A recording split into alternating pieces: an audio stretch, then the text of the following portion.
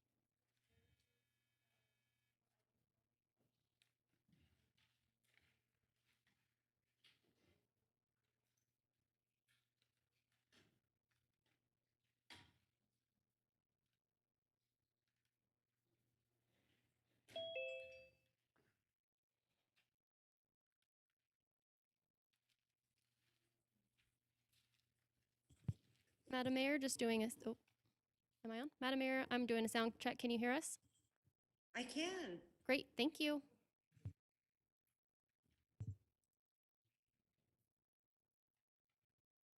All right, with that, I think we're ready to rock and roll. Okay. Mickey, just kind of, okay, there's, oh, good. Councilwoman Dewar. Hi. So it's you and I are guinea pigs today, correct? Okay. You can hear me? I can't hear you. We are testing out the hybrid system today.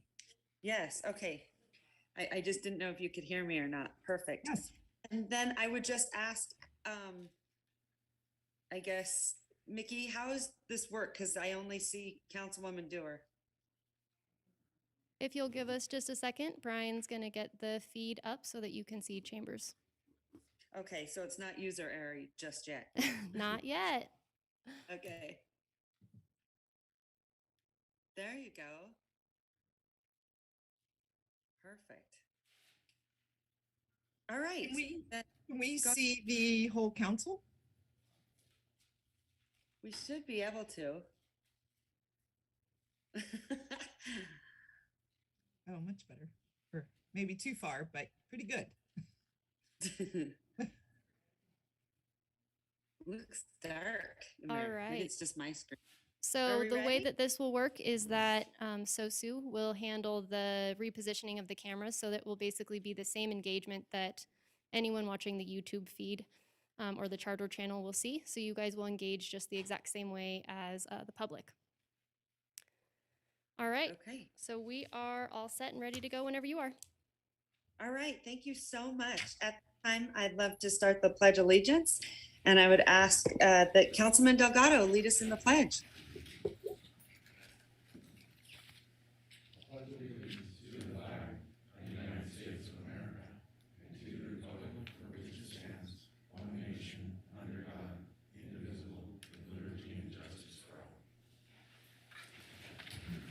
All right, thank you, Councilman, great job. Okay, Madam Clerk, I'm going to send it to you right now for a roll call. Thanks, Madam Mayor. So we're calling roll for the August 25th Reno City Council and Redevelopment Agency Board meeting. Councilmember Breckus. I'm here today. Dewar. Here. Delgado. Here. Weber. Jardin. Here. Reese. Here. Mayor Sheevy. Here. You do have a quorum of the Reno City Council. We're on item A3, which is public comment. If you're ready, I'll go ahead and move forward. Perfect, thank you. Okay, it should be noted for those in the audience that comments are to be addressed to the mayor and council as a whole. Comments heard under this item will be limited to 3 minutes per person and may pertain to matters both on and off the council agenda. Any comments or questions cannot be addressed by the council if the topics have not been agendized for today's meeting. When you are called on for public comment, please state your name for the record and begin speaking. The timer will begin when you say your name, and you will be afforded 3 minutes. Lastly, while in this room, please be respectful.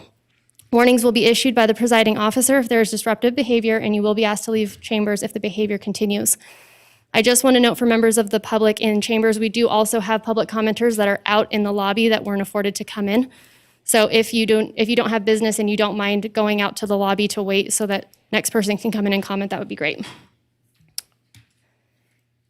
Our first public commenter today is John Locke, followed by Gabe Stransky, followed by Jessica Castro.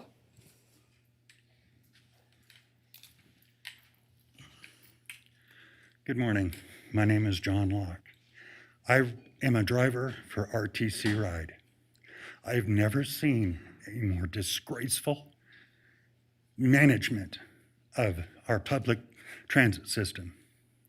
Why isn't RTC board holding Keolis accountable for all of the missed trips? I sat down last night, and per year, it's over $10 million in fines. Why isn't RTC doing anything? Why isn't the city council stepping in and making them accountable?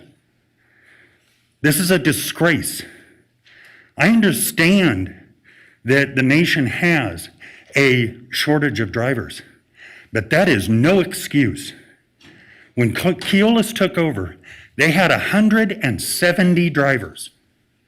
It is now below 120 drivers for the entire city of Reno, Sparks, Washoe County. I was born in this beautiful city, and now I'm disgraced. I'm disgusted at how you're letting a French company overrule common decency. It's a disgrace to me and everybody else that lives in this beautiful city. Thank you.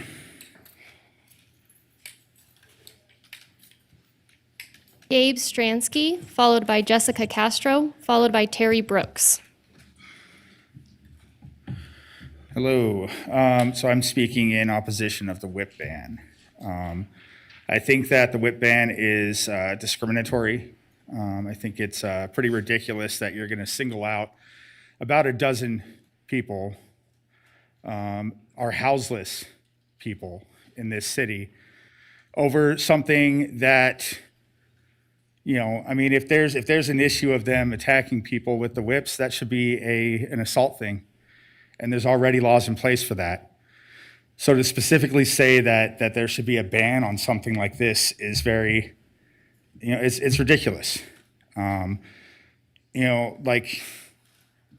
don't think that you're accounting into things like culture. This is something for these people to do. It's they make these from scratch. From my understanding, it's from recycled materials. And, I'm sure some of you on council have dealt with laws that specifically discriminate against yourselves throughout your lives. So why are we doing this? Why are we making criminals out of people over something that helps them? That's all I have.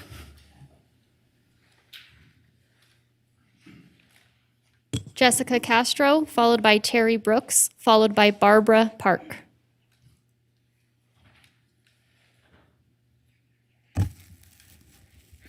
My name is Jessica Castro. Folks shouldn't have to endure endless harassment, fear, and medical issues because of where they live. That's really weird because I've been saying that for a while about the CARES campus. So there's not enough blankets in the facility for everyone to sleep with, yet we cannot donate blankets. Bed bug bites are pussing and festering because no one cares. Not even enough medical supplies to care for someone. Ambulances are in and out of there at least 6 to 7 times a day for things like dehydration.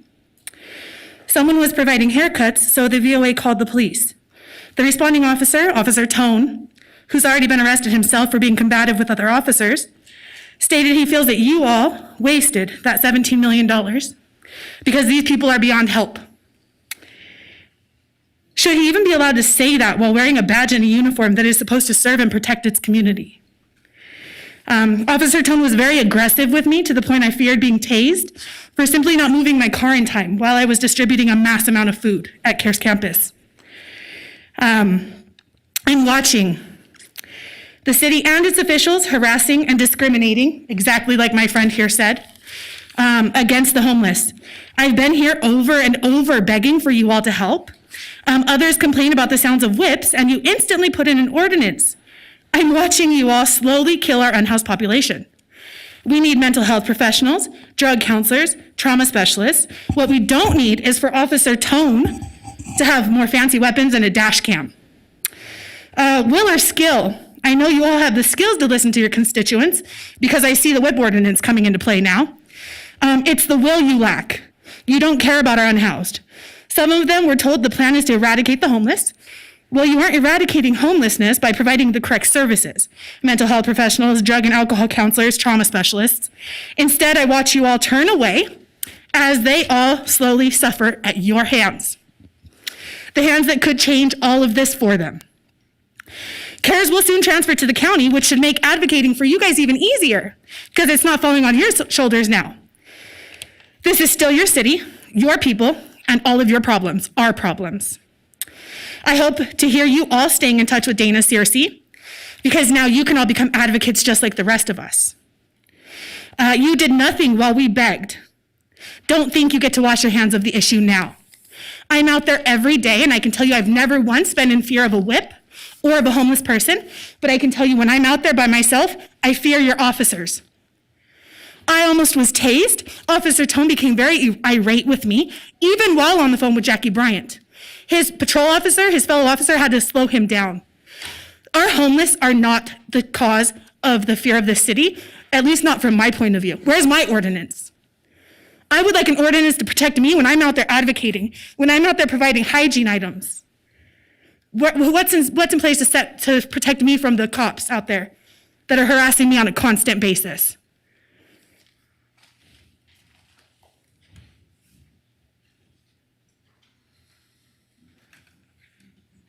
Terry Brooks, followed by Barbara Park.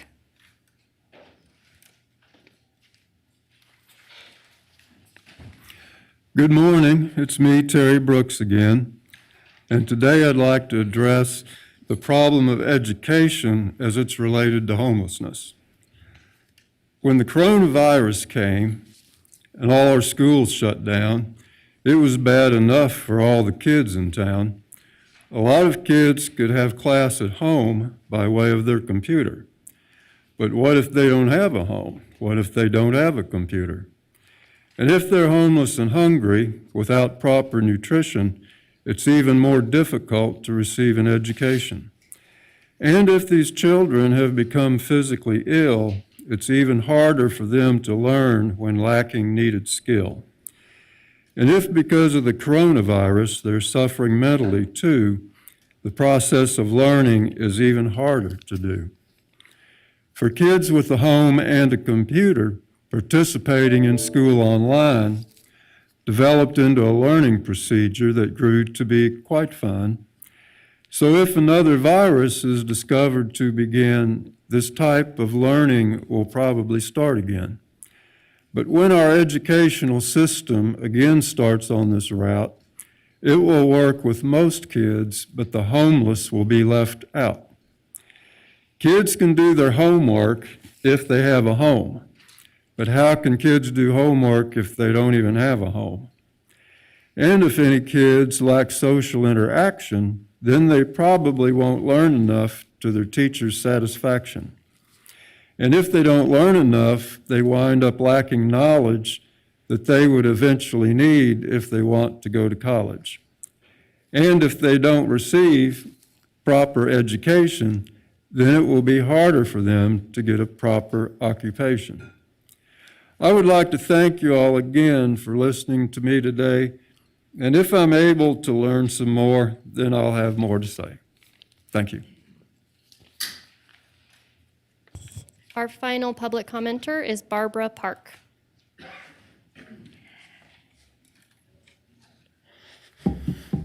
Hi, this is my first time speaking about this, so It's going to be hard for me. I apologize.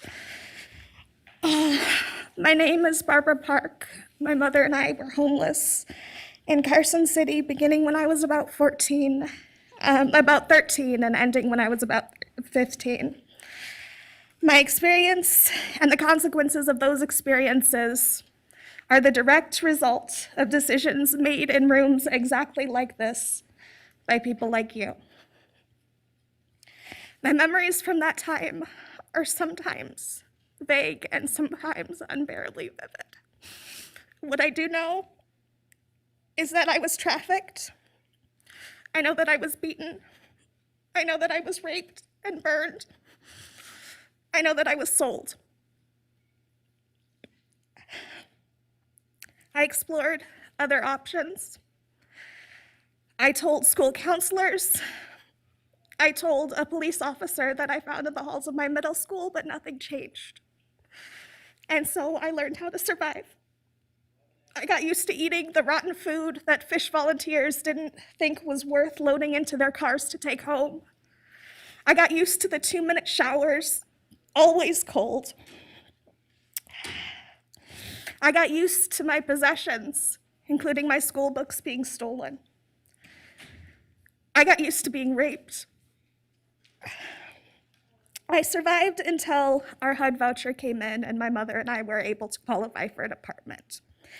I continue to survive, and I built a life for myself that is safe and is happy.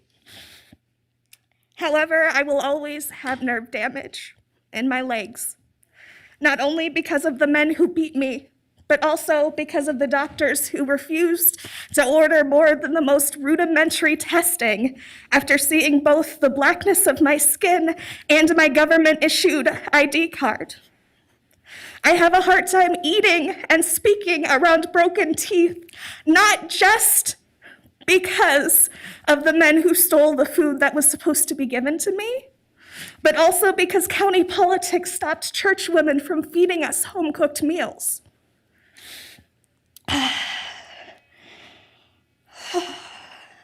I woke up convinced I am still being sold and raped and abused. Not just because of a few awful men, but because people exactly like you decided that looking at my mother and I was harder than protecting us.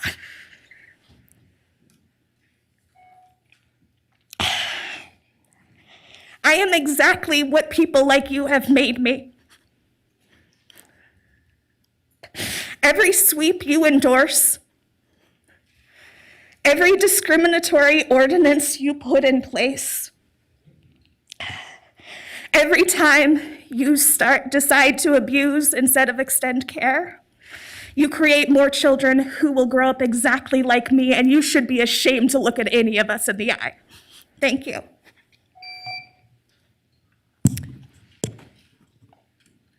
We do have one additional commenter, Bill Sims.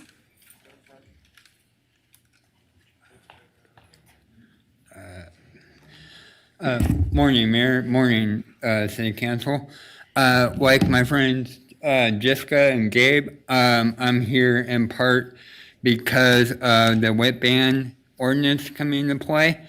And I just want to simply state it as, why do you guys have such a consistent erection for punishing homeless people? What is it that they have done to you guys? You guys on this School on Cares campus, Mayor Sheeby, still yet to see you out there with Jessica, myself, Gabe, Willie Brown, anyone. You still haven't held up your end of the bargain. So I don't get what you guys love so much about punishing homeless people.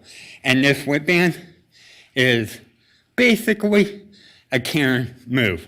Look, you find that annoying, you're a Karen. And if you really find it that annoying, all I can say is grow the F up. There's no reason to punish homeless people for using whips. That's idiotic. At that rate, you might as well punish me for shaking my leg when I play video games at home and my downstairs neighbor hears me? Who cares? It's a whip. No one's doing anything except cracking it. If it's something that helps them relieve anxiety, stress, depression, let them be.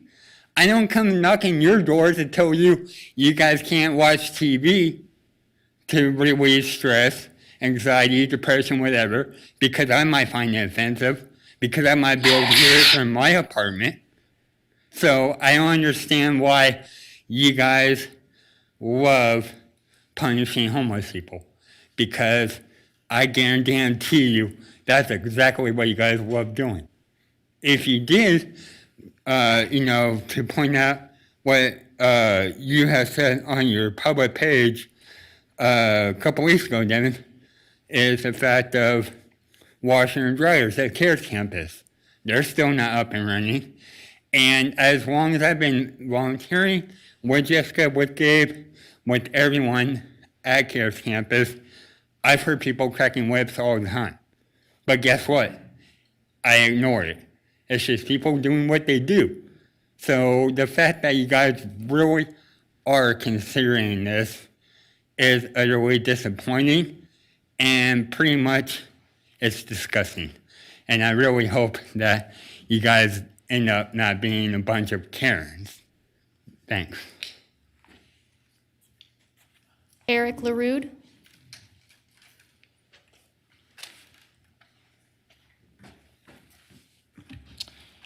Good morning, Mayor Sheevy, City Council members. My name is Eric LaRude. I'm a downtown Reno resident living at 255 North Sierra Street. On behalf of myself, my wife Stephanie, and many other downtown residents, a number of whom have submitted emails and phone messages, I ask that you pass the proposed ordinance regarding whips. I frequently hear the whips cracking.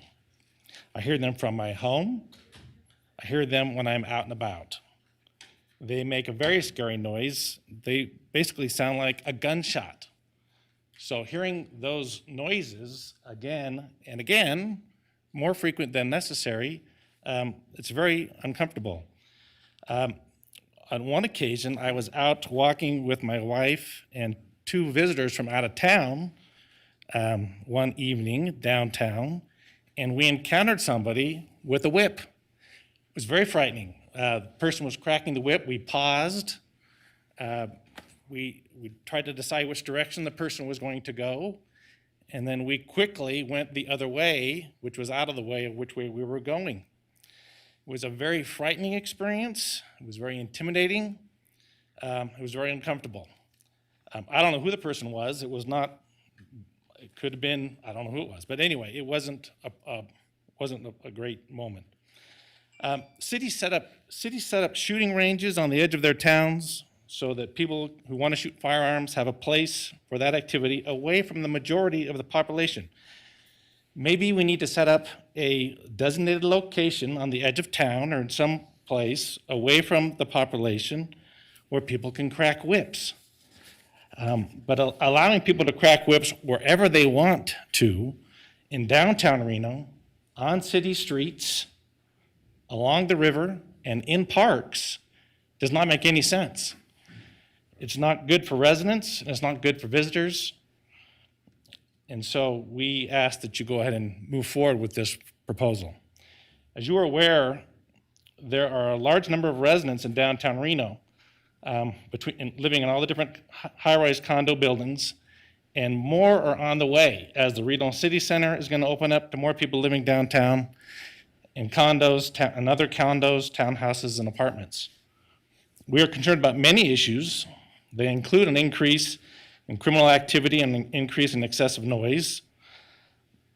We appreciate the actions that the City Council is taking to address these issues. You have been doing a number of things, and we now have this whips ordinance in front of you.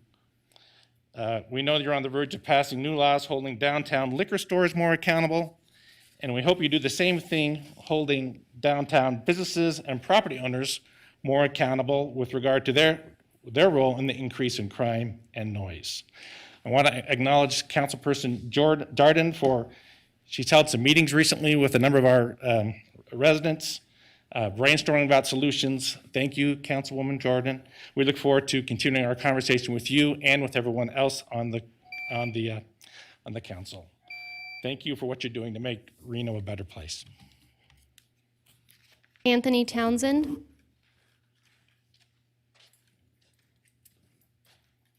Hello, thank you for your time and consideration. I'm here to address the WIP issue. My name's Anthony Townsend, and I live just a couple blocks from here, and I enjoy the public spaces. The last couple of years, it gets worse and worse. 3 a.m. in the morning, it's simulated gunfire. And it's a means of intimidation. I have seen so many families with strollers scurrying away from public parks, from the Riverwalk, when this simulated gunfire. The other day on Sunday, me and my lady were at the what's left of the Truckee River, sitting in lawn chairs with our dogs, and there was a new whip come out. This thing had to be 20 feet long, but it cleared the park. We bent down and ducked for cover. It sounded like a 9 mil going off. It cleared the park. I mean, it's out of hand. And as far as I'm not one to make laws like the voting laws that we're coming up with around the country that are somewhat discriminatory. But I don't believe that's the case here, because I've lived downtown for a few years, over 2 years. And where I have an animal and I enjoy the public spaces, I've gotten to know several of our unhoused citizens that are truly down and out. But yet I've never seen one of them crack a whip or intimidate any of the walker-bys on the Riverwalk or park goers.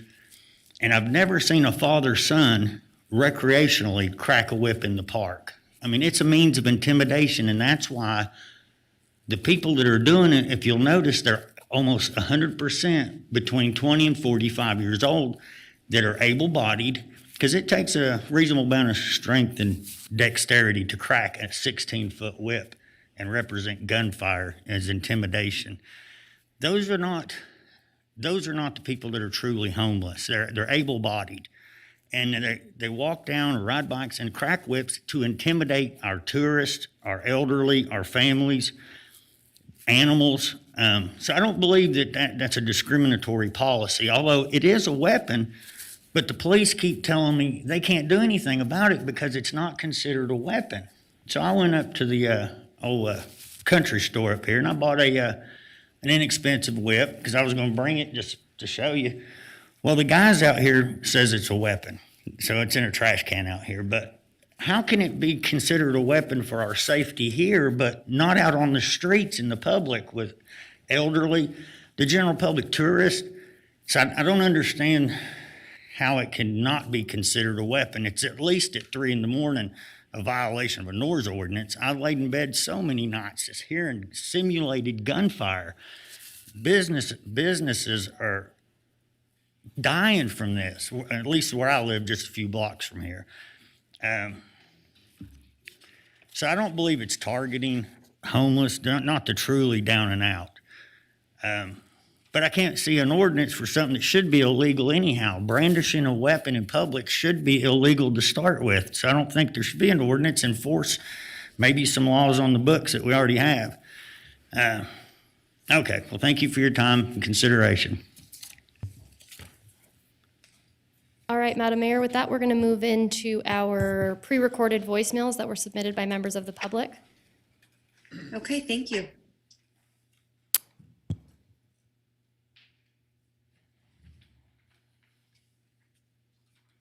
Hello, my name is Amy.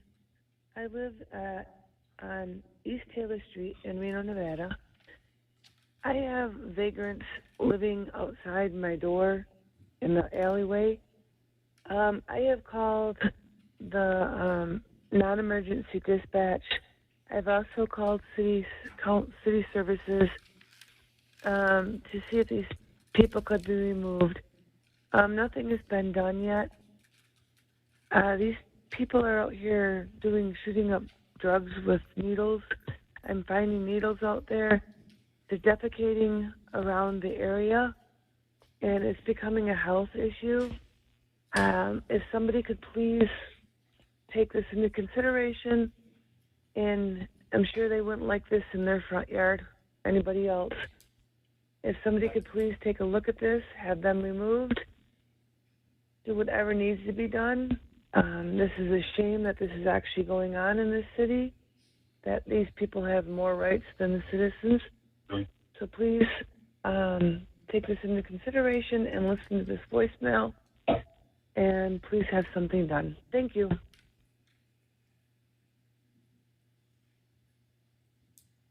Hello, my name is Angela Seguin, and I'm calling on behalf of my mother-in-law. And I'd like to know why this strike with Keolis is not over with. Can you please, please, please light a fire underneath RTC and Keolis's butt and tell them to come to the table? My poor mama has been on strike for almost 10 days now, and us riders are suffering too. Please, please, please help. Thank you for your support and consideration in this matter. Again, my name is Angela Seguin. My number is 775-842. Yes, I live. There's a shop here next door. It's called Midtown Curls. I live right next door, and this is like there's a lot of residential here, and this Midtown Curls. I think it's 720. Vassar Street, and I live on 156 Vassar. Well, there's 3 houses here, and we don't have parking. So the mid-curl customer, they come 5 to 8 hours, 4 to 8 hours. It's never really that short. And when we come home, we have, I live in a 4-bedroom house. My next door, there's 6 people live there. We don't have a parking. I'm handicapped, and I need to take my shopping from my car right by my house. I don't have to, see, the thing is, I have to take my shopping sometimes a block away to my house, especially the refrigerated food. This is the 3rd time I called the city, okay? And you guys are not doing anything about it. This Midtown Curls customer is taking over our parking space here, and we have been there's a lot of argument over here, and we called you guys, and there's nothing done, okay? I'm handicapped, and I need my vehicle to come and park next to my house so I can bring my little stuff or whatever. I don't need to walk a block away from my house to bring my stuff in, my shopping. So this is a big problem with this business, that they're doing hair curls, and you guys need to do something, because the last time they got mad, they ran over here to my house and tell me off that I can't do this, I can't do that. I understand this is a public parking, but I live here, and they should respect that. Their customer doesn't go park in their driveway because it says for customer only, but they're coming and park in my house, And when I'm afraid of leaving to go to the store because I won't have no parking space. Okay, so you guys got to do a 15-minute parking here or something, because this is a problem. And this is my 4th time calling you guys. So this is a problem here. So you guys, the city needs to do a 15-minute parking or something. But I'm handicapped. I also need a handicap here in my house.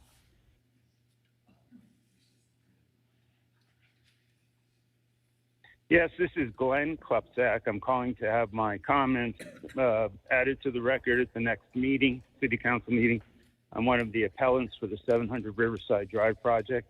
I could not personally attend the July 28th appeals hearing, and I submitted a statement along with concerns and asked for City Council and the mayor to address those concerns.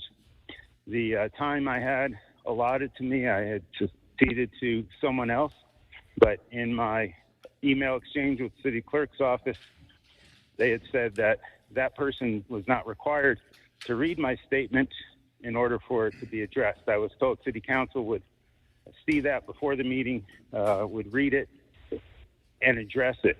None of that has happened. I'm sorry. At least it's not been addressed. I've emailed City Clerk's office. I've emailed Jenny Breckus. I get no reply. I want my concerns directly addressed. And I would like them addressed either at the City Council meeting or to me directly.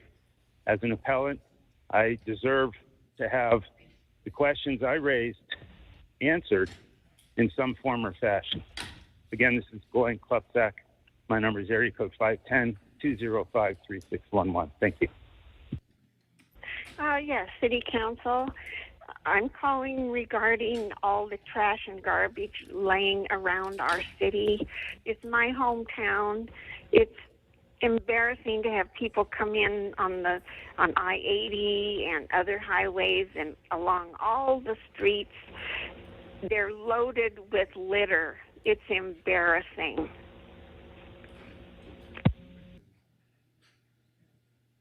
Hi, my name is LaVon Reed, R-E-I-D.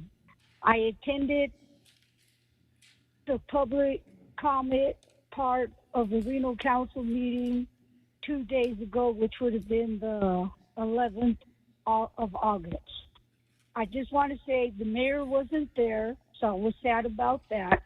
Naomi Jordan didn't mention she was the chairman for RTC, and I think it's sad that she could have resolved the bus issue strike that day if she wanted to.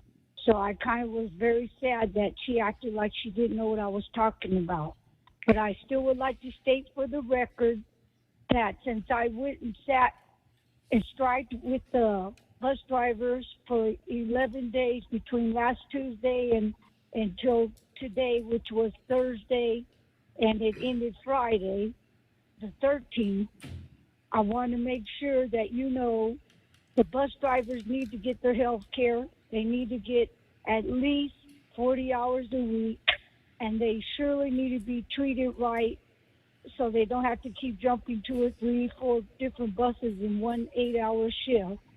And I feel that if you need to get rid of Kilo's company, get rid of them, dismiss them since they're not doing their job, and let RTC take back the contract and do a short-term part of helping the two companies work together so the bus drivers can get up and working and then be done with the Kilo's company.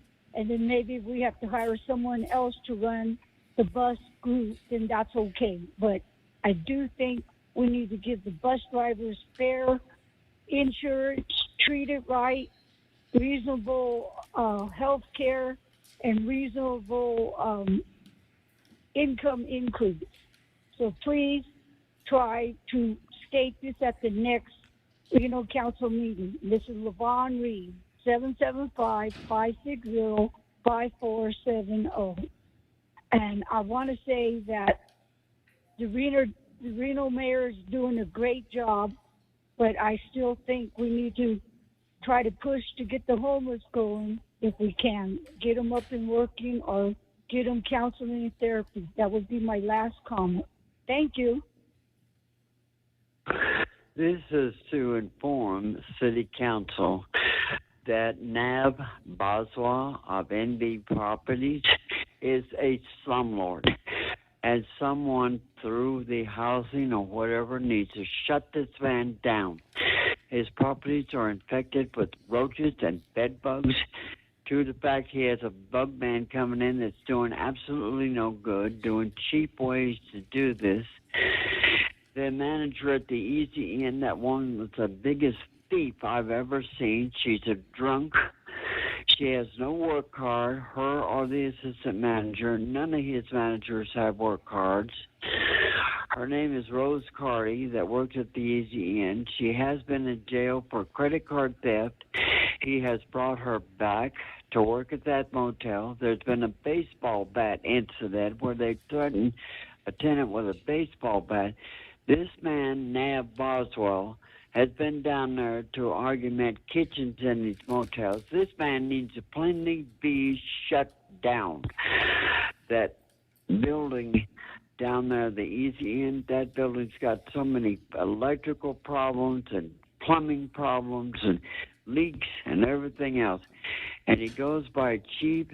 The building, I've had everything in my room condemned. I've had to move out of that room. I've had a massive stroke. I'm out at Life Care. I've dealt with over several years of trouble. The manager not doing her job, sitting in the office drinking and drunk, her and the assistant manager, drunk off her butt to where she can't even do her job. And this man allows this type of management to run his property. And it's a damn crying shame. He charges all his rent, but yet he gives people, every one of his properties, you ought to see the reviews to them. Bed bugs, cockroaches, no air conditioners, roofs falling in, the floor is buckling. I mean, all kinds of damages to his property, and he's allowed to do business in this town. He ought to be shut down.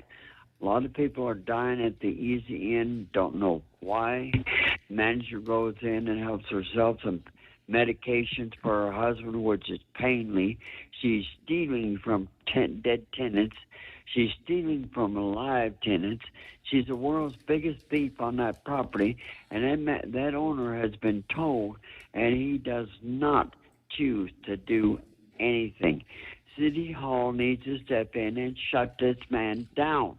This is a please.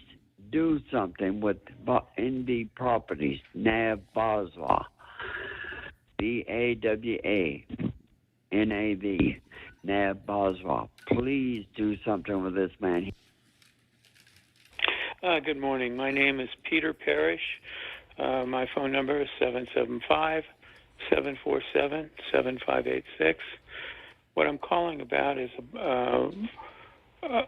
I'm interested if there's anything being done about possibly putting in a rent freeze for people that have worked for 30 years in this town, and we're getting rent hikes on a very short notice of $200 a month. My partner, Joe Foss, works part-time. I'm just on Social Security. We have limited income. I can't go back to work because of the pandemic, and they hit us with a $200 rent hike.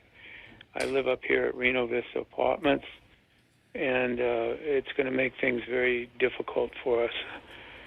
So if there's something done about putting a rent freeze in, if people are coming from out of state, or they're new renters, that's one thing. But we've been here 15 years, and it's causing us. All righty. And Jill was born and raised here in Reno. I've been here for over 30, working in the casino industry. If someone could call us back and possibly we can get involved in something like this, because this is going to make it very difficult. And I've got a health problem right now. I couldn't possibly move at this short notice because I can't lift things that quickly. Please give me a call back. Thank you.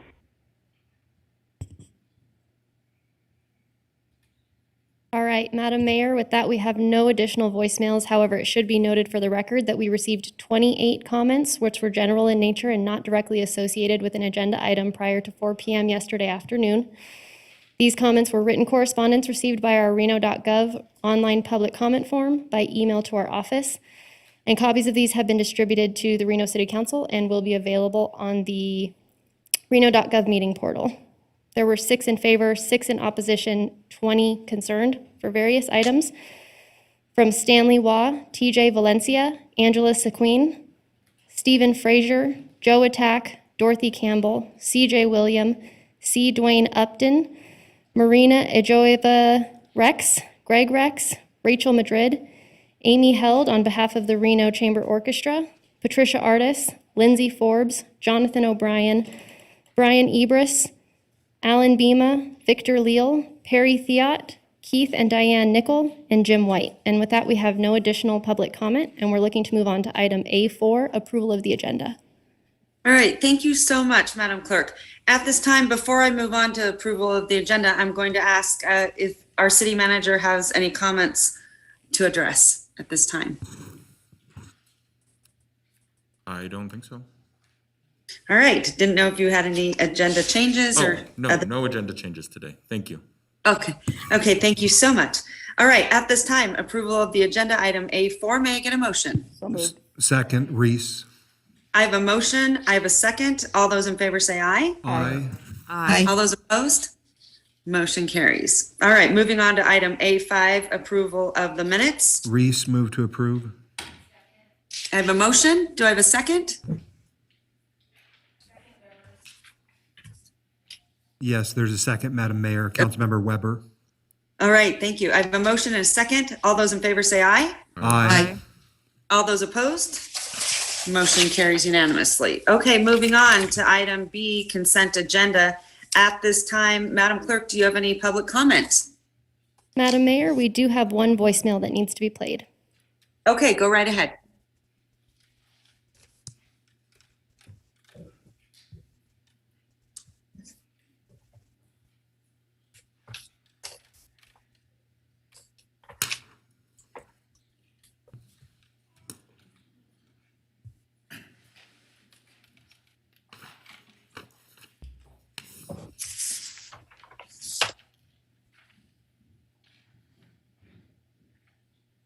Good afternoon or good morning when you guys get to hear this. My name is Dora Martinez, DORAMARTINEZ. I am a blind constituent. I do represent the Nevada Disability Peer Action Coalition, and I was reading one of the agenda items on your webpage. Thank you for doing a great job. It's 99.9% accessible. The image on the item that I'm talking about, and I don't recall the number, my apologies, is about the UNR Skyway. I cannot tell if it has steps going down, to across the other side, because people who are wheelchair users or uses a walker will not be able to utilize that skyway. So I would encourage you all to please make sure it's ramp and that it meets the ADA qualifications for ramps, so people don't, fall off their chair or dive into the sidewalk with their walkers. So thank you so much. I hope you all have a great day. Please take care.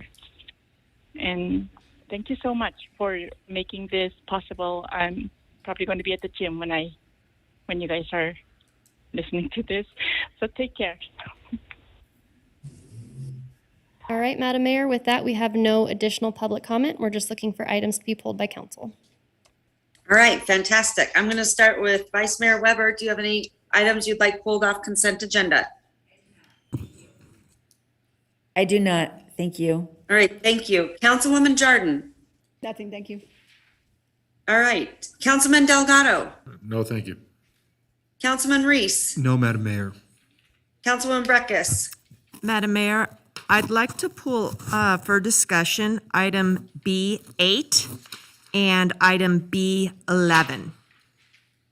Okay, thank you. All right, with that being said, Councilwoman Breckus, will you please give me a motion, sorry, Councilwoman Dewar. Yeah, thank you. I too would have pulled B8, but I need to pull B13 for a disclosure. Okay. Madam Mayor, right. move to approve the remaining items. This is Councilmember Reese. Second, All right, hold on 1 second. Before we do that, Councilwoman Dewar, give me your disclosure on item B13 so we can approve all the agenda items besides B8 and B11.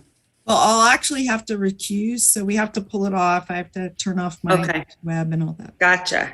All right, sounds good. I have a motion and a second. All those in favor say aye. Aye. All those opposed? Motion carries. All right, that being said, let's move over to item B8. Councilwoman Breckus. Could we get a staff report for this, please?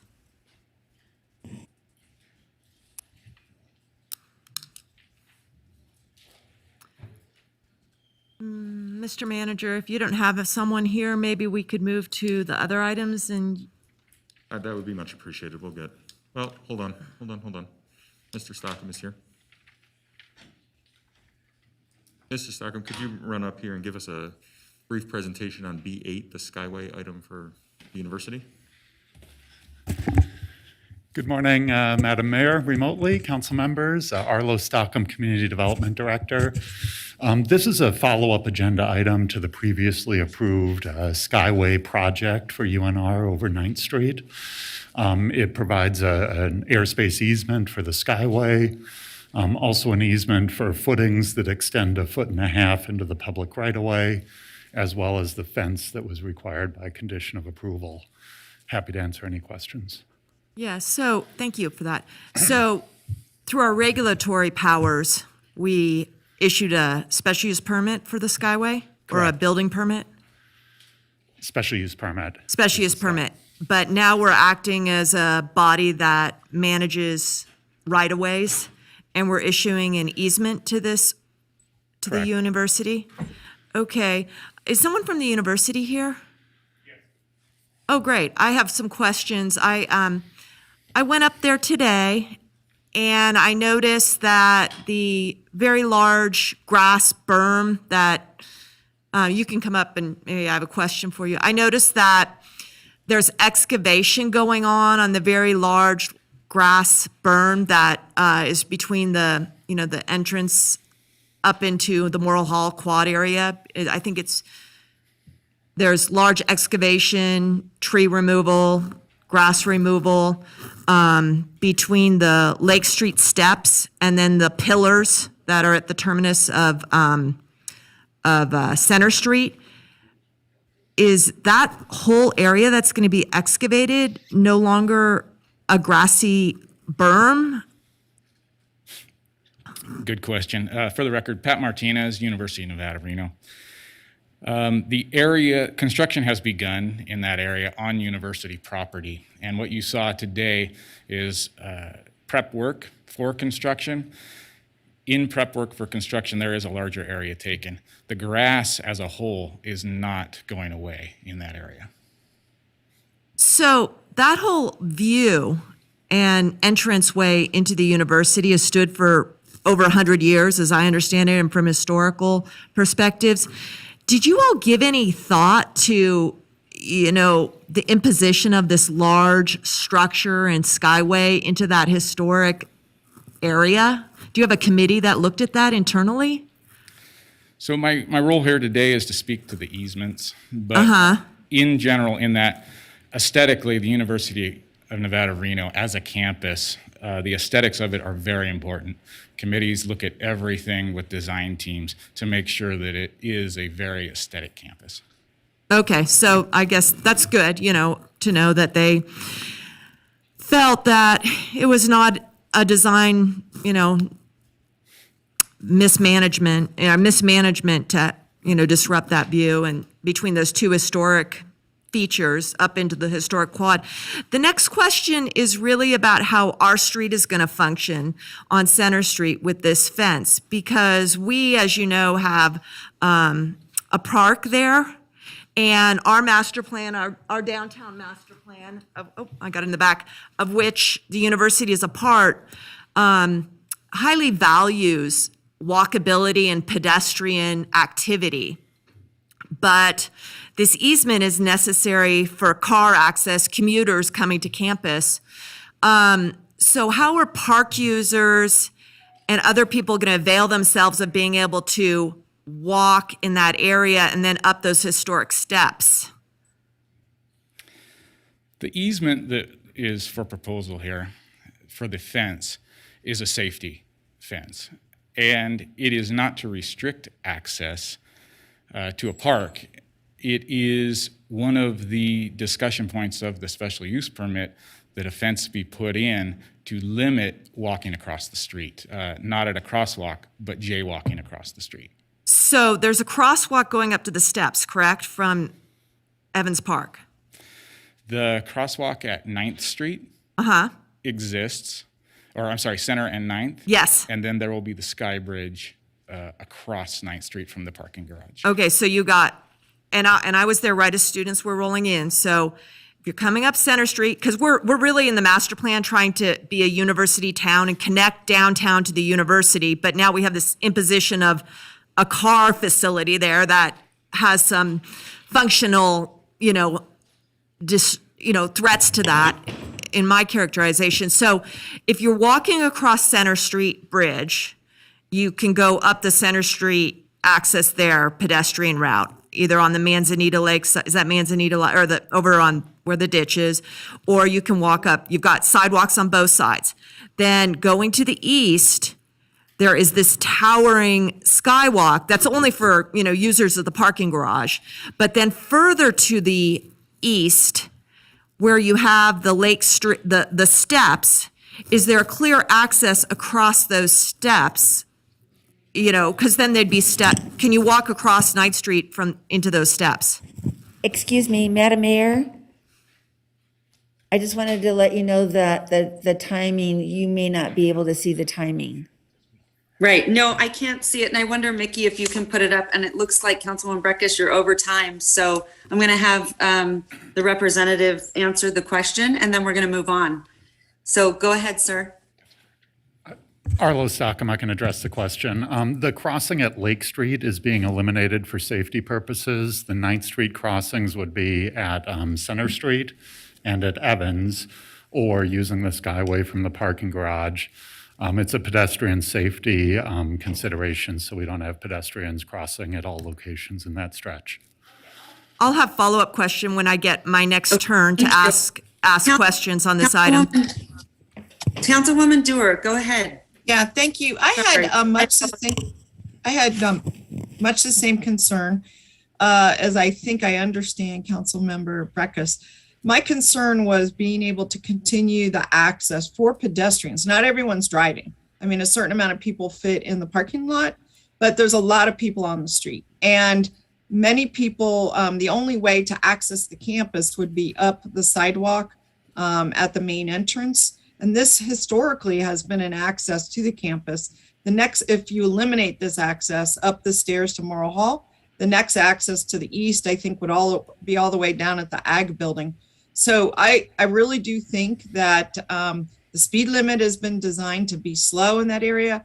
I think it's supposed to be 15 miles an hour at this point, because it's like basically along a park and along an area of great pedestrian access. So I would ask that you consider working with our staff to continue to provide access across from Lake Street up the stairs. It's a natural access. It's been an access for 100 years. And I don't think that in the purported interest of safety, it should be eliminated.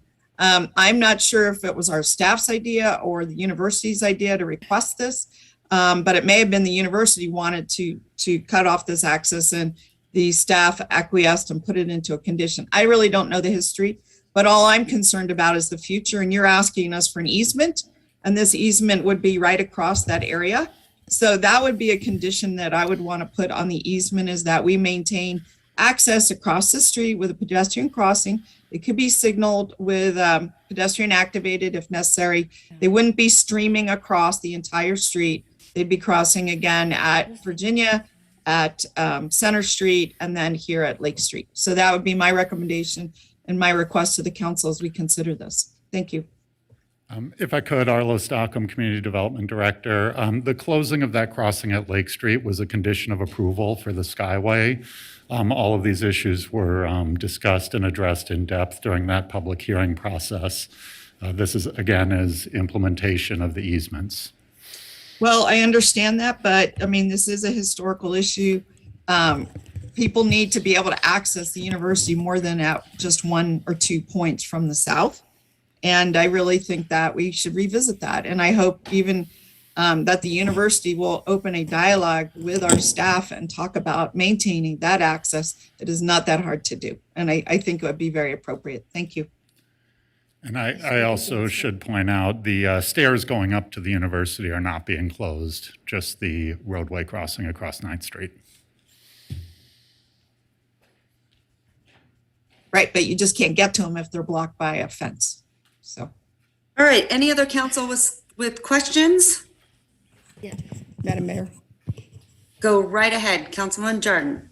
Thank you very much. I do think it's important to, again, say for the record that these issues were discussed at length at the issuance of the special use permit and gone over, and the safety issues. As the representative of this area, I can speak to the concerns of the crossing of this area without defined designated safety crossings is an ongoing and growing concern in this area. I can also speak to the fact that I get many emails and in all of my meetings of the students that are very thankful that there's going to be additional parking, as well as those that visit the university and don't see it as an imposition at all, but rather an amenity that helps the entire community and certainly the university and the surrounding neighborhoods with its parking issues. So an inference that it's an imposition, I think, is an inaccurate label to apply to this. So again, we are here today to talk about the easement, and I feel like we're relitigating stuff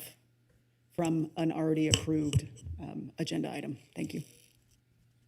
Okay, thank you. Councilman Reese, go ahead. Thank you, Madam Mayor. Breckus. So because I'm not in the room after your 3 minutes, make sure that we send it to Councilwoman Breckus. Thank you, Madam Mayor. I suppose for my part, for my colleagues, I do think there's a fair amount of relitigating going on by council members Dewar and Breckus, and so I don't want to reissue those items. I was there during the grand opening of the parking structure. I think it's unfortunate that Councilmember Breckus continues to refer to it as commuter university support. I mean, the university is growing. There are over 25,000 students, I think, between various programs, and there's no parking. We need parking. Not only that, but the reason why this parking structure and the easement is so important is because people with disabilities should have the same ability to access campus as other people. And so for my part, I have been an advocate of the disabled community and their ability to access campus from that part. The stairway is not going away. The crosswalk from 9th across at Center gets you to walk up the sidewalk, I suppose, to that area. But there's also a new housing project going in there. And so we just cannot have people racing across cars on a blind corner as Evans climbs back across campus. The lighting project that was done last year with the help of the students, I think, has definitely helped. But the idea that somehow we're denying access to some historic area of campus, I just think is a red herring. The easements, which are the only thing at issue in this consent agenda item, are easements that are necessary because they have to have skyway easements above the area where we as the city have presumptively own. Not the opportunity, I think, to claw back into the project that's already out the barn. So thank you to the university for this project. I was there with Councilmember Delgado and President Sandoval as the project got opened and off to the races. And it's nice to see cranes at the university going because it signals a growth of the university. And as the university continues to be a good partner, I think it's exciting, an opportunity for the city to really engage with the university. I appreciate the university's willingness to reach out to us, to have these conversations. I trust their ability to understand the architectural nature and the important nature of the arboretum that's there. All of those things, again, have been already addressed, but I thank the university for their willingness to participate in these conversations with us. So I do not believe that any of the kinds of things that have been proposed about other conditions would be appropriate at this time. So I'll be looking forward to supporting the motion as staff directed.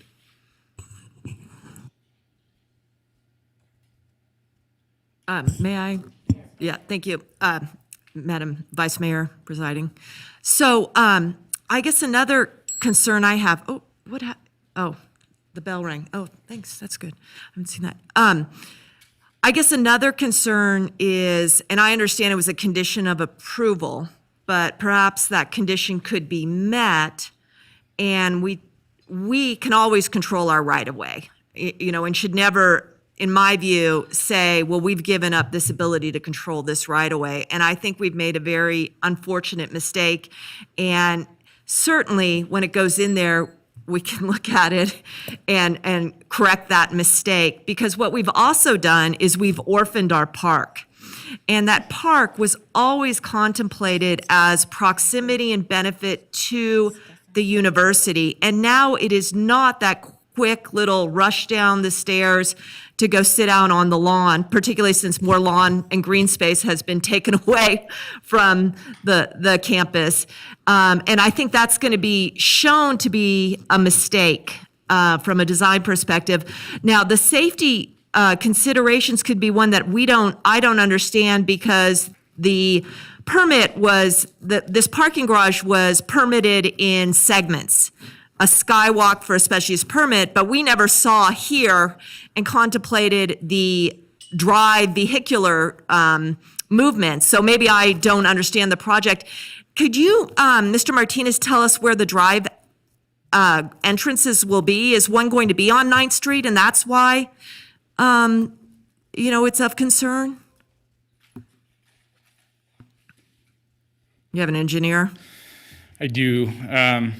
I have Francisco Navarro here with me today. He's with Watry Design, one of the design team members, director on that project. And just for reference real quick before he answers that question, I did want to mention that the university property, that the crosswalk went from the steps across 9th Street to a parking lot, is where the parking garage is going, and that's where the skywalk will be, is above that. Okay. So just for reference. Okay, thank you.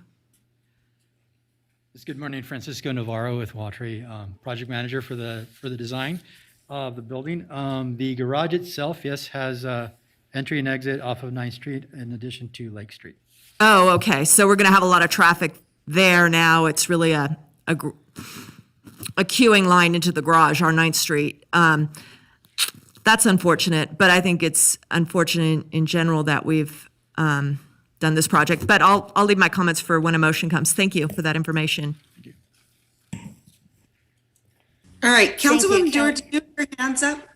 Yes, I have my hand up. Thank you. Is it my turn?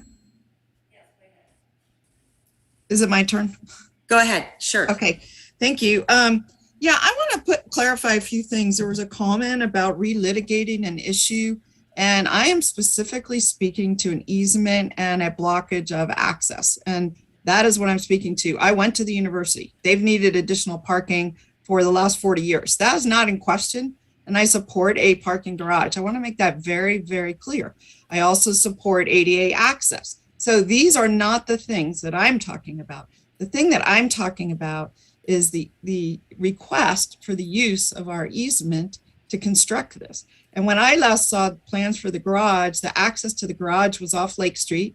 There was going to be an in and out off Lake Street, and then feeding on to 9th Street. Also, the Skyway is offset from where the crossing would be, is my understanding. It's not directly over Lake Street. It's a little bit to the west. So if my colleagues don't agree with me, I understand. Maybe you did not attend the university, but I frequently use those stairs. I came into the university from every direction. I use the park. I think anytime that we block that, I think about First Street. We've put a fence along First Street, and it's only a small section, and it's for safety over by the movie theater. But it doesn't block 3 or 4 blocks. It only blocks 1 block. And I just think that an entire length of fence along 9th Street, only broken at the entrance to the university, is not conducive to that pedestrian climate. So that's all I'm asking, is that we need to protect cars. We need to provide access for everyone, drivers, people that need ADA access, but also walkers. And so that is why I'm bringing up the issue. I don't recall ever discussing a fence in front of this council. It may have been discussed with staff, but I'm sorry, I've never heard about blocking this access until this staff report. So that's why I'm bringing it up now. I'm not trying to, have another conversation about something I already had a conversation about. So just to be clear, it's not a red herring for me. It's a real legitimate issue. So if my colleagues don't agree, I understand. I think it could be handled nicely with a crosswalk and a light, just like we have throughout downtown. We don't block off all the access. So I'll just leave it there. And if folks don't agree, they don't agree. But I do think it's something we should consider. Thanks. All right, thank you. Are there any other questions from council? Okay, I'm going to send it to you, Councilman Reese, looks like. Madam Mayor, I'll defer to Councilmember Jordan. Thank you very much. Move to approve. Second. I have a motion. I have a second. Any discussion? Yeah, I'm going to take the moment to discuss this, what seems to be a very minor specific issue in space. So many surveyed square feet for an easement.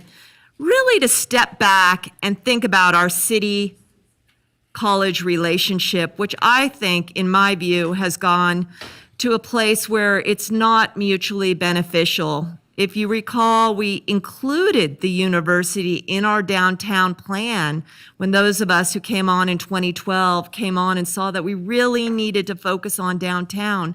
And I remember the room going, when the last president came here and said, oh, we're not moving downtown. And time again, rather than coming to a large global agreement about the design, the integration, the land uses, the university's just come here for permit this, buy property here, tear down properties here.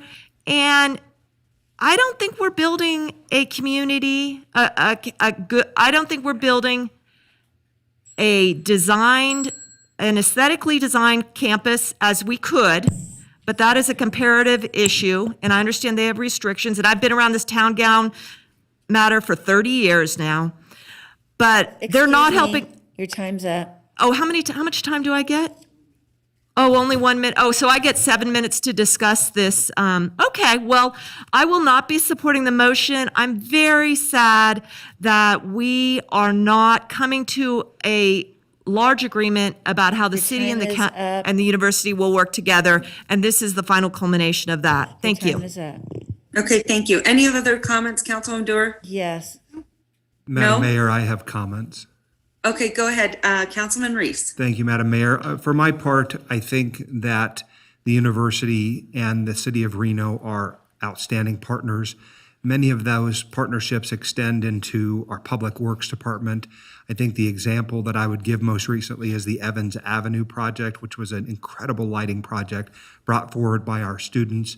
I know that President Sandoval is uniquely invested in this area. And for my part, it is one thing to criticize the lack of relationship, but it's another one to build one. And so what we, I think, are focused on, and Councilmember Jordan builds that relationship every day by her presence. Councilmember Delgado and I built that relationship by being at the grand opening of the parking garage. The university is not our enemy, and nor should we make it be so. But you know what it requires? It requires relationship building. It requires reaching out. You can't sit isolated in your own bubble and think that you can fix something when what has to be fixed or what needs to be addressed is something that is built on those relationships. So I'm happy to support the project. Okay, thank you. Any other? Councilwoman Dewar, go ahead. Yeah, I just want to. Oh, go ahead. Sorry, it's hard to see who wants to speak whenever in this capacity. I'm so sorry. It is Councilwoman Jordan. Okay, go ahead, Councilwoman Jordan, and then Councilwoman Dewar. Thank you very much. And I just feel like we have spent so much time on this issue, and I will just speak to some facts. And the facts are that I meet with the university, as this is my ward, with great regularity. The president has been very collaborative in all things downtown and our partnership with the town and gown of our Tier 1 universities. So I'm not someone who's going to participate in the assertion that somehow we don't have collaborations and positive discussions. And it's unfortunate that that is being asserted here today. That is not factual. That is not accurate. Thank you. Thank you. All right, Councilwoman Dewar, go ahead. Yeah, and I just want to say too, I don't like being marginalized. I guess I have served on advisory boards for the university for 40 years, for the university, for DRI. Just last week, I was asked to be placed on another advisory board. They reached out to me. So I have a strong relationship with the university. I love them. I think they do a great job. I got 2 degrees there. I think they're fantastic. This is not about that. This is not about protecting or supporting the university for me. This is simply, from my perspective, providing access. I've already made my points. I just wanted to clarify that I love our university and I have served on multiple advisory boards and continue to do it, whether I show up for a particular groundbreaking or not. So thank you. All right, so I have a motion and a second. All those in favor say aye. Aye. Aye. All those opposed? Opposed. Motion carries. Okay, moving on. Madam Clerk. Madam Mayor, we're moving on to item B, as in boy, 11, as pulled by Councilmember Breckus. Yeah. Okay, go ahead, Councilwoman Breckus. Yeah, I have a question, and I mentioned to the manager on Monday. I don't know that I got an answer, and hopefully, Ms. Schroeder, you can answer. We've spent a lot of money up at Sky Tavern on improvements, water, fire flow. So grant we got that we came in with a $800,000 match, I recall, of our own general fund money. And it's benefited a lot of the neighbors up there. Because when it benefits our property, it benefits them. But what I saw in this water company agreement, because we're part of this water company, is a large undeveloped property. I can't remember how many acres it was. And I feel that if we're entering into an agreement where we've done so much lifting for this little water company, but we're going to facilitate more development up there in the perimeter, I feel like we need to get paid back or be in the driver's seat in terms of who our neighbors are going to be. If we're putting in, and I'll just share this with the council, is if we're putting in, maybe we're $1 million, $1.5 million to benefit the fire flows out there, and someone's now has a subdivision that they can develop for 10 luxury lots up there, someone's making a windfall off of our investments, whether or not that's good neighboring use either. And have you had any conversations with the water company up there about that parcel and the development potential that this could drive? Thank you, Councilmember Breckus. For the record, Jamie Schroeder, Director of Parks and Recreation. We have not had any discussions about future development, so the item before council today is basically an easement to allow them to expand their existing water tank because it is in failure status. And so they are under the order of Washoe County to replace that water tank. I do have Sally Sue Broyley here, who is the president of the nonprofit of Mount Rose. Sorry, they have a really long name. Mount Rose Bowl Property Owners Water Company, and she would be able to speak to any potential future development, but that would not be under the purview of Parks and Recreation. Yeah. I also want to be clear in the sense that we're not putting any funds into this. This is solely the responsibility of that nonprofit to service the existing 15 homes. But if you would like, council desires, Sure. We can bring Ms. Broyley up and she can answer that question. I would like to hear about that because it's in our interest to know who our neighbors are up there. And certainly we're giving an easement generously. And are we allowing them to build a larger water tank to serve a new subdivision up there? No. Okay. So We have consistently voted, even though there are lots available up there. It's subdivision, Mount Rose Bowl, Division 1 and 2. We could build more homes. Our board has consistently denied acceptance of any new members up there. Well, how about if we put in this easement that any additional hookups have to be approved? Excuse me, Councilwoman. Oh, I'm Breckus, sorry. your Do I time not is get up. to continue? Okay, I'll press my button for 3 more minutes. It'll just take a second.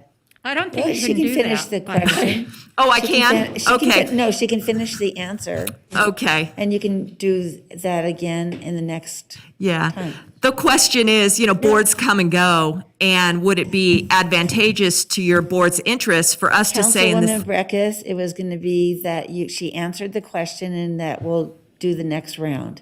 Okay. Okay. I'll Madam Mayor, next up is Councilmember Reese. Thank you, Ms. All right, go Bartley. ahead. Always a Councilmember Reed. privilege to spend time with you. We've known each other for probably 25 years, and I've had the privilege of being up to the family's home there. What's the history of that street? Will you just tell us a little bit about it and your family's history on that street? Originally, the street in front of where the houses are on Bums Gulch Road was part of the ski area. That's where the starting was, and so there was a big tower built all the way up to Mount Rose. When the road was changed and the road went above Sky Tavern, across the hill that's Sky Tavern now, Then it was changed and it went around on the outside. And they took out all of the towers and everything. There's still some of the big, huge cables on the ground up there. When that happened, the roadway is an unimproved Washoe County road, and there are 6 homes that use that address on Bums Gulch Road. Ours was built in 1947. We are the oldest family that has consistently owned it. There have been others that have been sold and they have been improved. And since 1974, when the water company was formed, it has been the consistent information that has been passed down that we would not have any more than 15 homes up there. That's Well, all we and- want. We don't want any more. And Councilmember Breckus is not trying to harm you, I don't believe. I think she's trying to help you. She's asking a question about whether or not if we add a condition to the easement, would that benefit you in your group's long-term vision? No, Okay, and why is that? because when this was developed, the Mount Roseville property owners, divisions 1 and 2 were developed. There were lots that were already set out that could be built upon. And I don't believe we have the authority to say they can't build on them, because they probably can, but they can drill a well. They don't have to be with our water company. Understand. Thank you so much for the context. You know, it's a very small item on our agenda, but I know how important it is to the families who own there, and certainly your family who's owned there for so long. So thank you for being here. I appreciate it very much. Could I explain why we're going to a bigger water tank? Sure. Because, like you said about the fire up there, we have a 10,000-gallon redwood water tank that leaks. So we wanted to put in a 30,000-gallon tank, which we have fire hydrants all the way through, which Sky Tavern does not have. So we would have the capability of helping Sky Tavern, because we have, I think it's 8 fire hydrants in the 2 sections. There's one on Old Mount Rose Highway and Bums Gulch Road are part of this subdivision. You're just, your homeowners are worried about fire danger in that area? Yeah. Of course. Okay. Thank you again for being here. Appreciate you very much. You're welcome. All right, thank you so much. I believe Councilwoman Breckus, is there anyone else? I can't see any hands. Yeah, just to continue, I have, Ms. Schroeder, could you put this, is the Elmo working? Okay, so the question, the question is, and we deal a lot with homeowners associations here, and the boards come and go. And you see that large parcel there? It has, if I'm turning my head, but it has that 04. And I think you said someone tried to subdivide that one time. That parcel, That doesn't belong to us. is it within the water association? No, Did someone try and get a subdivision on it at one point? they might have, but it doesn't belong to our water group. Okay, because what I was thinking is if we put an easement, a requirement in that the water association cannot be increased, that would keep it so someday the owner of that parcel can't go to the new board and say, let me come in with my 20 lots or so. Well, that's not part of our water Okay. company. Okay, Much of that area is on a hillside of this level. well, we see a lot of hillside work, but, okay, if you're comfortable as the representative. All right, I thank you. understand. Oh, Mayor, can I just finish my sentence? Yes. Thank you. If you're comfortable, it's not uncommon for people who have property adjacent to a water association to want to get annexed in. Yeah, that's true. And so that's why I was trying to protect that from not happening, but, But that doesn't belong to us. okay, It okay. belongs to Kurt. Thank you. Thank you. Okay, at this time, I am going to, if we don't have anyone else that would like to speak on this, I'm going to make a motion to approve. Second. All right, I have a motion, I have a second. All those in favor say aye. Aye. All those opposed? Motion carries. And thank you so much for being here, Mrs. Broily. Really appreciate you. All right, Madam Mayor, we're moving on to item B13, which is a council donation with a disclosure from Councilmember Dorr. Yeah, thank you. Item B13, a secret witness donation. Fellow city council members and Madam Clerk, NRS 281A.420 requires me to disclose a conflict of interest and abstain from voting on item B13, the secret witness donation. In the interest of full transparency, I'm disclosing the fact that I have a substantial and continuing business relationship with David Land, who is a director and current chair of the Secret Witness Board of Directors. I've consulted with the city attorney's office and have concluded that the independence of judgment of reasonable person in my situation would be materially affected by this significant pecuniary interest. And because this is a clear case of disqualifying conflict of interest, I'm going to be abstaining from voting in this matter. Madam Clerk, please accept this disclosure, lodge it on the record for this meeting, subsequent meetings pertaining to this agenda item. I will turn off my screen and my sound. I thank you very much. All right, thank you. Thank you so much. Okay, at this time, Councilwoman Jordan. Move to approve. All right, I have a motion. Do you have a second? Second, Councilmember Reese. All those in favor say aye. Aye. Aye. Aye. All those opposed? Motion carries unanimously. Okay, moving right along, and Councilwoman Dewar will be back in the room in just a few seconds. Madam Clerk, sending it back to you. All right, Madam Mayor, with that, we're moving on to item C1, which is a bill introduction for case LDC 21-00051. Okay, at this time, let the record reflect that the City Council is opening the public hearing. Madam Clerk, was proper notice given and any correspondence received? Madam Mayor, proper notice was given and no correspondence was received. Additionally, we have no registered public comment in the audience. Okay, thank you so much. Do any council members need to make any disclosures? Seeing that there are none, we're going to move right along. And at this time, it's a staff presentation, or do you want me to have Mr. Carl Hall read the ordinance introduction first? Yep. If Mr. Hall would like to read that, that'd be great. I'll take it away. Thank you, Madam Mayor. This is ordinance introduction, bill number 7180, case number LDC 21-00051, Moya Industrial Complex rezoning. Ordinance to amend Title 18, Chapter 18.02 of the Reno Municipal Code entitled Zoning, rezoning a plus or minus 13.31 site from single-family residential, 8 units per acre, to industrial. The site is located on the northwest side of Moya Boulevard, plus or minus 140 feet south of Resource Drive. Subject site has a master plan land use designation of industrial, Ward 4. All right, thank you. Thank you so much, Carl Hall. Okay, staff presentation or Councilwoman Vice Mayor Weber? I'd like a staff report on this, please.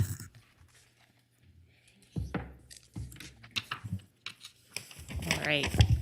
Good afternoon, Madam Mayor, council members. Excuse me, can we have public comment first? I don't believe we have any. Sorry, I apologize. Thank you. Okay, thank you. Sorry. That's okay. Grace Whited, Assistant Planner for the record.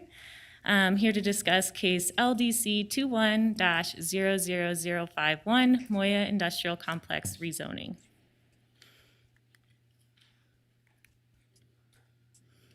Maybe.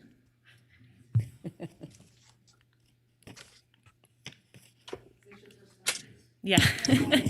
Grace, I'm not sure if it's turned on, but if not, the mouse should work, or the space bar. Okay. Thank you. The 13.31 acre site is located on the northwest side of Moya Boulevard, approximately 140 feet south of Resource Drive. The applicant is requesting a zone change from single-family 8 units per acre to industrial. As you can see, the site is adjacent to residentially zoned properties, which would trigger a discretionary review for any future development.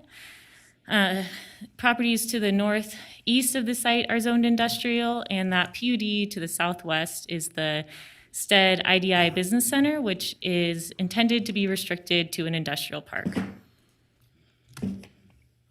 So, as I said previously, this would be consistent with our master plan.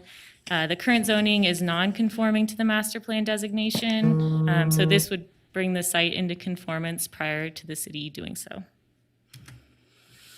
So much of the site is in an AE flood zone. Code does allow for development within a flood zone and has standards to help mitigate the flood risks. There's also a major drainage way that traverses the site. Code allows for the development within a major drainage way and would require a discretionary review for any future development. So in conclusion, we received one public comment in favor of the zone change, but concerned about the bird population within the drainage way. And then we received one comment opposed to the zone change with concerns regarding traffic congestion. Staff can make all of the findings and recommends approval of the zoning map amendment. That's my presentation, and I'm available for questions. All right, thank you. Do I have any questions from council members? I have some questions. Hold on, Council Breakfast, hold on one second. It's really hard for me to see because my monitor looks blurry, or the screen looks blurry. Can you see yours, Councilwoman Dewar? Is it very clear in the room? You're on mute. It's pretty clear, but up on the screen does not show, maybe the view needs to switch to who is raising their hand. I'm trying to see, can you see the timer from the screen No, okay. Oh, it's very blurry. The timer is very blurry. Yeah. Okay, and so I also cannot see, I don't know if we can put up the screen of who wants to speak, that main screen that we have up at council, and that's okay. But at this time, then I'm gonna go to Councilwoman Dewar and then I believe Councilwoman Breakfast. But if you wanna speak, just, Raise your interrupt, hand. let me know. Yeah. If you raise a hand, that would be simplest. Well, you can, I'm hoping I can see it clearly. Okay, go ahead, Councilwoman Dewar. Yeah, thank you. I had just a couple questions. First of all, I appreciated that staff put in the use table for uses that would be allowed if this was rezoned to industrial. And what I wanted to understand in this table, there are many, many uses, and many of them are good uses, and some may be objectionable to the neighborhood. And we have to look at, why are we rezoning? You've asked to come into compliance with the master plan. But the thing is that the master plan, again, all the parcels were master planned, I guess is the right word, during the overall Reimagine Reno, in which we considered many, many, many areas. So some of the examples I want to give are, within industrial, you could build a hotel condominium by permit without just getting a building permit right across the street. You could build a gas station, a truck stop, animal processing facility that would need a conditional use permit.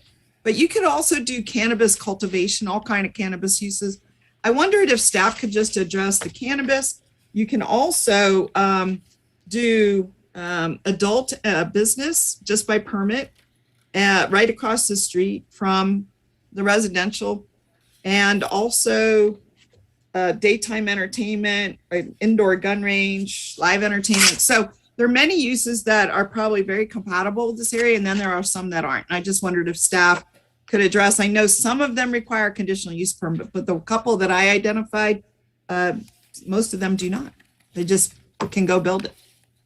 Could you stop my time and have staff address that? So I would like to address, Grace White it again for the record. Although I can't really address each specific use and the impacts to the area, this would require a discretionary review for any use, any development because of the drainage way, and then also because of the residential adjacency. So we would re-review it as soon as a project comes in and look at the impacts of that use on the area and the neighboring properties. So the property across the street would be considered residential adjacency? Correct. Okay, that's good. And the drainage way brings the entire property into is that planning commission review or just staff review? It would go to planning commission. It would be a major site plan review. Okay, I am very assured by that. And then finally, just to put everyone on notice, it notes in this document, our staff report, that a portion of the site is in the AE flood zone. So it's in the 100-year floodplain. And there's additional mitigation required in that area. So I think whoever's coming in to develop the site should be well aware of the major drainage way, the flood zone, and the residents across the street, understanding what they can and can't do with this site. And so those were just, I thought that needed some little discussion. I'm not opposed to it, but just words of caution. Thank you. Okay, Councilman Breckus. Thank you. This is maybe the sixth or seventh one we've had since we've adopted our zoning code where we say, well, this parcel is out of conformance with the zoning code, with the master plan, so we're going to approach it from the zoning code side.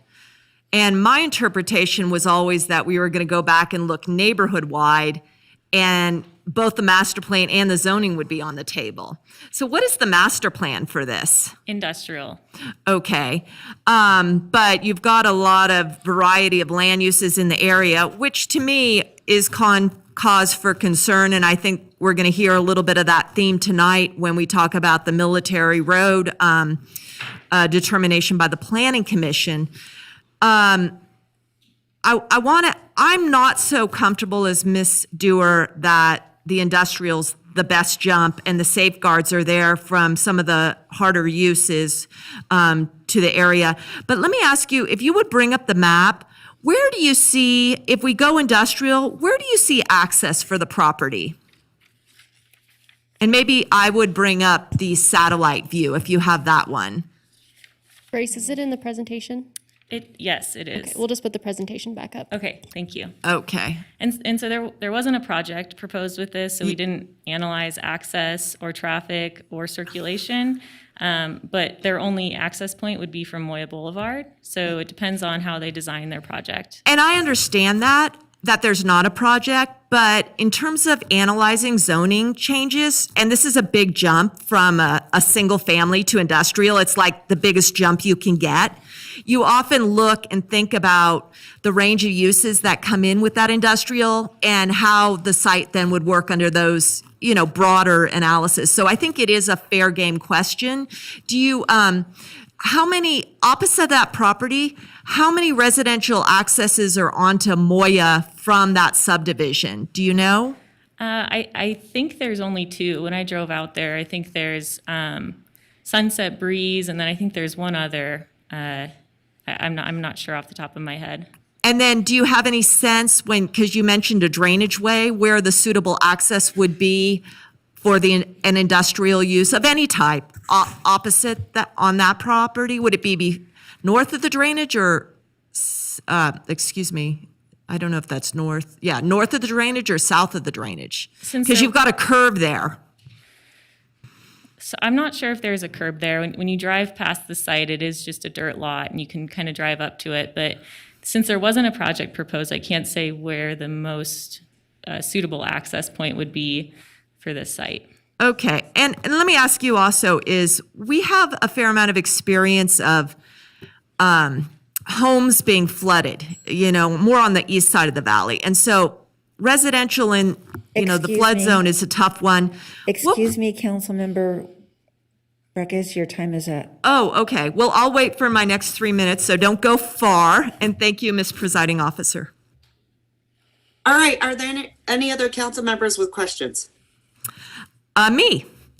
Go ahead. Wait, no, hold on one second. Councilman Dewar, go ahead. Yeah, I was just wondering that last map, I thought, if you could leave that up. Some would say, given our flood problems out there, that this area would provide tremendous amount of additional storage potentially. And what I'm just most concerned about is if a big industrial building, a warehouse or something is proposed for this site, and we have all of that impervious like the one next door. It does say in the staff report that they would have to retain everything on site, and there's only 13 acres here, so it gets a little bit tight. So this is, again, just something that I want to bring to people's attention. I don't know if this land is perfect for residential either. I mean, I have a feeling that it's right at the edge of an inundation area, and we just have to be cautious. And this is really a note to staff. I know these notes don't always get conveyed to future staff, but we're going to have to be very careful on this site to make sure that it doesn't add to impeding drainage or reducing flood storage. I think that's a big concern, as well as the compatible uses. And who is the compatible use decider? I mean, what if it is an adult business, or what if it is It says a transfer station, or, I mean, just because the residents object, I mean, will our staff be able to, make a determination of what fits? There's a lot. We can see all those big buildings shown. There's a lot of industrial warehouse out here already. I assume that's what's going to be proposed. So just really some notes of caution. Thank you. Councilwoman Breckus. Thank you. Let me ask you this. Along my previous comments, you're making a big jump here from SF8 to I. So in the SF8, you put the use table, and I was trying to narrow down on some of those uses. I mean, if residential is one that we've had a difficulty with, I notice communication facilities are allowed in the SF8, and we had someone talk about where we put, recreation opportunities like whips and country clubs are allowed out there. What are some of the other SF8 uses that could go on the property now? Is mini storage is one?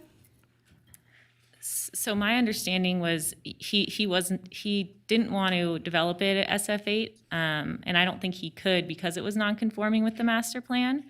And so I don't think the applicant has a preference over which zoning it is. He just wants to make sure he can develop it. And there's only 3 conforming districts under the industrial master plan: industrial, commercial, and PUD. And so he was kind of limited with his options. Well, I mean, we're not always looking at it from his perspective. We're looking at it from a community's perspective. And I know we're in this transition period, but I don't know if fees were waived to do this zoning change, but we could just as easily have master planned it, is my perspective. And I'm not entirely sure that going to the zoning changes is the best use for that area. I think maybe a master plan to residential would have been a better one and better for that area. But I'm trying to understand some of the dynamics of how you're looking at it from the staff perspective. Maybe your community development director, Mr. Stockham, could answer that question. Thank you. Thank you, Arlo Stockham, for the record. These interfaces in the North Valleys between residential and industrial are challenging. We've all inherited that. In this case, we do have some concerns about residential uses on the west side of Moya, because Moya is a pretty clean divide between the industrial to the west and the residential to the east. So we're actually certainly going to recommend that the zoning change to industrial to reflect the approved master plan category. It creates a much better divide and buffering. I'm going to interrupt you because all of a sudden I jump from having 30 seconds to being over. When you say you're concerned about residential unit uses there, that, in my view, discounts all the non-residential uses, some of which I just called out in the SF8, like communication property, communication facility, country club. Are mini warehouses allowed in the SF8? I believe they are. There are a lot of kind of ancillary uses that are allowed in virtually all zone districts, but fundamentally SF8 is a residential zone designed for residences, and we believe a small-scale industrial, which it'll need to be because of the size of the property, would be far more compatible Now with your residential. time is up.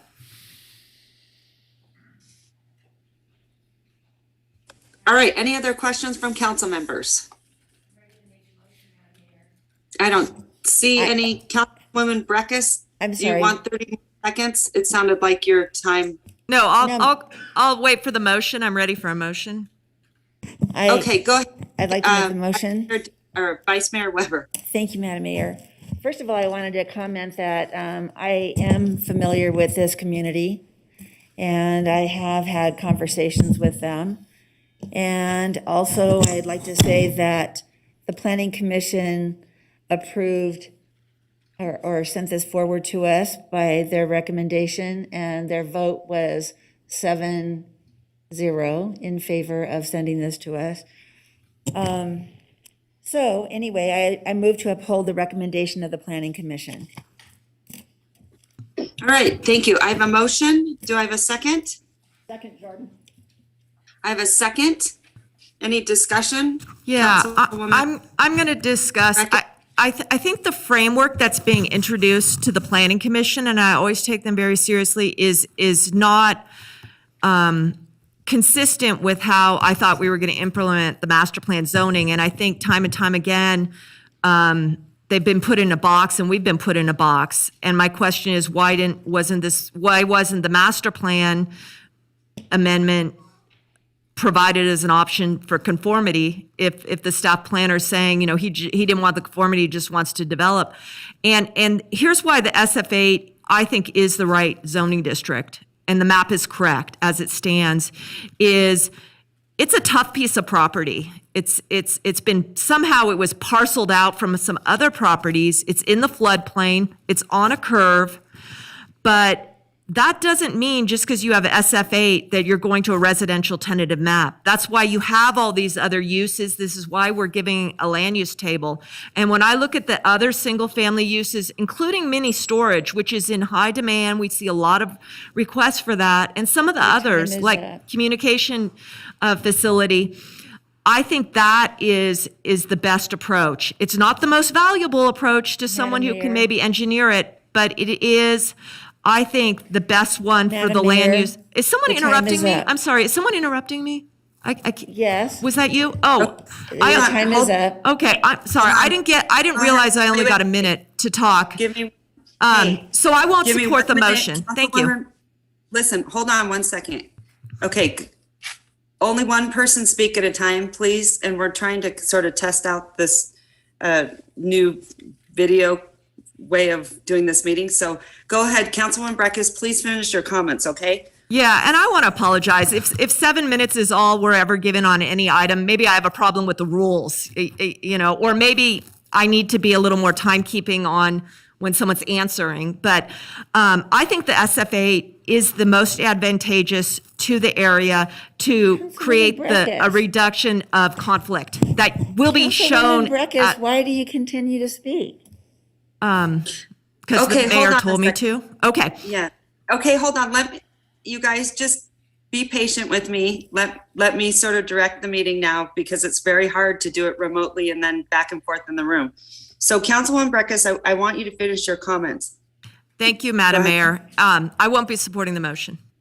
Okay. One question I did have, and I did want to bring it up, and I apologize. On that map, isn't it by a school, correct? On the other side of the school. Grace Whited, for the record. I'm not sure if you could pull up that map again.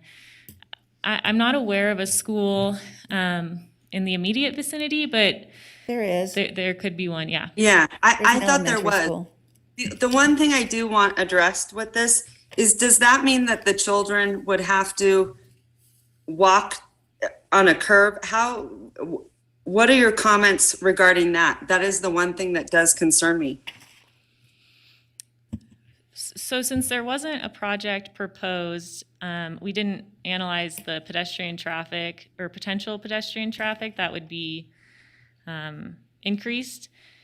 And I don't think that their route to school would be changed until a project came through. And at that time, we would analyze all of those aspects. And so Madam you Mayor. could modify it? Go ahead. Madam Mayor, the school is on the other side of Moya, and the school is also, can be, they don't have to use Moya to get to the school. They do it through their neighborhoods. Okay. So if a project comes in, then you could potentially change that to limit any issues with the school crossing, or with the way those kids walk? Is that possible? I'm not There sure would be there's no a school crossing. I'm not sure Okay. there's a school crossing there as it is. So I don't know that would be affected. Okay. All right. So you'd be able to, though, to modify sort of some of that if a project came in, correct? If a project came in, we would, send it to each division that needed to look at it and analyze it. And if issues arose, we would do, everything we could to mitigate those issues.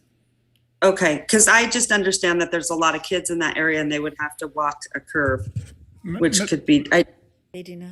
Madam Mayor, if I could add to that, Arlo Stockham again, that's really one of the reasons why we think industrial is more appropriate on this west side of Moya. Moya is a truck route, And if we Yeah. kept this as residential, that would be setting up a new crossing for safe route to schools. Whereas with Okay. this change, the new development will be industrial in nature. It won't have school kids who need to walk. So yet another reason we think Moya is a good divide between the residential and industrial. Okay, fantastic, Arlo. I really appreciate that. That makes me feel a lot better. Okay. All right. Thank you. Any more discussion from council members? Seeing that there are none, I think we have a motion and a second. All those in favor say aye. Aye. All those opposed? Opposed.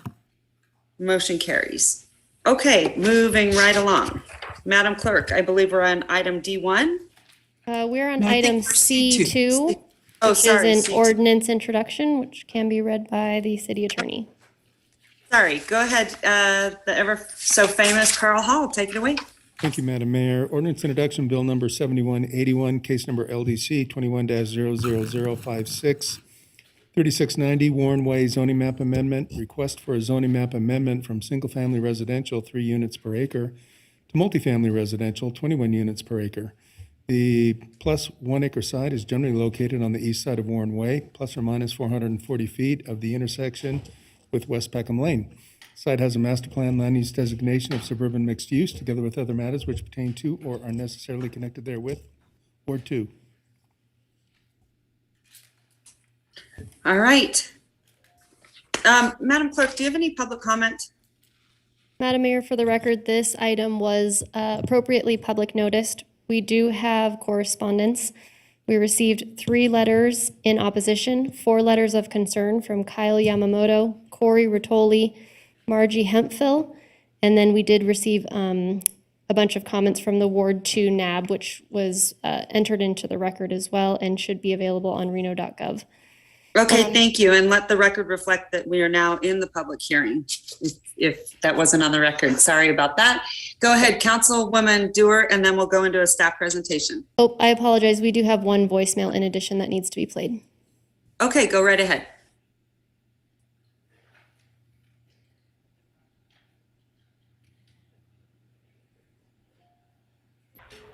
Hello, my name is Susan Heath Powers, and I own the property at 3670 Warren Way, and I am calling about a new development at 3690 Warren Way, and I'm putting in my comments. And basically, my comments on this issue is that I'm running a preschool here. I've been here 20 years.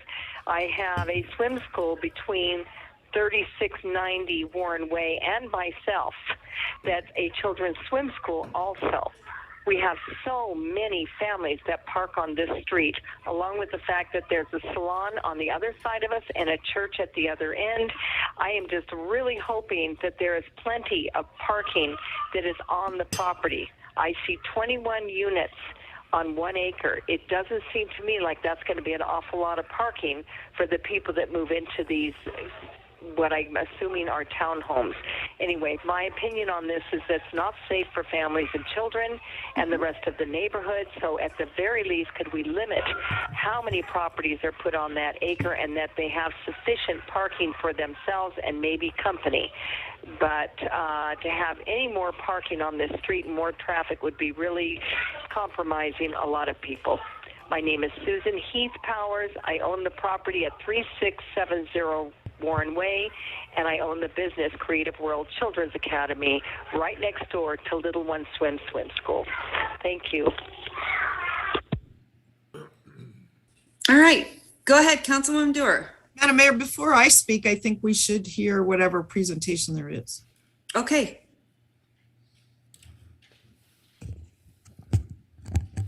Thank you, Madam Mayor, Council. Kyle Chisholm, Associate Planner for the record. Good to be before you again. It's been a long time.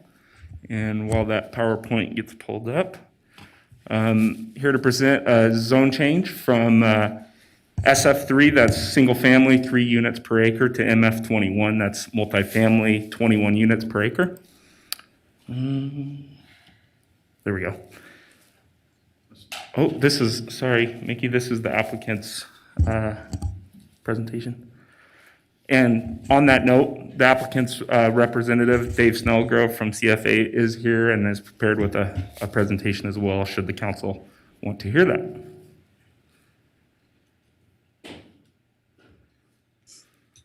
There we go. Okay, so the subject site is highlighted there in blue for your reference. It's between Moana Lane and West Peckham Lane on the right, east side of Warren Way. It's 1 acre site. Key issues that staff identified in this Planning Commission staff report was compatibility with the master plan and compatibility with surrounding zoning districts. Here's a snapshot of the master plan, and the site's not highlighted, but it's in the red there on Warren Way, and it's suburban mixed use. You can see those two blocks on both to the west and the subject site are the entire blocks are master plan suburban mixed use. Kyle, can you use your pointer to just show that? Let's see. Yes. Can you see that, Councilmember Dewar? It's right there. That's the subject site. Thank you. Okay, and so this actually points it out a little better. This is the zoning map, the current and proposed zoning map. On the right side, you'll see two hatched areas. I just wanted to put that in there to kind of show just a little history of what's transpired recently. The MF30 that shows as approved, that's the 22 on Lakeside project that the council, I'm sure, remembers as of recent. That's now zoned MF30. The other parcel on the west side of Warren Way, the MF30 under review, is another application that we've received and is currently under review. We're going to be receiving a lot of these, as the council, I'm sure, is aware of, as the SF3 zone and other single-family zones are not conformant to the master plan any longer. And then staff did present at the Planning Commission, and the discussion essentially occurred at the Planning Commission was that there was adequate city services. There's many transit stops, rapid bus routes, and the Planning Commission felt that it was a good infill site for density. One other thing I'd like to mention is this originally came in the application in February, and as the council knows, there is a concurrent master plan text amendment that's occurring. The MF21 zoning that's proposed does not currently conform to the suburban mixed use master plan designation. And part of that text amendment would allow for MF21 and MF14, some lower intensity zoning. And so the applicant original request was to change to MF30, and they changed that due to some concerns from the neighborhood and the NAB, and they voluntarily, reduced that zoning request to MF21, and that's why it's taken so long to get here. But and that being said, Mickey already informed the council of the public comments that we received. The Planning Commission vote was a unanimous decision for approval and recommended that the council adopt the zone change by ordinance. And I am here for any questions that you may have. I have a question. All right, go ahead, Councilwoman Dewar, your word. Yeah, thank you. I wanted to start by, my colleagues may be surprised, but I am supporting this change. This is very close to the property that was known as 22 on Lakeside. That was the project, and then 3 properties that were recommended for MF30. I want to remind the council that because we were limited, our hands were tied, there were very few zoning categories we could consider. We felt really stuck, and we initiated a Title 18 change and a master plan change, really, to allow a broader array of uses. And one of those uses is this MF21, also is MF14. The applicant came in, talked to me, said that they didn't really want MF30, but they felt their hands were tied. And I heard later that the staff encouraged them to look at a lower density development that would fit the surrounding development. Next door is, I believe, zoned MF21, and to the east is also zoned MF21. So I think this is an example where things are working very well. I want to compliment Kyle Chisholm because he did not highlight his role, but he counseled the applicant that MF21 would probably be a better zoning category. And I have to compliment very highly David Snellgrove with CFA because he actually listened, and he and the owner of this property listened to our staff. And actually, even though it's not allowed today, came in with a proposal for MF21 to be more compatible with the neighborhood. So I applaud both our staff, all the way back to Arlo for initiating the master plan changes, to Kyle, and to the applicant for being more sensitive to the neighborhood. I do want to just note a couple concerns. One, we haven't been able to have these neighborhood discussions. And last meeting, when we talked about the work plan, they were not even on the table anymore. So I have deep concern about that. Number two, I didn't see the NAB comments attached to the staff report. I know the NAB was only about a week separated from this meeting, but I think that the NAB comments then should be submitted as public comments if they're not, can't be submitted at the time of the report. And then lastly, I just want to mention the point about the parking on site.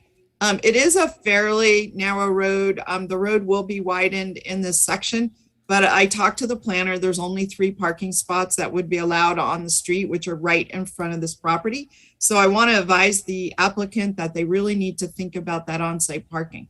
But overall, I think this is a very reasonable approach to infill development. I'm so happy to be here today to be able to support this development with the idea, and it's not development or rezoning, with the idea that when the development does come forward, the issues of compatibility, parking, and so on will be addressed. So thank you very much. Okay. Any other questions? I see Councilwoman Breckus, you raising your hand, I think. Yes, Ms. Clerk, could you put the map up and then stop the time while you're doing that? Thank you. I have a comment and then a few questions. And in terms of the map, I brought it up to the manager a few times, but he's got a lot on his plate, and I just want to bring it up to your attention. For us, I know when it's down at other levels, the neighborhood, the planners, everyone knows the vicinity very well. But when it gets up to our level and we work citywide, it's very difficult. If you could bring up the one that's the graphic map with the different colors. No, it was in his front, that one right there. Yeah. Do you see that there are not any street names on that map?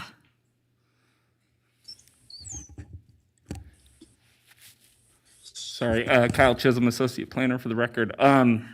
On that map, there is not, so that's correct. Okay, and I can pull one up if you. Yeah, sometimes the vicinity map has Sure. street names, but it's not at the same scale, and it also makes us to compare. And I just want to, as the end user, because we're the ones who adopt the ordinance, it is a challenge to read a map like that doesn't have street names. But on the MF21, is the height the same as MF14? No, the height limit on MF14 is 35 feet and 45 on MF21. That's a lot. Is that for outbuildings also? No, accessory buildings have their own set of standards. They're limited to 12 feet or 29 feet if it was an accessory dwelling unit, but then there's not accessory dwelling units, excuse me, wrong term, guest quarters on top of a garage, then it could, but then there's enhanced setbacks with that. How far can you go up on the accessory? If you have a living quarters? 29 feet. 29 feet, But there's okay. an enhanced, it's like a setback ratio. Not always, because you can go on the property line if you have 10 feet on the other side, I recall. In the MF14, that's what I see Mr. Stockham shake his head, but we can talk about that one offline. Is there a coverage ratio also?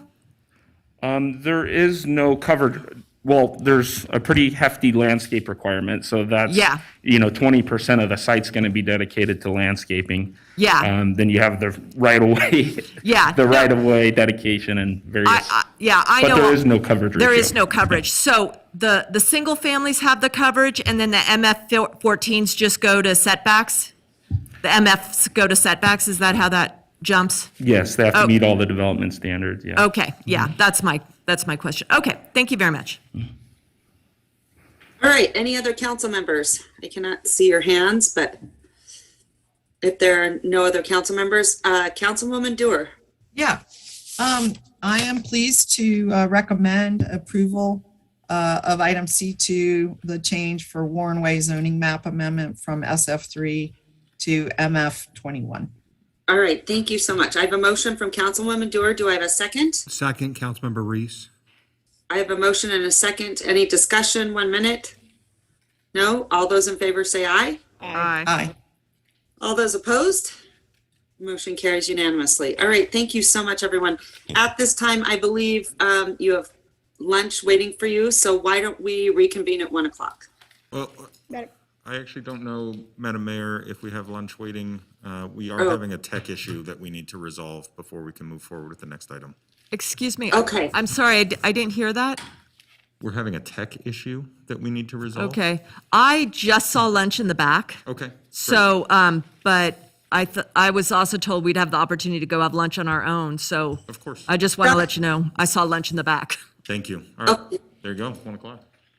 All right, so we will reconvene at 1 o'clock. Thanks, everyone. We can work on tech issues and everyone can have lunch. Thanks.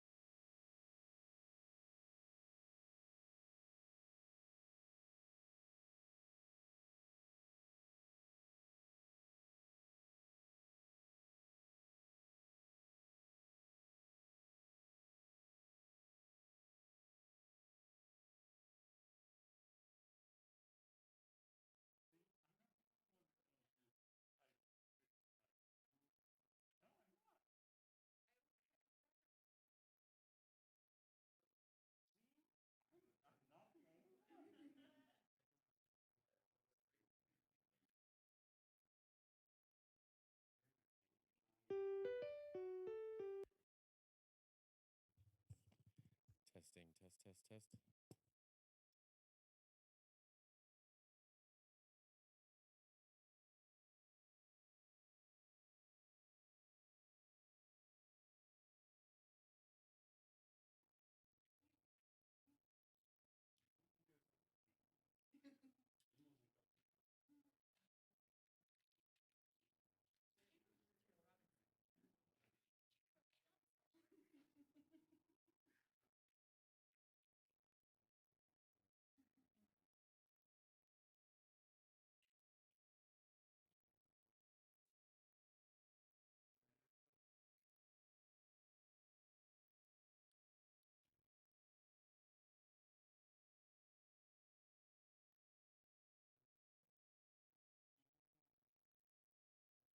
Recording in progress.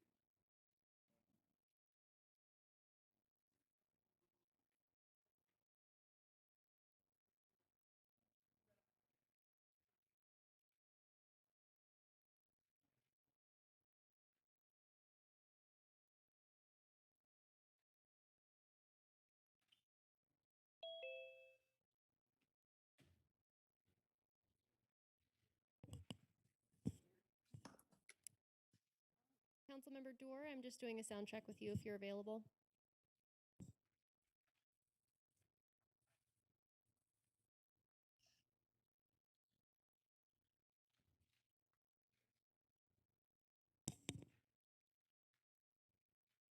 Madam Mayor, we are ready to go. If you'd like to reconvene, it looks like Councilmember Dorr is back as well.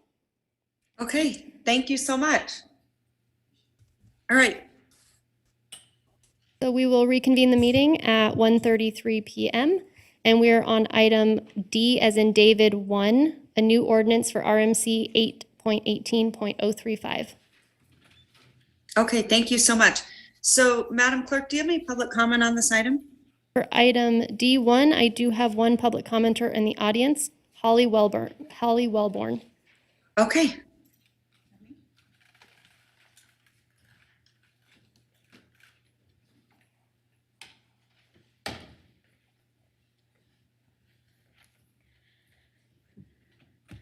Good afternoon, Mayor and Council. Can you hear me? Okay, I can't hear myself for some reason.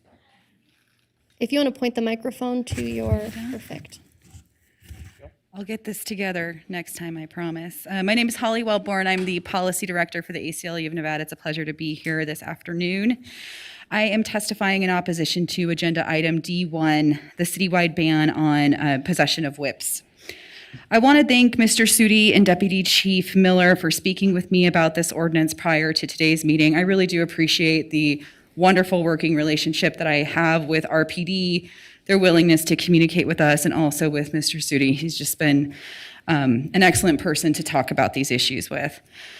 While we understand the strain calls for service places on RPD, this proposal is half-baked at best.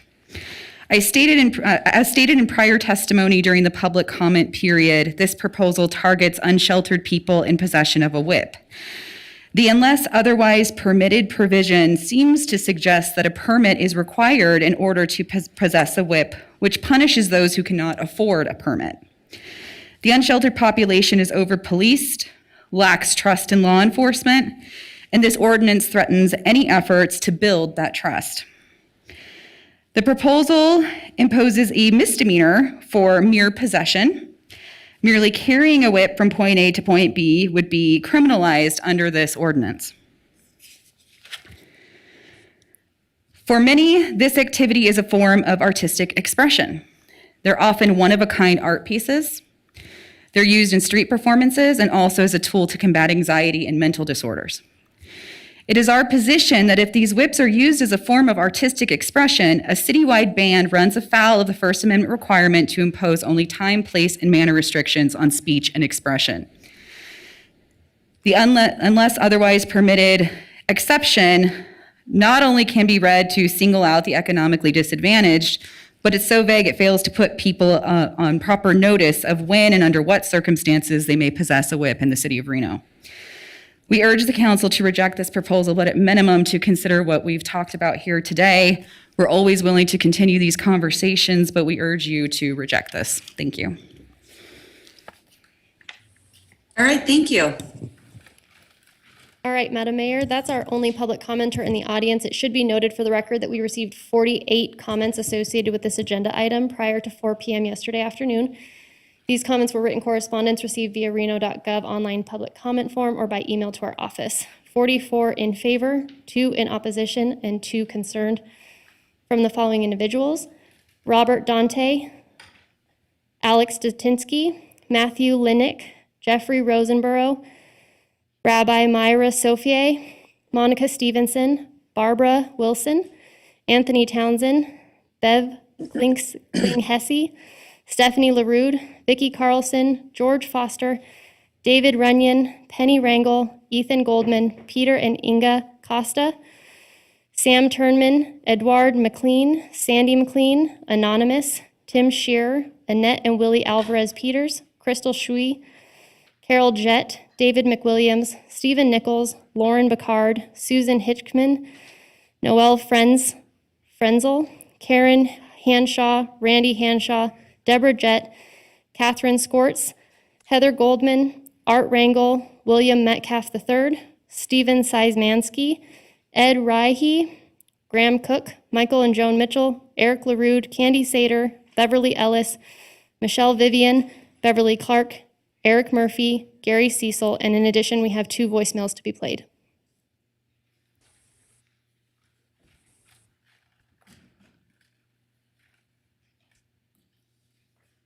Good morning, Madam Mayor and council members. For the record, this is Bev Klinghefe, River Park Senior Apartments, Ward 3. I am relieved, thankful, and just a little bit hopeful that you are addressing whip cracking, but the ordinance as drafted does not go far enough. My apartment overlooks the river. It's about 50 feet from the river walk. It has been over a year since I've been able to open my windows. Over a year since I have had more than 3 hours sleep nightly on a regular basis. It has been over a year since I developed vocal seizures and chronic tinnitus with vertigo. And this is because of the whip cracking between Wells and Sutro and beyond. On April 28, 2020, I began contacting Reno Direct regarding whip cracking. I've sent them dozens of audio videos. When the home base of whip crackers was removed from behind my apartment complex, I thought the problem would stop. It has not. Currently, the whip crackers are active between 8 p.m. and 3 a.m. nightly. As proposed, the ordinance addresses intent.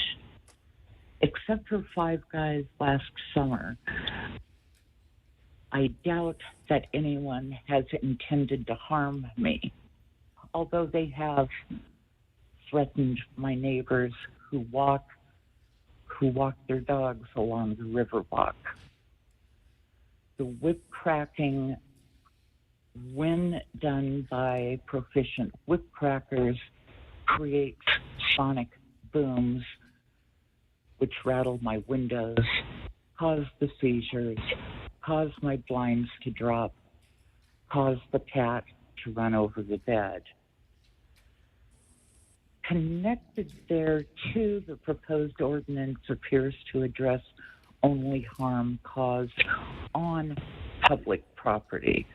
Again, I am 50 feet away on private property, as many apartments at River Place, Riverwood, and I'm not sure where else are along. Also, the ordinance does not address property damage caused by whip cracking. I'm running out of time. Reno Direct has my number and email. Thank you, Devin. Yes, hi. I just want to, first of all, my name's Matt Clark, and I live in the Arlington Towers. And I see a comment about the whip ordinance, and boy, I cannot tell you how grateful and appreciative I am of having such an ordinance. It's gone on for years. I've lived up here, and it doesn't matter what time of day it is, from morning till night till 2 in the morning, the whips go off. And it's really, not only is it irritating because you can shut the windows, you still hear it.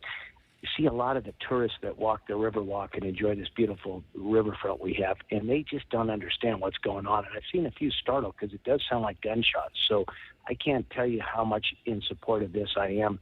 And I also want to thank you so much for getting this going. I thought it was a lost cause. I thought we could take care of through disturbing the peace, but I guess not. So anyway, thank you so much. The other comment I have is on the cars that rumble by, mostly on Friday and Saturdays with their stereos full blast. It actually shakes your windows, and any person that lives downtown will know what I'm talking about. I wish we could work on that a little bit too, but I do love Reno, and I only am concerned because I care about this town. We're so blessed to live here, and I just can't thank you enough for your efforts toward this issue. All right, Madam Mayor. With that, we have no additional public comment. Okay, thank you so much. At this time, I will call up, I believe Mr. Sudi is there. And so go ahead. The floor is yours, Mr. Sudi. Nice to see you. Thank you, Mayor. Good afternoon, Mayor, City Council, City Manager. Brian Sudi, Deputy City Attorney, for the record. We're presenting today on obviously the WIP ordinance. And before we get into the actual draft of the ordinance, I think it's best to actually hear from the Reno Police Department the issues that they have encountered with these WIPs. And I think the best person to do this is standing next to me today is Lieutenant Ryan Conley.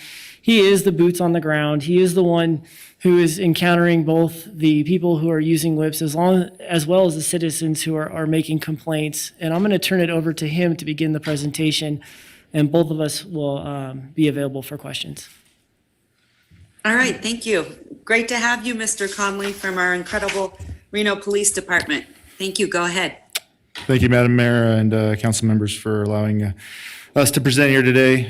Lieutenant Ryan Conley with the Reno Police Department, for the record. I am the supervisor over the Community Action and Outreach unit of the Reno Police Department. I'd like to start by reading into the record a Reno Direct complaint that has been sitting in my file here related to the RIP ordinances.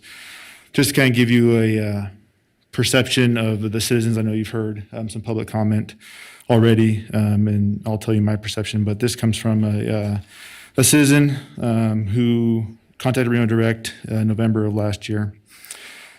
She complains of several things, one of them including, and I'll read it, people come down here cracking homemade whips and store-bought ones just so they can hear how loud it is between the buildings and in the parking lot of the 7-Eleven and laundromat.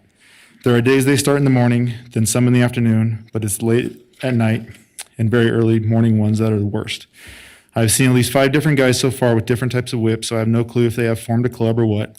I suffer from PTSD, and the cracking of the whips is one of my childhood traumas, and so the noise is very hard for me to handle.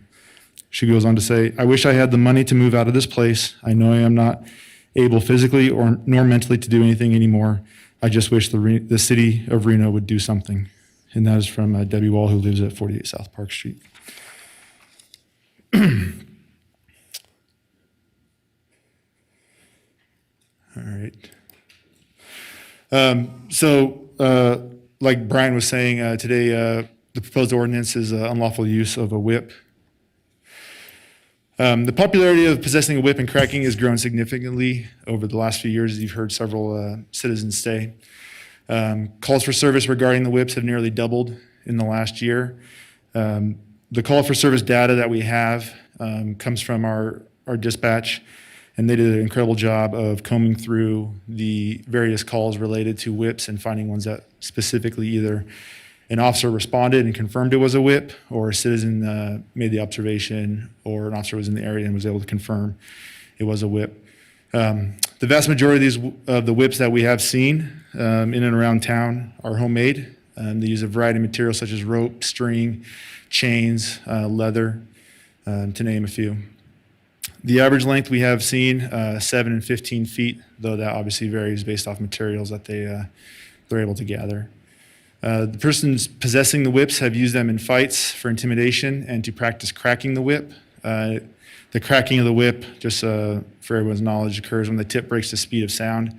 And as you heard from several citizens, it is reported oftentimes as a shots fired call. The individuals we have contact with these types of whips are amateurs when it comes to their proper use. It's evident that they don't possess it for its intended proper use, such as farm work or entertainment value.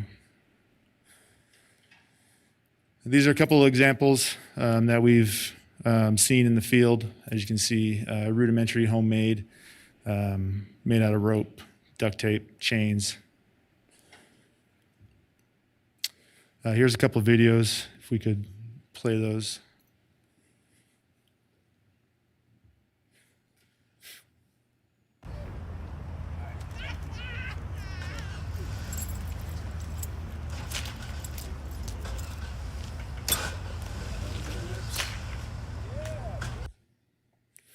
So as you can see there on the left, it's kind of hard to see, but that's actually the rear of a Reno Police marked unit parked about 10 feet away from them. So our presence alone is obviously no deterrent.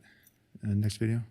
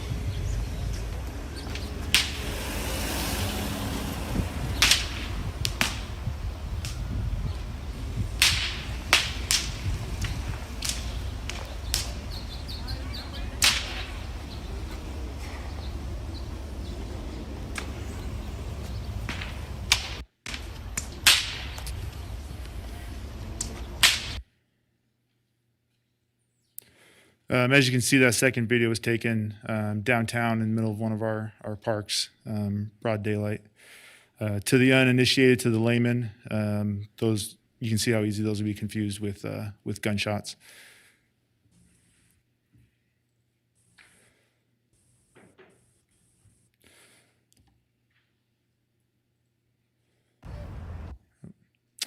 So these are just some stats that we were able to draw. From January to September 2019, we had 63 total calls for service. And these, like I said, these calls for service were from dispatch actually going back, looking at shots fired calls individually, hand mucking these calls for service and identifying those that were whip related. 35% of those were entered as priority 1 or 2, majority in the Central District. And you can see that the numbers are growing. In January to September of 2020, 103 total, and 60% entered as priority 1 or 2. And then September to 2020 to July of this year, we've had 176 total, 31% entered as priority 1 or 2. And I draw your attention to the percentage of priority 1 and 2 calls there. Those necessitate, priority 1's a double officer response. So those would be the highest priority calls. They supersede any call officers will secure from lower priority calls, from property crimes, residential burglaries, that kind of thing, to respond to a priority 1. Priority 2s are a little bit less of a priority, but they also preempt officers from responding to stolen vehicles, vehicle burglaries, petty larcenies, that kind of thing. They also necessitate the 2-officer response because oftentimes they do come in as shots fired calls. Unless we have an officer in the area or somebody in the area to actually positively identify the whip as such, then it is usually entered in as a shots fired call just due to the nature of the sound. So like I said, this ordinance is important to us, important to public safety, because it takes away officers, takes away their time. That's valuable. That could be out there helping other citizens in need, as well as our emergency dispatch. Causes concern to the citizens who call 911 reporting these shots fired calls. It also impacts our gun initiative against gun violence. When our detectives attempt to do follow-up on the shots fired calls that are legitimate shootings, they have to sift through these calls, find out which ones are not related to an actual gunfire. Sometimes they may respond to a park where the night before we had multiple shots fired calls, and it turns out that those were only whips. So that ties up their time from conducting the follow-up that's needed for the actual gun violence follow-ups that they're doing. The tip of the whip obviously breaks the sound barrier if used correctly. The integrity of the whip is compromised due to not being professionally constructed and the materials that they are made out of. Most individuals, as you've seen in these videos, are practicing them in public spaces such as city sidewalks, parks, and many citizens have reported frustration that Reno PD cannot make these individuals stop using the whip in such public spaces. The comment was made about disturbing the peace. Obviously, disturbing the peace is a misdemeanor occurring. If it doesn't occur within an officer's presence, they need a citizen to be the complainant. You can imagine how difficult that would be in the middle of the night if somebody is at the montage and they're hearing this, being able to specify where the suspect is, describe the suspect, actually see them cracking the whip in the middle of the day or in the middle of the night. So we haven't had much luck, if at all, with applying existing ordinances to this problem. I want to draw council's attention to one case. Excuse me. It occurred June 15th of this year. We responded to a citizen's hail right outside City Hall here at the City Plaza. A citizen was enjoying the plaza when he was involved in an altercation with a female skateboarder. She ended up hitting him in the face with the skateboard as he was walking around the plaza looking for an ambassador to get some assistance and contacting 911. He was approached by the suspect who attacked him, punched him in the face. The suspect then took out a whip and began whipping the victim in the face. The victim was able to get control of the whip after being hit, at which time the suspect produced a handgun and pointed it at the victim.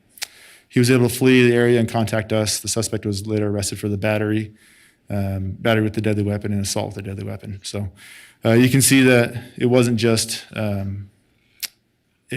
hobby for this suspect here. He was actually using it as a threat in an aggressive manner. So.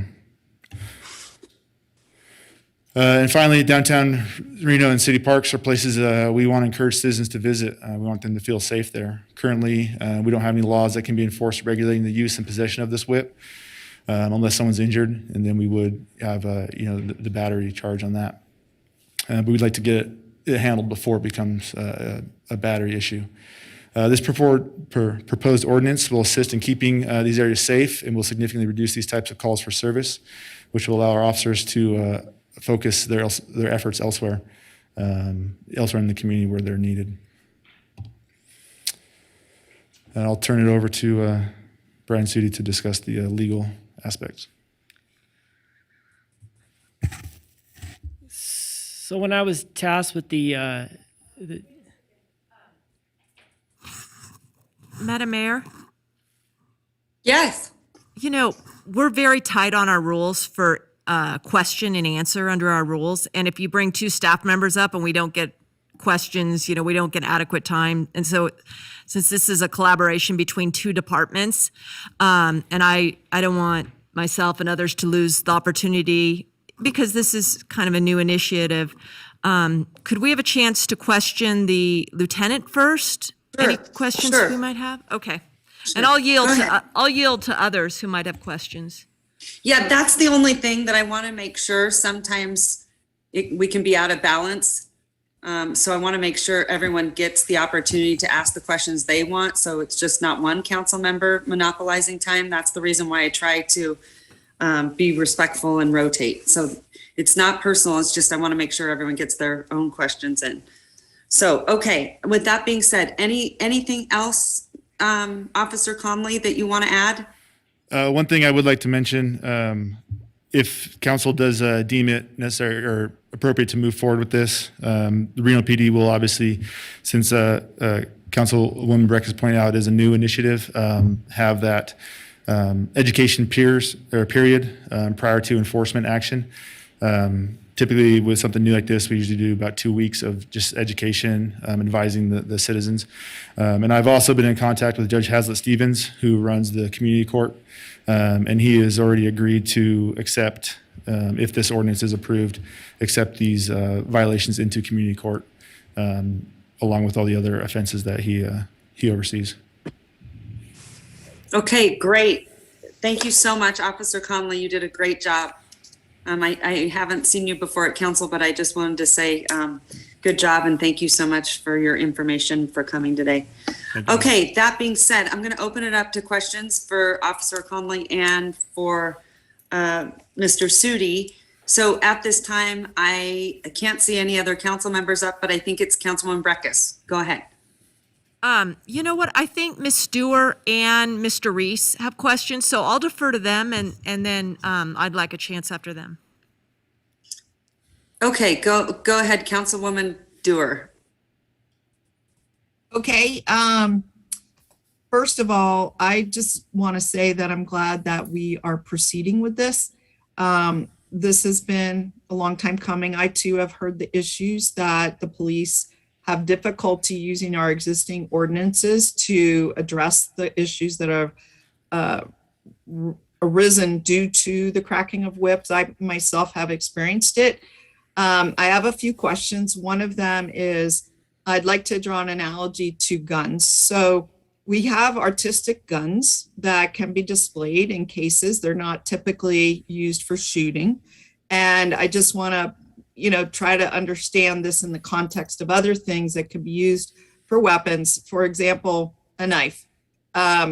People, I believe, I've encountered people walking in the streets with sabers or knives or swinging them around. And my understanding is if they're secured, that's one thing. But if they're waving them around, that's a whole different thing. And I've had to actually engage our police officers in some cases like that involving knives. And so to me, I don't have a problem with possession of whips, but I do have a problem with them being used on our streets. Beyond that, I also am concerned about them on non-city owned property. An example would be property owned by the Truckee River Flood Project. So I think it should not, if we do move forward with an ordinance, I think we should more broadly interpret it. I mean, just as you can't use something that could be used as a weapon in a threatening manner on private property, let's say a knife. I don't think you should be able to use a whip in a threatening manner on private property either. Again, I don't have a problem with people owning them, making them, displaying them, but I do have a problem with them being used in public places. Also, there was a comment that these are used to relieve stress and tension. And I can think of so many ways that people could relieve stress and tension, whether it's sleeping, walking, meditating, yoga. There are many, many things that people can do that do not interfere with other people's public enjoyment of the air, the space, the property, the quiet, the peaceful enjoyment of our parks. So I want to make sure to the points that were made about freedom of expression, that people are allowed to own, display, even potentially practice if we want to set up areas where they can practice. But I think it's very inappropriate. We would not accept people, let's say, throwing knives at a tree to practice their knife throwing skills in the middle of our park. They might miss. So I have a number of questions, but I see my time is out and I'll wait for a second round. Thank you. Okay, thank you very much. Councilman Reese. Thank you, Madam Mayor. I think for my purposes, I want to address my comments primarily to a concern raised broadly in the community about what happens when we criminalize petty offenses, so misdemeanor issues. So I had the opportunity to read this book called Punishment Without Crime, How Our Massive Misdemeanor System Traps the Innocent and Makes America More Unequal. Excellent reading. I think everyone on the council and certainly anyone in your department should read it. It just didn't find it analogous to the situation here. And so I want to explain that so people understand. First, our goal with the ordinance is safety, right? It's not as though this is a misdemeanor that is targeted at bad check writing or jaywalking or any number of examples used from this book. And I think that's important because when we're targeting a weapon, not targeting people, I think that is the difference that this author even makes sure that is true about the arguments raised by this book. The second is really what is the purpose of punishment? And I'm glad that you mentioned Judge Hazlett Stevens because I think there are four purposes for punishment. There's retribution, deterrence, rehabilitation, and incapacitation. And here we're talking about two of those, right? I think we're talking about deterrence and rehabilitation. So the idea that we're going to sort of entangle or ensnarl people into the criminal justice system and it will become a path for them that they can't escape, I think is hyperbole and not accurate. Because what we're trying to do is avoid the fear that comes from and the ramifications that come from this thing that people are engaging here in, which is cracking whips at all hours of the day and night, scaring people, threatening people, getting in fights with each other. Those are all things I think are important. But it is important to me that there's an acknowledgement that we should not over-criminalize life, right? Misdemeanors can be, in some circumstances, very serious. And misdemeanors can run the gamut in different communities. It runs from everything from domestic violence and batteries, even sexual assaults in some communities are considered misdemeanors. So I want to make sure that people understand that, but that I do acknowledge that that is a concern. I also think it is, in fact, potentially the opposite. If we want to reduce people's interaction that they believe is negative with law enforcement, then fewer calls for service is one of the ways to accomplish that, right? I think our men and women in the Reno Police Department are doing an incredible job of trying to balance a lot of competing concerns. And as a result, again, I think that the focus has to be on what we're trying to regulate, and also the acknowledgement that our misdemeanor system and our community court are very different than the ones highlighted by the book. And so I suppose the last thing I would add is that our system of community court is not motivated by profit. We're not trying to grab people, tag them with offenses in order to generate the revenue to support a court system in that way. And so that's why ultimately although this book is awesome, and again, I encourage people to read it, it's not really analogous to what we've been dealing with. So I appreciate your presentation very much. And there's a second round of conversation that I want to have, but I'll wait till my time. Thank you. All right, thank you. Councilwoman Breckus. Yeah. Madam Mayor? Yes. Sorry, you can't see. Maybe I'll go like that. Oh, now I can, now I can see you. I'll go to Councilwoman Breckus and then I'll come to you. Sound good? That's good. Thank you. Okay. Okay. Thank you. I, by way of introducing my, thinking of this is I was not aware that this was an issue until about July 10th of this year. And I'm surprised, but I do not in any way discount particularly the residents' experience of the geography in which they reside, that it's been going on. But I live very close to downtown. I think I live as close to anyone on the council downtown, and I sleep with my windows open a lot. And I often wake up asking, the person who sleeps with me, did you hear this or that at night? And I talk to neighbors. And so my first question, because it's been an issue I've been asking your chief for a long time, is where are we at on getting those shot counters? Are you familiar with those, Lieutenant? Yes, ma'am. And we don't have any deployed yet, do we? I do not believe so. But I think we're hoping to get some.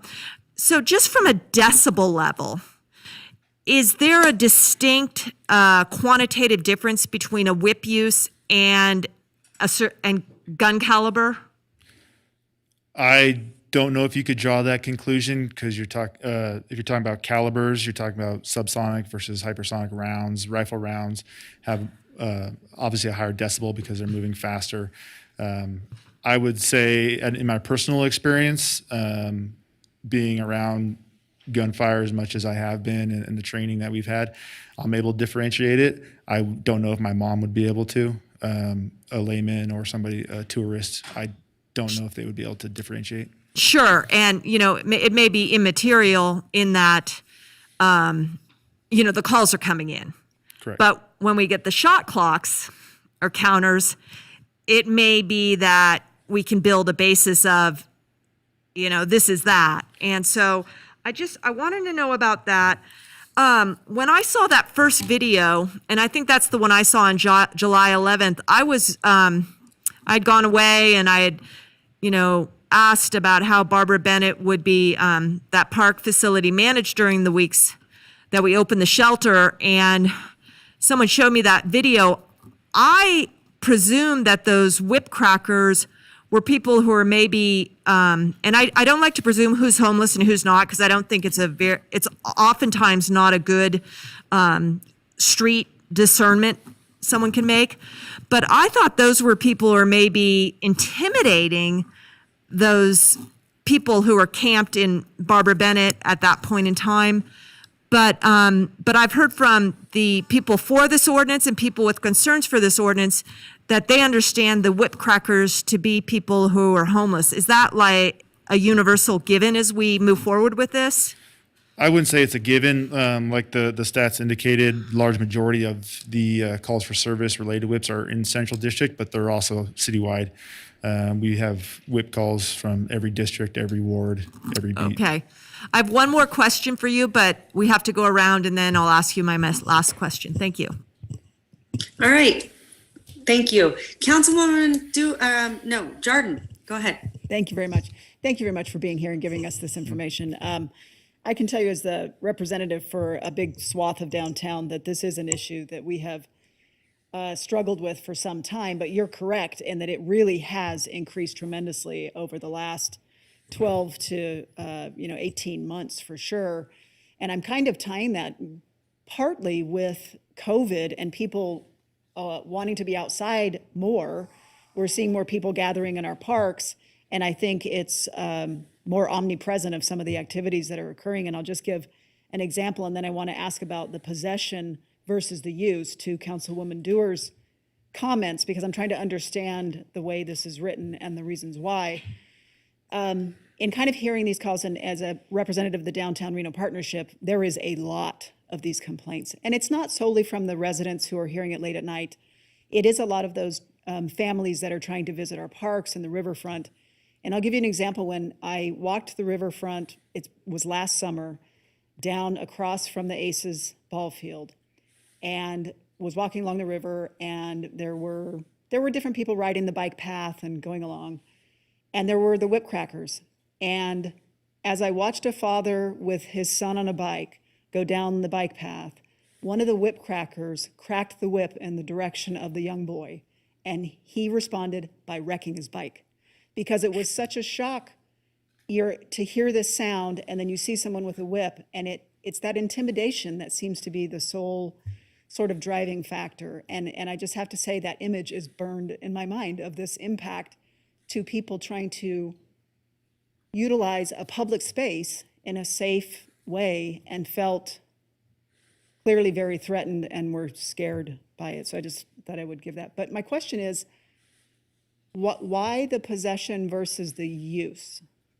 So the possession is important because you can, as you've seen from the videos, it's a moment in time that the whip is actually being utilized. I like to equate it to other dangerous weapons that are listed in NRS, such as brass knuckles. We don't wait to charge somebody with possession of brass knuckles till they put it on and get involved in a bar fight. So the possession of the item, due to its nature of being deployed, inherently makes it a dangerous circumstance to be carrying that around. And then also with the enforcement of it, we get calls of whips in a general vicinity. You can imagine downtown with the echoes and the other street noises, trying to actually find somebody actively utilizing the whip when they can just crack it, put it away, and then keep walking, walk 10 feet, crack it again, would pose an issue with enforcement on that as well. So that's why the possession. Thank you. I have some more questions, but thank you. All right, I cannot tell who's up on the screen. If you have any more questions, raise your hand.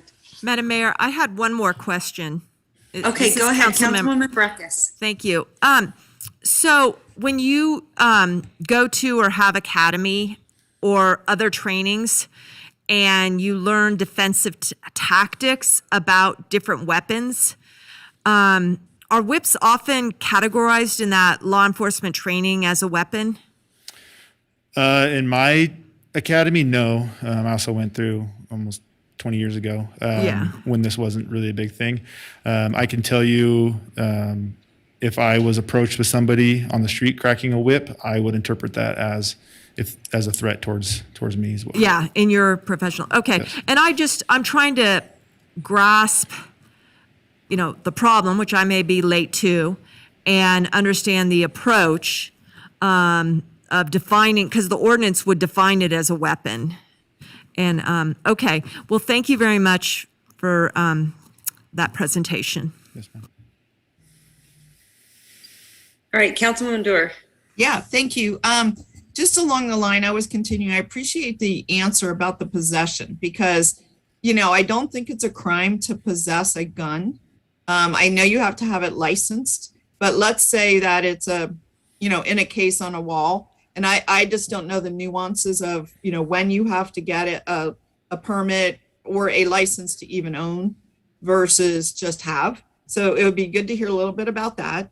Secondly, about the art, I really have to come back to this. I don't believe that artistic expression should interfere with people's quiet enjoyment of their property. You can look away from a mural. You don't want to see that mural, don't walk down that street. You don't want to see that sculpture, avoid it. But this whip cracking is an activity that is very, very hard to avoid. And again, I have personally experienced it. It's shocking. Adrenaline goes through your system. It creates a response in a human being. It feels threatening. It is very, very loud.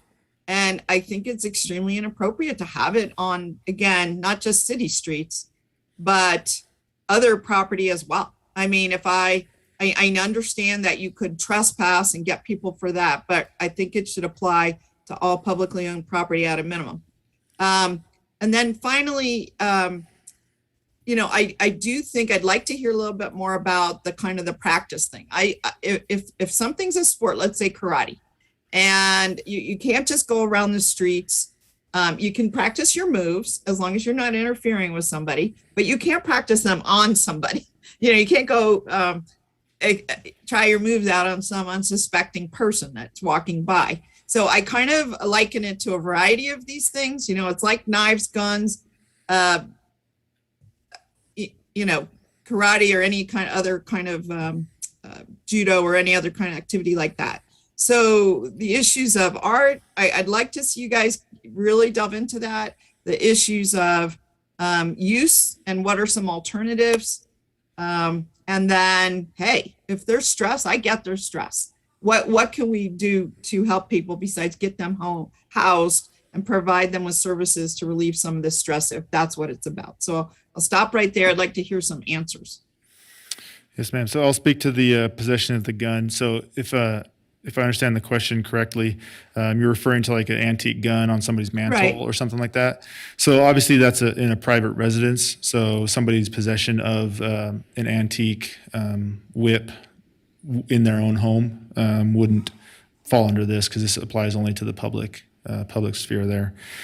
And then what was some of the other questions? Well, one of the other questions was about the practice of one's art. The practice. So I would liken it to the fact that since it is a ranged weapon, a ranged tool, meaning that it covers quite a bit of a distance, as you can see, 20 feet sometimes. That would be the differentiation in my mind to somebody who's practicing some jiu-jitsu in a park with a partner.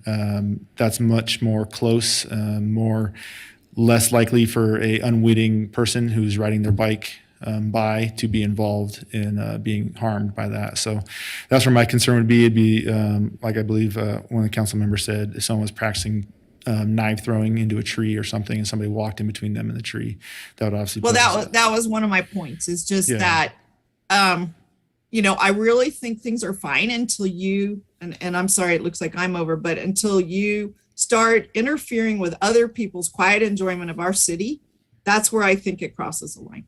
Yes, ma'am. All right. Thank you so much.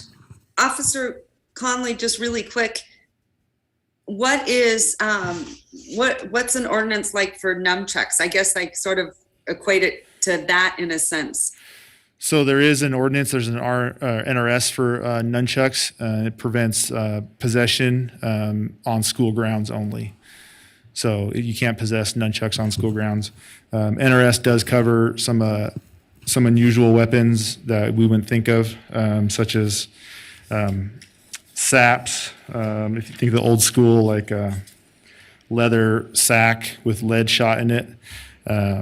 Dangerous weapons, blackjacks, slingshots, billy, sand clubs, sandbags, and metal knuckles.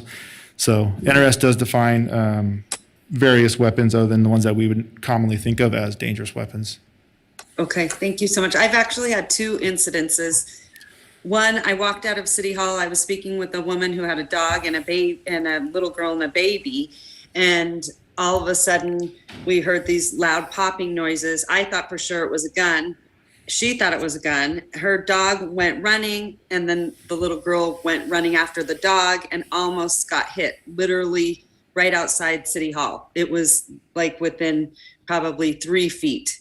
It was truly astonishing. And then another incident, and many of you know that I have a dear homeless friend named Asa, who I often sort of scoured the city looking for. And I found him. And he also said that it was incredibly alarming that, he was hearing them all the time, and, he suffers from PTSD. And then I also think it's unfair that we say that this is, something that the homeless are doing. I've seen people that are not homeless doing this, but I got to tell you, I think it's intimidating. I think it's absolutely dangerous. This is no way an art form. I'm sorry, when you're, putting things together with chains and other things that can hurt other people. But the sound is what's particularly alarming. And how do you know that someone else might also think that that's not a gunshot and pull out their gun and then create other situations? So I think this goes much bigger than we're sort of thinking this is just, some way to alleviate stress or things of that nature. I honestly, I was so terrified whenever I saw this, and it is an absolute form of intimidation, and I find it incredibly offensive. So anyway, thank you so much. I appreciate your information and your knowledge. Go ahead, Councilman Delgado. Yeah, thank you, Madam Mayor. And a lot of my colleagues had my question. I just needed a little bit more clarity with respect to possession and use. And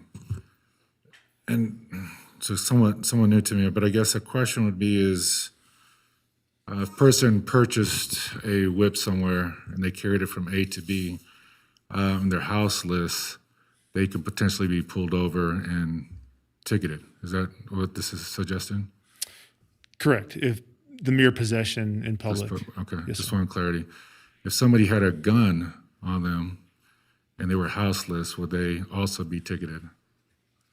As long as it wasn't concealed, no. As long as it wasn't concealed? Yeah, if it was a concealed weapon, then they would need the permit for concealed firearm. So someone can carry and not be cited with a misdemeanor with a gun, but they can with a whip? Correct. Okay. I understand the whole piece of the usage piece, because I totally understand where my colleagues are coming from, because I can only imagine, the loud noises and everything else, going to a park, wanting to use a park, and then not really wanted to. If I see somebody out there swinging a whip, the loud noises, that interfere with the public space for me. But I'm just trying to think everything else in terms of how this connected with a whip and being transported, and there not being some form or another of, not saying we do this, but a thought or imagination that there may be some association with some kind of profiling or anything else going on, right? How do we get through that in terms of the possession versus the use? Help me walk through that a little bit more. Yeah, I would hope in that case, and for the training with the officers, that the officer discretion, I think at that point would be paramount. If somebody buys a cattle whip from, a feedlot store and they're taking it home, I would hope that the officers would utilize their discretion for that misdemeanor and understand that that wasn't the intent and the purpose of this ordinance. So I'm a little uncomfortable with that piece, in terms of us coming back with maybe working on some other kinds of definitions as to how that can play out. The other one would be, no, that's my questions for now. I think you guys see maybe my caution or somewhat uncomfortableness with kind of the broadness of what's being presented today is. Yes, sir.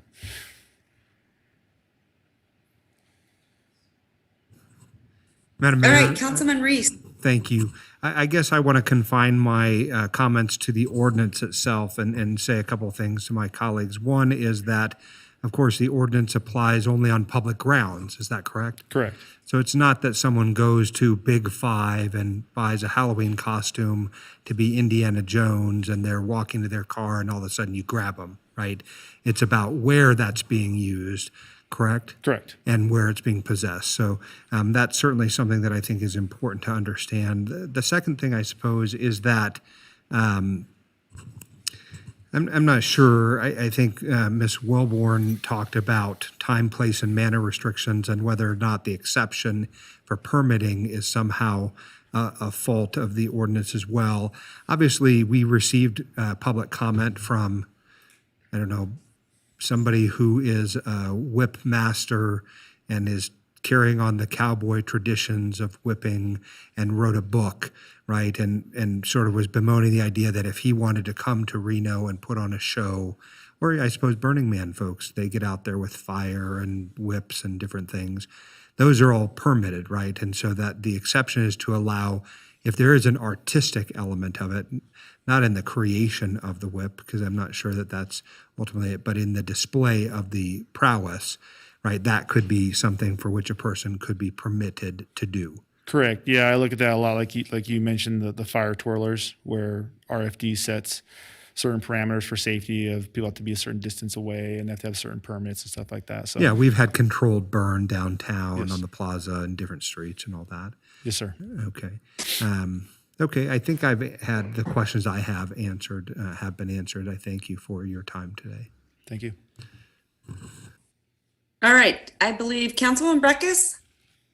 I think we're ready for the city attorney's office now to do their share of the presentation. Okay, go right ahead, Mr. Sudi. If you want to. So writing an ordinance that carries criminal impact is challenging, and it does take a little bit of a legal art to do. You do have to balance many different interests as well as someone's constitutional rights. So when RPD tasked this topic, the first thing I always like to do is look at what other areas across our country do. And what is interesting is that if you start on the East Coast, most states have a whip defined as weapon within their dangerous weapon laws, and it's outright banned across the state.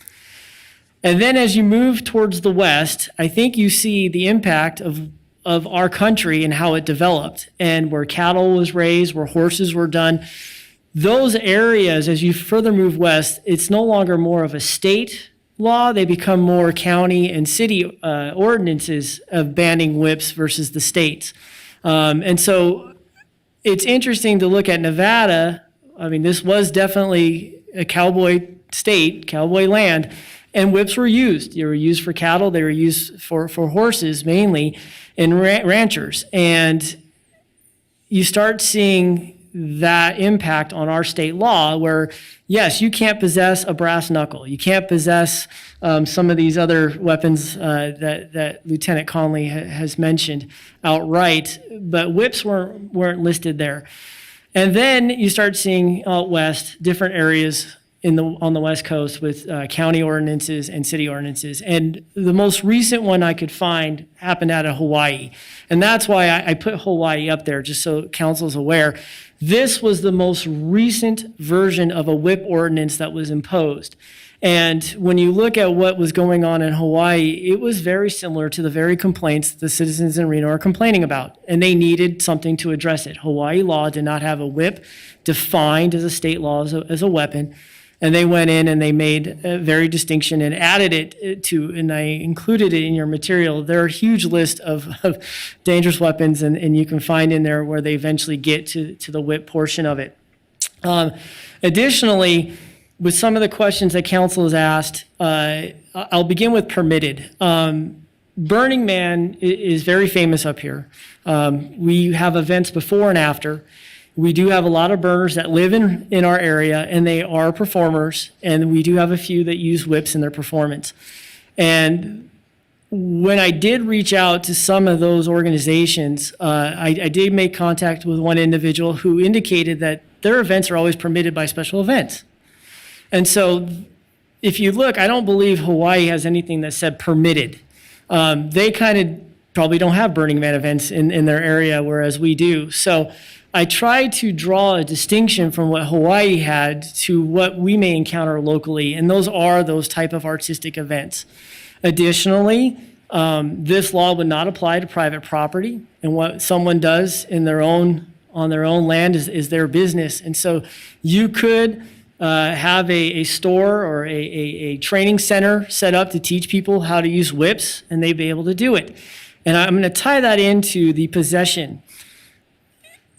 When we look at firearms, we have very distinct laws that says you can't have a concealed weapon. And that's obviously safety, and a lot of it has to do for officer safety as well, but we have a permit that allows you to do it. This is just the reverse. Someone goes to the feed store to get a whip, and they put it in their car. it's not being displayed in public. An officer driving down the street is not going to see a person carrying the whip. And this was one of the things that was challenging to kind of overcome, was the main problem for RPD and the citizen complaints. The complaints are whips, gunshots, RPD arrives. The citizen, either one, will not cooperate, as you can imagine, some of the reports that you've heard already. And some of them are long gone by the time the police arrive. And what the police are stuck with is an individual who has a whip on them, who's standing in the middle of a sidewalk, street, walking in the middle of the crosswalk on Virginia, who no longer is whipping the whip. There was conversations about disturbing the peace, but you need a complainant to have that. You need a citizen to sign a complaint and go to court on that. You cannot disturb a peace of a peace officer. That's case law. Additionally, we have the other issue, which kind of goes hand in hand with that, is if it's not visible, the police officer isn't going to stop you, right? So this is the reverse of the concealed. If you have it in a shopping bag, officer isn't going to stop you for that. So I was trying to balance someone who would actually possess a whip, maybe traveling to a class, a whip class, and they wouldn't be stopped because it's not on their possession. When police arrive, no one's around, no one's to make a complaint, and they're stuck here. They're stuck with this individual who is in the middle of the park by themselves with a whip. They were obviously recently cracking it, and there's no one around to make the complaint. A misdemeanor offense has to occur in the presence of an officer. And this is where, again, if you saw the earlier video, that RPD was standing right there when that guy was cracking the whip. He was right next to the police car. So the knowledge is there is no law out there to prevent this from happening. And if you don't encounter some language to address the possession, I would equate it to like a nuisance. Someone's going to call, says, oh, there's a nuisance. Someone's cracking whips out inside my window.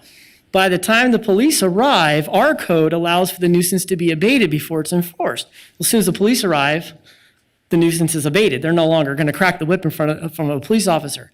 And then once again, I think we'd be back here again addressing public concern of police are not doing their job. They are not addressing this problem. So trying to put that in language, I think this was the best balancing act I could come up with. I like drawing Hawaii's law. Hawaii's from the Ninth Circuit. It's the most recent law. It has not been challenged in now 3 years. Other places in California, Oregon, Washington, Arizona. Arizona has a state law on it. So when you look at some of the states and localities, I always try to draw that distinction and bring it as close to the Ninth Circuit as I can, because if we were ever challenged on our ordinances, that's where we will end up anyways. And so that's kind of the historical, quick, short, long version of how we got to this definition. Once again, public grounds, it was really to target sidewalks and the parks, and some of the other areas that we have, like along the Truckee River. The walking path is not a park, it's just a pathway. And so how do you encounter and grasp that? And that public grounds definition was there as well. So if I'll address any questions anyone may have. Madam Mayor. Okay, thank you so much. I'm going to go to Councilwoman Jordan. Thank you very much, Madam Mayor. I did put my speaker hand up, I think. So my question is this, and I do think we're trying to find that distinction between, the person heading to the rodeo grounds or the person who is intimidating and potentially harming in a public space. So the question I have is, in the complaints that RPD has to date, is it 15 people cracking whips, or is it 3 people who are, is it 80%, 20% causing 80% of the that sort of thing?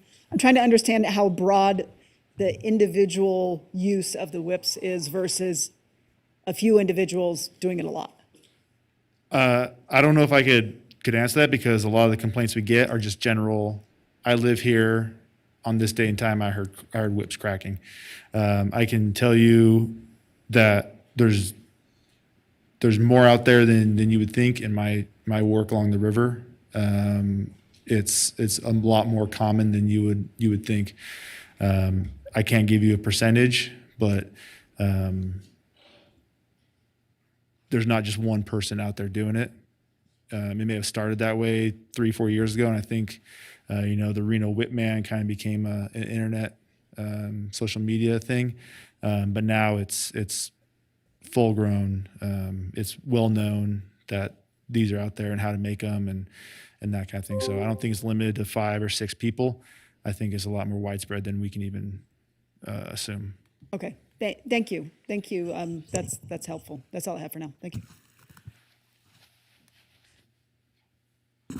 Okay. This is Councilmember Breckus. I appreciate, Mr. Sudi, your explanation because I did not pick up that there is precedent in other jurisdictions for whip bans as a weapon, and it makes a lot of sense. I haven't done a lot of public safety laws, but Hawaii usually isn't used as an example, but the rationale that they're in the Ninth Circuit, I can see from your perspective that's important. And they're not used as an example also often because they have very different laws. They're set up government differently. They're culturally different. But I would imagine that the whip definitions are more related to history of transportation, because their transportation systems to the east developed with more horse and buggy, whereas we grew up in later periods with the other modes. That's just maybe my thinking of the transportation history. But I've wondered if there were other approaches on this, and we want to give the law enforcement the tools they feel they need. But I'm also concerned that we could be getting challenged, but it gives me comfort that the Hawaii one is good. And we have RMC 612050 about horse-drawn vehicles. So we contemplate in some way people using horses, which then, would be about, I don't know, driving, with whips. But, and also after July 10th, I did see an individual using whip on a sidewalk. And that was, in my view, a sidewalk use that was extreme in terms of the space that person demands on the sidewalk. And that's a very neutral approach. It's not a weapon, it's not intimidation, it's just how much sidewalk you think at any moment your personage, as it carries through, is going to demand. And I would liken it to sometimes you see people with these long leash runs on the dogs. I know they're very popular and maybe they work well, but sometimes they're also taking up more space on a sidewalk than one ought to. So I was wondering if you could craft sidewalk use in a certain way, and maybe along the way Ms. Stewart said is if it's too extreme to call it a weapon, and I haven't heard it, maybe it's fine, is that a whip in any public space, as you say, has to be in a carrying case at all times. So there you see it out, and it doesn't matter what it is. It could be my blankie, my binky, but it needs to be in a case, and we have a public purpose behind that. And then I was also wondering if there's the argument that some people are using that this is my recreation. Maybe we could look into that as a recreation use at some park somewhere and have the park commission think about it. Because I do know that people do Tai Chi in the park. They do other, slacklining. They do other uses in the park where they take up space and they maybe have martial arts in origin. So I was wondering if maybe we could do here but not there sort of thing. Did you think of any of these kind of ways? Thank you, Councilwoman Breckus. Thank you, Ms. Presiding Officer.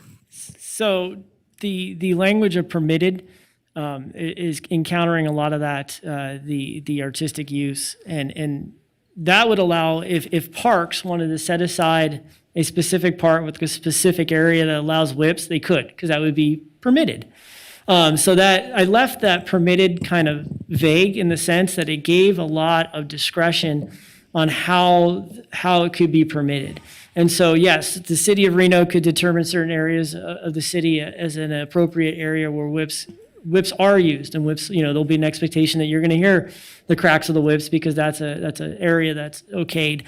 And then also obviously to address special events and our town and so forth. If there was a performer that had whips involved, they could do that. And then also like the rodeo and so forth. I think that was. What about the sidewalk and the Thank leash? you. We'll move on to the, and we'll come back around if we should do so. Councilmember Dewar? Yes, thank you.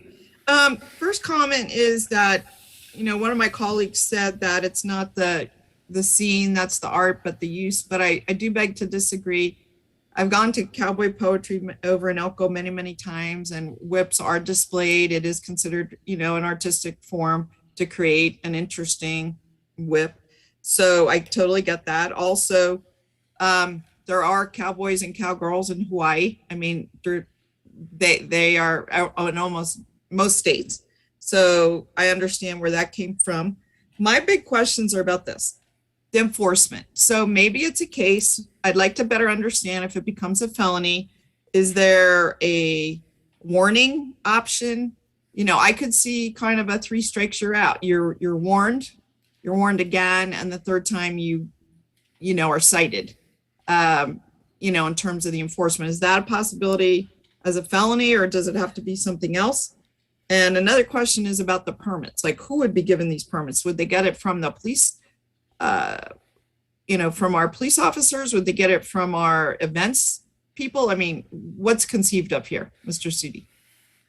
So the permit is something that would probably stem all the way from for example, department like the Parks Department could declare an area that's permitted.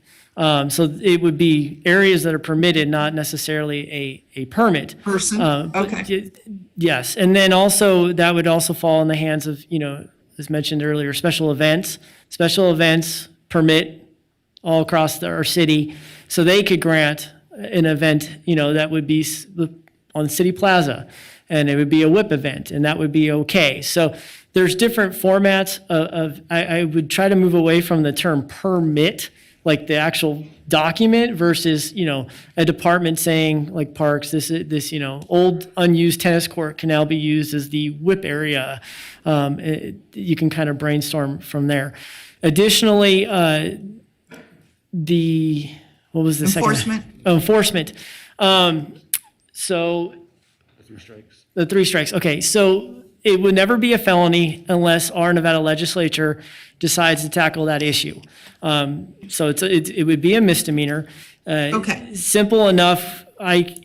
We can easily write in that a warning must be given prior to enforcement. We have other misdemeanor laws in our code that do require law enforcement to issue a warning. I don't like to box officers in.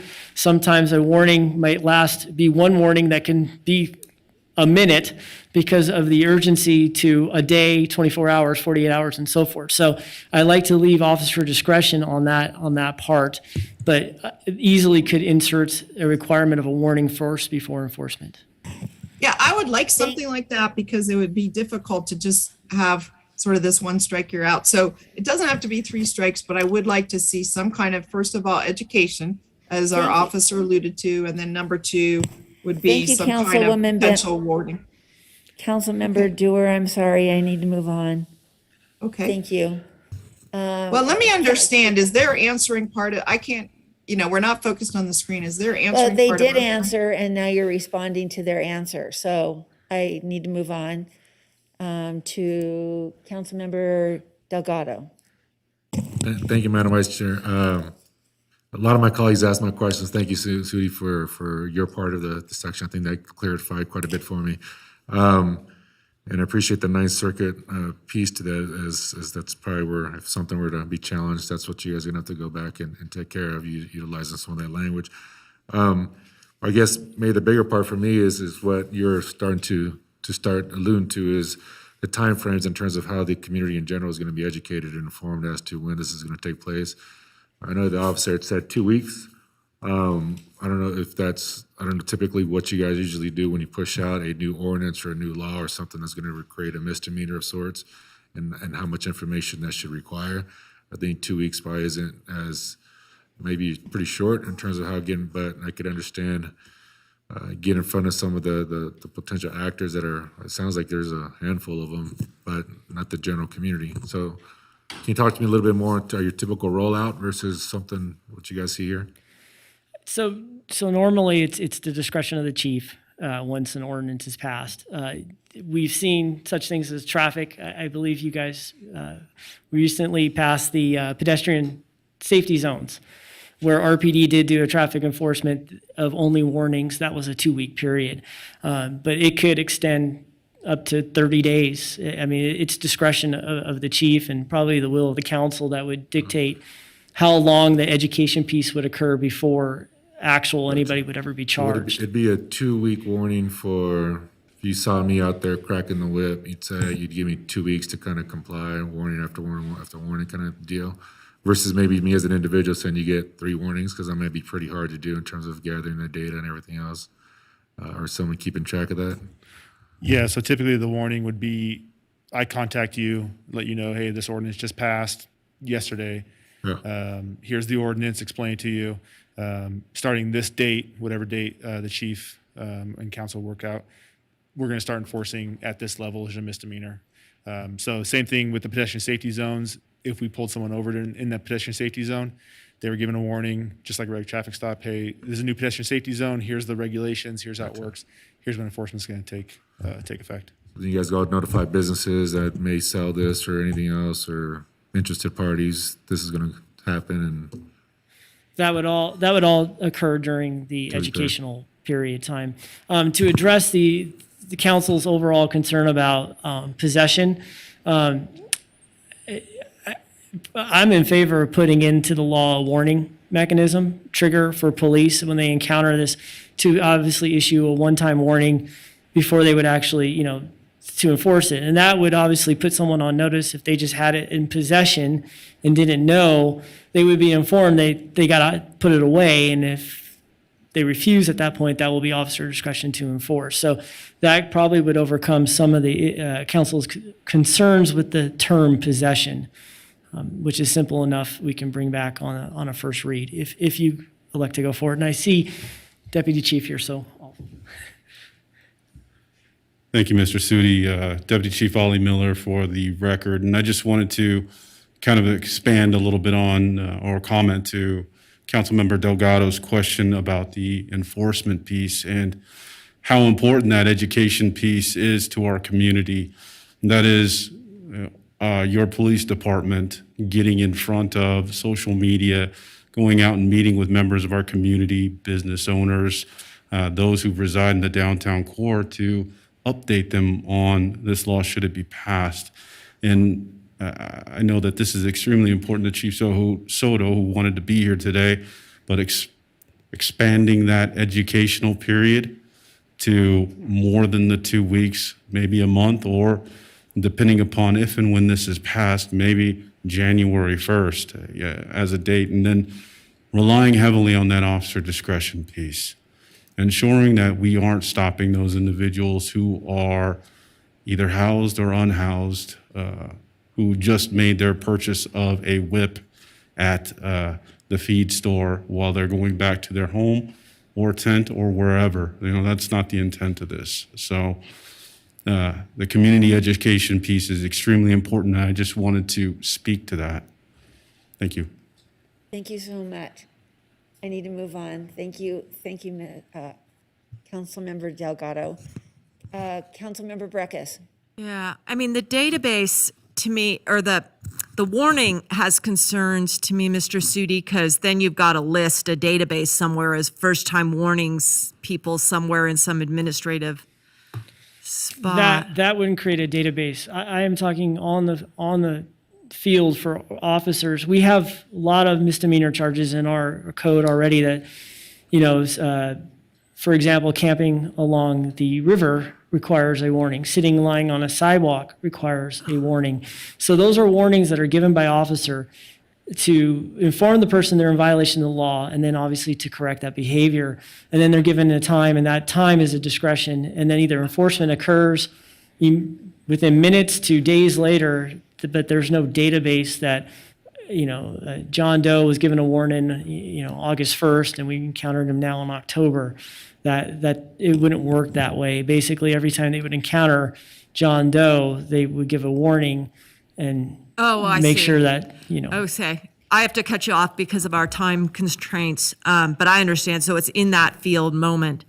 What about this idea? You mentioned that a lot of states, it's the state that does that, and our state does it on brass knuckles. And believe me, I'm all about local control, but Nevada isn't that kind on it. And, we would argue, I propose, that we have the authority to make local control and define weapons, but it is a bit of an anomaly. And that's why I was probing and I didn't get a chance to ask you, and I'll be more specific, is one, what about making it to sidewalk activity in this leash, this taking up more space? And then two, not,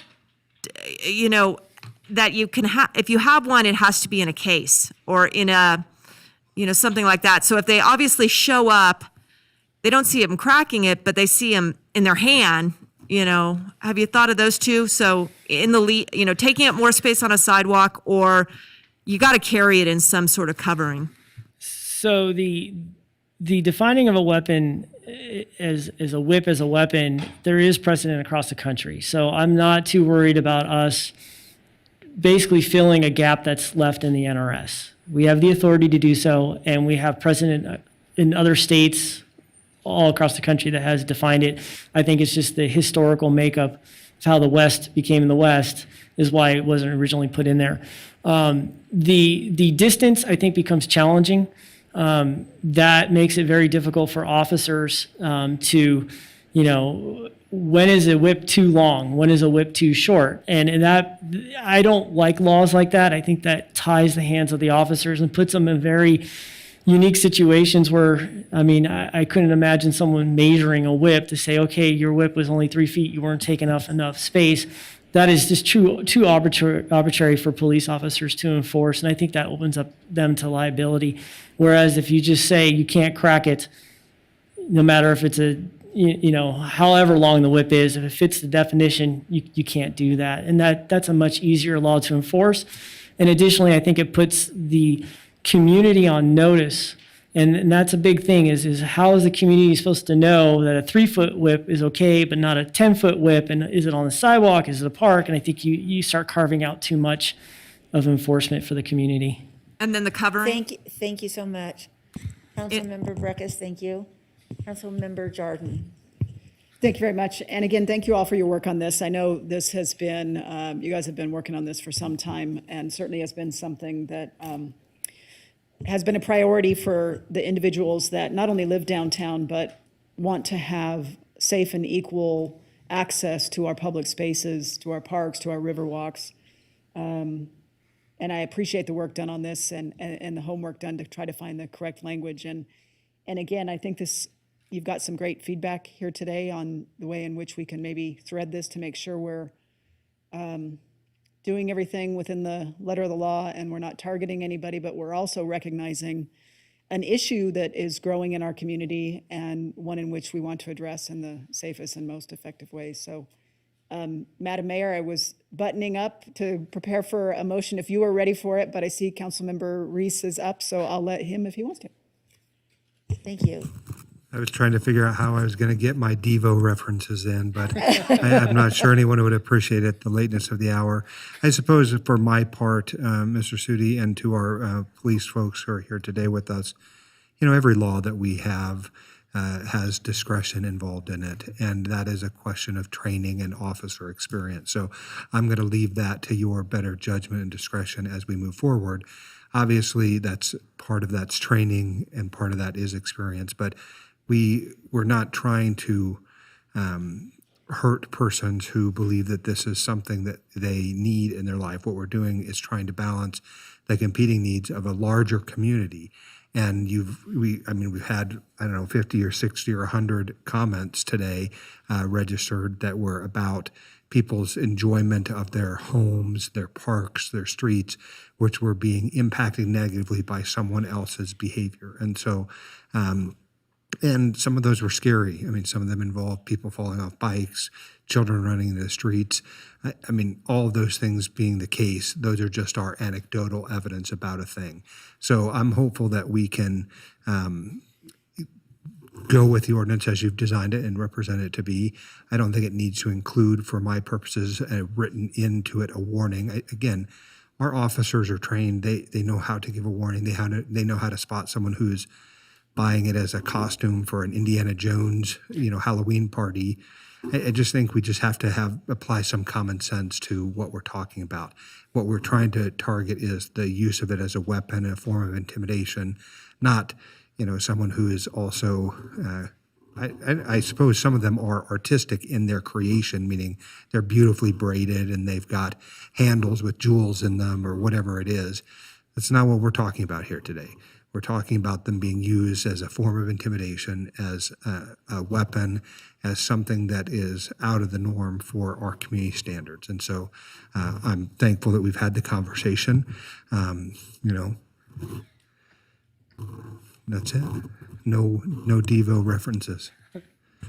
All right, any other questions from council? I don't see anyone's hand up, so I'm going to send it to you, Councilwoman Jardine, and I want to say thank you because I know that you have been following this closely and you have had a lot of the complaints come in to your ward and directly at you. I've been CC'd on some of those emails, so thank you. I really appreciate you, so go ahead. Thank you very much. At this time, I would make a motion to move forward with staff recommendation on the creation of this new ordinance. I'm going to second Dewar. All right, I have a motion and a second. Any discussion? 1 minute?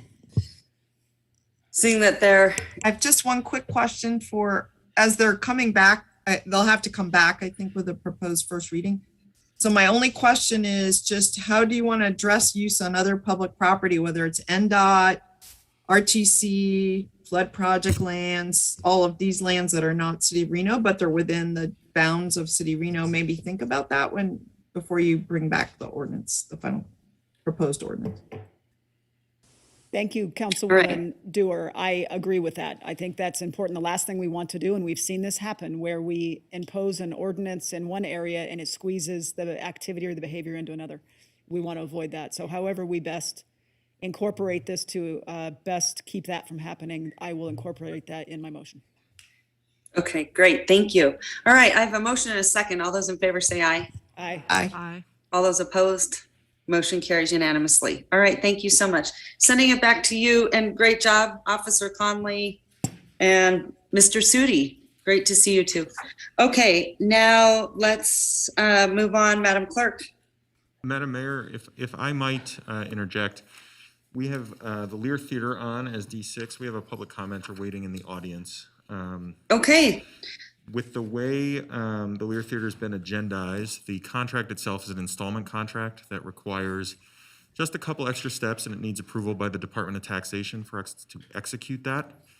And so what I'd ask is that the council open the public hearing and continue this matter to the first meeting in September so that we might marry those items up and do this once. Okay. D6? Yes, we're discussing item D6, which is the purchase agreement for Lear Theater. Okay, fantastic.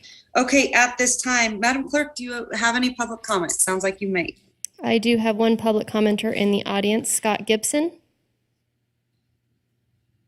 Looks like Scott's not here anymore. So then we are just looking for a motion to continue this to September 8th. Second. I have a question about that. All right, go ahead, Councilwoman Breckus.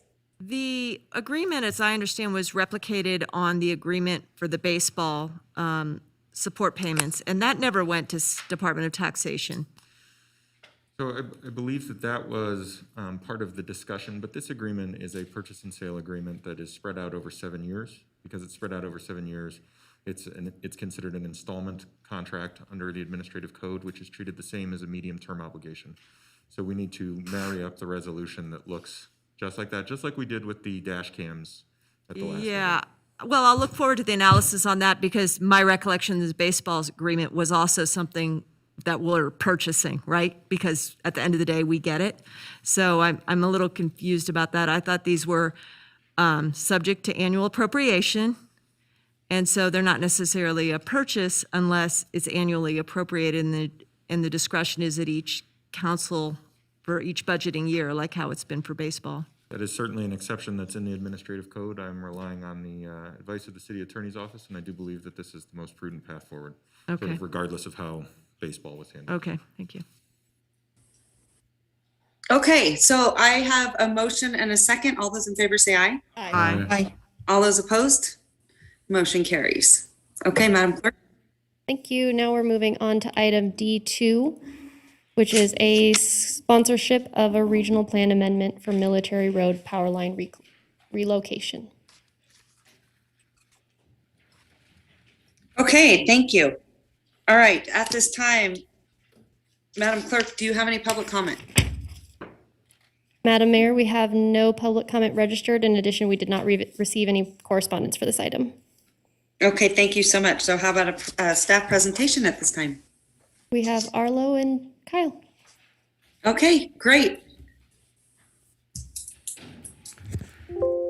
Thank you, Madam Mayor and Council. Kyle Chisholm, Associate Planner for the record. So what you have before you today here is discussion, possible council sponsorship of a amendment to the 2019 Truckee Meadows Regional Plan, and specifically a site and utility corridor map. If I can get my, sorry. There we go. So you can see the subject site identified there in blue. It's on the corner of Military Road and Lemon Drive. This site has 2 approved special use permits that have been approved by the Planning Commission. The first one was a approval of a convenience store and gas station for 7-Eleven. And the second one was heard recently, and that was the relocation of a major utility line, and as well as a project of regional significance. And so what this presentation here is to the council, only certain bodies can sponsor regional plan amendments, the city council being one of those. And so that's the purpose of this, is to accommodate a utility map relocation with the regional plan to allow for this utility line relocation.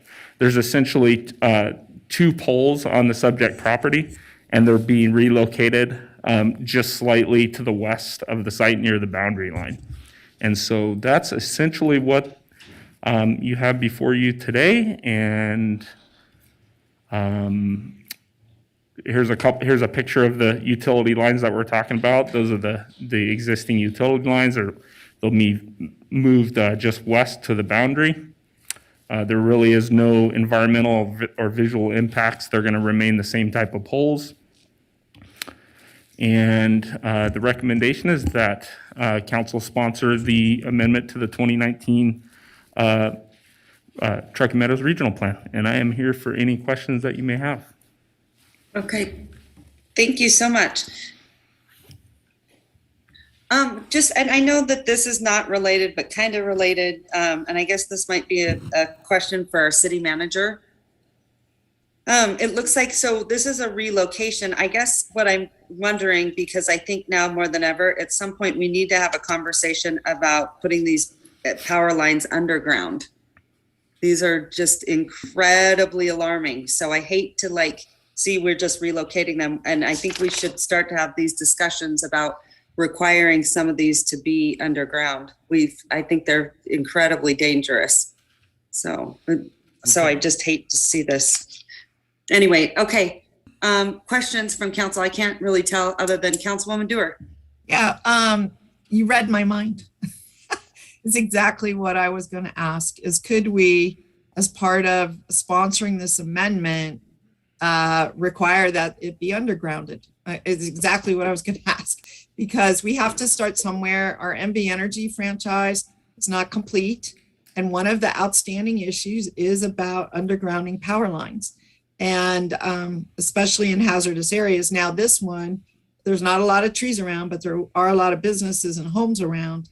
And it seems that usually when power lines are undergrounded, the cost is split between the, and most times a developer pays the upfront cost, but they ultimately get that most of that cost back by MV Energy charging all of us, no matter if we live close or far. So it's a community good and it's a community payment, even though it's portrayed as being a developer payment.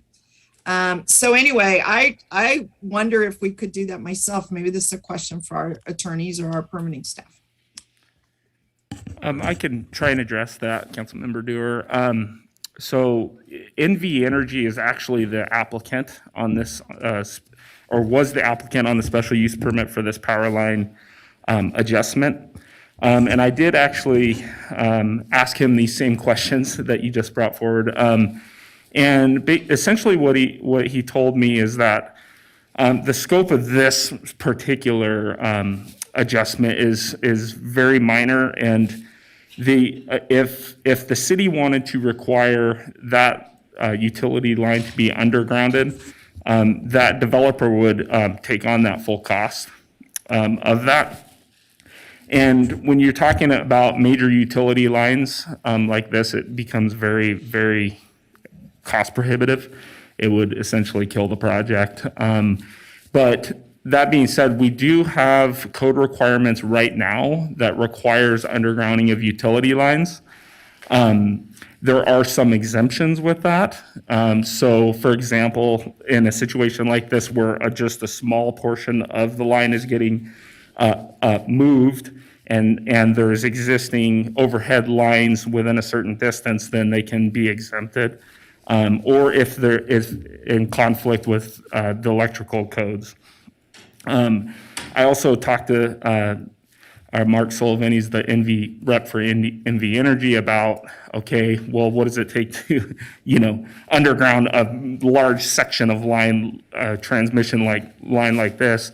And essentially what he told me would happen was that the city would incur that cost. So the taxpayer, that essentially would get passed down to the tax or the ratepayers, essentially. Exactly. So anyway, that's about what I know about that. Unfortunately, he wasn't able to be here today, but that's... Well, I don't see the clock, but I just have a quick response, and that response is if it's a small area and it's too small to consider, and it's a big area and it's too expensive, then we will never get it done. So there's got to be a time that we start.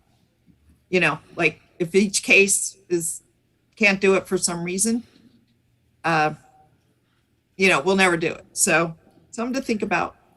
And just a quick follow-up, the other just important thing that he did mention to me as well was that the Public Utilities Commission these lines are highly regulated by the Public Utilities Commission, and kind of who is responsible for what, and I don't know all the details of that whole process and how that works, but they are highly regulated by that process and that body.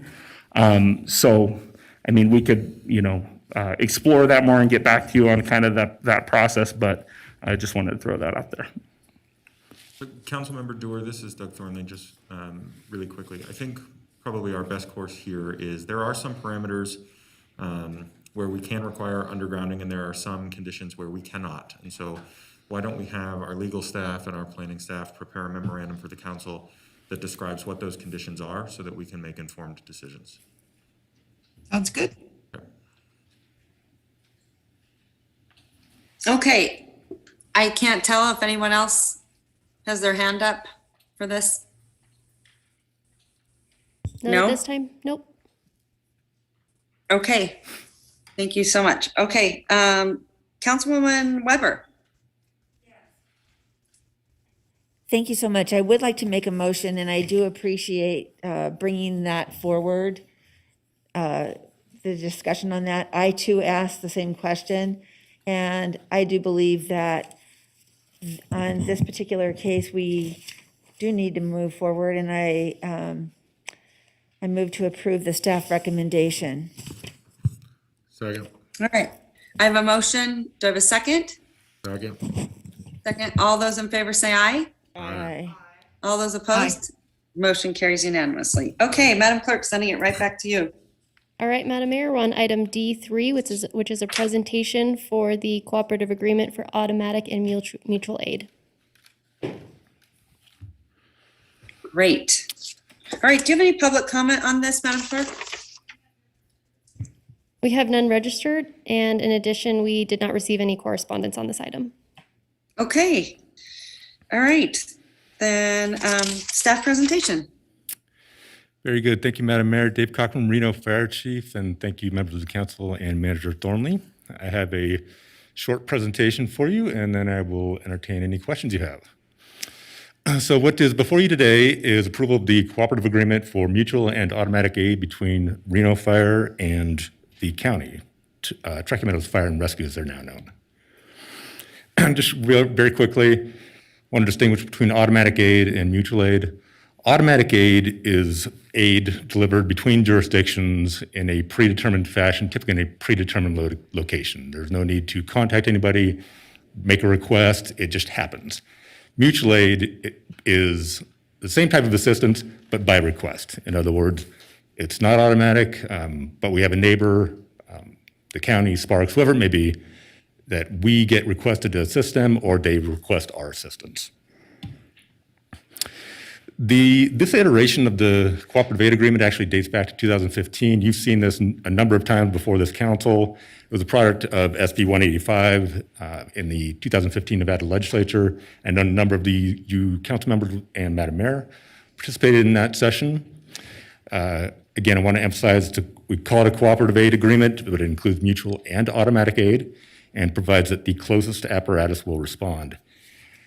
The original agreement back in 2015 was for 2 years, and that ties in with the fact that the legislation that was passed sunsetted after 2 years, but we have renewed essentially the exact same agreement every 2 years after that.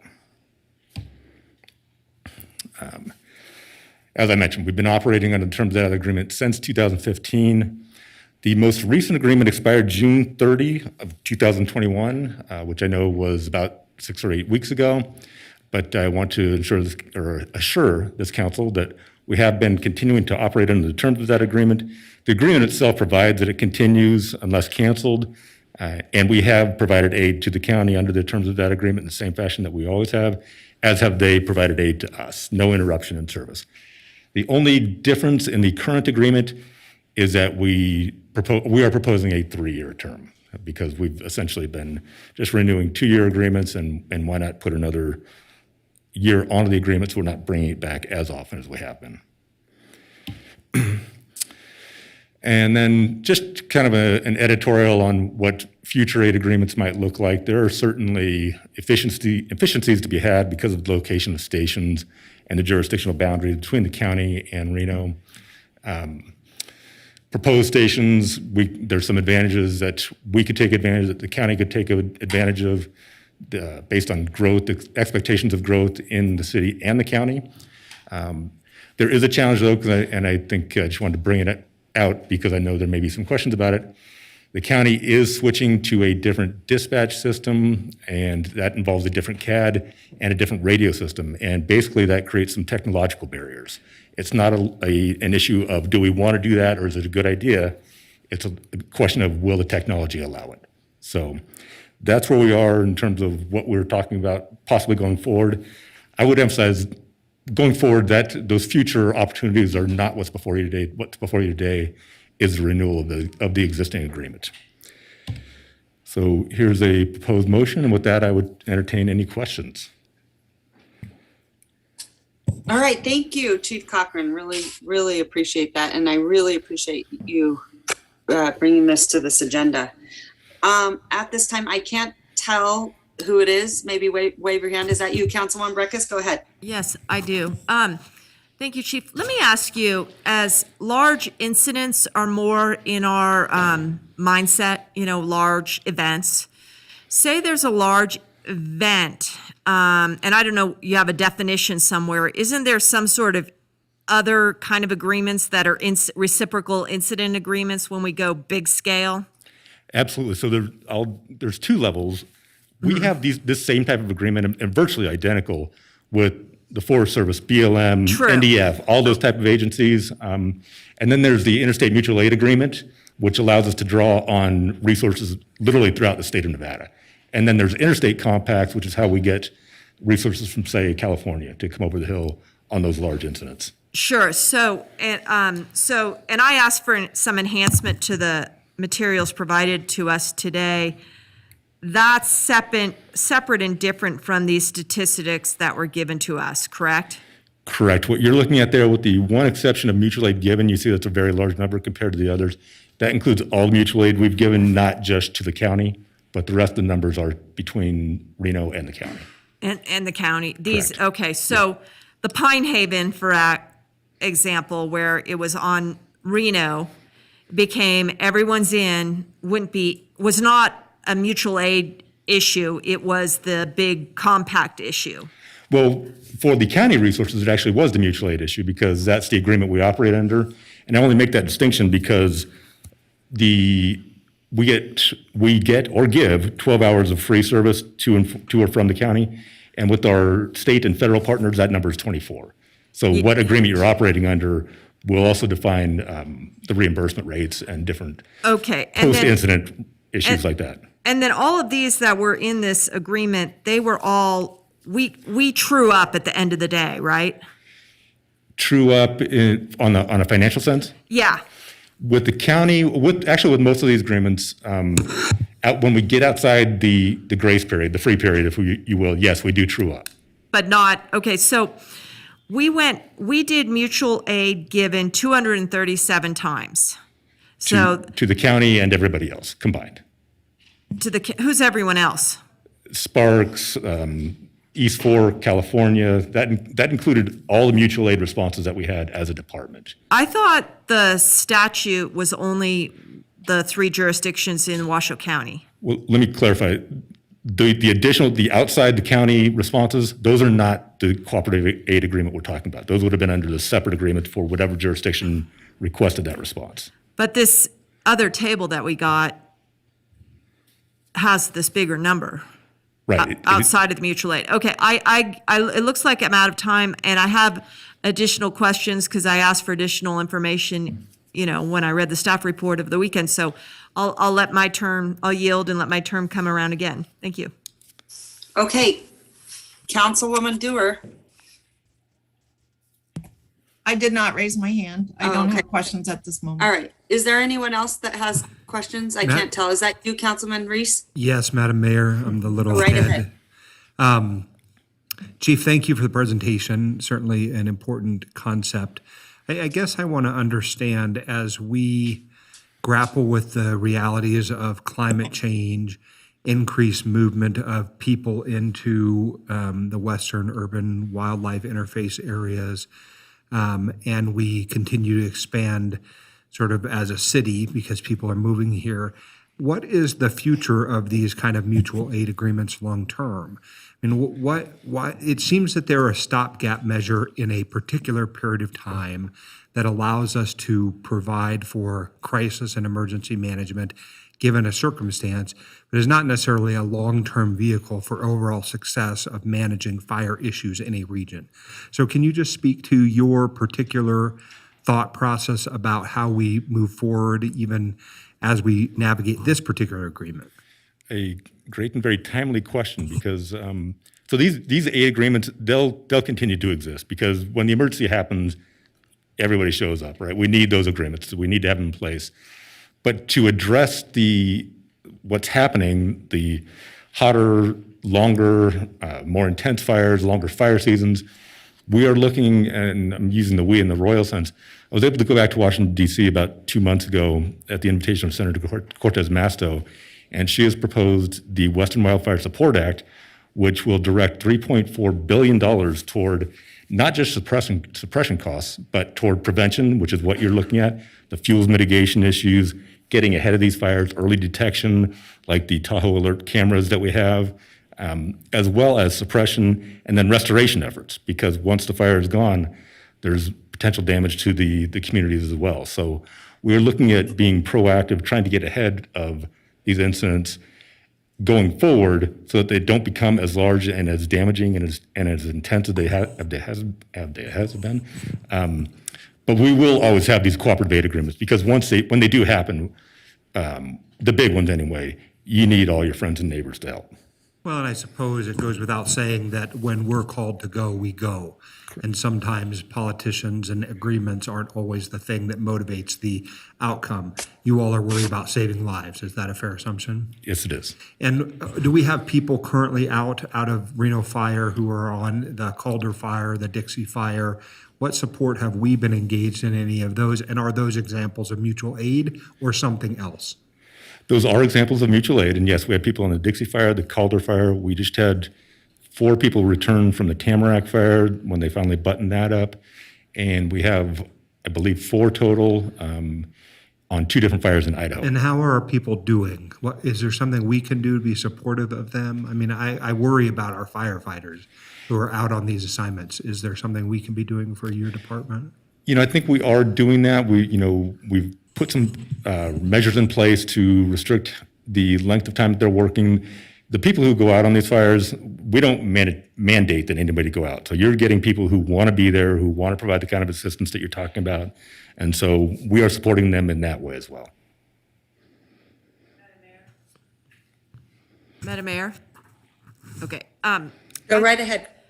I really find this an important item, and I don't, and I'll address to Mr. Manager, I don't think it's being treated as one on the agenda. I think it was, and this isn't a criticism, this is, feedback, it was, here's the 3-year agreement, do it again. And I think is really a time for a pause to understand the issue of the day, which is fire threat.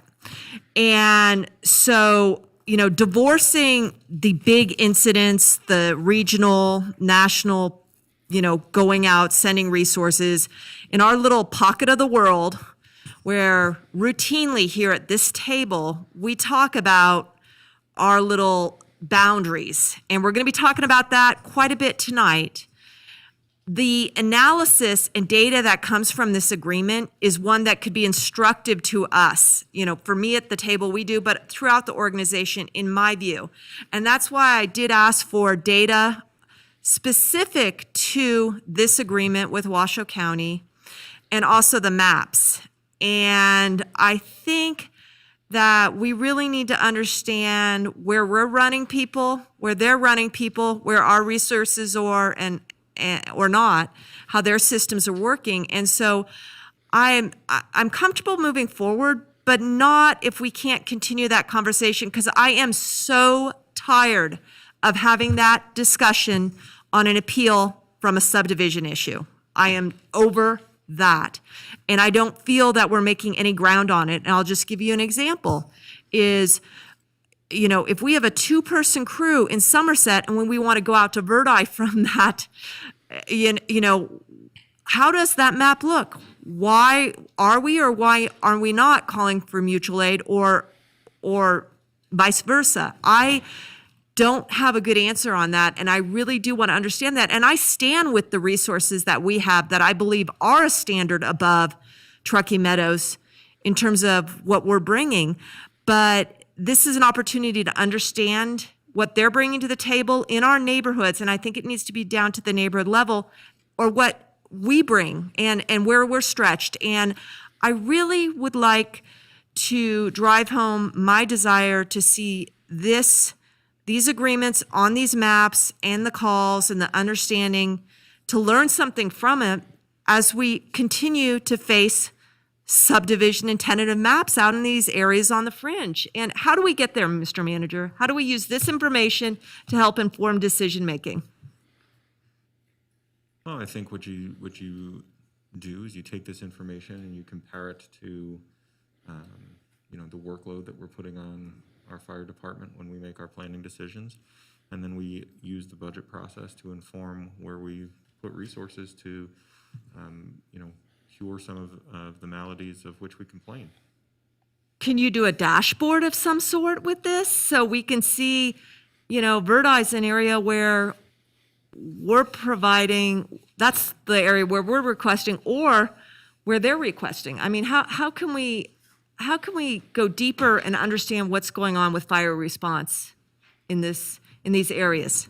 I'm sure that we can prepare any number of graphics that describe both the duration of mutual aid requested, the geographic location, and the type. I'll look for that. I'm curious about it. Thank you. Okay, any other questions from council? I would just say, this is something I've been concerned about for a long time. You guys know this. I probably sounded like a broken record. But I would say, I think the broader conversation, quite honestly, is Mr.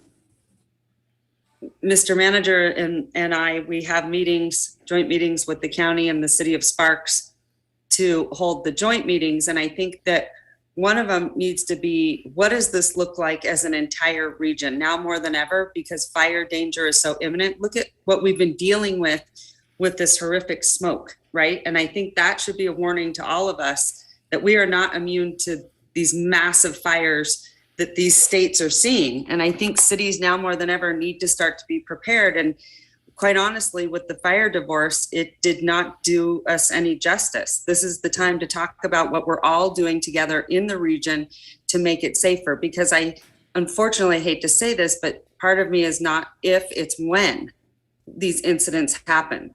And now more than ever, I think there's a lot of regional collaboration. Certainly I'm seeing it with Truckee Meadows and also the city of Sparks. And I think, there needs to be a much broader conversation than just these agreements that we just sort of pass, right?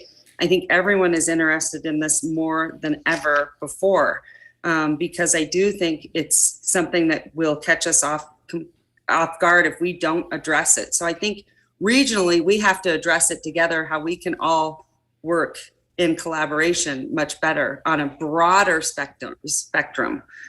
Before we find ourselves being oftentimes reactive instead of proactive. And I do think those relationships are probably better than they've ever been. And it's time to start talking about what does this look like as a region? Because it is something that is absolutely critical at this point, now more than ever. So, Councilwoman Dewar. Yeah, I could not agree with you more, Madam Mayor. I think you've hit it right on the head. It's been almost a decade since the fire divorce, and I think we're 9 years in. And I heard it was 2012, and in a minute it will be 2022. And I think if we begin working now, that within the period of a year, we could get this resolved. We could get the agreements in place. I understand, just like it took a while to tear it apart, it will take a while to rebuild it. But I think it is the right answer. This, if you call me or we're billing or, we're tracking or we're thinking about it, is very difficult. We've seen out in Verdi where the county, the Truckee Meadows fire stations are blocks away. And yet these areas are supposed to be serviced by City of Reno, which is a mile away or 2 miles away. It just doesn't make sense. And we keep adding, especially in Verdi, but other areas as well, out in South Reno as well, probably North Reno. We keep adding developments and we keep not staffing our crews. And we keep saying it's going to be okay because we can call on people. Well, let's put the people back together and let's stop, putting sort of these Band-Aid agreements on this situation. I think you're 100% right. So appreciate that. Yeah, I just also want to reiterate too, for maybe people that are watching, that the fire divorce was before this body, and it was also before, I believe, any commissioners that are sitting there now. And at the city of Sparks, I think relationships have changed dramatically. And so I do think there is an appetite to really start to look at how we can do a much better job regionally and together. So I think this is a really good time, and I appreciate those comments, Councilwoman Dewar. All right. Do we have anyone else? Ms. Weber would like to go, and then I'd like to go. Okay, Councilwoman Weber, go right ahead. Thank you very much. Thank you for seeing that. I agree 100%. Talking in our briefing, I was asking about this, and so I think that out of today's meeting, we need to request and start working on getting everyone together and get us back together. So I just really appreciate all the comments and hope that we can proceed in that direction down the road. Yeah. Thank you. I also think, we have a financial responsibility here as well. Like Councilwoman Dewar, pointed out, when we're building fire stations, and we can provide much better service, save lives, save structures if we're all doing this regionally. So I do appreciate your comments, Councilwoman Weber, Councilwoman Dewar. Okay, Councilwoman Breckus, I think. Yeah, I mean, I think the issue really needs scoping, and it needs scoping in geographic areas. That's why I asked for maps. And it's uncomfortable conversations that I think are being swept under the rug. And that is that we've approved development like Santerra that is closest, and it came up during conversations, during deliberations, to a Washoe County system. So, if the approval of that development that I did not support, but, it is approved by the council, is based upon that mutual aid consideration, then there sure as heck better be calls to them for that mutual aid. Part of the reason I did support it is because I really don't want to rely upon Truckee Meadows. I want to rely upon the resources, the staffing levels of Reno. But I think with that approval, you have your direction from this council that they expect you to call on mutual aid up there. Likewise, I'd say up in Stonegate. Until we get a station, the mutual aid calls better be coming to Cold Springs, because that's what was predicated upon those approvals.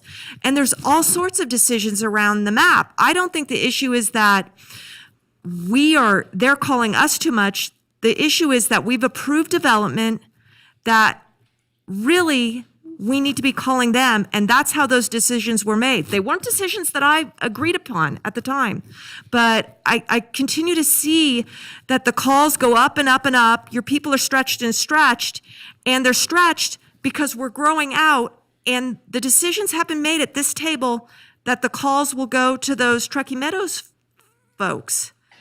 In my view, that's the issue. That's the heart of the issue that needs to be agreed upon, other perspectives thrown up there. But that is really the heart of the issue that I think we're not talking about, and it's very uncomfortable. And I understand your comment, and I know the development question is not before this body today, but I want to make it clear, the Reno Fire Department does not rely on the county to provide service to any of these developments. Our evaluation is based on the ability of Reno Fire to provide service, not the county. But I think the city council and the planning commission, when they did it, looked at it and said, Truckee Meadows there, and we've got mutual aid and we're going. So I think, Mr. Manager, if those things come online and you know that the approval was, we've got that, we're going to call, there needs to be some understanding to everyone, particularly the people who buy there, where it's coming, because we've got conflict with what we're saying in approving this development and how we're administering it. Operations. Councilwoman Dewar. Yeah, and I'll just comment, Chief, I appreciate what you said. However, whenever fire is asked to comment on a development, they always say, well, we could be there in the 5-minute response time, or if we can't, put in sprinklers. And sprinklers are just going to delay the expansion of the fire, not save the structure per se. And they don't look into the development. Often these developments are very big. And I'm thinking like of an Evans Ranch that is huge. They just looked at what is it to the door. It's 2 seconds from the Skyline Station 7, but not into the development. And then they don't talk about personnel. Maybe the personnel at that station, whether it's up in Somerset or over in South Reno or Station 7, aren't even there to respond. I mean, they can't respond to 2 different fires at the same time from one station with 1 truck and maybe 2 to 4 people.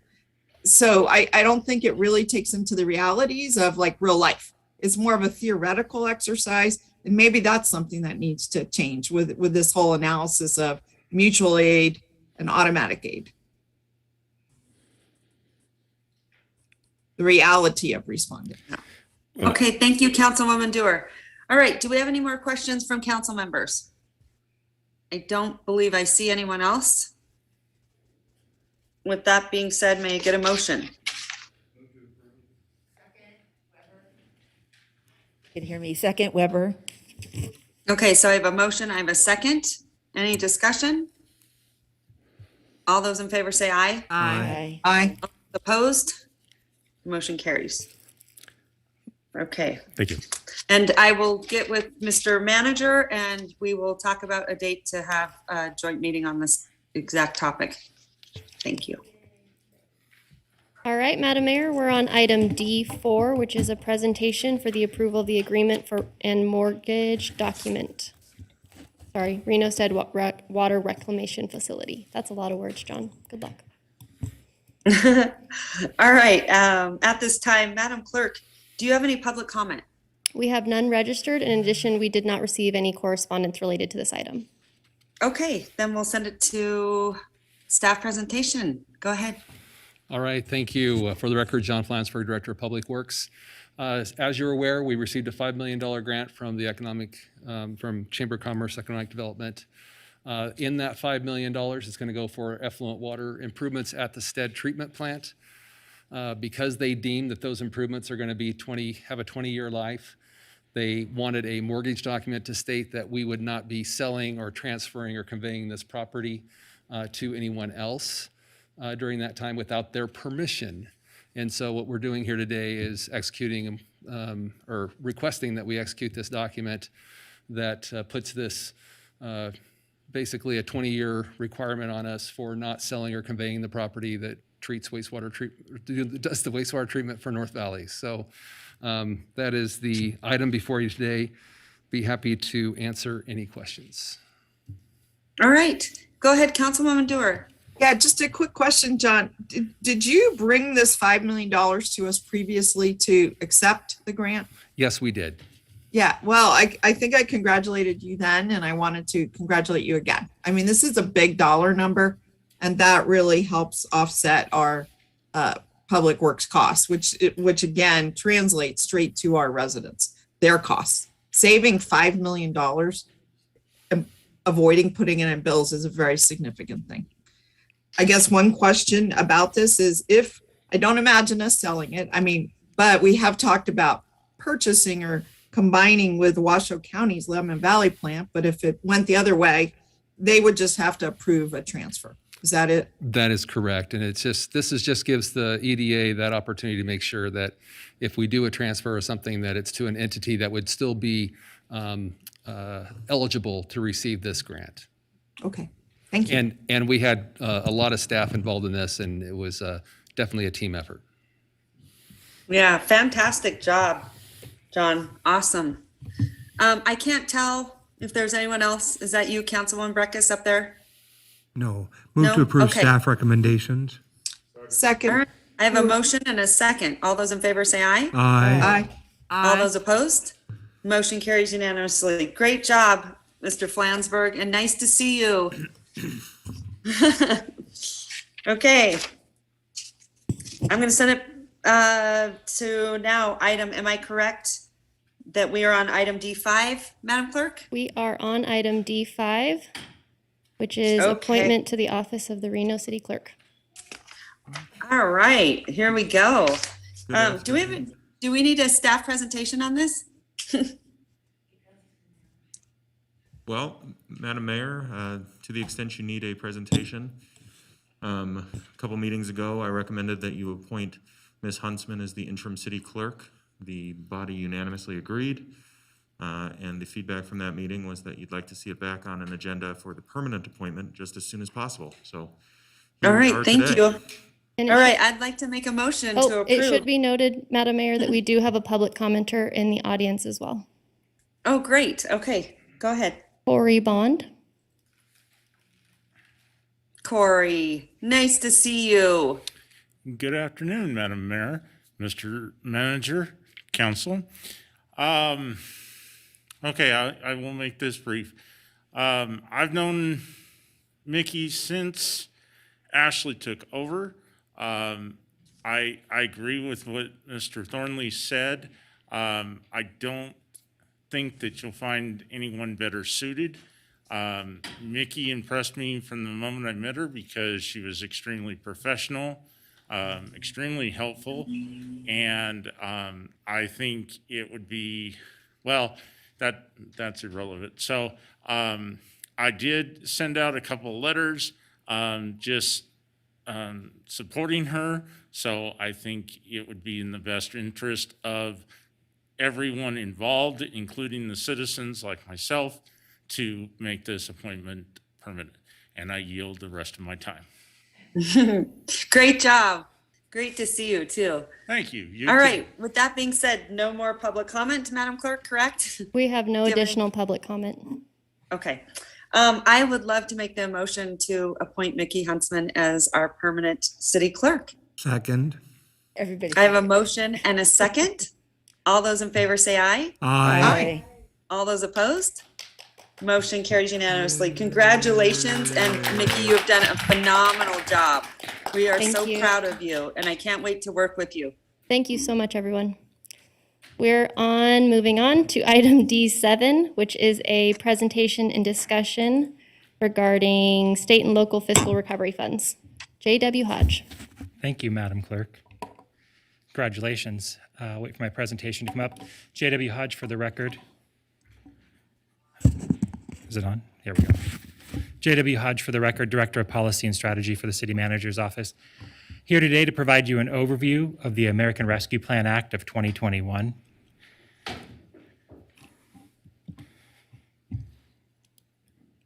Maybe. There we go. As everyone's aware, the American Rescue Plan Act created multiple sources of funding for different programs and policies across the country. One of those programs is the State and Local Fiscal Relief Fund, and of that, $159 million is coming directly to the region through the City of Sparks, Washoe County, and just over $51.5 million to the City of Reno. This allocation is allowing us to make long-term investments in projects that are going to help us recover and help mitigate the future spread of the COVID-19 pandemic.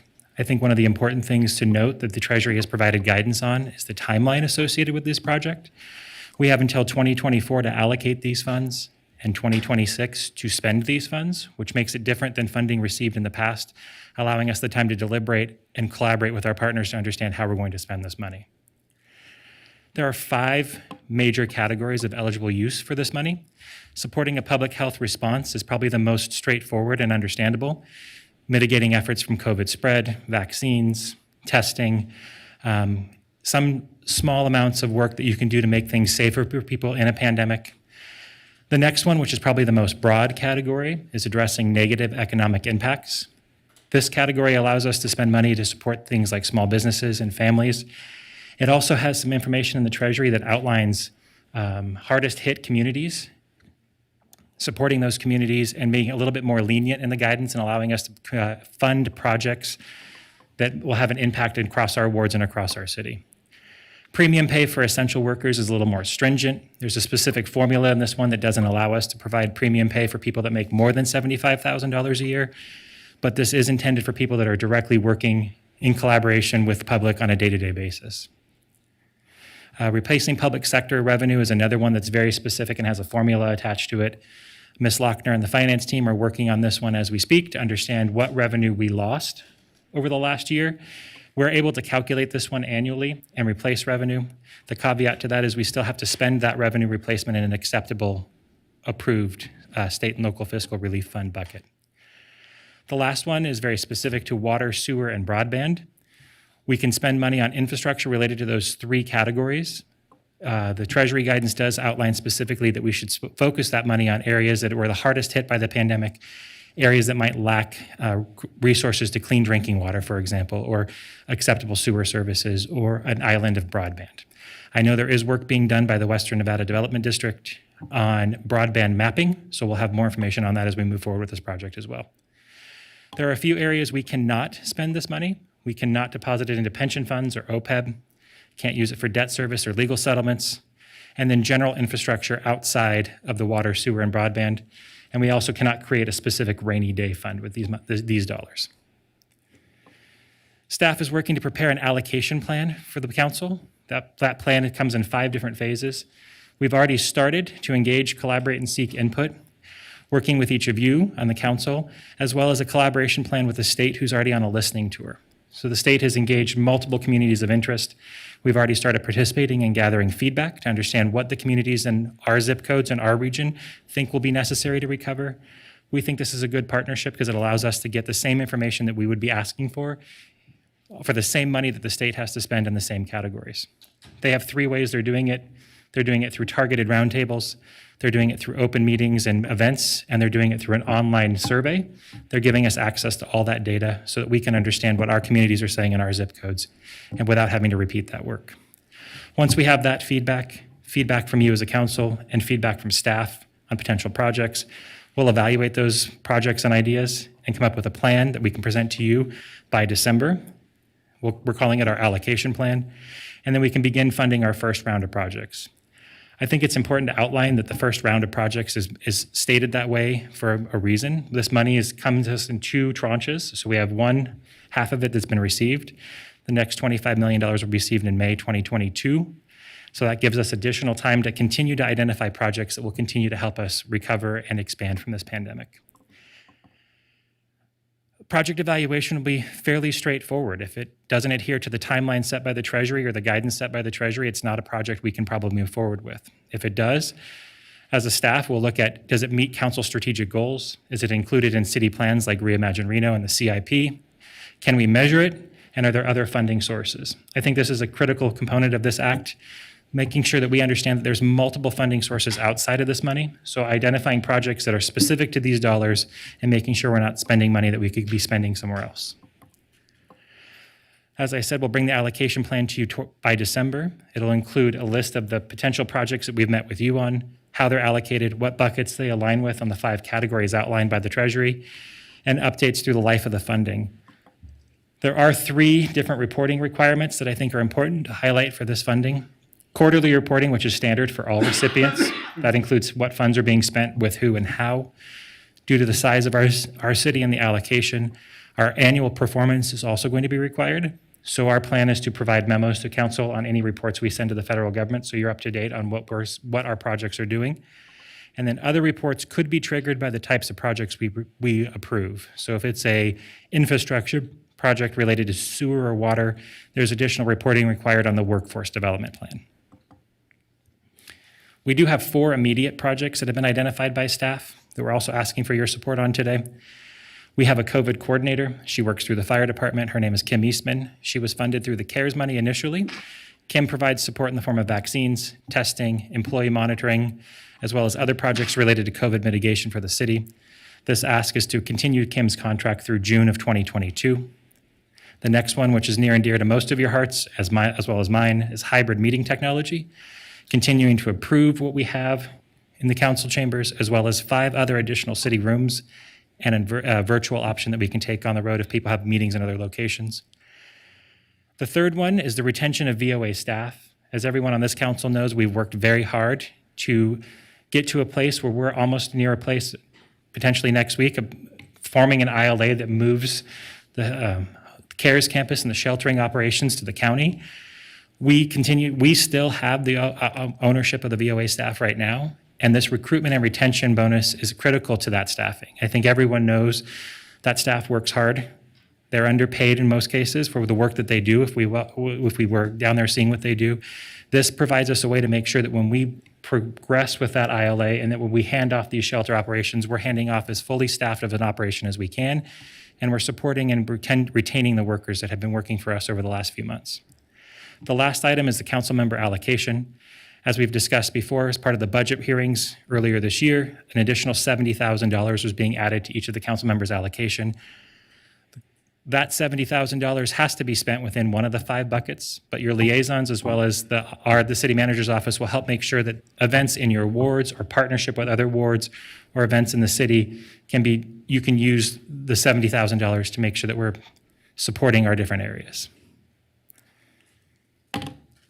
That's all I have on the fiscal relief funds. I do have 3 motions before you today for consideration, accepting the funds of the $51,519,997, accepting the process we've outlined today to build you an allocation plan to bring back on how we're going to spend our current funding and then approval of the use of state and local fiscal release funds for immediate needs. And I'm available for any questions you might have. All right. Well, first of all, I want to say fantastic presentation. I don't think that I've ever seen you at council before in this capacity, JW, and I think you did a phenomenal job. It was very well constructed and thought out and presented extremely, to the point. So I loved it. I think great job. Okay, with that being said, I'm going to send it.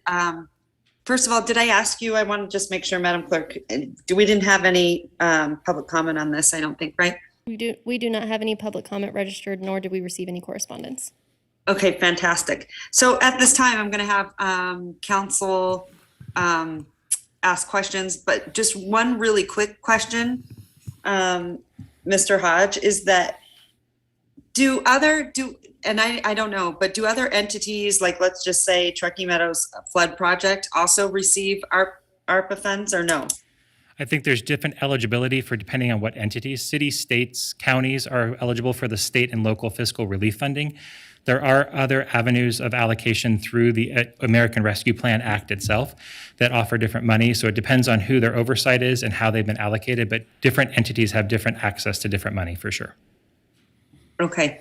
All right. Thank you so much. Appreciate that. Okay. Moving along, I believe Councilman Reese, is that you? Yes, Madam Mayor, that's me hiding behind this mask, trying to hold it together today. All right. Go right ahead. Thank you so much.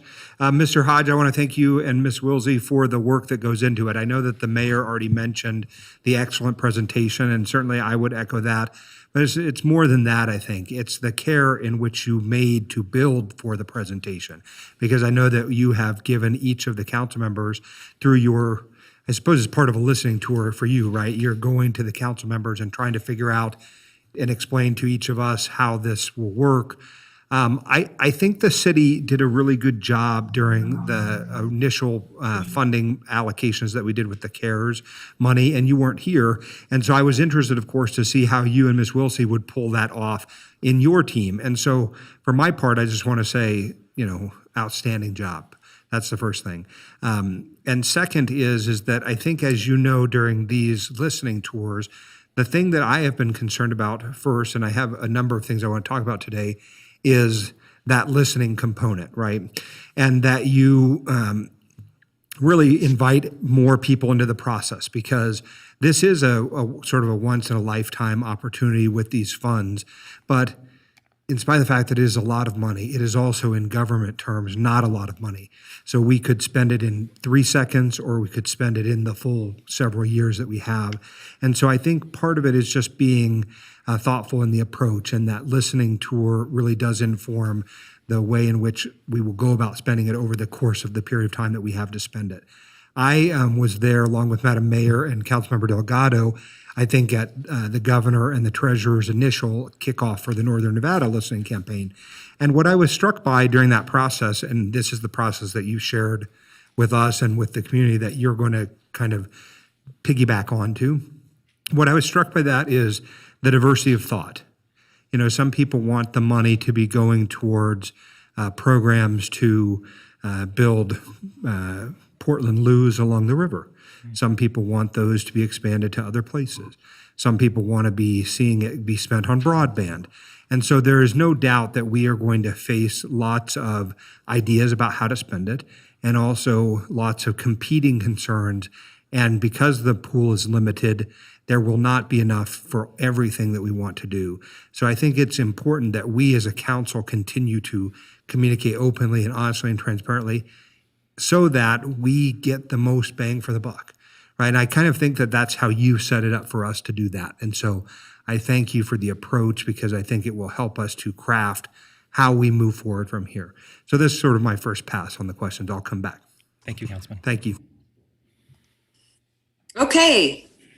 Who else is on the screen? I'm sorry, I can't see it. So, Madam Mayor, this is Councilmember Breckus. I think I'm next. go right ahead. Go ahead. I appreciate the briefing also, and I'm comfortable with the plan. I have a couple questions, though. I think that the paying the VOA is, we're not paying their staff, as I understand it, we're increasing the contract we have with the VOA for them to pay the staff. Is that correct? So that's how the VOA contract is in place. They invoice us for what they pay. They are invoicing us very specifically, saying that this is for the bonuses for recruitment and retention for that staff. So we have a very clear line that the money that we are going to give them is for that specific use. And the calculation by Ms. Cochran and her team outlines how we are to use it and outlines with the VOA how they are to allocate it to their staff. So I've had issues with that contract in the past, and I know, it will transfer over the county after some period in time, but, they've been working without a contract at times, which is disturbing. And my question is that contract going to come forward for amendment? I don't have an answer to it. Amendment to the specific use of money or amendment in general for that contract? Mr. Manager, is that contract coming forward for amendment? It will come forward for amendment. Okay. And then weren't there other parties that contribute to that contract also? A pro rata share? There are other parties that contribute a pro rata share via the ILA that was in place and will be revisited by the council on Monday as it relates to how sheltering services are provided in this community. And along that, I glanced briefly at that draft ILA, and it showed some commitment by the city for some large capital commitment of, I think, a subsequent phase that I don't know about because I don't think I've been involved in any determination of what a subsequent phase looks like. But does that ILA show some of that money in our allocation plan to then go and be satisfied to the ILA? It does not. So this money is separate and apart from the ordinary operating expenses that are contemplated by the ILA, whether past or future. No. I mean, in his table, there's the VOA money. I mean, of the other money that the city has. I'm afraid I don't understand your question. Mr. Hodges, could you show your table on the full amount? Yes, if we can get the presentation back up, I can do that. And are you asking specifically to the language that came out about the ILA we're discussing on Monday and the allocation of funds in that compared to the money that I'm showing today? Yes, I understand how the VOA money that we're asked to approve today by motion. Okay, so this is completely separate from the state and local fiscal relief funds. No, it is not. We received 34 million. For this fund, we received 51,519,000. And out of that 51 million, is some of that, we have a capital contribution under the ILA. We have a capital contribution under the ILA. And is it anticipated that capital contribution will be made out of this $51 million? I would say that the answer in terms of framed the way you asked it, I would say no, but it is a question for the council as to how we pay that bill. And certainly some of this slurf could be available in that context, but I don't believe that it is the preferred option, and I don't believe it's going to be the recommended option. Okay, but that's a decision we'll make on Monday. No, the decision that you would make on Monday is whether to move forward with the ILA and essentially obligate us to participate in the capital funding of Phase 2 at the CARES campus in that amount. And then it would be a separate decision for this body alone as to how we are going to close that gap. And what is the gap on that? The number that is in the ILA right now is $8.1 million. Okay, so that 8 million, I mean, if we don't get it out of here, we get it out of general fund. I'm trying to see, I don't want to go out to the public and say there's 51 million and then, or 50 million, and then say, oh, by the way, we signed an ILA on that 8 million is off the top already. I'd like that clarity. So that number is subject to downward fluctuation depending on how much private revenue is raised through fundraising efforts. That is a worst case scenario. And by and large, I anticipate the recommendation will be disposal of the CAC and repurposing that revenue into this the new campus. I see my time's over, but I'd like to continue I have another question for you about that. Thank you. All right, Councilwoman Jordan. Thank you very much. And I too wanted to thank you for this. I know you put a lot of work in to where we've come so far with this, and I appreciate the allocation to VOA. And I think the question that I had was how this initial funding of dollars married up with our strategic priorities and how all of our decision-making as it relates to this first tranche of money as well as that going forward ties into the strategic priorities, which are driven by the community feedback. Now, I agree with Councilmember Reese that there will be additional opportunities for the public to participate in that, but how all of these tie back to that. And I think you've done a good job with these allocations as it relates to a number of our priorities in the strategic. And as far as the VOA additional bonusing and hiring and retention, I think that is imperative, having spent some time with those individuals and understanding the difficult job in which they do and our desire to expand the things that they do there and seeing us handing over to the county. I appreciate that being a priority. And so thank you for putting that in there. Thank you, Councilman. And you're right, that one, the other three are very much aligned to COVID and mitigation and the efforts that align very nicely with the funding. That third one it aligns as a category of it, but it also aligns with your tier 1 priorities related to what council has chosen as priorities moving forward for what is important to you guys and what's important to our community. Councilwoman Dewar. Yeah, thank you. Thanks so much, Mr. Hodge, for the presentation and also the briefing. It really gave me a better understanding of how this is all to kind of work through.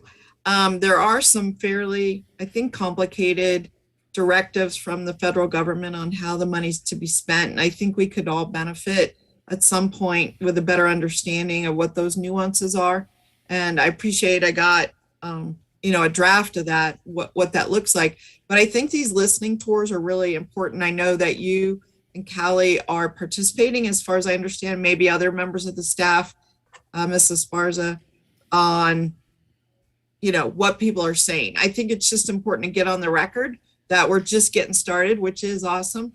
But we also are going to have to do some check-ins with our public and ourselves to, in terms of a public way, to make sure that we continue to stay on track in terms of what the public is expecting, not just what we're thinking. So when do you think you would be coming back to us to kind of have this conversation again?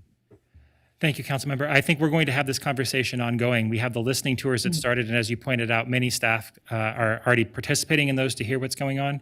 And one other, I think, important clarification for what you said is the guidance that we have shared is interim, and we're expecting final guidance in September.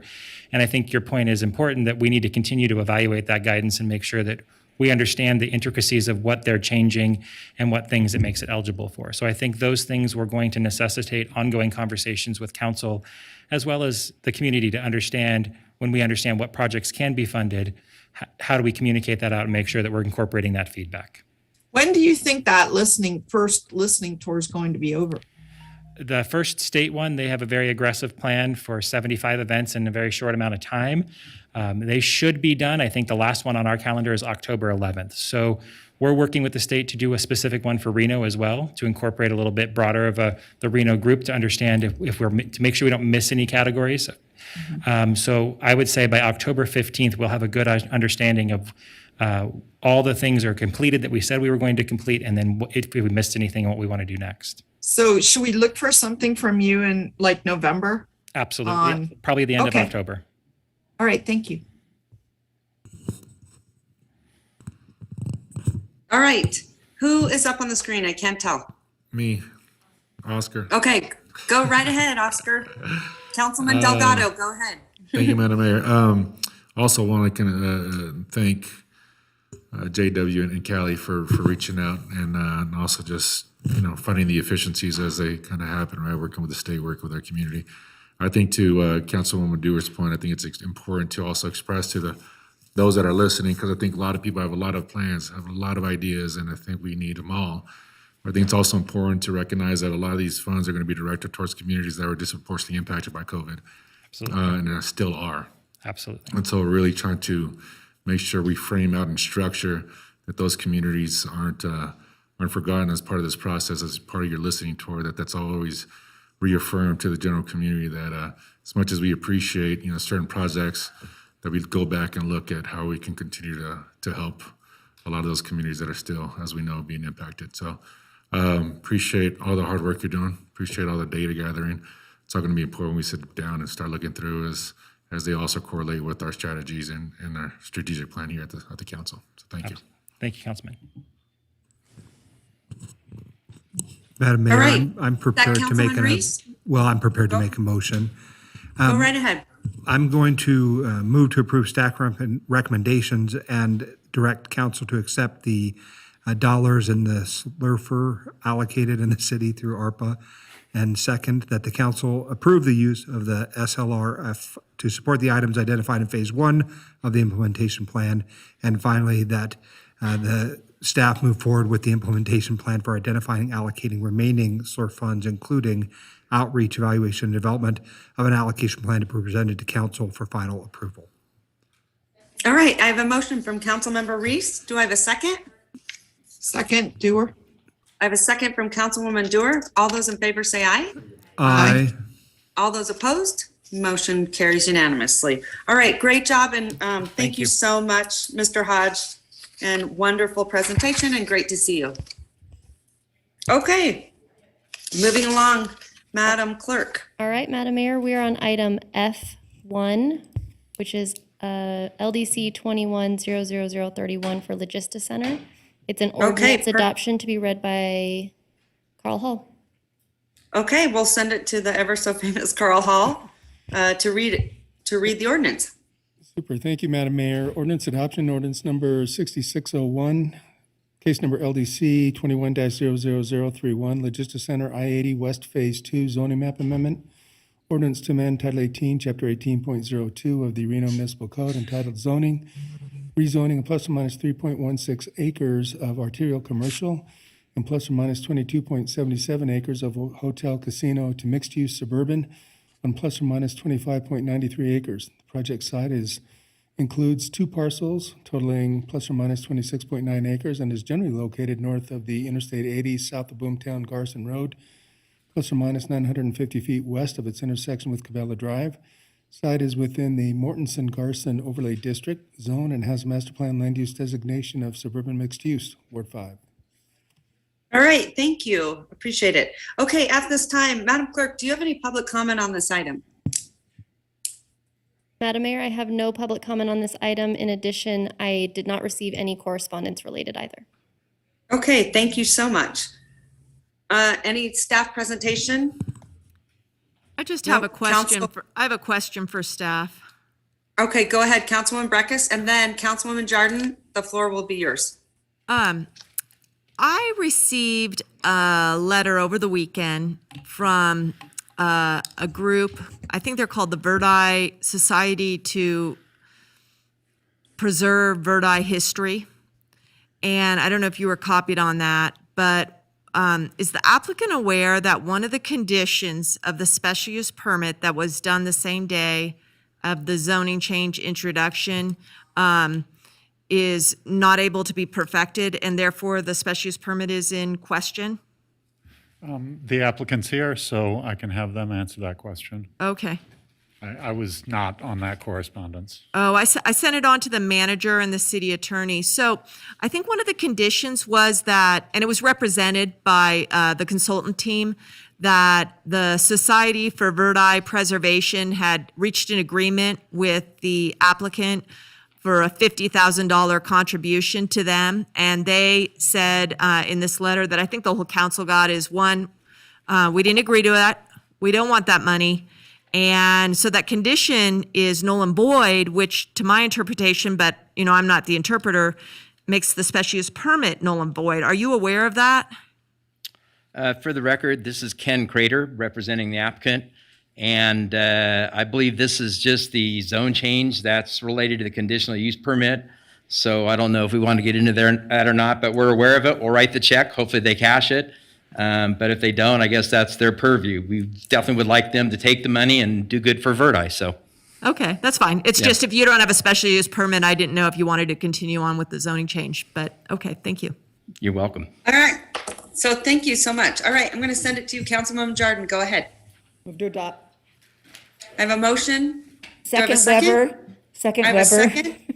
All those in favor say aye. Aye. All those opposed? No. Motion carries. Oh, okay. Motion carries. All Hey, right, Madam Clerk, back at you. Madam Mayor, we're on item H1, City Council comments. All right, do any council members have any comments? I have a comment. Go ahead. I went upstairs and I received on my desk an agenda for a meeting on Monday, and it's a meeting that's on Zoom. It's a joint meeting with the county and Sparks, and I didn't know that we could do meetings all on Zoom. I thought that was only under emergency declarations that have expired, so I was wondering about that. So the nuance here is that what the state regs require at this moment is a place for the public to make comment that is accessible, and that place will be the Washoe County Chambers. And is that, okay. All of the elected officials will participate remotely so as to provide for social distancing and make sure that we're able to make those accommodations. Is that under emergency declaration? As I understand it, that's the open meeting law as it exists today. It's the standard reading under the open meeting law. Okay, so for me, the charter defines our jobs as two things: showing up twice a month for meetings, meeting twice a month. I like to meet in public. You know, I know it comes with risk in these days, and we all, evaluate how we put ourselves in situations of risk. But when I sit in the council meeting, I want to be in public as much as possible for me. Is there a way, and I want to hear from the public, is there a way, and you don't have to answer it now, but that some of us, if we desire, could be present in this meeting and have the public comment to us directly? Because I think this is an important, this is about the ILA, about the CARES campus. It's an issue that's been of great public concern. I would presume there's be public comment. I'd like to be present to be able to receive that in person. I'm happy to reach out to the county manager. It's their facility. I'm not familiar and so cannot speak intelligently about what their technical capabilities are there. But I will call him this evening or tomorrow morning and see if we might be able to make that accommodation for you. Are they planning on allowing people to come in publicly to sit and hear the public? They are planning to use the Washoe County Chambers as the place to receive public comment. And so that would mean that the public could come in, stand at their podium, make their public comment. I believe that they'll be allowed to sit in the chambers, in the chairs. Okay. The difference is simply that there would not be shoulder-to-shoulder elected officials across the dais. Okay, thank you. And I would imagine that Councilwoman Breckus, you could show up to just the county chambers and sit there and probably, if you want to comment, do it through your own technology. I would imagine that would be something as well. But I also want to remind everyone, it is different for everyone. I've had a kidney transplant. I'm on immunosuppressant medication. So I want to be very careful. I've been trying to limit, but also at the same time, I want to be respectful of other people. What if I had it and I gave it to someone else? And so I want to ask other people to really be aware now more than ever, because right now the Delta is very concerning. So I think a lot of people have forgotten that we still have to take very cautionary procedures. And so I would just ask my council to also be respectful as well. So, and everyone is, it's a different comfort level for everyone, but also at the same time, you could walk around and be asymptomatic. And so I just want everyone to be aware, and also to not, just to have sort of compassion for other people, because I mean, right now, even masks get sort of where people are unhappy about that, or vaccines or whatever. So we're living in a very sort of unsettling time, but I think this is the time to have compassion for others and respect what those decisions are. So, okay, moving along. Madam Clerk, I believe it's what, 6 p.m.? Yep, so at this point, we're going to adjourn we're going to recess the Reno City Council, but we would like to open the Redevelopment Agency Board and get that agenda out of the way. So at this time, I'm going to call to order the Redevelopment Agency Board and take roll call under item L1. Councilmember Breckus? Here. Dorr? Here. Delgado? Here. Weber? Here. Jardin? Here. Reese? Here. Sheevy? Here. Madam Mayor, you do have a quorum of the Redevelopment Agency Board. We're on item L2, which is general public comment, and we have none. Item L3 is approval of the agenda. Move to approve, Okay. please. I have a motion and a second. All those in Second. favor say aye. Aye. All those opposed? Motion carries unanimously. Item L4, approval of the minutes for May 10th, May 11th, May 19th, and June 9th. There is an All issue- right, may I get a motion? Well, there's an issue with one of those minutes, there's 4 minutes, and 3 of those are for where we didn't even have items on the agenda, so I've always wondered why we approve minutes. But one of those, they still had the edits, comments in there and not On the... June 9th, we caught that this morning and made a brief correction to that. Okay, I didn't see it, but, okay, so you made those changes? Yeah, I guess I'll move. I think that if you're going to make changes, you got to pull them so that we can read them again, you know? I'm happy to move this to the next agenda if you'd like. Okay, let's move into the next one. For June 9th only. Yeah, for Okay. but also, if someone could investigate if we really need to adopt minutes for when we don't have meetings. So the May meetings were for the budget review, which I believe if they're sitting in a body in a room, that we need to have minutes related Was to that them. reflected in, it wasn't reflected in those minutes? Remember, All right, Madam Clerk, We will get just- us back on track. Yep, so we'll Yeah. bring item L4 back Okay, at thank another you. meeting for review. Thank you. Okay, So thank you. on to the next item, we're on item L5, which is a public hearing for the downtown redevelopment area plan. Okay. Do we have any public comment? We have none registered, and we did not receive any correspondence related to this item. Okay, thank you. And it should be noted for the record, Madam Mayor, that this item was publicly noticed. All right, and proper correspondence was received, correct? Correct. All right, thank you for putting that on the record. All right. Good afternoon, Mayor and council members. Deborah Lochner, Finance Director. What we have today is a public hearing for council to consider and possibly recommend, or for the board to consider and possibly recommend to the council, an amendment to both of the redevelopment plan areas. Oops. So as you recall, redevelopment area number 1, that's our downtown redevelopment area, does not have sufficient cash flow to make its debt obligations over the next couple years. On April 28th, the council and the agency board received a presentation about the financial status of the agency in both areas. And at that meeting, the council did provide staff direction to extend the life of our downtown redevelopment area, that's redevelopment area number 1, for an additional 15 years, and to facilitate an interfund loan from redevelopment area number 2 to redevelopment area number 1 in order to be able to pay that existing debt obligation. So what we have proposed is an ordinance amending the downtown redevelopment area to extend the life an additional 15 years to 2043.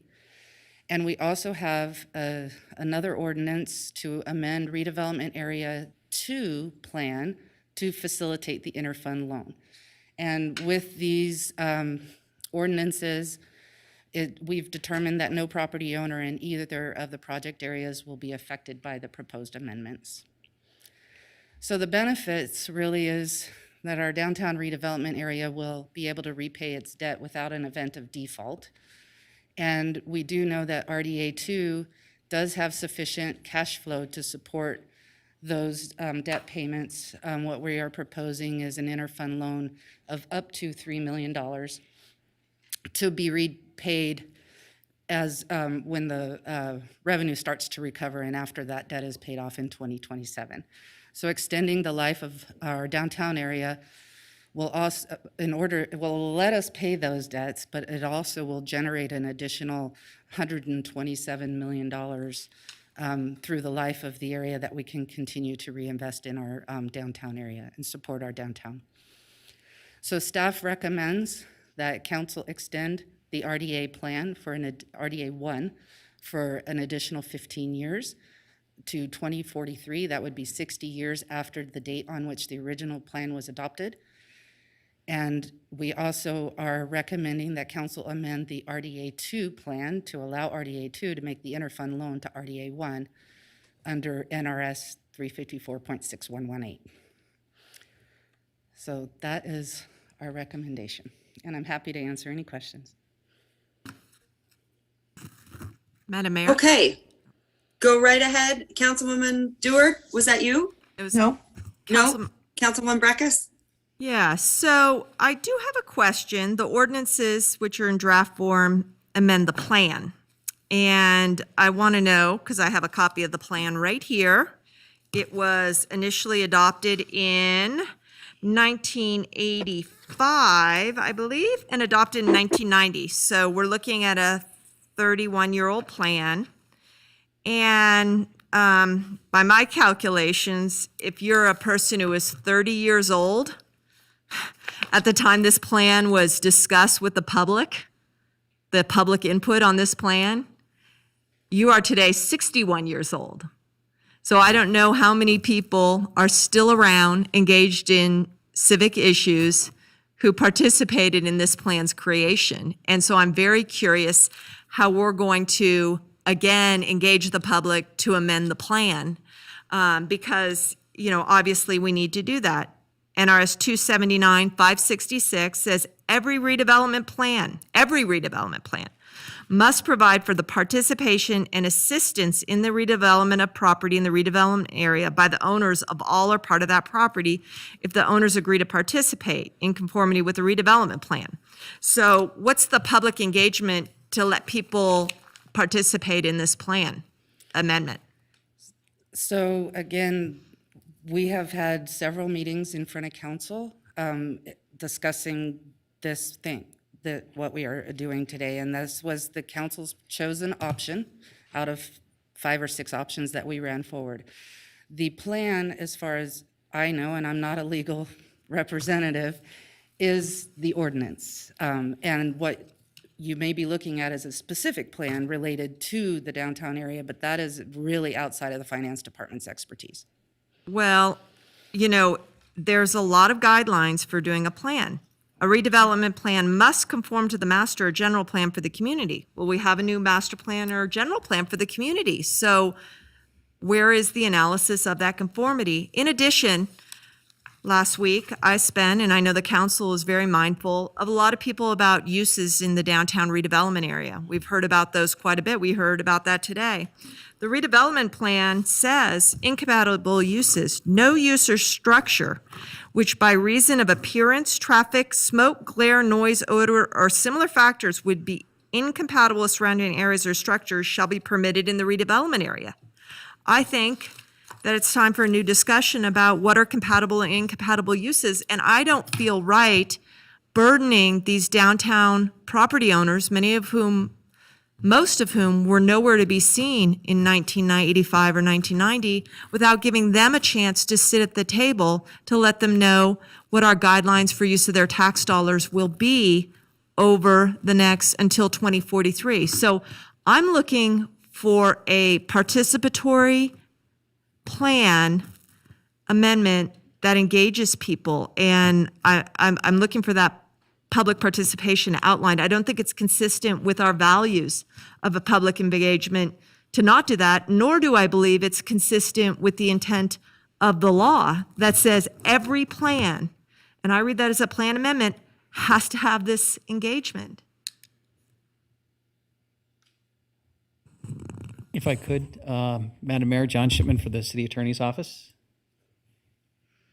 Just to follow up on Councilmember Brexis's comments, I think what you need to be looking at from a legal standpoint is 279-608, which is, I think the sections you were quoting is when what you're talking about there is when you're initially adopting a redevelopment plan. What we are talking about here today and moving forward is an amendment of the redevelopment plan, namely in in a couple different respects, but the 279-608 details the public process for all of that. In addition, I think for downtown area 1, what you're talking about is essentially just continuing to pay the debt on the existing debt that is bonded, and by extending the plan, you are just it becomes just a financial mechanism there. And so that's, it doesn't implicate things like participation of property owners. I mean, if the comment is the plan's out of date, that's fine. But I would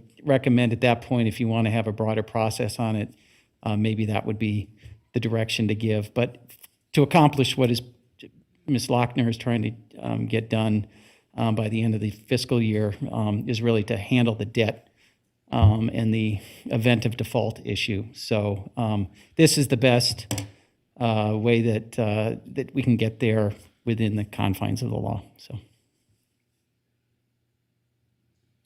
Can I just say, like, I thought that we worked on a lot of this downtown plan with Puma. We already have studies and things in place that we've already layered in. Is that, I mean. So just for clarity's sake, what we're talking about, we have a number of downtown plans, more of a, maybe in a development kind of sense, or plans on like how to, like the retract corridor plan. I think there's a whole ton of plans for downtown, but this, when we're using the term redevelopment plan here, we are talking about a plan that was initially generated, like per Councilmember Breckis's comments, back in the 90s. And even before that, we have a lot, the redevelopment area 1 was even predates the existing redevelopment law in NRS 279.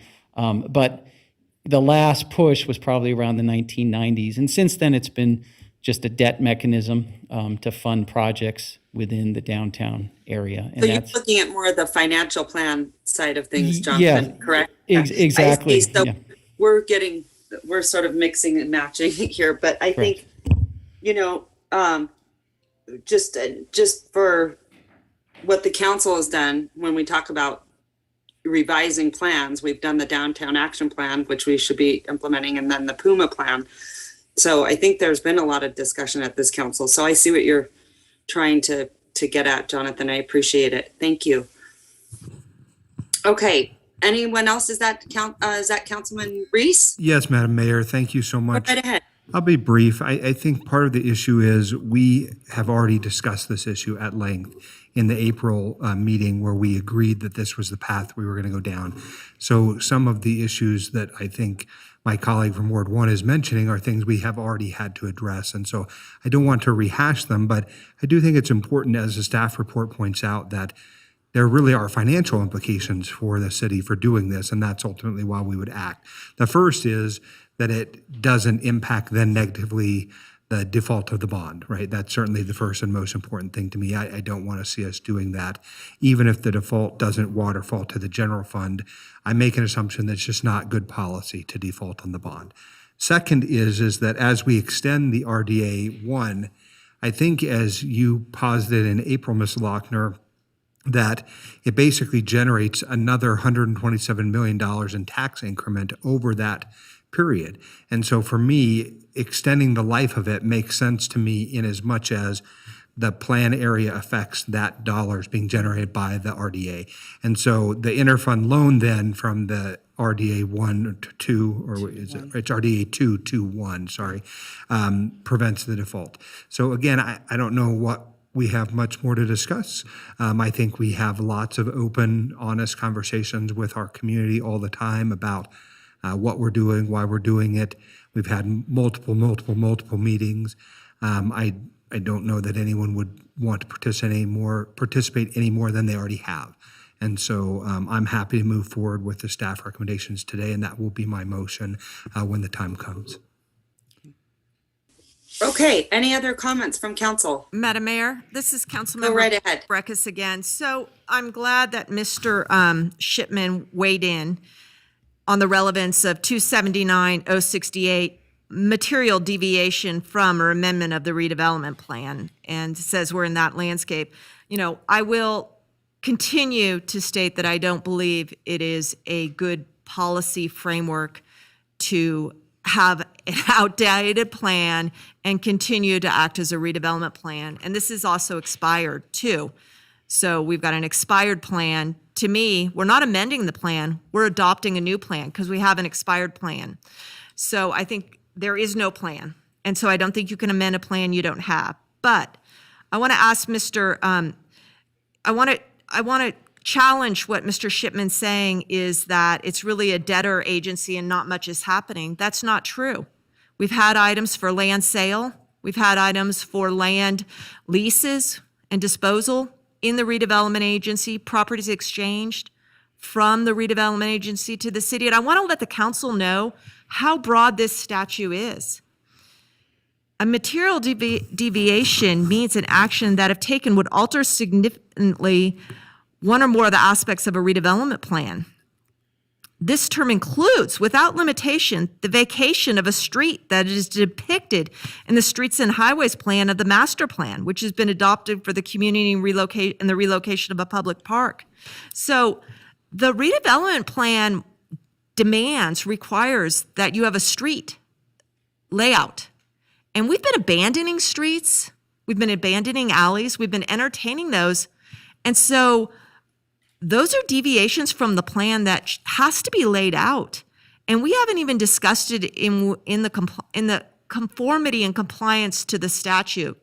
And so I don't believe we can engage in so many of the activities that we've been doing with redevelopment with this vacated and voided plan. And I will tell the council is that there's also a bit about legal challenges. And I think people are fed up to the point that legal challenges could be coming within 90 days of an action. I think there's ability for a legal challenge and it's a straight path. So I really would encourage the council to vet this a little bit more, to require a new plan to be conducted that engages the public, and tell Ms. Lochner that those are the terms for extending out these people's bonds. I think we're in risky waters, and I don't think we're doing right by our downtown community whose debts are being siphoned off, and others who have a claim on the general fund money that is getting siphoned off. So I won't support this. Thank you. Just one question. I'm curious to know, do you know of any suits that are coming? No, I don't know of any suits that are coming, but there are legitimate challenges to doing it this way. And I mean, this is not an amended plan because the plan is clearly expired. And Mr. Shipman is being inconsistent with his statements and saying it's just a debtor agency. If it's a debtor agency, why 2 items ago did we toss property between the city and the agency?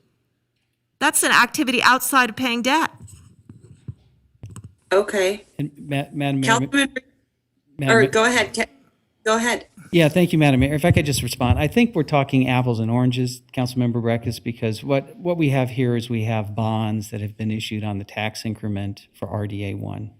What is in front of you today is a financial plan that allows those bonds to be extended along with the term of the agency and along with, and to allow that tax increment to flow for another 15 years. And then, and for that to happen, the plan, when those bonds were issued originally, they were in conformance with the redevelopment plan. They are still in conformance with the redevelopment plan, and they will still last until the expiration of the redevelopment area. So I just caution you, we're not talking about vacationing streets. We're not talking about land sales. We're not talking about any of that stuff. Today, it's a very narrow amendment to extend to make a recommendation to extend the plan area and then to make potentially an interfund loan. So, I mean, all those other comments that you bring up may be valid in another circumstance, but they're not going to amount to a legal challenge of what's being in front of you today. I just wanted to put that on the record. You say we're amending the plan area, but the ordinance says we're amending the plan. Councilmember Breckes' time is up. Okay, Councilman Reese, I believe, are you up? I am patiently waiting. Thank you, Madam Mayor. Go ahead, please. I guess I need to direct my comments to Mr. Hall and Mr. Shipman. I'm a lawyer. I'm not your lawyer, right? You are our lawyers. Is the activity that we're taking today that is being recommended by staff and Ms. Lochner has worked on these many months and we have previously voted on, is it legal? It is. Okay. Some of the things that Councilmember Breckus speaks to seem logical to me, meaning I gravitate towards the logic of them, but then I start to parse through the things and I don't know what the hocus pocus is. So I don't like, dusty tombs carted out from basements and then thrown on the, dais to say, what is this thing and what are we doing? Have we met all the legal requirements of taking the activity that we want to undertake to extend the life of this and to make the interfund transfer? Yeah, that is exactly what you're doing here today, initiating that process. Correct? Well, and as I understood it, originally the grievance being aired was the lack of participation in some kind of re-envisioning scenario, like as though the selling of land in a particular place or the abandoning of a street had something to do with the activities of the area in which the RDAs overlaid that area. But of course, my response to that is that we have lots of public comment. Right? In each one of those abandonments or each one of those sales, there is public comment, right? I also think that public comment occurred in the Reimagine Reno master plan. And sometimes for my taste, we are good as governments about making all sorts of plans and creating beautiful glossy brochures and then setting them out so that some council member 30 years later will put it on the dais and say, look at this line. I don't know if we're observing it, and therefore I cannot support it. That does not work for me either. So for my part, because I want the public to view it as a transparent, open process, I want them to understand what the activities we're taking and the narrowness of the focus. Not because the questions or inquiries from my good colleague from Ward 1 are not good. They actually are. They inform the underlying assumptions about it, but they do not change the outcome for me. And that's the problem, is there's a disconnect for me. I don't worry about someone somewhere or sometime will sue the city on a thing. That's why we have lawyers, and very good ones at that. And so I'm not going to make decisions based on the fear that someone somewhere will become disenchanted with a thing that we've done and therefore sue us. I never react well to that. And so I'm, again, going back to the thing that's in front of us, which is what Ms. Lochner has presented and saying that extension and that interfund transfer is what we approved back in April, and I would then, again, approve it today. And that's, again, to my colleagues.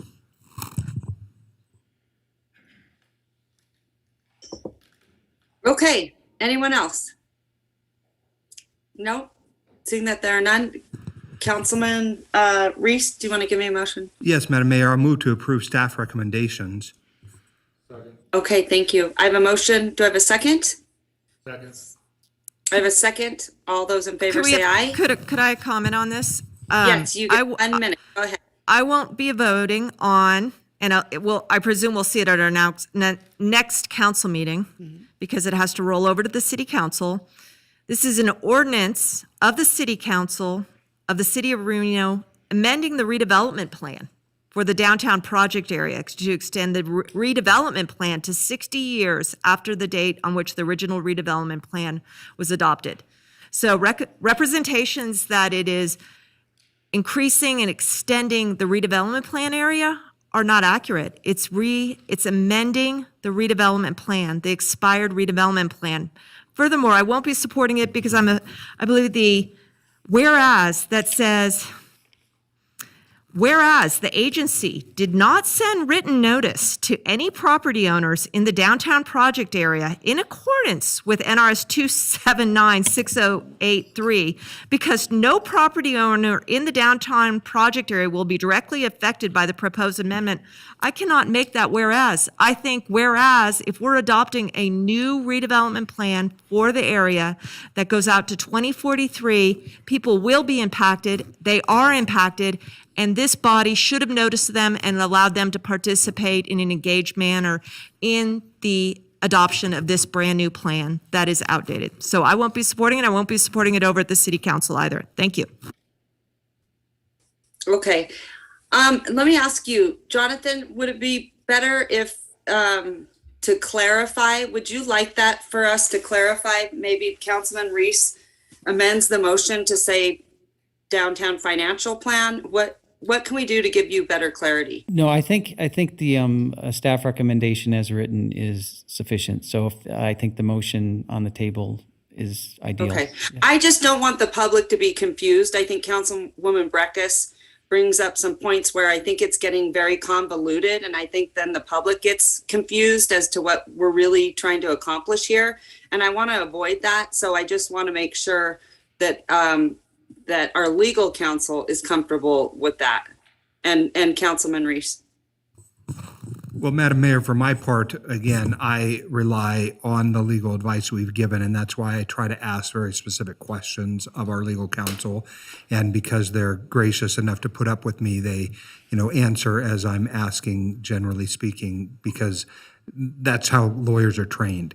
I don't think there's much confusion, though, Madam Mayor. I'm not confused by it. I don't think that the public, if any public is really paying attention to this specific item, is confused by it. I would be surprised if there are a handful of public persons who are concerned with the way that we do this. But what they would be concerned with, Madam Mayor, in my opinion, is defaulting on a debt obligation. What they would be concerned about is how it would impact our credit, how it could impact the general fund, if ever, and the way in which we have gone about conducting business in each of these redevelopment areas. And so, I think sometimes Councilmember Breckus, where you and I diverge is not on the underlying assumptions, but it's on the outcome.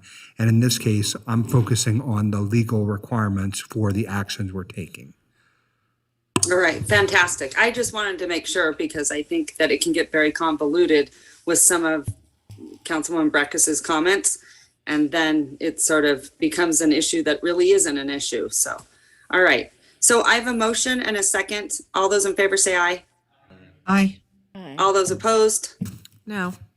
Motion carries. All right. Thank you. Madam Clerk, back at you.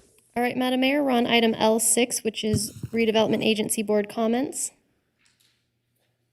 Seeing there's none, we're moving on to item L7, which is closing public comment for the Redevelopment Agency Board, which we additionally have none. So I'm looking for a motion to adjourn. All right. Thank you. May I get a motion?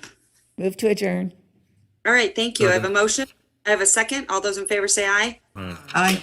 All those opposed? Motion carries unanimously. I believe, Madam Clerk, are we back at 6? Yep, we are in recess until 6 p.m. Okay, everyone. Thank you so much. See you soon.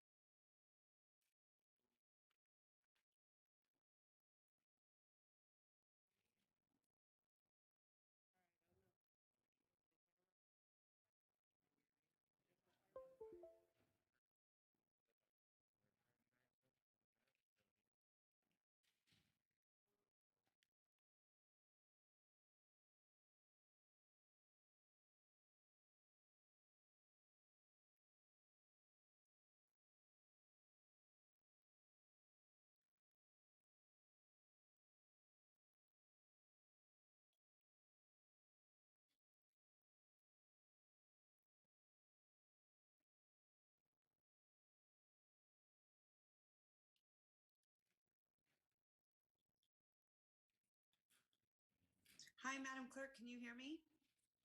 I can, Mayor Sheevy, thank you. We're just getting ready to get going. Okay, is Vice Mayor Weber there? Vice Mayor Weber is here. All right, perfect. Vice Mayor Weber, I'm gonna have you start us off because I keep getting kicked off my connection. I'm gonna have to probably jump back on. So I'm gonna have you start. And Madam Clerk, I'm here on the phone and I'll be President Chambers shortly. Okay, great. All right, Madam Mayor and Madam Vice Mayor. Let me just get everything running here. A quick point of order, if you are in the room, we are pretty much at capacity and there are 2 appeals tonight. So there may be people out in the foyer that are here for the first appeal, which is item I-1. So there may be a need for some of us to exit if you are here and present for I-2 so that we can let the first appeal be heard and make public comments, so on and so forth. So we're surveying the outside, but there may be an ask of some of us to exit and come back when your item is opened. With that being said, Madam Vice Mayor, we are reopening the meeting, all present, and we are looking to open item I-1, which is an appeal for LDC 21-00065, Military 8. Thank you. I got to get my paperwork together here, sorry.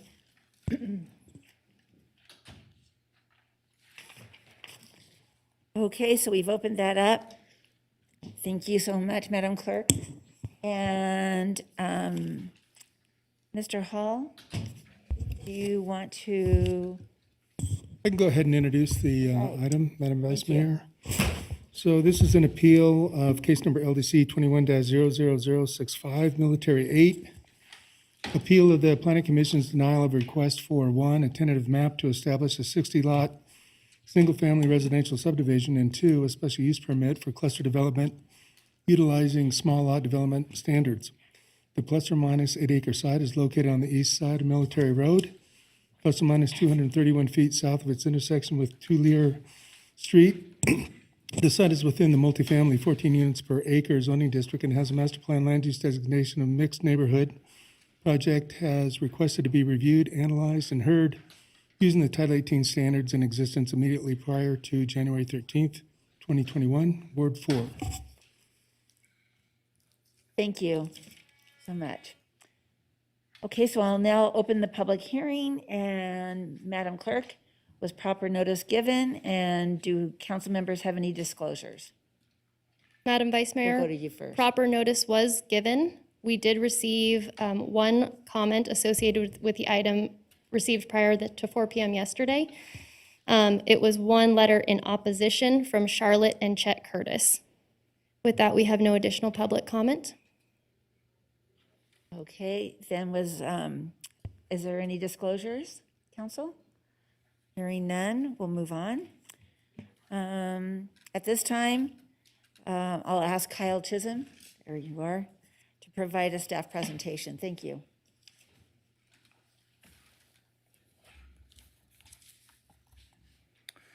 Thank you, Madam Mayor, Madam Vice Mayor, and Council.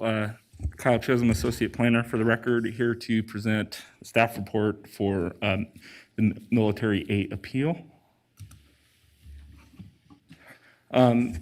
So the zoning of the property is multifamily, 14 units per acre. And there is a proposed density with the 60 single-family lots of roughly 7.5 units per acre. The request was for a tentative map and a special use permit for cluster development.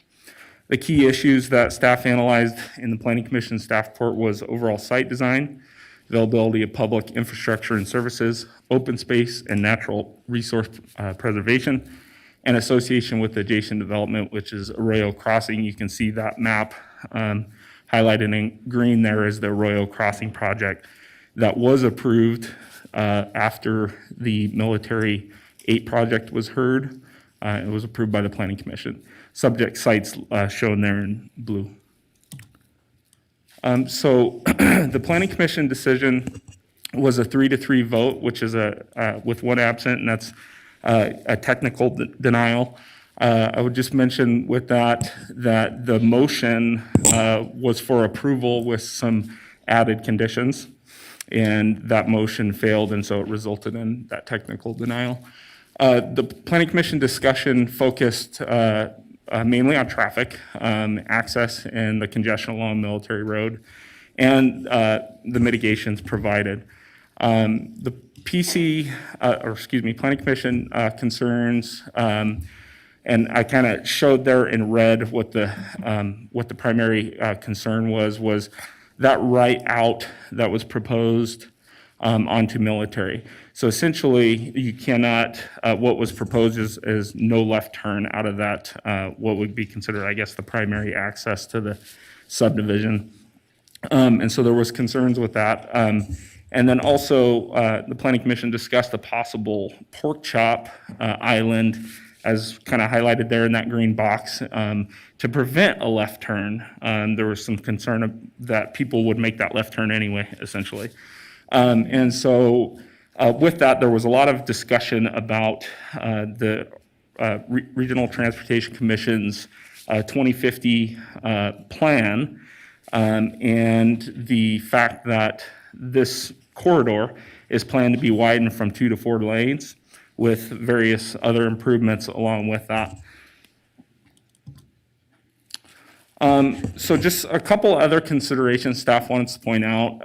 There is a left out capability at 2 Lear Street, and that's shown there with that red arrow. There is a secondary access point proposed with this subdivision, and this is also supported by our master plan policies with connectivity to adjacent subdivisions. So you can make a left-hand turn at that existing 2 Lear Street intersection. Also, the applicant is dedicating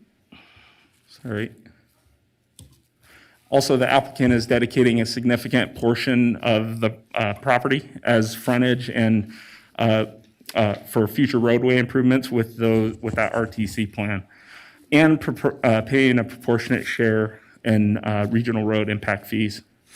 There is a significant natural rock outcropping on the site, on the southern end of the site, and you can see I showed a little picture of it with an arrow kind of showing where that's at. And that really, the applicant is protecting that via deeded open space, and so that also limits the availability to access the southern portion of the site. Excuse me. So what the potential council motions could be tonight are to either affirm the Planning Commission decision and deny the appeal and deny the tentative map and special use permit, modify the Planning Commission decision and affirm the appeal, and approve the tentative map and special use permit with modifications as necessary, and then reverse the Planning Commission decision and affirming the appeal and approving the tentative map and special use permit.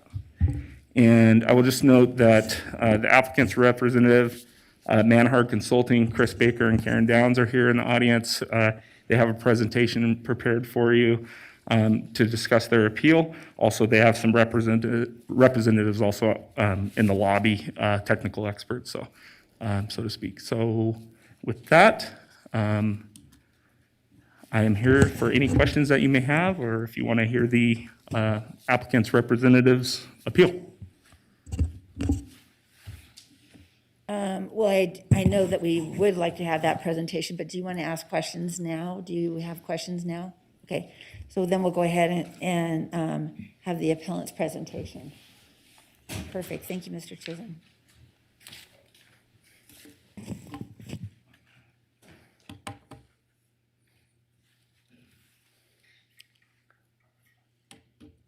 Madam Mayor, Vice Mayor Chris Baker with Manhard Consulting here on behalf of the applicant, D.R. Horton. They are here in the audience also, and as Kyle mentioned, we do have some technical experts that I don't know if have got in or not. So if we do have some questions for them, we'll pause and let them answer. Through the mask. Again, Chris Baker with Manhard Consulting here on behalf of the applicant. First of all, I appreciate Kyle's summation. This, again, isn't your typical appeal. We're not here because the Planning Commission straight denied something. We're here really to appeal that split vote. So as Kyle alluded to, what occurred is unfortunately the Planning Commission did not have a full roster. There was only 6 participants at the meeting. There was a motion to approve, a second, and during discussion, there was some questions regarding traffic improvements that unfortunately we were not really prepared and frankly couldn't answer at the time. A lot of them were related to RTC improvements and future plans for that military road corridor. So again, we're not really here appealing a denial. We're here appealing that split vote. So as Kyle alluded to, in front of you is a tentative map for a 60-lot single-family residential subdivision. The special use permit for cluster development utilizing the small lot standards. Site plan here, give you a little bit more perspective. On the western boundary there, running south to north is Military Road. Project site, a little over 8 acres, 60 residential lots. As Kyle alluded to, again, it's important to point out this is a multifamily site allowing up to 14 units to the acre. We are proposing nearly half that, just under 7.5. We do have that average lot size of a little over 3,600, reason being for the small lot standards. You see the range of lots there, and then there's the home sizes. Also, as staff pointed out, the common open space, preserving that rock outcropping, we have nearly 14% of common open space. This product that the applicant is bringing forward is really targeted at that missing middle. That's something I've heard this council talk about numerous times, and that's really where this product is geared towards. So as talked about, really the project itself, the site design, the layout, the product, Planning Commission didn't have any concerns with that. Frankly, they really liked it. They liked the location. They thought it was appropriate. Everything was really focused on traffic, and more importantly, questions relating to traffic improvements and timing of those traffic improvements. And like I mentioned, unfortunately, we really weren't prepared, and we were unable to answer some of those questions because we didn't know kind of some of the RTC timing. So specifically, the discussion was related to effect of the proposed subdivision on existing public streets, the need for new streets. Really, the way staff made the recommendation for approval, and we made those findings, was most importantly, the project meets level of service. The level of service on Military Road meets the standard, and more importantly, the Project Plus meets the level of service standard. As Kyle alluded, the project is going to pay the RTC fees, which will help offset the Military Road and the North Valley's improvements that RTC has planned. This is a big one, and this really wasn't discussed too much at the PC hearing. The fact that the right-of-way, the applicant's proposing to dedicate that right-of-way to RTC to make those necessary improvements. This typically is something that RTC would have to pay for. Obviously, the project was scoped with city staff. RTC reviewed the traffic study, and any recommendations as far as improvements, signage, et cetera, would be incorporated. Again, I want to get back to the density. That's really the biggest thing regarding traffic, right? If we're putting less cars than the underlying zoning or allowable density allows for, therefore, less traffic, right? So again, the site allows for 14 dwelling units per acre. We're nearly half of that. Kyle also mentioned connectivity to the subdivision to the north. The project site does propose a right-in, right-out. The secondary access is through the existing stub street, which allows for that left turn, that legal left turn. And again, that's in accordance with the master plan policies. There was discussion really about, well, people are still going to make the left, right? It might be right in, right out, but people are going to break the law and they're going to make a left because it's convenient. So at the Planning Commission, the discussion of a pork chop came up. So the applicant agreed to modify and had a condition to put that pork chop in to ensure that that left turn is impossible to make. And then also, which was discussed at the meeting, but we didn't have the specifics on RTC's improvements for that corridor and the North Valleys as a whole. So that Military Road widening really wasn't brought up. So I think it's important to point out what's happened since the July 7th Planning Commission meeting. On July 22nd, at staff's recommendation, really based on discussion and specifically this item, they invited RTC to do a presentation to Planning Commission on the North Valley improvements and specifically that Military Road corridor. They went through the North Valley's improvements as a whole.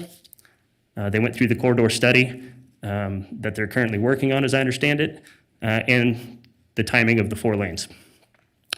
I think it's really important to point out that after hearing RTC's update and that there are plans for the corridor and the North Valleys as a whole, the item Arroyo Crossing, which is directly across the street from this, which is an application that was brought forward by this same applicant, shares a traffic study, shares impact reports, including hydrology, sewer, water, et cetera, was actually approved at that same meeting. So for 265 lots, there was the Arroyo Crossing tentative map and special use permit unanimously approved, and there actually weren't any traffic concerns.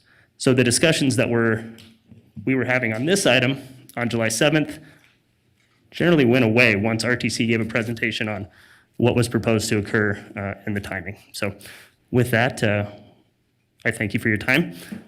We request that you grant the appeal and agree with staff's recommendation for approval. So thank you. We're available for questions. Thank you so much. Questions? Are there questions right now of anyone? There we are. Thank you. Mr. Councilmember Reese. Thank you. If the consultant from Manhart could come back.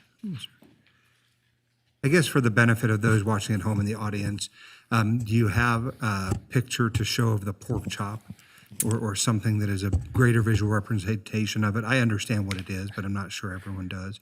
How does it prevent a left turn? I do not have it, but I'll do my best to explain it. Essentially, it's a triangle. You've typically seen these. They're raised concrete, which you see them at right in, right outs. Sometimes you'll see them where there's a left in ability, and generally, to make that a legal left, you would have to jump over the curb and the raised pork chop portion. They call it a pork chop because that's generally what it looks like. So not only would you be breaking the law, you'd probably be damaging your vehicle, and let's just say everyone would notice for sure. And as far as the traffic studies that were done that you said did not impact the level of service, do those take into account the pork chop? How does that impact it one way or the other? They actually did not. The pork chop was proposed at the Planning Commission. It wouldn't because the illegal lefts were not incorporated into the transportation and traffic studies. Really, it was just more of a deterrent. A planning commissioner particularly had some concerns that even though you sign it, people still could, go about making an illegal left. So that was our solution to help alleviate that. And then my final question during this round is that in the presentation, there was an indication that this parcel was related to a parcel across the street. Is it the same product type or same builder, or what is the? They are the same applicant, a different product type. But yes, they were originally back-to-back items on the Planning Commission. The Planning Commission had numerous items that night, and it got late. And actually, this item was the last one heard. And then on the 22nd, after the RTC presentation, the other one was heard and approved unanimously. Okay. Well, I'll be interested to see what my colleague from Ward 4 has to say about the project. Perfect. Thank you. Thank you. Other questions? I have questions. Councilmember Breckus. Obviously, when we get these, we look at them all anew. Is someone here to explain the sewer capacity up in the North Valleys area? Mr. Manager. The council received a memorandum yesterday afternoon. Yeah, it looks like we have 360 units, residential units left over. That's how I read it. Is that your recollection? Yes. Let me ask you this. Of those 360, it looked like there was some credits given for one that did not sewer to us. Where did that one end up sewering? I'm not certain that I know the answer to that question off the top of my head. Okay. Because it looked like there was some, quote, give back of sewering. And we look at it all anew. And I think one way to look at this as we look at the tentative map findings is, we're getting to the point where we can pick and choose what's the best thing to come, what works the best in terms of, obviously, the findings relate to timing. And if we only have 360 units, one that's waiting for the regional transportation plan to budget a project may be second fiddle. I also want to ask our staff, Mr. Chisholm, I'm not convinced, it is not convincing to me, the argument that, well, we had a presentation from RTC and they're putting it in an out year timing, because that, Ward 1 is here wanting 5 projects in that same timing for that same bucket of money that has a finite amount. And so if it can be convincing that, well, we're going to expand the road and make things work in 20 years, well, Ward 1 is standing over here saying, no, we want our roads rebuilt that are deteriorating and falling apart. And I know there's a lot of competition for those road networks. So Mr. Baker said that that was a convincing perspective, that the project would be queued up for these road improvements. Was that a convincing thought to the Planning Commission? Kyle Chisholm, Associate Planner, for the record. I think that it was. I think the Planning Commission's hang up, so to speak, was the timing. So those road improvements for military are in the 5-year plan. And I do want to say Dale Keller with RTC is here, so he could probably elaborate on how the projects are funded and stuff. But I think that overall, they just, one commissioner in particular, essentially said that a signal is needed now. And so the fact that this plan takes time, and it has to be scoped and built, and that is going to take some years, that was one of the issues. Okay. I cannot use that as a hump to get over to the findings at this point any longer, because of what I stated about there's needs over here, and if we accept all these needs, then those jump over. I really want to understand how bad the situation is, because I'm increasingly concerned that we're hearing stories from the residents in the North Valleys, and that the residential traffic is hitting a point that no one really ever saw coming. And who can speak to that on my next round? Well, I mean, I can speak to what I've experienced out there. And as you've seen in the traffic study, it shows that this intersection for where the access point will be will operate at a level service D right off the bat. And then the intersection to the north, most of those intersections to the north are operating at a D or worse.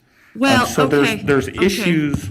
There's issues with Okay, I want to stop you there and yield my time. For those who don't come to the council often, we have some very hard ground rules, and those are that no member gets more than 7 minutes of discussion and questions. So unless we take a vote to do that, and it sometimes makes our deliberations more brief than they need to be. So I'll yield my time and ask for the traffic engineer who did the study to come up next.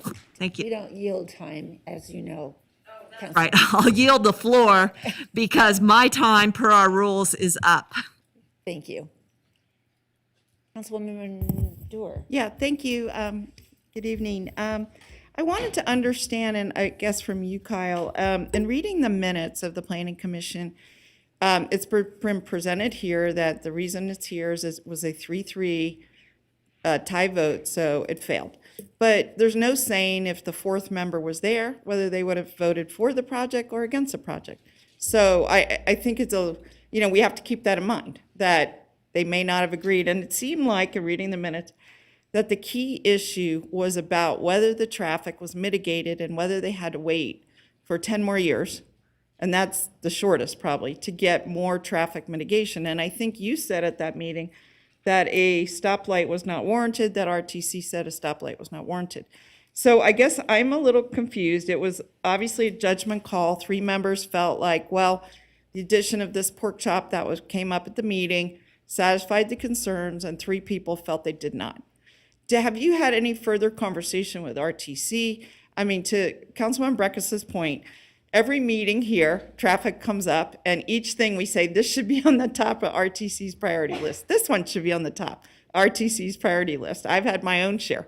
And so is there any hope of a change? Is it just a judgment call as whether this is sufficient? I mean, could you just address this? Yeah, and so and Dale Keller's here if he can chime in too, but I would just say that I agree with what you just said and what transpired at Planning Commission. It's traffic is a tough issue, especially when you have a street that's very congested already. But we have and so what was discussed at the Planning Commission, what staff pointed out, our planning manager at the time, was that we have these impact fees in place so that so that one developer doesn't foot the whole cost of, a major improvement such as widening military or putting in a traffic signal. Yeah. So that was. So it's up to the RTC to kind of figure it out with the impact fees. And I guess what I'm also would like to understand is this pork chop, which would prevent people from going left, right? A military, you could only turn right. Is that how it would work? That's how it would work. Yeah. Where do they get to turn left? I mean, is there a U-turn somewhere up there? Yes, they get to. I mean, I don't know. There is. I would Is that a quarter show you mile on my away or- PowerPoint if Mickey could bring it back up. I had a display kind of showing that, but there's the subdivision to the north. There's access. I'll show you. It's probably easier just to see. Every single person, every single time they leave, will have to turn right and then make a U-turn. I just don't know if that's like good traffic management. Yeah, and that's honestly, that's not correct. Okay, not correct. Yeah, that's not correct. There's access through the neighboring subdivision to the north. So that red arrow is shown on that map shows that, and there's an existing left-hand turn there. So although they would have to turn right out of that military road entrance or driveway, there is an ability to go out a short distance and turn left. Into another neighborhood and then take. And okay. our master plan policies support that, and that road was stubbed in for that kind of future Okay. development. And have we heard anything about that from anybody? Or No. okay, thank you. We hear from public comment. Anything else? Okay, then I'll go ahead and share a little bit of information. I know this area as well, and I did go out and take some pictures just in case we needed to see some of these. Some of the complaints, or one of the complaints, was that it takes 3 minutes to get out of there. The current, I don't know if it's Tulier or one of the other turn lanes for the other residents in the area. And that's on some occasions is 3 minutes. I went out and drove the same area. I was on a Saturday, and there was no cars on the road. I have pictures with no cars on the road. So different days, whatever. But the point is that where this property is, it really is a perfect piece of property. It is 60 homes. It could have more.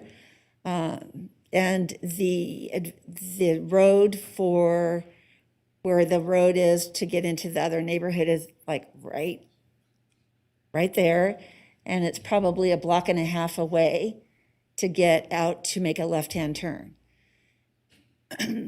Excuse me. So that's part of, I drove and I said, I'll go down to Lear Boulevard where the trucks come out, and that would be a perfect place for a signal in the future. I think it's already in the plans.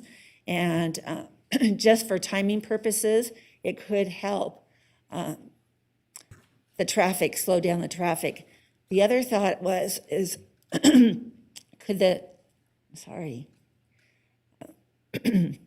other thought is reducing the speed limit by 5 miles an hour or something. I don't know if that would even work.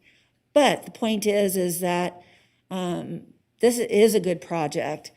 It does have the connection to be able to make a left-hand turn at the same intersection that other folks use in the neighborhood. This is 60 homes, and it's just a perfect project. It's a piece of land that has been there for many years, and it's in our plan. So I just wanted to share that. And is there other questions? Excuse me, I gotta get some water. Madam Vice Mayor? Yes. Madam Mayor? Yes, I don't know if there's other people that want to speak. I was just going to ask some questions. Go ahead, and then we'll go to the next round. Okay, thank you so much. All right, Kyle, thank you so much. I think you're doing a really good job. We don't get to see you much at council, but I wanted to let you know you're doing a great job presenting. One of the things that I'm curious about, let's talk a little bit about fire mitigation. Can you give me a little bit of background there? Everyone knows it's sort of one of my biggest topics of what we're going to touch on. So can you give me some insight?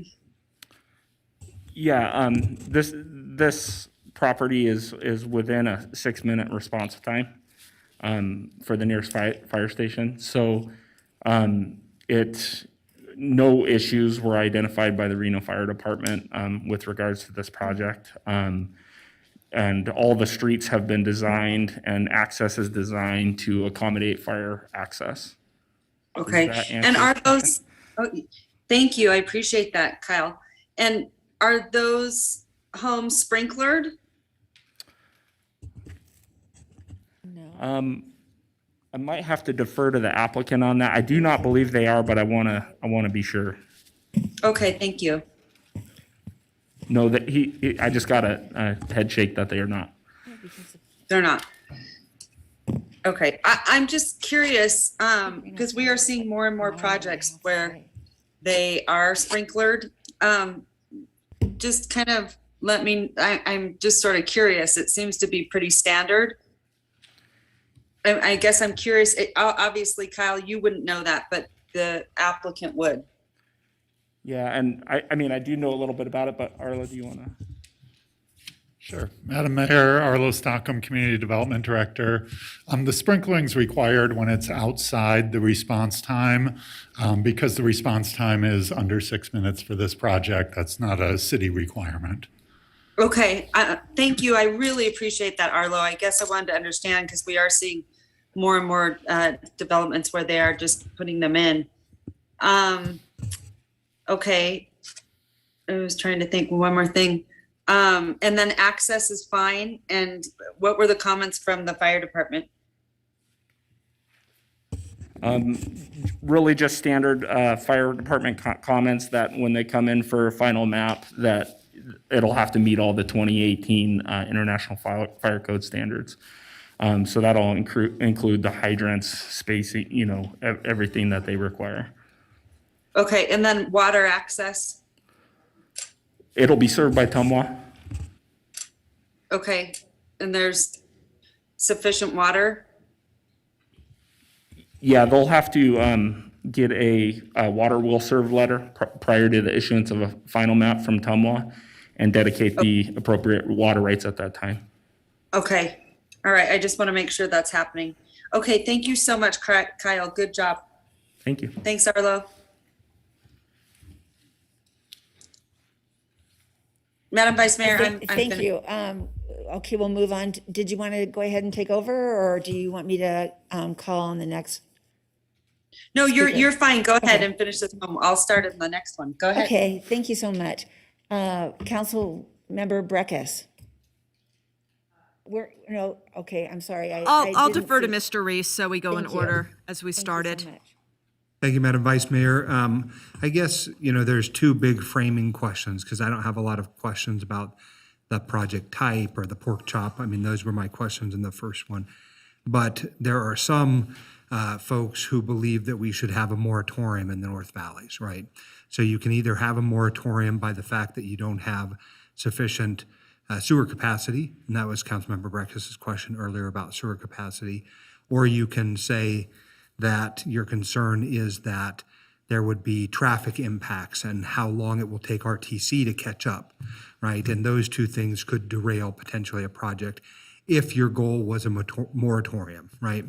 But at the end of the day, it is curious to me because we have a lot of folks moving here. We have a huge lack of housing, especially housing at a particular price point. And so we're a community that has growing pains, right? Those growing pains include the question about whether or not you have sewer capacity. if we need more sewer capacity, we have to have a conversation at this body about expanding or decreasing our flow shave into Swan Lake, right?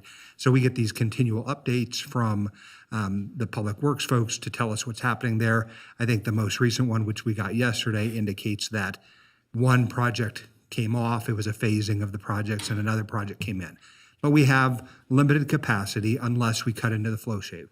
But of course, we're trying to provide certainty to developers in the North Valleys, and we have the capacity. So I don't think it's an issue of whether we pick and choose between projects.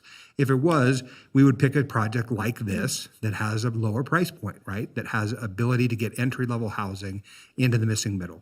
So that answers that question for me. The question about RTC is much more difficult because, of course, as you indicate in your presentation, Mr. Chisholm, we pay as developers on a basis that leads up to ultimately a larger spend, right? So the RTC is always going to be behind. I don't think that we can wait forever for RTC because we don't know if RTC's process will take that 5-year period or 10. But of course, this project is not going to come out of the ground immediately, right? And we're hoping that RTC continues to do the work, which they are currently doing, and they're doing on Lemon, they're doing on a couple of other different arterial streets out there. It's part of the project, right? So yes, there are going to be growing pains for traffic. That happens in a community that's growing. I'm not sure either one of those are a rationale not to support a project that has now answered the questions which the planning commissioners were divided on, right? Some were concerned, but they were concerned primarily because there was a lack of information about the RTC's piece in it. Now that that has been explained, I think it behooves us to move forward with the project as Councilmember Weber has indicated. Thank you so much. Councilmember Breckus. Yeah, I mean, this property is adjacent to a fairly new industrial building that I think your staff report calls it the U-Line building. And part of the traffic problem I see here is that the property, the irregularity in shape and the small sizing of the parcel. And so someone may have created a parcel out of something because you've got a lot new development on either side that created their own hardship. What is that parcel history? Do you know that? And I want to be sure that I have a chance to ask Mr. Seleghi some questions. So if you could keep your response under a minute, because I don't get a lot of time up here to ask questions. Yeah, mine will be very quick. I do not know the full history of the parcel. I don't have that information or how that parcel was created. When I look at it, I assume that it was created. There's open space to the east, and that kind of rock outcropping that separates the U-Line industrial facility to the south. I imagine as all those parcels were developed and I guess began developing, split, and so on, that this particular parcel was created somewhere along that line. But Well, I don't okay. have that. I'd have to get back to you on that. I mean, I guess my thinking is if someone somehow had not subdivided this property, either, parcel mapped it as more correctly for either the U-Line or the subdivision near, they would have had more land to deal with more appropriately, like a through subdivision to Lemon Drive, maybe. I mean, that's a consideration. So I'd be interested in that. Now, I want to ask Mr. Seleghi a question about his traffic impact study that he did. Is that okay, Mr. Seleghi? Could I ask you? You did the study I saw in the reports. Let me know if you're not the best person to answer the questions. Well, good evening. I am Paul Seleghi. Our firm prepared this traffic study. I don't know if I can tell you about what we studied and what we found. Yeah, let me ask you, because, and I get the level of service, and I want to put that over here. I just want to understanding, did your study start to look at the truck traffic? Because there's been a fair amount of new development over on, they're calling it Sage Court, those large industrials up the way that before the split of Moya, and then the Makita went over there.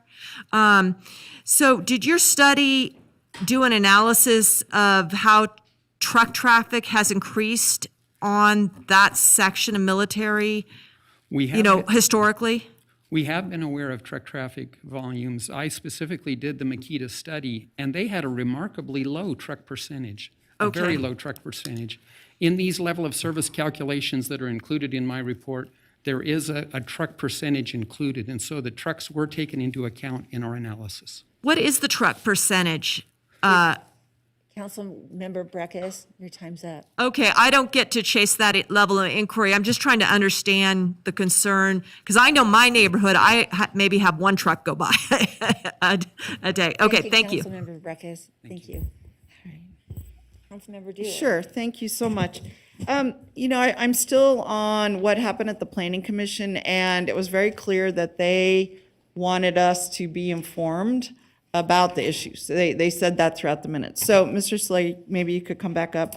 It says here that Mr. Velto stated he would like to hear from Commissioner Munoz about his thoughts on driving in the area, which he is the representative, I think, for Ward 4. Yes. And Commissioner Munoz stated he is torn because on one hand, he wants the development, more businesses to shop at, more places to eat, but not at a cost of more inconvenience to the neighbors and his family. One traffic light would change everything.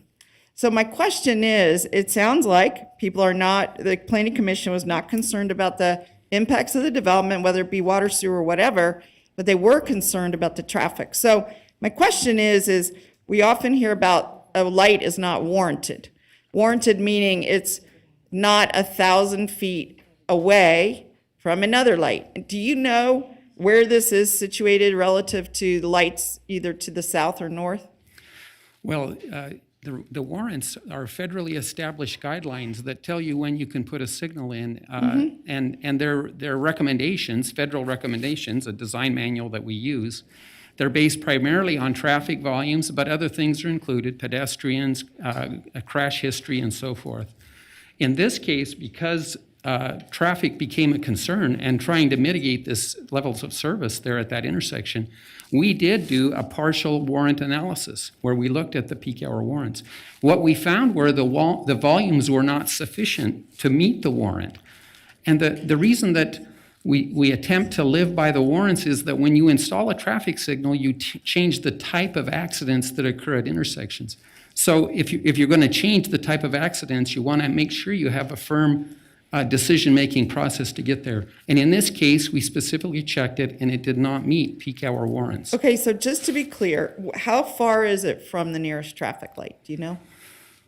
Well, the nearest traffic light would be clear down at Military. That's what I and thought. Lemon. Military It's that far away. Is that like a half a mile? I'd say more than a half a mile, perhaps. It's a major approaching a mile in that range. Right. So it doesn't violate the 1,000 feet. You're just saying the amount of traffic doesn't warrant it, is what you're saying. It didn't have enough vehicle traffic, pedestrian traffic, or crash history to hit any of those I hate that triggers. we have to go with crash history, as Councilwoman Jordan knows. Like, I don't want to wait till we have crashes to put in lights.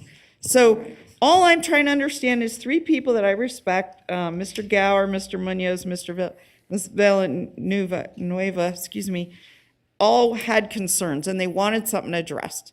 So we're struggling here, and they said throughout this that they wanted to bring it up to council and we could fix it. I mean, there was this perception that we could fix it here, throughout here. But I'm almost hearing, and I kind of think it is within our power to fix it, or at least deal with that impact. You know, that people are already saying this road is overstressed. You're saying the traffic doesn't warrant it, but the people are saying it does. So I'll be done now.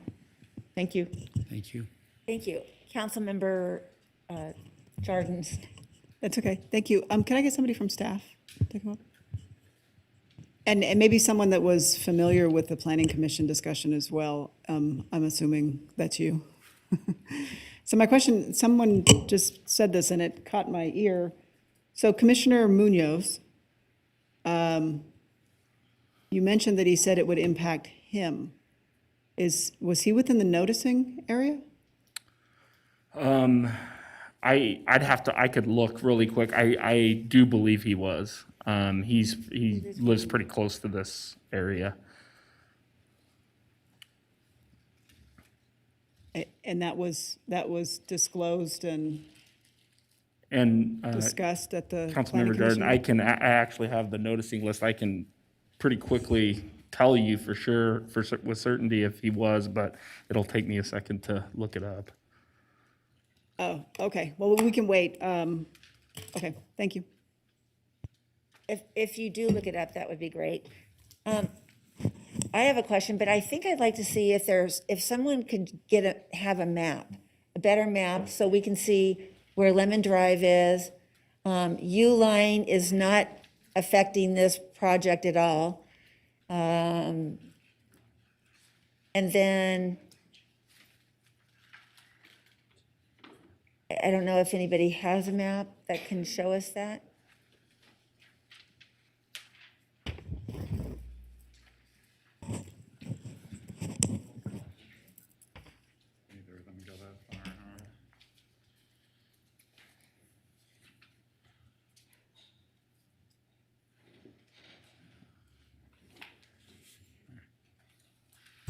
Councilmember Weber, Arlo Stockham, Community Development Director. It doesn't look like the maps we have extend all the way down to Lemon. If we can pull up the overhead, this one goes most of the way. It may also warrant a little time from RTC staff here to describe the project and where we are in process with That would that be project. That is great. So it's quite some distance, and you see that the intersection with Lemon is quite a bit of distance further than this map shows. Dale, do you want to? And Kyle Chisholm, Associate Planner. Commissioner Munoz is in the noticing area, just to clarify. Good evening, Madam Mayor, council members. Dale Keller, Engineering Manager at the RTC for the record. So what was previously shown is, and what we identified in the 2050 RTP, the Regional Transportation Plan, which was just adopted this spring by each of the local jurisdictions as well as the RTC board. And this project was identified in the 2026 to 2030 timeframe. So that's we would call it the next 5 years. Part of that, it is fiscally constrained. I mean, we have to show that we have money to support this and build this project. At this time, we have not undertaken any engineering efforts to vet exactly where maybe the best opportunity would a signal or a roundabout. What we do in our process, we'll look at an entire corridor. And these limits of this project start from Lemon Drive where that Y is, and we're actually going all the way up to Echo. And we do recognize there's a need for additional capacity on military. And that's part of that process. We'll start identifying, look what's best for the overall corridor, the overall region, and not just cherry pick maybe where the best place for maybe a signal would be. Exactly. Okay, any other questions? I had one more. You can go back to Ms. Breckus Okay, and I'll so you go said it does show under the 2050 plan, Yes, ma'am. and that's fiscally constrained, Yes, ma'am. and it's 5 years. It's in the next 5 years. So we have a 10-year plan that's fiscally constrained. And is the Keystone Avenue Bridge on that? I do not know off the top of my head. See, I think that one is not on. I think the overpasses, is that overpass in Verdi on that one? Third time. I'm not aware at this time. Is the Cold Springs overpass on?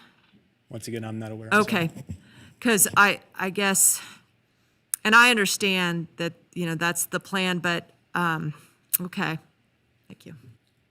Thank you. We went into the third round, I Yep. think, so, Yep. Councilwoman Breckus. Dewar. Okay, thank you. I just had, I'll just make this brief. I just wanted to say two things. One is, as elected officials or appointed officials, which the planning commission are, we're elected or appointed in our neighborhoods, and this has come up before in my 7 years on council, which is, are you too close to an issue and I brought it up, I've even said, and they've said, no, that's why you're here, is you understand the area. Your knowledge is valued. So I just want to get that out.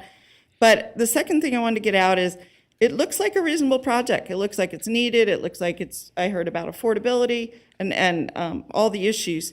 But I think one thing that I get concerned about is that I'm not into creating problems. I'm into solving them. I don't want to approve something and leave an issue dangling. And then we all know it's an issue, whether it's a fire or a traffic or whatever, and then it's just there forevermore until somebody else. We'll all be gone in 2030 when all of those kind of decisions are being made. So Anyway, I don't know how I'm leaning or voting, but I just wanted to daylight those two issues, that what we think is either appointed or elected officials matter. And number two is that really the planning commission was asking us for help. They didn't think it was in their power to solve this problem. So I don't know if, we have a lot of bright minds here. We have two members of RTC. Ms. Breckus is bringing up the issue of competing demands, of which I have plenty in South Reno, a whole study, none of which have been addressed yet, like 40 recommendations. So, or maybe just one or two have been addressed. So I do understand all sides of this. So I'll just give it back to you, Madam Vice Mayor. Thank you. Anyone else? Madam Mayor? I'd like to go ahead. Oh, we have to do a public comment. Am I correct? I think the Madam mayor Clerk? was trying to. Yep, say- Madam Oh, Vice Mayor, we do not have any public comment. Okay, we don't have any public comment. Madam Mayor, was that you? Oh, I'm fine, thank you. Okay, thank you. So there's no public comment. I'd like to go ahead and try a motion if I could.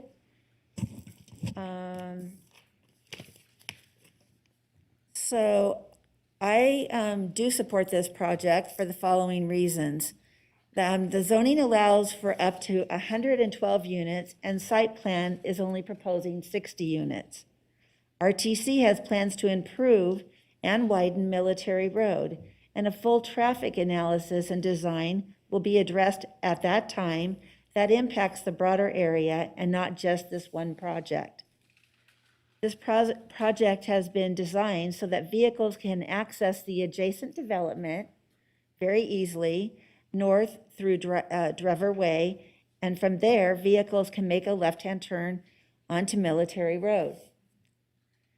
Regarding the appeals of LDC 21-00065 Military 8, based on this council's review of the staff report, the record on appeal, and information presented at the public hearing, I move to affirm the appeal and modify the decision of the Planning Commission as follows. A new condition of approval would be condition number 12, construct a pork chop island or other similar traffic mitigating measures to restrict left-hand turn movements onto Military Road. As modified, I can make all of the required findings as listed in the staff report, and I move to approve the tentative map and special use permit subject to conditions stated in the staff report and as modified by City Council. The city clerk is instructed to prepare and file an order.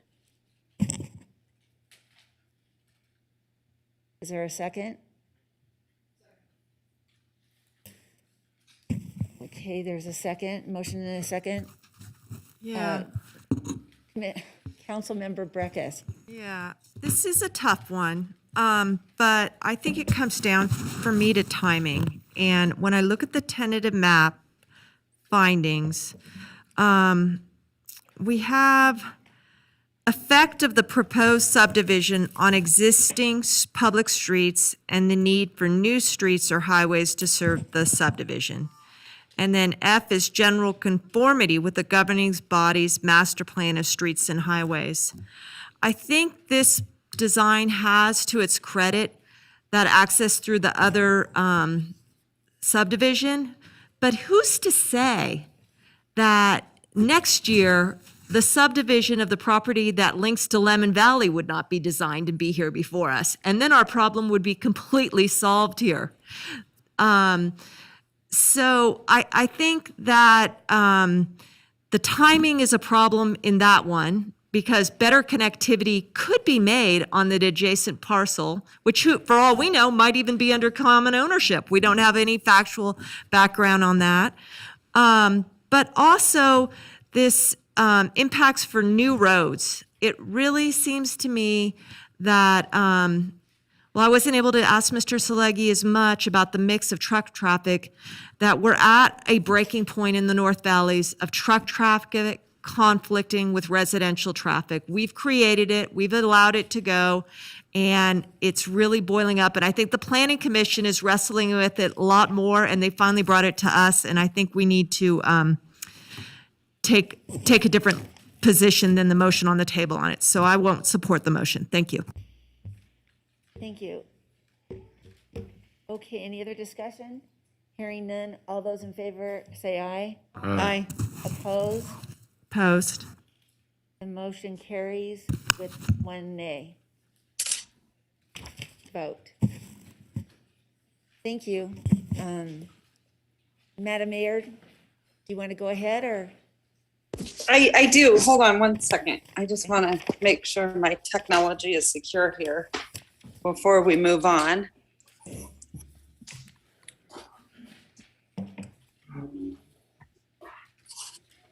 Okay. All right. Thank you for your patience. I just want to let everyone know today we're trying out some of our new technology. So that's why I am on Zoom to see if we can get it dialed down for future meetings. Otherwise, I would be there in person, but I've been the guinea pig today with Councilwoman Dewar. So just give me a minute here. At this time, while we're welcoming Mayor Sheevy to lead the meeting, if you are requesting to speak for item I2, I would ask that if you are out in the lobby, please get in the security line and come into chambers so that we can start and prepare ourselves for the next item coming up. Okay, thank you so much, Madam Clerk. Really appreciate it. Okay. Right now, we are going to go into case number LDC 21-00060. And I am going to ask the ever so famous Carl Hall to please read this appeal case. And then, but before we do that, at this time, I'm going to ask Madam Clerk that I'm just going to notify the public. We will now open the public hearing. Madam Clerk, was proper notice given and any correspondence received? Madam Mayor, proper notice was given. We did receive 28 comments associated with this agenda item. The comments were written correspondence received via our reno.gov online public comment form or by email. These can be viewable on reno.gov. There were 2 in favor of overturning the Planning Commission decision, 6 in favor of upholding the Planning Commission decision, and 3 expressing various concerns regarding the project. From Jeff Eckert, Amaya Jaguar, Lee and Dave Hooker, Bill and Tina Clarno, Margaret May, Kevin Joel, and Curtis Johnson. We do additionally have public commenters, but I believe that is reserved for a later portion of this item. Okay. I think what we'll do, I'm going to send it to our city attorney, Carl Hall, to read this case, and then we're going to take public comment, all right, before we start. So at this time, I'm going to send it to Carl Hall. Thank you, Madam Mayor. This is case number LDC 21-00060, Ventana Ridge. Appeal of the Planning Commission's decision to approve 1, a tentative map to develop 67 single-family detached dwelling units, and 2, a major site plan review for A, cluster development, B, hillside development, C, grading resulting in cuts deeper than 20 feet and fills greater than 10 feet in height, and D, grading that results in the disturbance of a major drainage way. The plus or minus 166.8 acre site is composed of 5 acres that are located north of the terminus of Sandestein Drive and plus or minus 450 feet north of the terminus of Peavine Pines Court.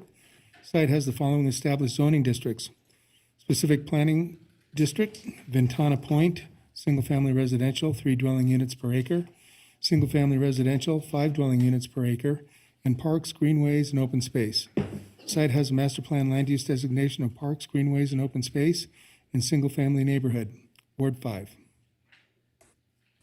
Okay, thank you very much. Okay, at this time, Madam Clerk, I'm going to send it to you right now for public comment.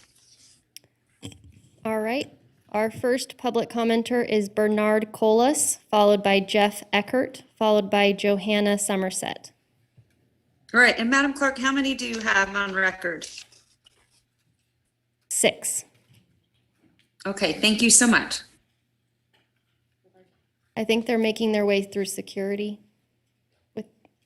Okay, we'll give them a minute. Okay, Bernard Colas is here. Hi, my name is Bernard Colas. I'm speaking on behalf of Mr. Gary Nelson, who's currently fighting a fire in California. He says, my name is Gary Nelson, and I am a homeowner in Canyon Pine subdivision. I apologize that I'm unable to attend the meeting tonight due to my work schedule. I have been a firefighter for 21 years, and I was asked by another resident of the neighborhood to give my opinion on the greatest threat to our neighborhood community. My answer was immediate: a wind-driven wildland fire.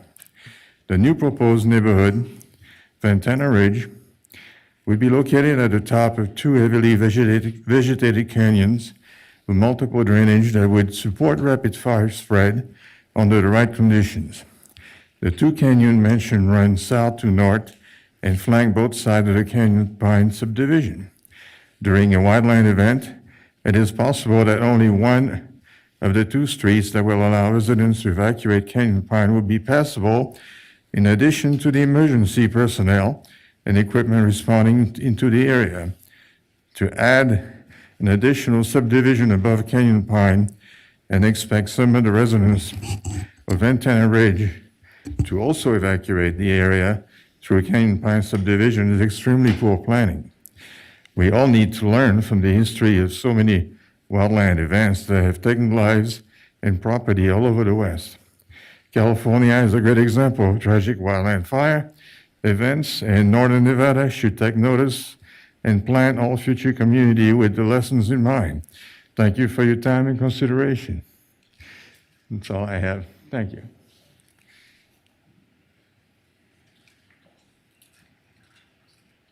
Jeff Eckert, followed by Johanna Somerset, followed by Steve Sutherland.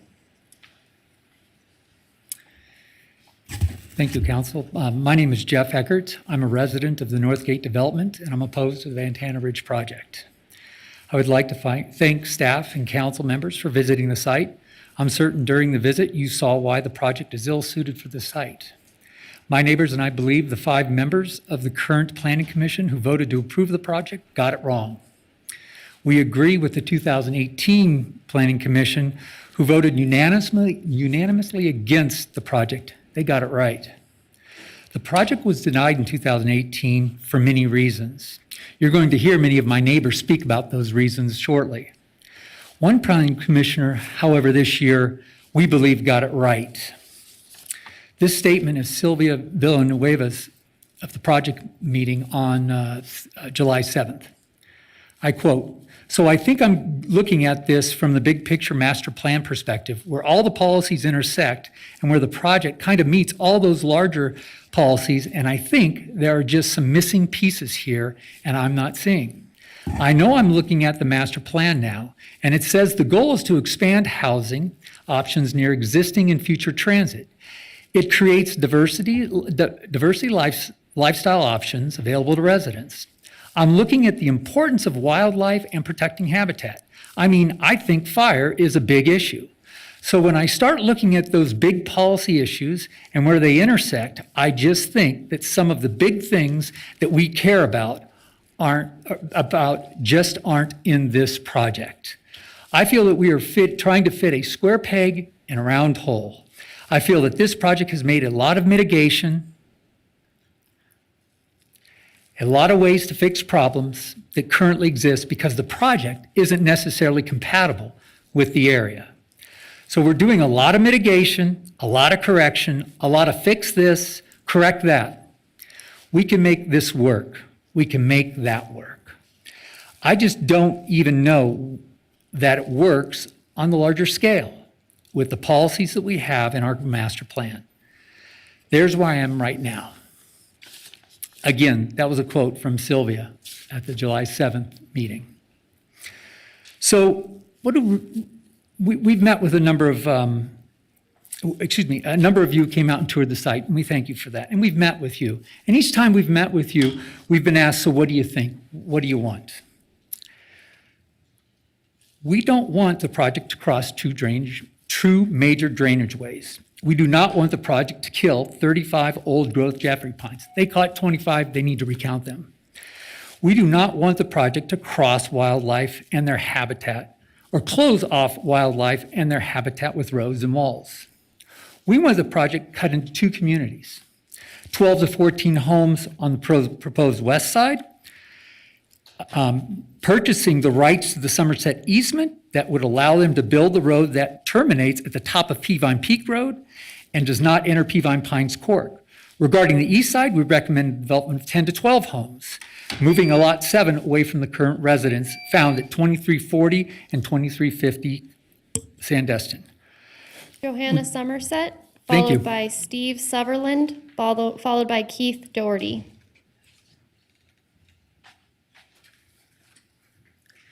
Good evening. My name is Johanna Somerset. So a couple things. These are the areas that I don't think that this project meets the Reno Master Plan 7.1D environmentally sensitive area, 7.1F major drainage ways, and 7.2C open space criteria. But that being said, another item I would like to talk about is the affordable housing. In this project, they are going to give $500 per home to the affordable housing. This is a $60 million project. For every $1,000 that's net, that's 55 cents. I would like to see that number increased. I think we can do better as a community. And another item I want to talk about is the 5-year building plan. I think that's a really long time to be living in a construction zone for those of us that are going to be, directly impacted by this. It would be nice if we could shorten that. This is a 6-day-a-week project starting at 7 a.m. on the weekdays, 8 a.m. on Saturdays. It would be nice to have a 2-year project, maybe condense some of those hours that they are allowed to have heavy equipment running, because this will be right next to our houses. And there are a lot of people in our neighborhood that do work from home, especially now in the current environment. And I would like that to just to be thought about too. Thank you. Steve Sutherland, followed by Keith Doherty, followed by Jacqueline May.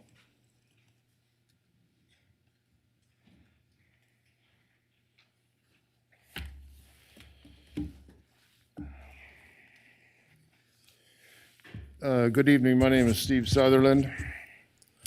We live on Sandestin Drive, adjacent to the proposed Ventana Ridge development.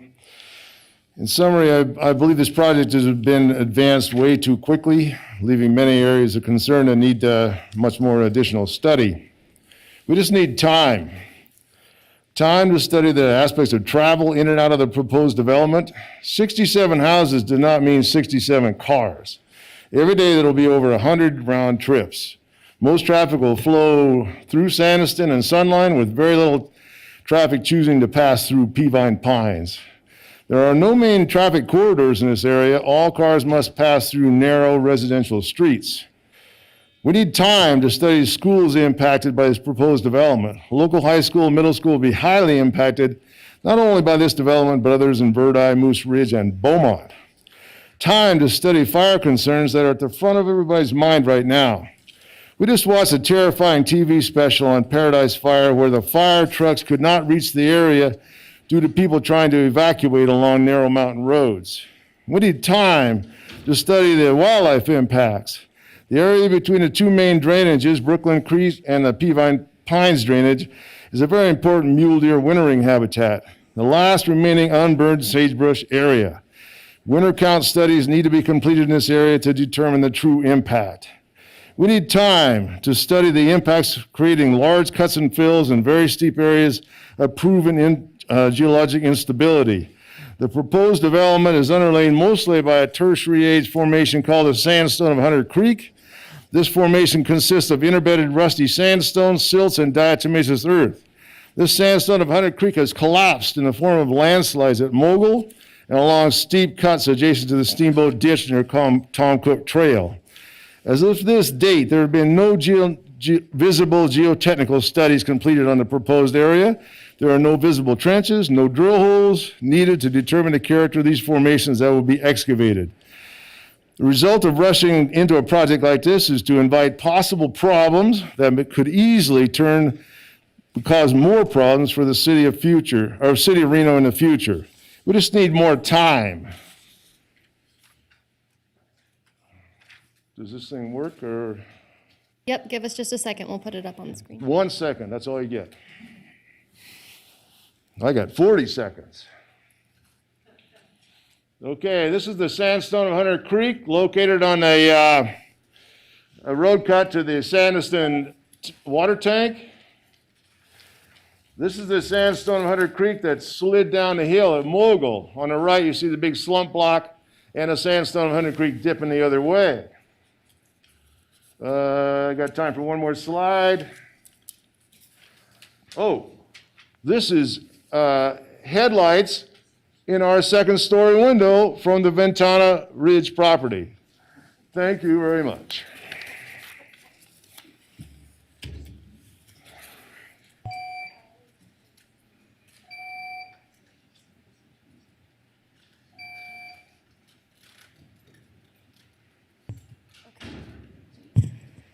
Jacqueline May, followed by Keith Doherty, followed by Jack Knoll.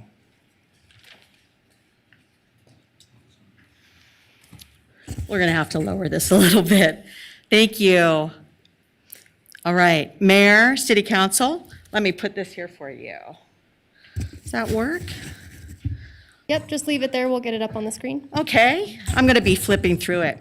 My name is Jacqueline May. I live at 2730 Peavine Creek Road in Reno. I would like to discuss some of the HOA responsibilities that are in both the applicant's original application and some of the back and forth memos from the Planning Commission.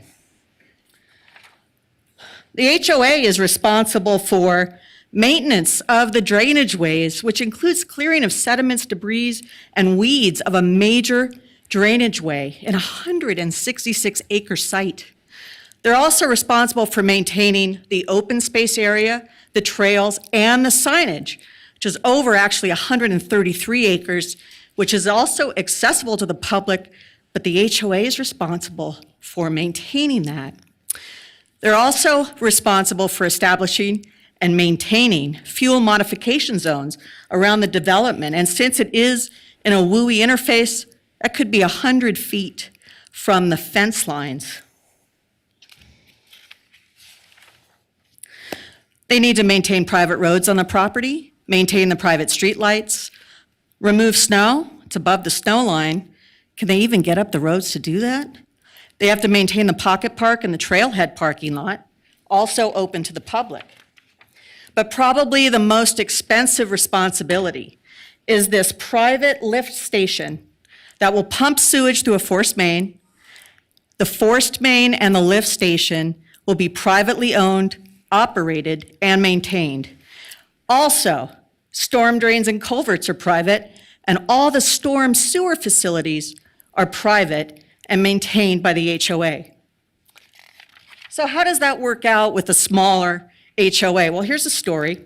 In 2017, the Creekwood HOA had 87 homes.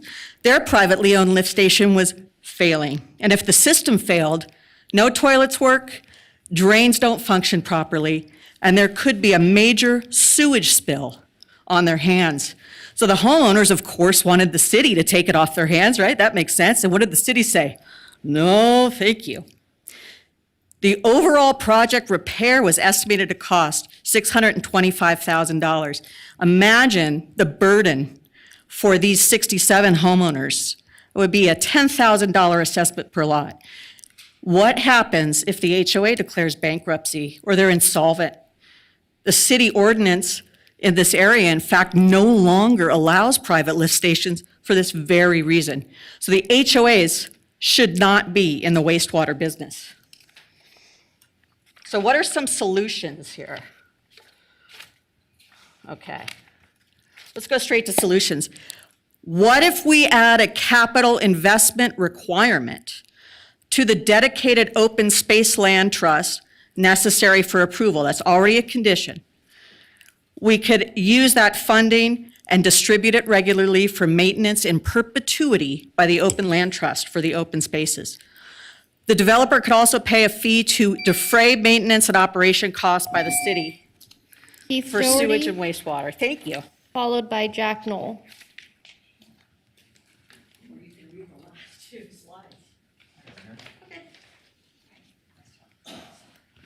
Good evening, Mayor, City Council. Is this the microphone here? Yeah. Okay, great.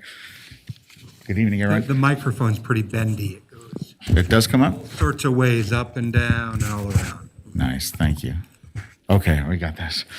I would just, I'll be pretty brief, actually. Just wanted to reiterate what Jack Lemay was just saying in regards to possible solutions, or the idea of, given if this project is moving forward, some possible issues. Because the HOA, there are a good number of responsibilities, and burdens potentially, that the HOA would be facing, having private roads, private facilities, including lift stations, which is very unusual. So this places a tremendous financial responsibility on the HOA, and potential issues for the city down the road if anything really goes wrong, if there's any issues of financial insolvency. So just wanted to bring up the idea of, if this project moves forward, the idea of a capital investment requirement to the dedicated open space land trust, funding distributed regularly for maintenance, open land trust, just everything from the maintenance of the lift stations, drainage ways, clearance, trails, everything that could be a potential issue, should the HOA not be able to handle financially. Also, a maintenance bond from the developer to pay for the operation, maintenance, and repair of things like storm drains, lift stations, sewer mains, et cetera. So I would urge you to consider this moving forward in consideration of this project. Thank you. Jack Knoll.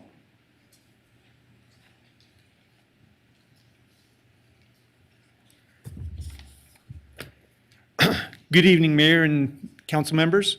Let's go right there. I'm Jack Knoll, and I'd like to just echo some of the points just made. I think it's important for the city to recognize, in the perspective of also the storm water utility that I know is a hot topic right now. Some of the points just made could impact that stormwater management and that issue dramatically. If there was a failure of the sewer, the HOA couldn't cover it, you're going to have a stormwater issue as well there. I'd like to also touch on the landscape and the impact of the walls and the roads that are being proposed on the wildlife in the area. We have a known herd of deer, the Loyalton Truckee deer herd, and in light of the recent executive order by the governor, this is a hot and high priority issue to be considered when we're looking at the impact on the wildlife in the area. Not only are the deer very prevalent and well documented, there's very well documented migration routes done. This is an updated map that was updated just a few months ago, 5/17/21. And if we zoom into the proposed Ventana region, it's right over a very known migration route. We even have videos of the deer traveling through there. There's going to be an impact. We need to consider that and do a better study. As my neighbors said, we need a little time to make sure that we're not messing this up and causing another problem. There's also some very recent sightings of bald eagles in the area and the trees in the old growth. And I believe a raptor study should be required before there's any groundbreaking and disruption of this area. That's the points I'd like to have the council and the mayor consider. Thank you. All right, Madam Mayor, with that, we have no additional public comment. Okay, thank you, Madam Clerk. I appreciate it. I believe we're going to send up Brooklyn Oswald for a presentation. And you know what, before I do that, I forgot to ask council members if you have any disclosures. So let me know on the screen. I'm going to read a disclosure at this time. In the interest of full transparency, I'm disclosing the fact that I have a personal non-business relationship with Jessica Spraza. I understand she's been retained by the applicant as a consultant on this project. On this matter, I've sought guidance from our attorney. I do not have any commitments, financial ties, or obligations to her. Please accept this disclosure for the record, Madam Clerk. Thank you. And all I would ask is just make sure that everyone is speaking in the microphone, because I think our online technology is a little faint when it comes to hearing through the microphone. So thank you, and nice to see you, Brooklyn. Hello, Madam Mayor. Hello, okay. It's nice to see all the council members. It's nice to be up in front of you again. Brooke Oswald, Associate Planner for the record. I was planner associated with the analysis and review of this. It's the case is LDC 21-00060 Ventana Ridge. And I'm going to go through my staff report on the appeal. Let me see. It's been a while since I've been up here. Let me figure out what. So just go You're over. good, just take your time. Carl went over the initial proposal and what's been requested. I'll just go over that again so it's fresh in our minds. The overall size of the project site is 166.8 acres. As we look to the map to the left, it's consisting of 5 parcels. It is in the foothill area. As our previous commenters mentioned, Peavine Pines and Sandestin Drive, it's the terminus of both of those parcels. The zoning on that, we have multiple zonings across these multiple parcels. We have the Ventana Point specific planning district. We have a single family 3 units per acre, single family 8 units per acre, and open space. What the applicant has requested was a tentative map for 67 single family detached dwelling units. And because of the site and the constraints of the site, additional major site plan reviews were required. That's our cuts and fills, cuts over 20 feet, fills over 10 feet in height. Disturbance of major drainage ways. There are 2 major drainage ways on the site. Those are crossed by the roadway. Additionally, we looked at cluster development. Just to go over cluster development really quick, we're looking at the overall density of the overall site, and then allowing to preserve open space, recreational opportunities, natural systems.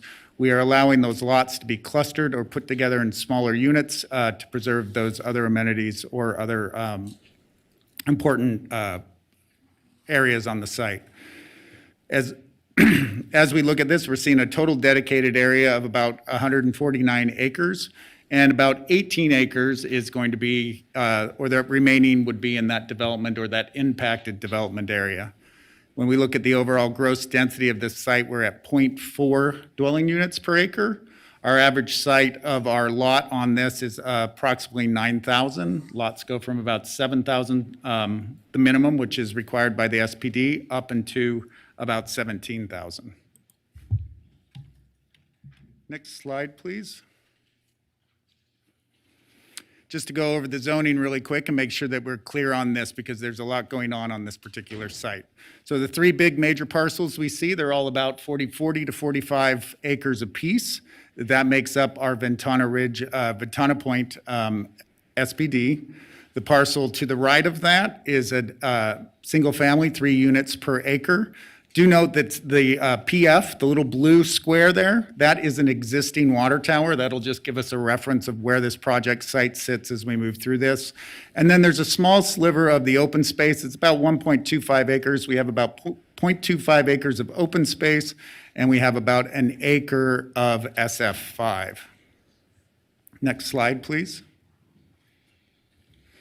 So there is some little project background on this site. There have been several cases that have been brought forth to Planning Commission. The initial one came back, was submitted back in approximately 2004, or right around the turn of right around the early 2000s. That's the Ventana Point. That's what established that original specific planning district. That allowed for 70 lots. That's on those 3 pink lots that we saw. So approximately 120 to 130 acres of the overall site. So 70 units were allowed on the about 130 acres. They also submitted a tentative map for those 70 homes at this time. The associated special use permits, we've gone to major site plan reviews, but those are very similar. It would have been the hillside, the clustering, the cuts and fills, major drainage ways. And then they established that SPD handbook. That's a handbook that's established that has additional requirements, standards up and above our city codes. That was approved. It should be noted, this is happening right around 2007. A lot was happening there. They did get approved. They never moved forward on it, and that approval has expired. So now we're looking at that 30 acres that was to the right and under where the water tank is. That came in at approximately 2005, 24 lots on that. That's about 34 acres on that, and that was in that SF3. They once again did that clustering, maintained that open space. That same time, we saw an annexation of those 34 acres, and we saw a zoning map amendment. So when that came in, it was at a large lot residential 2.5 would have been our conversion, and they brought it over to that SF3 or 3 lots per acre to allow for the density. That was approved and expired.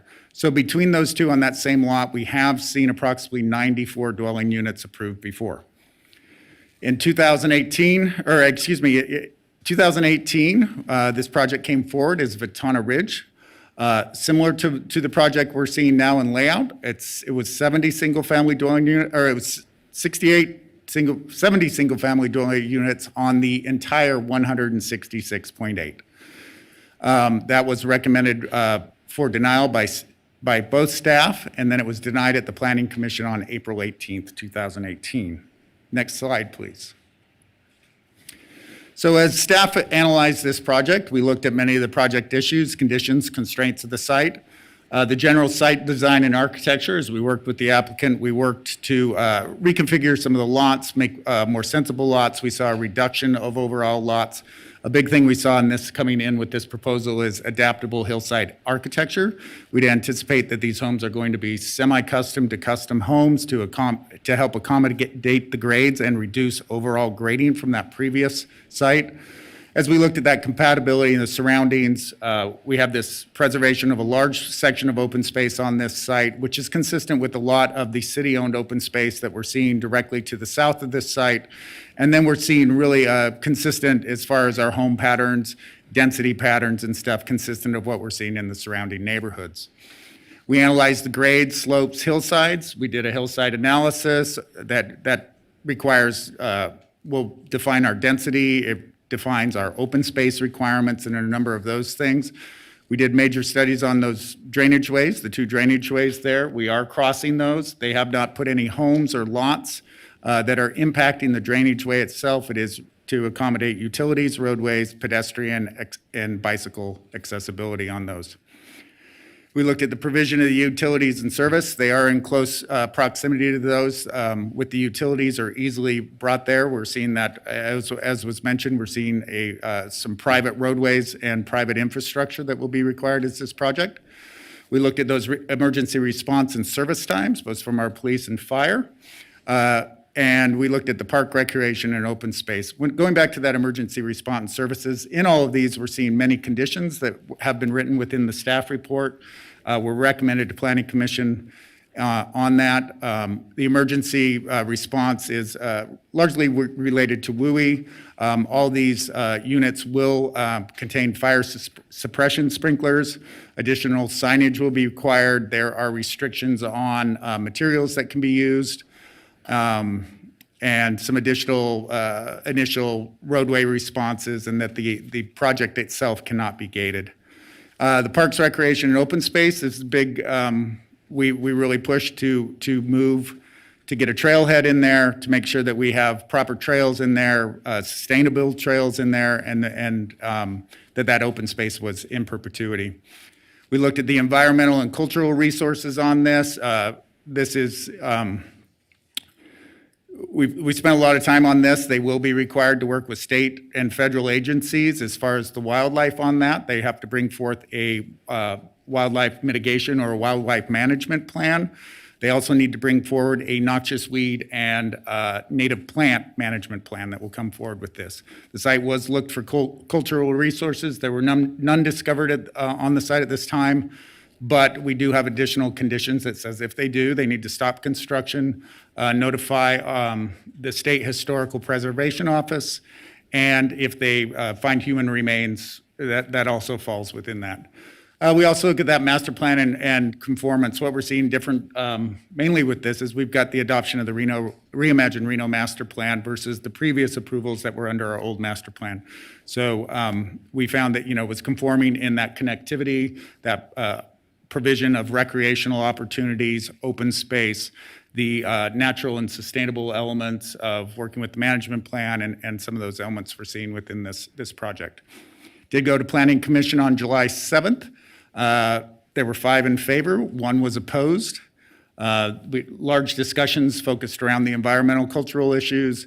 Fire was a major discussion. We looked at the grading and those impacts on those major drainage ways. We did receive, obviously, we have received appeals on this. We had 7 in opposition, and the appellant did file an appeal to retain their right to judicial review. Next slide, please. Just to look at the site again, to go over this really quick. On the right side is where we're coming up Sandestin Drive. It then moves along the bottom portion of the project site and then exit out onto Peavine, where you're seeing the little squiggle tail come down on there. We're 67 homes on this site. Excuse me. You can see the 2 major drainage ways are running on the far right side of the project and the the left side of the project. The green that you're seeing are existing Jeffrey pines. There's a number of stands of Jeffrey pines out there. They are proposing to impact a number of those mature Jeffrey pines. Those have been notified on this, or identified on this. We do have a condition related to that applies to the mitigation, and we'd also anticipate that plan being within our noxious weed and native management plan. Next slide, please. So what project improvements have we seen over the last projects? Obviously, those first 2 projects were coming in at 94 units, so we've seen a large density reduction in that. We've additionally seen a density reduction since that 2018 proposal that came in through a denial. Our overall grading impacts have again been reduced from those initial sites we were seeing. I don't have the exact numbers, but a very large reduction of 10 to 20 acres, I believe now. We've additionally, since the 2018, seen an additional reduction of impact of about 4 acres coming through that hillside adaptable architecture and some other grading techniques that they've used. We're seeing those access improvements from the original. The original design came down and emptied or directly entered into some existing homes. We worked with the applicant to bring that over into the existing cul-de-sac there. I have a slide that'll show a little bit more of that. That is one of the concerns and one of the appeals that you will hear tonight. We've looked at that consistency with that specific planning district, and that's we have a condition that basically the other zonings that are applied to this need to apply not only the City of Reno municipal code, but also those additional handbook standards. So we'll have a consistency across the site and then a higher standard of design and architecture and construction techniques across the entire site. We're seeing the addition of parks, trails, and some public access we weren't seeing before. So we were seeing that provision of a small trailhead, providing 4 parking spots, seating, artwork, other signage, interpretive signage, and restrictive signage. We're seeing trails coming in. A major component of this is we're seeing a trail that's consistent with our regional Truckee Meadows 2001 plan. It was drawn very just kind of, we want to get a general trail across here, and now we've been able to implement this through that private land. And not only implement it, we are applying a higher standard than we've seen before. We're applying a Forest Service standard of a Class 3, so it has very specific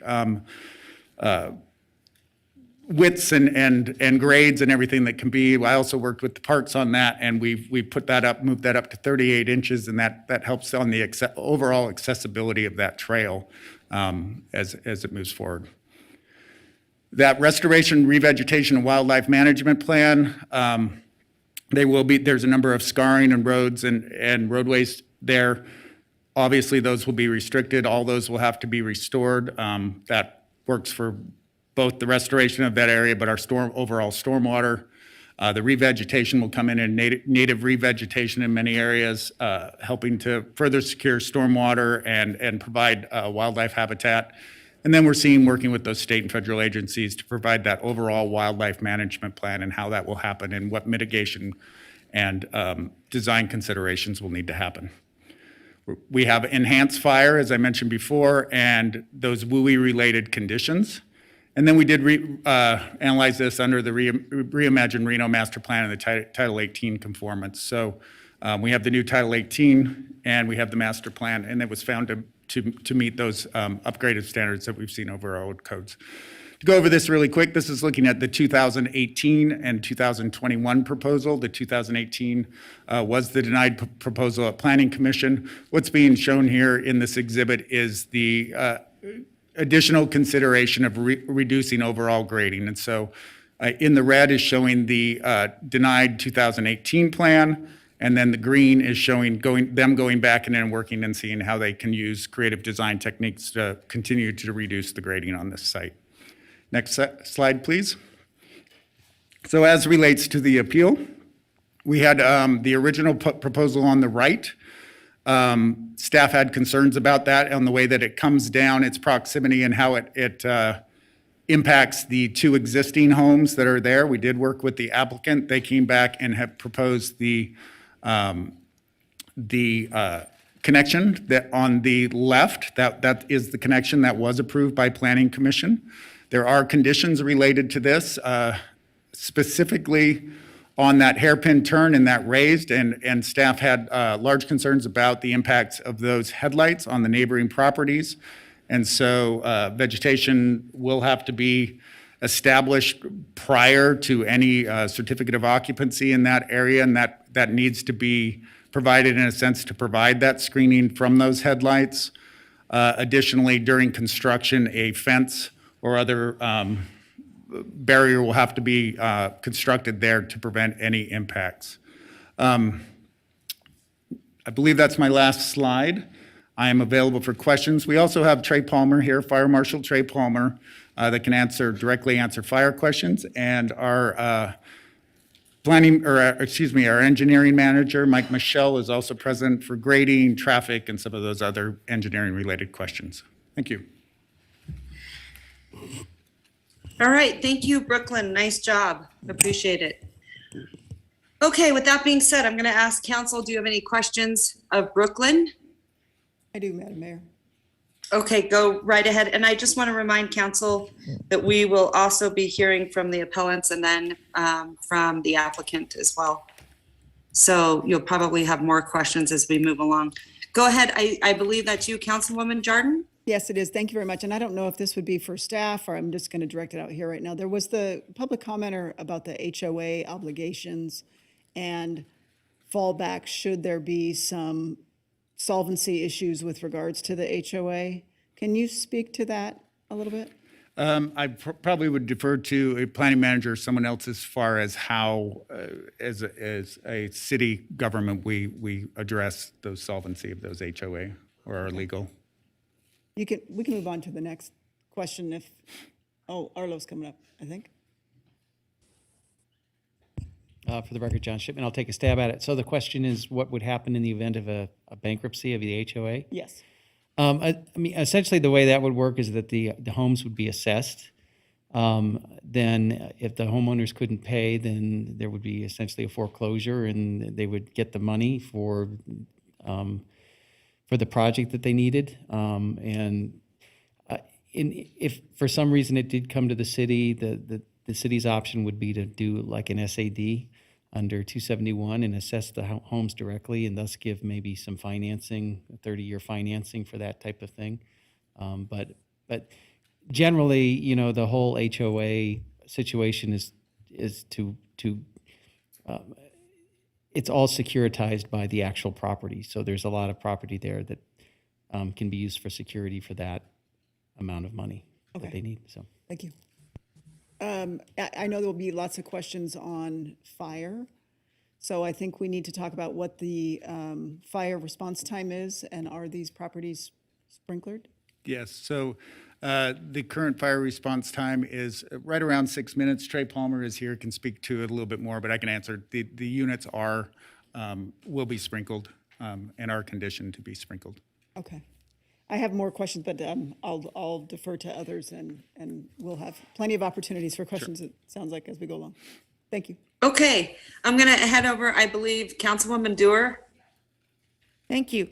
I would like to ask Brooke, is, this area, it was subject to an earthquake swarm in 2008, a whole series of earthquakes, some very large, in the 4 to 5 magnitude. And my question is, did they, the applicant do a study on that? What did it show?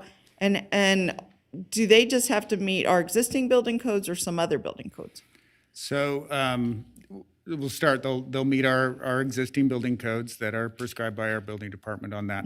We did do a discovery on the fault lines. There isn't a fault on this particular site. There's, as you stated, there's faults in the surrounding area. Obviously they will have to perform further geotechnical reports and some of those as we would move forward to a final map in that. But did they do one now, like usually at this stage? We've done a preliminary geotech report, and Mike can speak to, sort of the discovery of that. But on the major engineering, as far as the faults on this site or concerns about faults on this site, staff's determination was that those fault lines were not in close enough proximity to have direct impact. So I'm just looking at the geotech report from the earthquake swarm by the Bureau of Mines and Geology, and they identify in this region a tremendous amount of building damage, land damage, plaster. This isn't like speculative. There were preceding earthquakes in the 40s and so on. These earthquakes can happen anywhere, but in particular, as we go up from the flat to the foothills to the more steep, at that intersection is usually the range where we have the earthquakes. And what I want to make sure is if we move forward with this project, that those kind of issues are addressed, and that often the Bureau of Mines and Geology says the minimum homes should be located away from an earthquake fault is 50 feet, but they recommend 200 to 300 feet. You said there's no faults that have been mapped intersecting this property? Not on this property from the discovery of we have. Michael Michelle, probably, I would feel more comfortable when we're talking about technical geo to hand that over to our engineers. All right.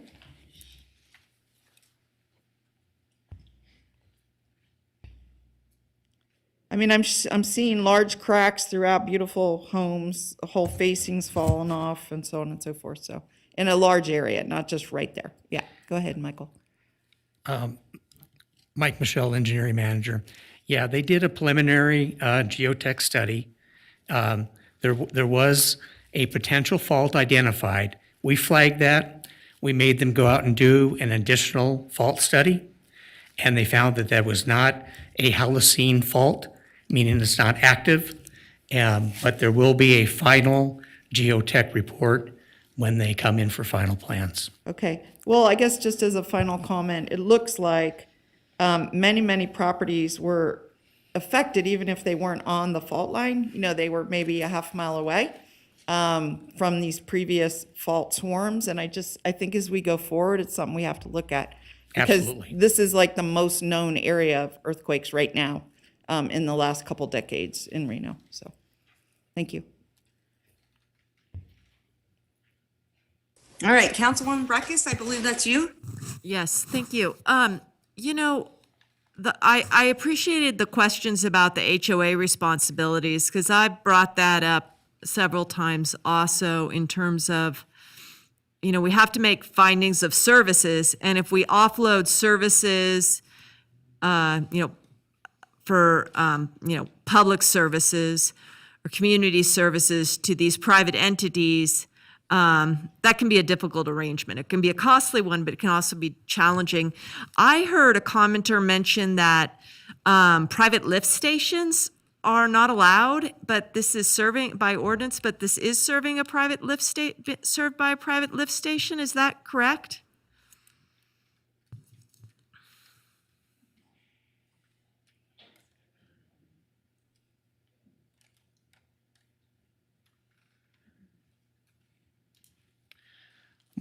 Mike Michelle, engineering manager. Yes, there is a private lift station proposed for this project. Does the ordinance restrict private lift stations? No, there are public lift stations, there are private lift stations. Privately. This one is private. Owned and operated and maintained lift stations. Correct, and that's quite normal. Quite common. Yeah. Okay. My next question is for Mr. Oswald. I've struggled with this project history quite a bit, and could you bring up your grading map? And sometimes the history of what was approved and how it's modified is informative, and sometimes it's used as a, maybe not as informative. And we shouldn't be bound by past approvals of projects that didn't happen. I mean, different things, we have different scenarios and so on, but this one has really been a struggle for me in that it includes this SPD, this zoning, custom zoning district, but then it added on land, as you pointed out. And Can I have the overhead, please? I think I can address that through this map initially. okay, well, yeah, your grading map. Remember We'll the just one. go to the zoning map just to address. You Okay. had a question about the addition. We have an existing SPD. I believe that this did go out into a memo to council. And then we have the addition of the 33-acre parcel to the right there, and then the small sliver 1-acre parcel down below. They are within their right on that SF3 to build those homes to that density and that. Obviously, it could have gone that they came in for a PUD amendment and brought it in. They hadn't established zoning. They chose to use that established zoning to move forward with their proposal. I think you meant an SPD amendment. Yeah, sorry. But Yes. I guess I hear the commenters saying that it would be less intrusive to have it built on, two non-connective on opposing sides of the ridge developments, one access from one spot, one access from the other. And when I look at the SPD, which is all the pink land, it proposed to go through where it's connecting there, and then that little SF5 sliver, is that city-owned, or what is that property? No, it's privately owned. Yeah, it is city-owned. The PGOS directly to the south is city-owned. Obviously, the yellow is all privately owned homes. The SF, that little SF8 and open space sliver that's in between the two is held by the applicant. Okay, but I guess the question is, when the SPD came through, it was just, where was it going to take access? And that's where your grading plan showed. It was really quite a different plan. You had access actually coming down lower through the city property and coming up through the bottom of that SPD. It was very different. And so the benefit of putting these two is that you can actually create connectivity instead of having to. A lot of the challenges we run up in there is we have a lot of neighborhoods that run straight up, but we don't have that lateral connectivity that allows for alternative routes. So this coming up that SF8, they would have had a secondary route that would have basically came up, I believe it's Sandestin, and come that lower into the PGOS and then up into the bottom of the right lower SPD parcel is how I saw that originally happening. Breckus? Yeah, We're I'll way go around, over. and because I lost time for Mr. Mitchell walking over and you putting up your map, when we go around again, Breckus? could you put up that grading plan, please? Thank you. Councilmember Breckus? Yes, Madam Mayor? Vice Mayor, I'm sorry. I'd like you to know she's 2 minutes and 35 seconds over. Sure, okay. Okay, we're gonna move on. Who's up there? Councilwoman Dewar? Yeah. I think? Yeah. Okay, go right ahead, please. Yeah, I know we have a lot to hear tonight, so I just have one more question for Brooke, if you could come back. Well, you're the guy we're questioning at this time. Yep. So my question is, you mentioned yourself about wildlife habitat. Some of the speakers mentioned that this was sort of the last remaining mule deer wintering area. And I went out there to kind of survey the scene, as I like to do, and I saw this area in between the two drainages. It's a very obvious grazing area. And I was wondering, you said something about you're requiring a wildlife habitat plan to be done. And so when would that be done relative to this development? Certainly, that would be done prior to the final map. So they wouldn't be able to subdivide, move forward with, grading permits or anything prior to them Okay. moving Who forward to get would that. develop that plan?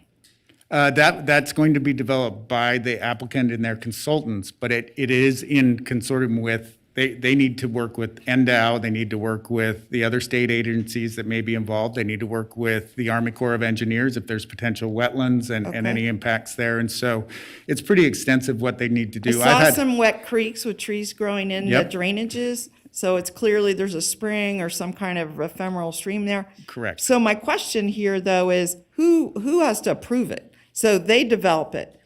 Who has to sign off on it and say that it does mitigate impacts? As the condition is written, we need to have letters from the state agencies that are involved. Okay. And then staff ultimately will review that and make sure that it's meeting our state. We'll reach out to them and probably have more conversations. I've had Okay. several with them already, and then we So will one make the final final question approval. along these lines is that when I was out there, I saw the whole time I was there, 3 raptors flying around. Mm-hmm. And I am not an expert on birds, but they were there. They were not leaving. This is where their area was. So is there a requirement for a raptor study too, or eagle study with Fish and Wildlife Service? Well, that would come probably through that discovery through those state agencies and their concerns, The right? same wildlife plan? The wildlife, so it would be within that wildlife plan. Additionally, we have towards the trees being taken down, they have to go out before any tree is taken down and have an arborist determine that they aren't going to impact any raptors or any nests at that point. Okay. So then, I guess lastly, on the same vein, is just, as Somerset has developed, they have gone up the hills, right? And kind of gone into this territory of these mule deer. And what I get concerned about on HOAs is that when we put conditions on managing wildlife, it's the same as what I've dealt in South Reno, managing flooding. These are things that are very difficult for HOAs to do. And I've used this example on mule deer many times out here, is that my understanding is that's a hard thing for them to do. And it's been difficult in this specific area before. There are issues right now with Department of Wildlife on this specific issue. So I'm going to be looking for some kind of assurances that the issues will be dealt with and that there's enforcement capability to make the people do whatever they sign up to do. And that there was a mention of a maintenance bond. I think those should be required in these difficult areas to ensure that the things get done. So, thank you. Okay, thank you. Councilwoman Breckus, you have 3 minutes, and then we're going to move on to the appellants with their presentation. Mr. Oswald, is the property to the north public land of the United States government? Because there's a lot of language about trail networks and all, and The property directly to the north is privately held.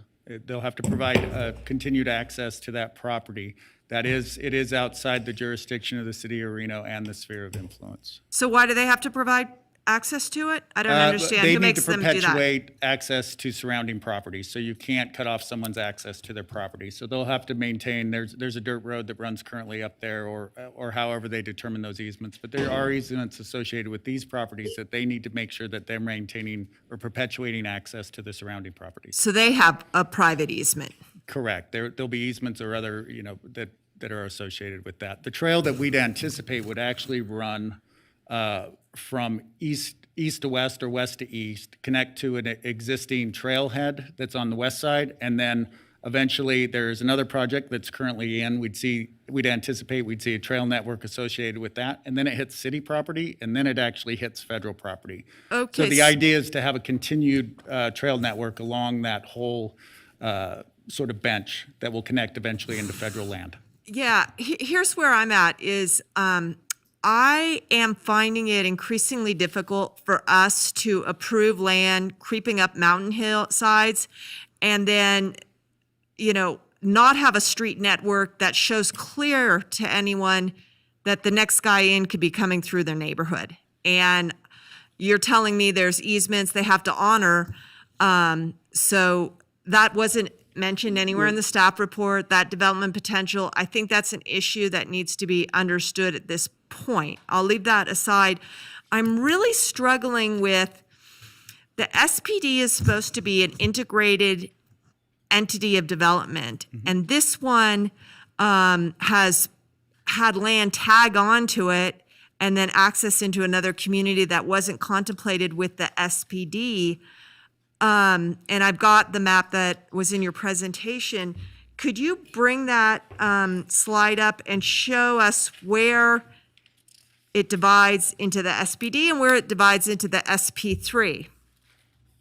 Certainly, if I can have the, Right there, that's the one. it hasn't quite popped, okay. So as we look, there's a sharp line right here. This is where it is. Brooke, if you could make sure to speak into the Oh, mic yeah, while you're doing sorry. that, so Mayor So can hear you. where my finger was, directly looking at the water tanks here, there's a small light line there. That line runs down. That's that property line between that SF3 and the SPD. Okay, so the SPD stops at those lines. That's what is approved. And it would, the previous approval did connect the two communities also. But It not- just did it through a lower road network and came up, which has a lot more, potentially would have a lot more impacts to the drainage way and the hillsides and some of those other things as they looked at it. And where was that connection? Was it through city property? That would have been through city property also, and there was an easement assigned at that point to that. Okay, okay. Okay, thank you. Okay, thank you. Madam Clerk, I'm going to send it back to you right now. All right, Madam Mayor, we are ready to begin with the appellant's presentations. We do have a very specific list that has been submitted by the appellants in the order in which they would like to present. The only thing I am looking from this body to decide on, because it is the presiding officer's decision to make, is whether or not we would like to do one 70-minute session for all the presenters to include the 10 minutes each, or if we would like to do 7 10-minute segments, dividing it up. Madam Mayor? So I'm not the- sure the difference. Madam Mayor, may I ask a question? Go right ahead, please. Thank you very much. My understanding in speaking with and meeting with the neighbors, the appellants, that they have a specific way in which they would like to present this, they're quite organized, and I think they have a procedure, so I would defer to them and how they would like to. My understanding is 70 minutes, and you've got a process, so. Yeah, so I believe Madam Clerk has the list that they submitted. I don't have it, but she does. So Madam Clerk, if you could just call them up, how your list is sort of organized, because I believe it's what they requested, correct? Great, that sounds good to me. Okay, perfect. All right, well then we'll go with that. Hang on, can we hang on one second? I know there was a lot of discussions in that proposal of someone and then they're deferring of their time to somebody else. I think what the hope is, and if you'd like to come up, I know this is a little out of our order here. We can't really do deferrals of time, so we just wondering if we just give the full block and you are within We'd it? prefer the 10 minutes each. The 10 give it minutes 10 each. minutes each. So Okay. instead of the 70-minute block, because we're going to lose time coming here transitioning our slides. I got it. Okay. Then we will defer to the appellants. All right, Madam Clerk, go ahead. Give me just a second to get our clock reset. All right, our first presenter today is Maria Dion.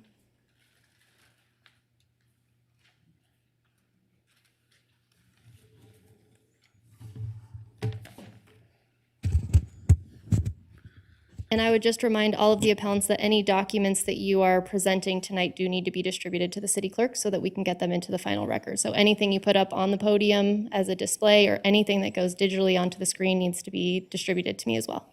Right after? Yep, thank you. All right, perfect. All right, go ahead. Okay, thank you. Okay, good evening, Mayor and City Council. For the record, my name is Maria Dion. I am an aggrieved over the proposed Ventana Ridge development that affects our safety, peace of mind, and quality of life, as well as my property values. I live at the end of Peavine Pines Court, at the top of an approximate 300-foot private driveway that really resembles a road more than a driveway. That includes an easement that was granted for the 2780 residents, which is a steep grade going down into the cul-de-sac portion of Peavine Pines Court. I am not opposing a correctly done development behind my home, but I am here because the proposed western access road to the Ventana project is going to severely lower the value of my home, degrade my quality of life, and the safety of my family and the families and children who live on the street. Our narrow street, Peavine Pines Court, was designed to be used just by a few homes. It's only wide enough for one car going in each direction, and not even that when people are stopped on the street to get their mail from the mailbox. Our cul-de-sac doesn't even have a street light, and there are no storm drains, so water from the rain and snow has to drain all the way down to the other end of the street. The way the developer has planned the access road, it hits our cul-de-sac not even 100 feet from where my driveway runs into the cul-de-sac. Children often play in our cul-de-sac year-round, and I repeat, year-round. Many kids from the neighborhood use their bicycles and sleds on our driveway going down at a high rate of speed into the cul-de-sac. With the proposed access road, they could be riding right into a car or truck coming from Ventana Ridge Development. My house is at an approximate elevation of 5,500 feet. And in winter, even with very little snow on my long driveway, it gets dangerously icy. And I have experienced this myself many times. When there is a heavier snowfall, just one or two cars using the driveway turns the snow into a thick layer of ice that doesn't melt, sometimes for days. In fact, 3 years ago, when the man who does our snow plowing didn't show up and the ice formed several inches thick that didn't and couldn't melt away for over a week. I've had winter days when I could not drive to my home and had to walk up my driveway due to snow and ice, which was extremely difficult, especially for me to do. Often going down my driveway in winter, I sometimes lose control of my car and on the ice, and it slides into the cul-de-sac. I need that run out. We need that run out in the cul-de-sac. The developer has said that there won't be much traffic on this road. That's wrong. This road is going to create a connection between two large subdivisions that will eventually start using the road as a shortcut. Residents from the east cut will cut through my street going to 4th Street and possibly to California. People from my subdivision may find it a convenient way to drive to McQueen High School, Ridgeview Plaza, Canyon Center, and McQueen Crossing for their daily essentials and their needs. I am also worried that people will be driving up my driveway, mistaking it for the access road and causing property damage to me and safety issues to my family. There is no way to turn around once you come up my driveway. The developer knows this is wrong, and it's the wrong place to put this access road. The Wood Rogers engineer, Evan Nykirk, even admitted this at the Planning Commission meeting.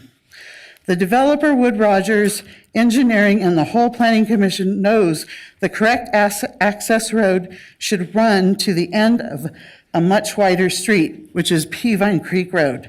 The developer is only trying to connect to my narrow street to save money. Ventana Ridge has no reason to be built except to earn millions of dollars for the investors. Why are they being allowed to build the Western Access Road in the wrong place? Why do I deserve to have my house value lowered, lose my quality of life and my peace of mind while endangering the safety of myself, others, and especially the children in our neighborhood, just to help the developer lower their costs and increase profits? I ask for your help to stop this proposed western access road to Ventana Ridge. Thank you for listening to my concerns, and I yield my time to the other appellants. Thank you. Marcia Neese.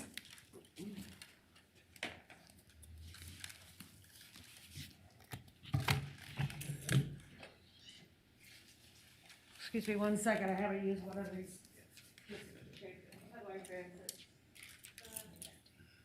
Yep, you got it. Yep. Thank you.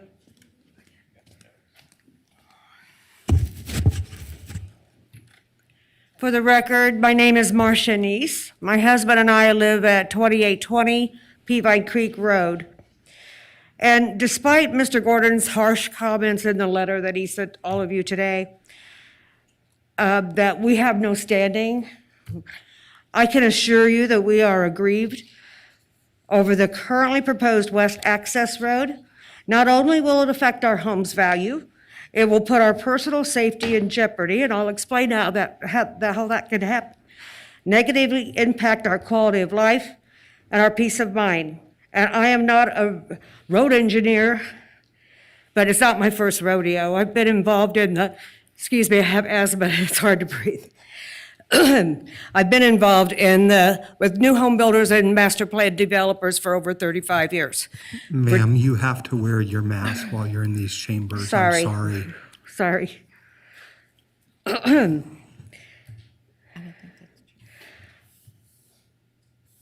I was on the advertising and marketing agency side for 25 years. I moved to the developer and builder side in 2006 when I moved to Reno to take a position as marketing manager for Lakemont Homes, Northern Nevada. The last 6 years of my career before I retired, I moved to the infrastructure side as marketing and communications manager for Jensen Precast and their 17 precast concrete manufacturing company or locations. This image shows the approximate position of the proposed west access road superimposed on a Google map of the area. It's also worth mentioning that this piece of land is City of Reno designated open space property. This image from the developer's own plans demonstrate the steep grades of the proposed road. While our artist wasn't able to add the steep grading profile and blind spots, this indicates the location of the proposed road and proximity to the existing homes. This Canyon Pines Phase 3 map shows that the city did grant a 51-foot easement on this property. This map is dated 2006. I'm not sure when that easement was granted. The first design the developer presented in 2018 followed the existing easement to the extent of where it terminated onto Peavine Pines Court, but they did not indicate the width that would be necessary for this design. The developer came up with a second design after getting pushback from two homes that would have headlights shining in their front windows, but they never, the termination on the court. The second design terminated onto Peavine Creek Road and would require approval of the Somerset Homeowners Association. It would also interfere with an existing motorized trailhead. Again, it did not follow the 51-foot easement previously granted, but it was a much better design. The developer sent an easement proposal to Tracy Carter, the general manager of the Somerset HOA, offering $53,352 for a 63-foot easement. After spending $4,500 of the HOA's own money to hire an independent appraiser, they countered the offer at $300,000. However, even though the developer would see a net increase in their property value of nearly $600,000 after expenses, they decided not to pursue it further. The third and current design not only varies widely from the original easement, but it is what some people have referred to as a dangerous and meandering design. But, instead of having headlights in the front windows of 2 homes, now they'll have headlights in the back windows of 7 and the front windows of 8.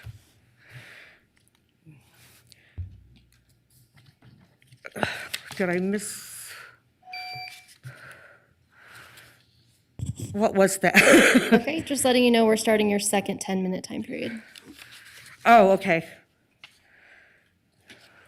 It seems like there's a slide in the wrong position. I apologize. I think I went too far. Yes, I did. Sorry about that. Traffic would be increased on Peavine Creek Road with the Somerset easement, but it's a wider road. It's 2 lanes with parking on both sides. Peavine Pines Court was originally designed to handle the traffic for 8 homes, not 82. The current trail system may need to be rerouted, and an access point might need to be created to conform to the McQueen neighborhood plan.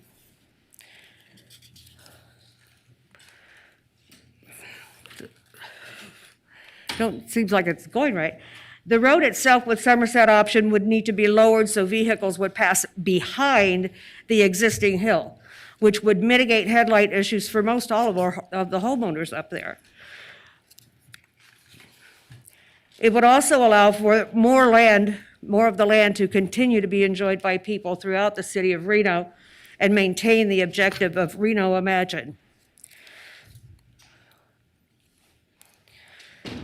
Along with the loss of open space, there are some major safety concerns with the currently proposed road. So let's take a look at those.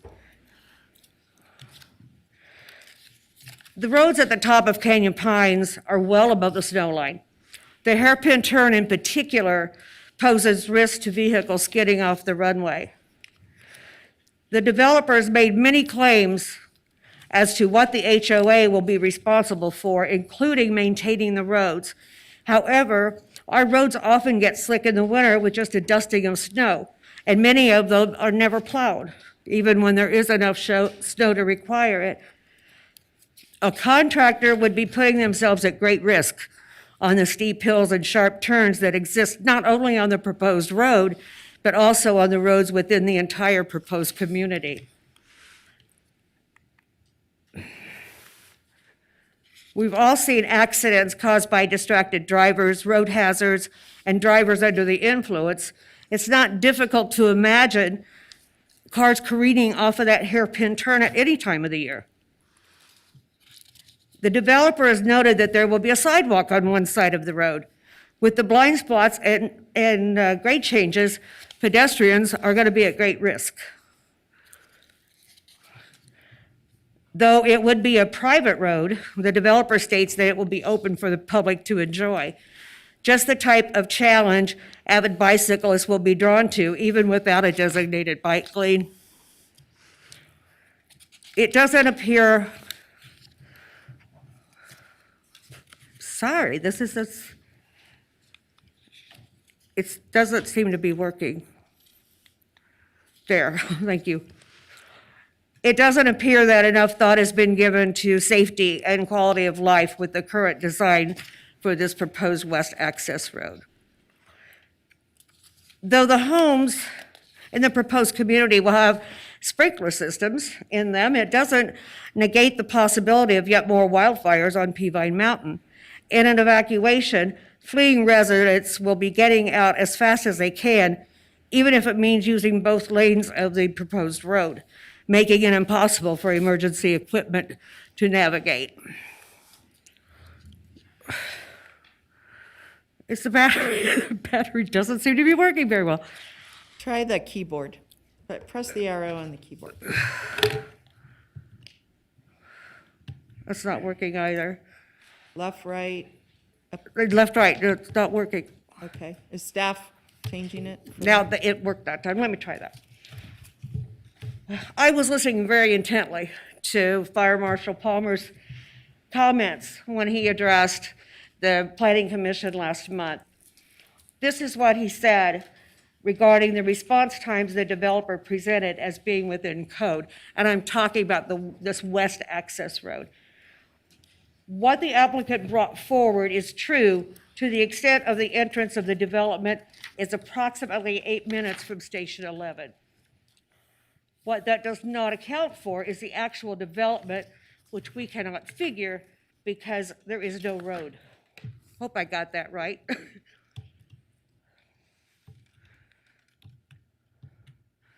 It just doesn't want to be working. Keep trying the keyboard. How about that?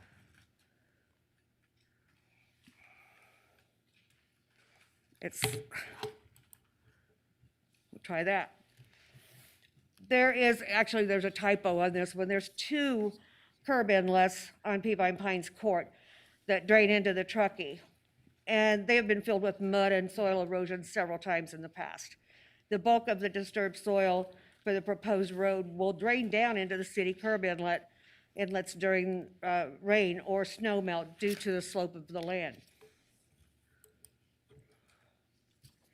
You can see here how close the hairpin turn is to the 7 homes on Peavine Creek Road.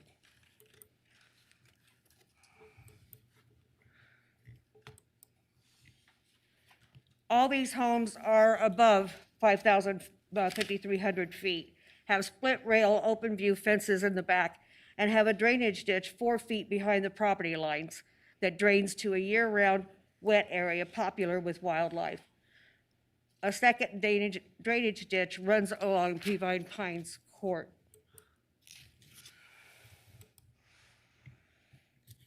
The developer claims that they're going to plant seedlings every 200 square feet, and 79% of them will be evergreens.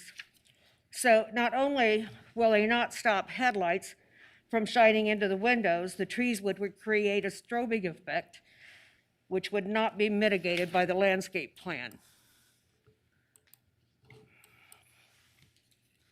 The developer also claims they will install a temporary privacy screen to keep headlights from shining into windows during construction. Of course, it would be removed once construction is complete.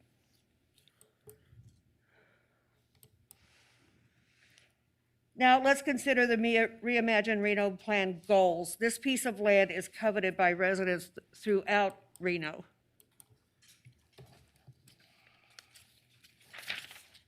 Imagine yourselves living in one of these homes on Peavine Creek Road. Passersby would easily be able to see into your backyards, as well as your rear windows, where your bedrooms and bathrooms and family rooms are. It'd be a huge invasion of your privacy and definite negative changes to your lifestyle. Please take these points I have made into consideration while you decide how to respond to the developer's desire for tentative map approval. Thank you for your time and consideration. All right, thank you. Madam Clerk, I'm sending it to you. William Clayton.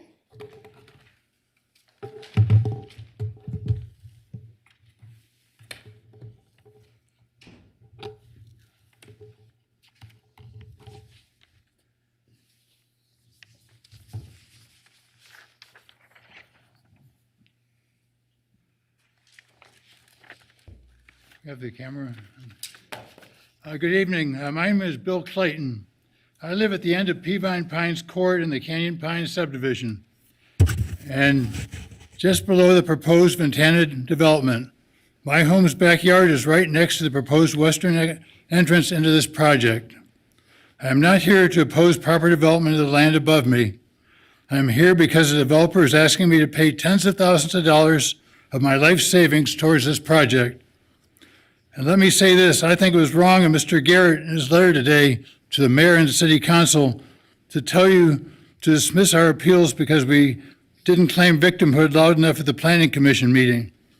It was obvious at the meeting that residents were being personally hurt financially and safety-wise by this project.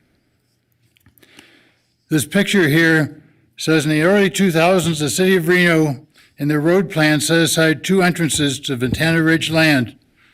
They were on the east end by Sanderson Drive and Sunline Drive, and there are traffic stubs out for it.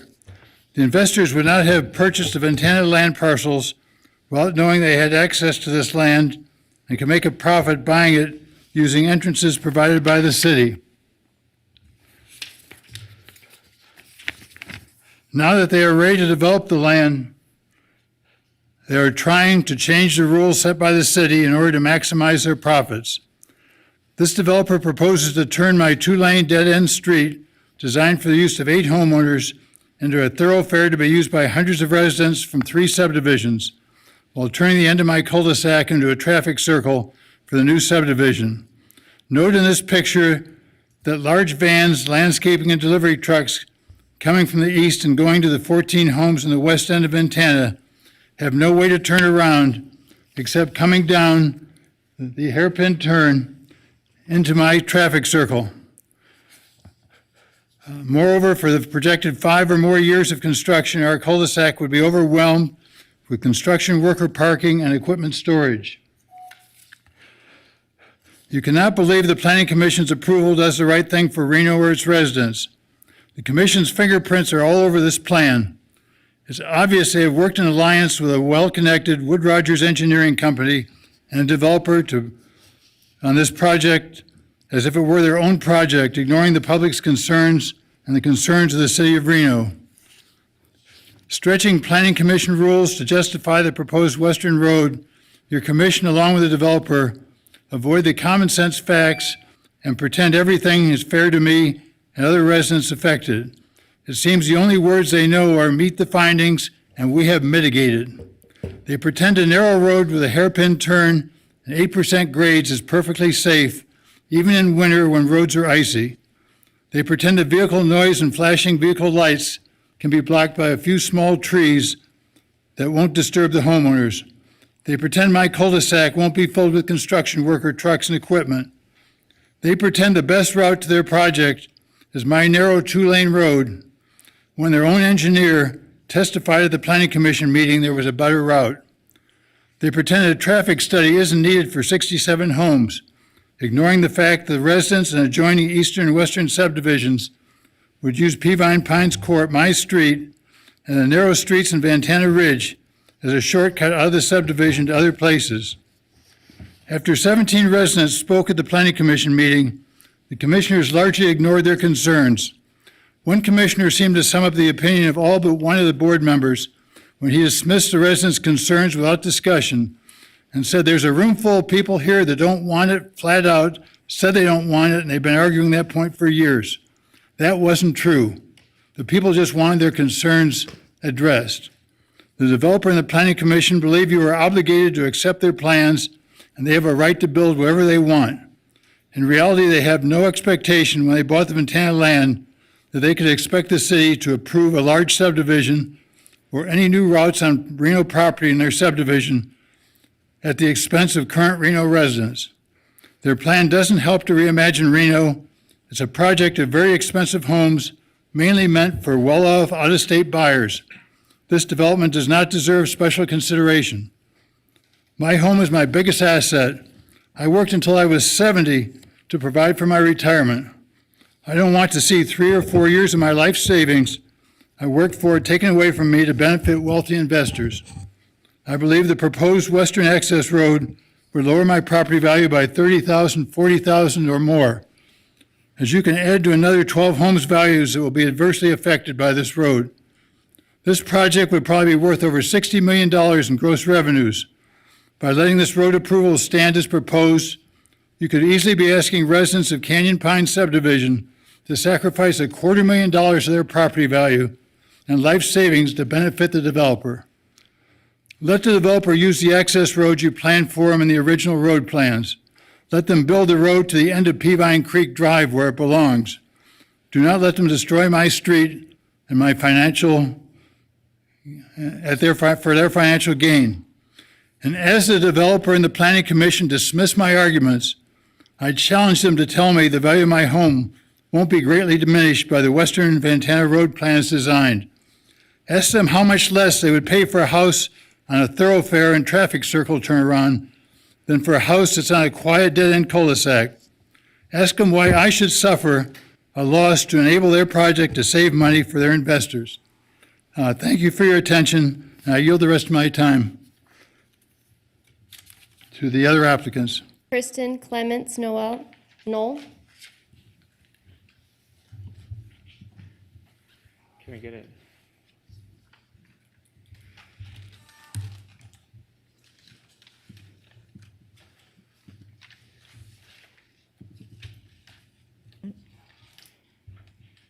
Mickey, just a point of order, aren't you supposed to stop the clock in between each one? No, they wouldn't allow us to do that.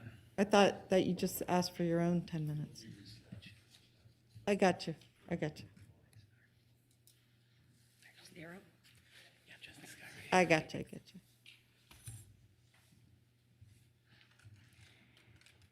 Thank you, Mayor and City Council, for your time. Kristen, if you don't mind turning the mic so that. Sorry. Gotcha, thank you. Thank you so much for your time and consideration. I know it's been a very long day for you. Just for the record, my name is Kristen Clements Knoll. I grew up in Reno and I live at 2945 Sandestin Drive.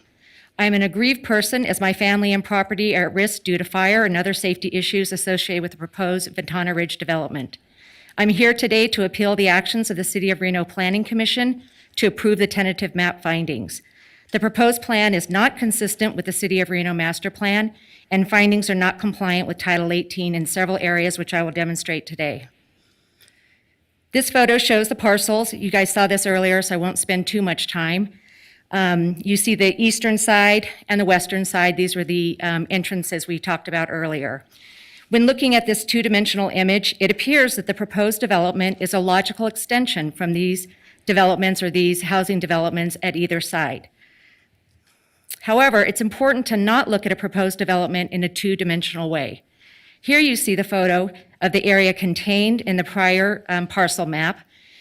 And according to the proposed development plan and in the plan itself, quote, the existing site topography can generally be described as steep, hilly terrain with roughly 72% of the property exceeding 25% slope. We see the same entrances that you saw earlier. You can clearly see the two major drainage ways, although I will say there are additional drainage ways that aren't being accounted for. And across those last two arrows is the ridge line where the development would, connect the two developments across that ridge line. Fortunate for the citizens of Reno, the Reno Master Plan was developed with the foresight to protect our natural resources and our unique landscapes such as Peavine Mountain. To be approved, the proposed development must be consistent with Reimagine Reno Master Plan and Title 18. The proposed project is not consistent with the City of Reno Master Plan. The proposed project does not limit development on slopes of 30 or greater. I will talk a little bit more about the 2-to-1 mitigation that's being proposed in later slides. The proposed plan does not carefully evaluate development on hillsides with slopes greater than 15%, but less than or equal to 30, to ensure it does not degrade the scenic, public safety, and environmental values in the area. The proposed plan does not promote the protection and conservation of significant wildlife habitats, slopes and streams, drainage way environments, prominent ridge lines, and mature stands of trees, as well as other natural scenic resources. The proposed plan is also not compliant with Title 18, in particular as it relates to grading, cuts, and fill. The layout does not adequately mitigate potential visual impacts of the development near prominent ridge lines or within other visually prominent areas. So what is the concern with developing on steep slopes? I won't spend too much time on this because I think everybody is aware that there are concerns.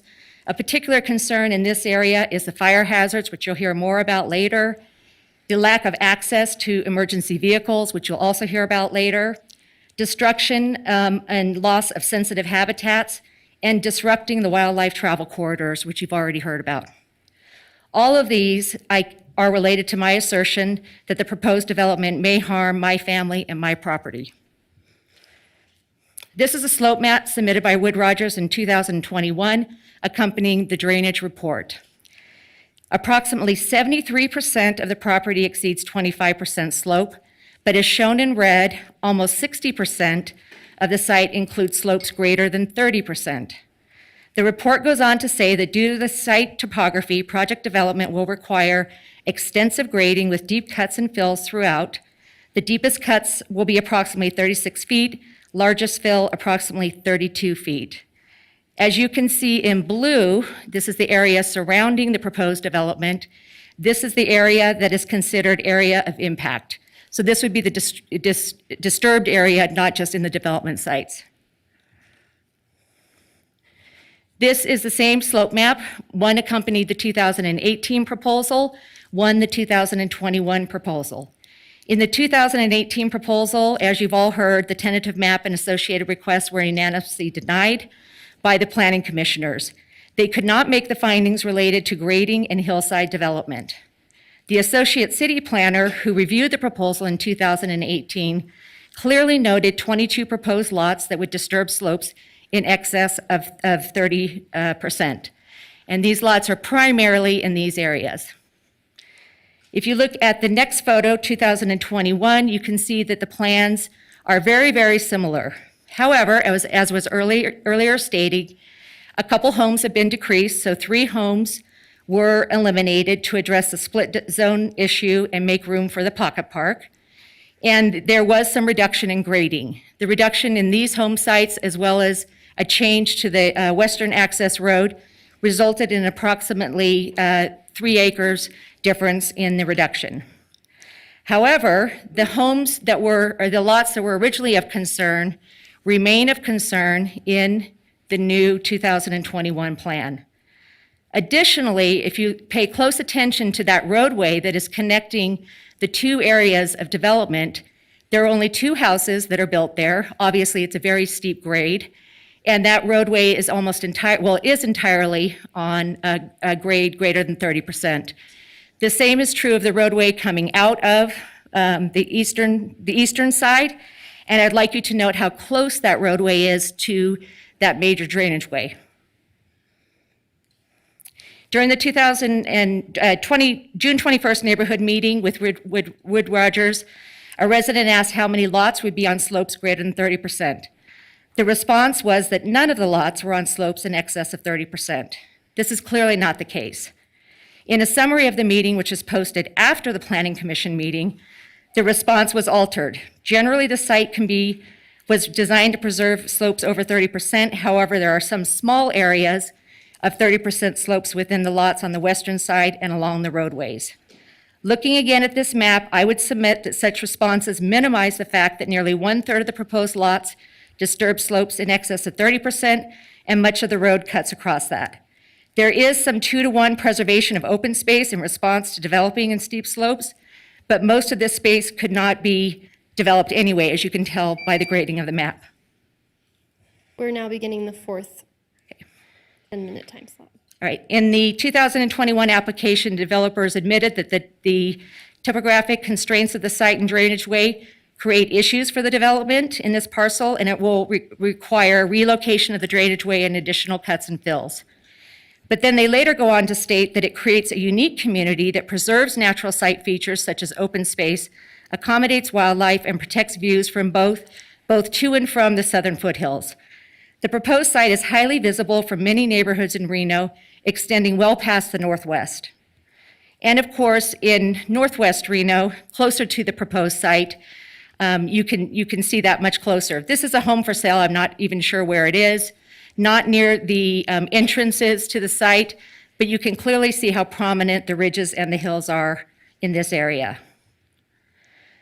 The developers state in the application that given the topography of the site and to reduce the amount of cuts and fills, they would need to use a series of rockery walls. I mean, that would be good because it would decrease some of the grading. These walls would generally not exceed 8 feet, but they could be as high as 10 feet in height. And where possible, the walls will be contoured to match the surrounding topography and provide visual interest. Extensive use of rockery walls as shown in this simulation, as well as the developer's sim shots, is not consistent with the design of the surrounding neighborhoods or developments, and it will most certainly degrade the scenic, public safety, and environmental values to the area. And then there's the road, which we've talked about. Just as a reminder, the road cuts across 2 major drainage ways, a visible ridge sloped greater than 30%, and has an unnatural and forced exit into the Canyon Pines cul-de-sac. and this is resulting in excessive use of fill. The topography of the site simply is not conducive to road construction like this. Excessive grading, cuts and fills, use of walls will be required. Finally, while technically not considered prominent ridge lines, the old growth trees that will be destroyed and the ridge lines that will be altered are highly visible and revered by individuals and communities throughout our region. So what is the solution? In 2018, the Associate City Planner who reviewed the plan stated, while some of the cuts and fills are triggered by the need for safe access, much of the grading on the site is triggered by trying to fit rectangular lots that are graded in a manner to support standard tract development. If custom home sites were proposed, the applicant would have the ability to design lots that required significantly less grading and allowed each individual property owner to design a home that was generally consistent with the land in which it would be located. If the development of custom home lots that was recommended in 2018 is not satisfactory, we suggest developing 2 separate cul-de-sac areas, east and west, with 24 or less homes, eliminating the need for the highly visible connecting road that cuts across the ridgeline well above 30% slope. Old growth trees and steep slope could be prioritized when deciding which lots to eliminate. We also suggest pursuing the Somerset easement so that the west access can connect with the Peavine Creek Road. This proposed access is safer, as you've already heard, and will reduce the need for cuts and fills significantly. This is the map that you've already seen before. They already thought about this. Here you see that there's only a fire road connecting the 2 developments, and you've already seen the better road access instead of accessing to the court. Additional home sites would have to be decreased, and if you were to do this, we suggest that you would choose lots where there is significant grade, as well as a number of old growth trees. Here's just an example of a couple lots that could be eliminated that would save that grading, as well as the old growth trees. Thank you for your consideration. I tried to go as fast as I could, and we look forward to more conversation. Diane Eckert.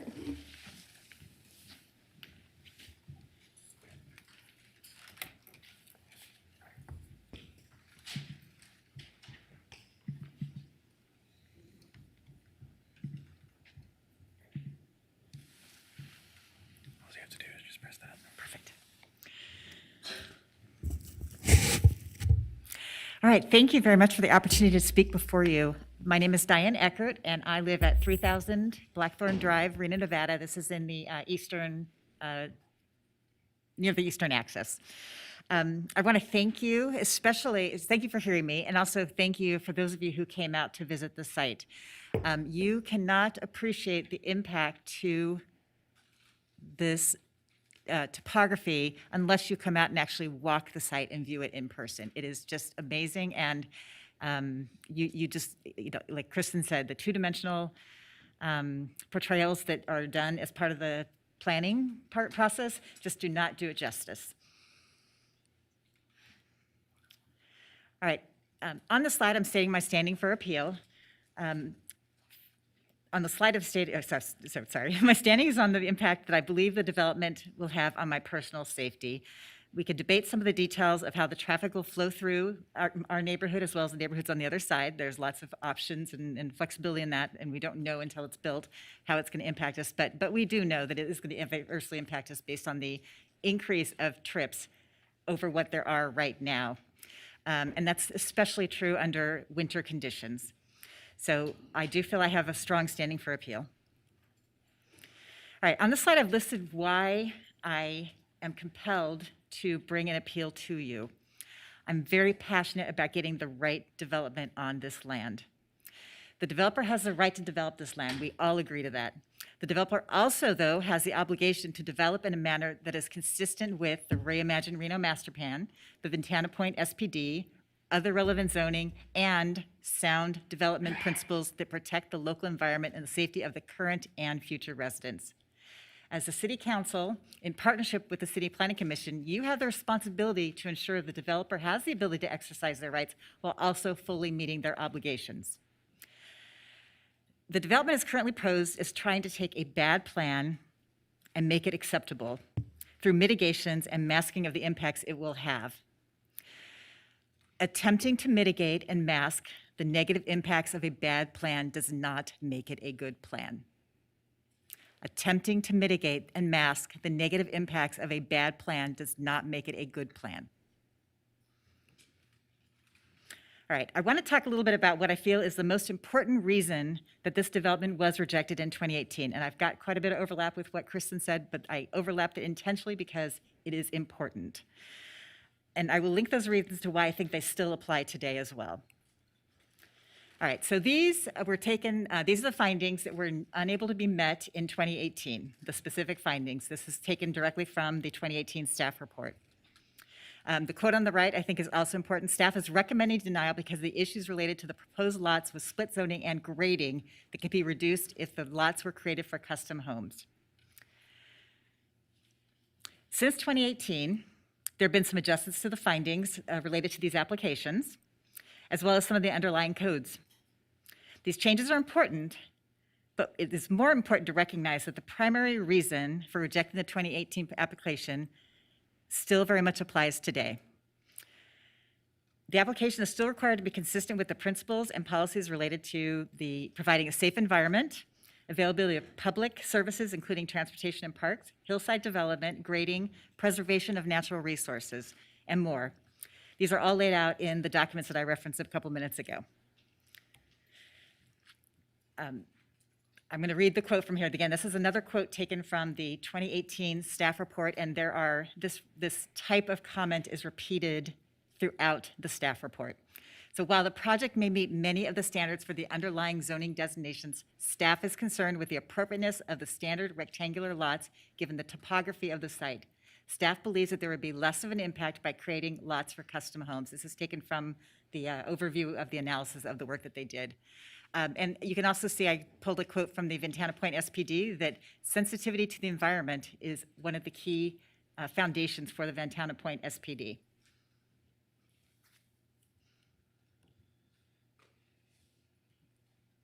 Okay, just want to make sure I'm on the right slide. All right, so I want to talk about now what has changed between 2018 and 2021 with the plan. So similar to Kristen, I took a couple of the maps that were provided as both part of 2018 and part of 2021 applications, and I'm going to be overlaying them so you can see exactly what the impact is and how identical practically these two developments are. So this is the map from the 2018 plan. This is an overlay of the 2021 plan. And I've made it a little bit transparent so you can see the lighter lines on these plans are the lot lines from the prior application. Okay, I'm going to click through and point out a few things of the changes. Kristen's pointed some of these out. I'm going to click them out on using this map. So one of the main things is they redesigned and relocated the western access. Very important. They also added a few highlights that weren't on there. So they added an existing trail that was already on there. That wasn't on the original map in 2018, as well as highlighting the wildlife corridors that are there, which are basically followed those two main creeks that go through there. They have eliminated the 3 lots. We've talked about that, primarily, again, to focus on aligning to the parcel line so that you didn't have 2 different zoning standards. They also reconfigured some of the lots, but the other thing they did was they expanded the size of some of the lots, not by a lot, but by some. And I find that particularly interesting because these lots are already going into very deep, the lots require very deep cuts and fills. So expanding them actually goes against, I mean, it basically reinforces what happened in 2018 and why this is rejected in the first place. All right. So I'm going to recap a little bit about what's changed. So what really has changed between 2018 and now? Nothing meaningful in the proposal has changed. As you can see, the lots, the locations, the roads, everything is pretty much about the same other than that western access point. Few minor tweaks here and there, but pretty much superficial changes. The message coming from the 2018 staff report was abandon these tract homes with rectangular lots and move to custom homes. The developer clearly did not accept that message. They just, like, we don't want to deal with it. We want to stick with our plan, right? The right solution The 2018 plan was, that was tied to the topography of the land, was to go with custom lots. Instead of that, the developer went through and basically made some minor tweaks to their plan so they could meet more of the findings. But the significant findings related to grading and the slopes and the cuts and the fills didn't change. So what did change between 2018 and 2021? So we talked about, there's some minor changes to standards, but related to these areas, the standards have not changed, right? We still want to preserve these views. We still want to be able to preserve the natural resources around here, and we still don't want to build on 30% grades. What did change is really the conditions that we are applying to these standards. Now, these are not code-based conditions because the 2018 proposal said with the conditions that they included in there, it could be passed, and it could be passed as meeting code. So it wasn't that it didn't meet code in 2018. It's that it did not meet our desire for how we want to reimagine Reno, even though that wasn't back in 2018. Still the same concept apply.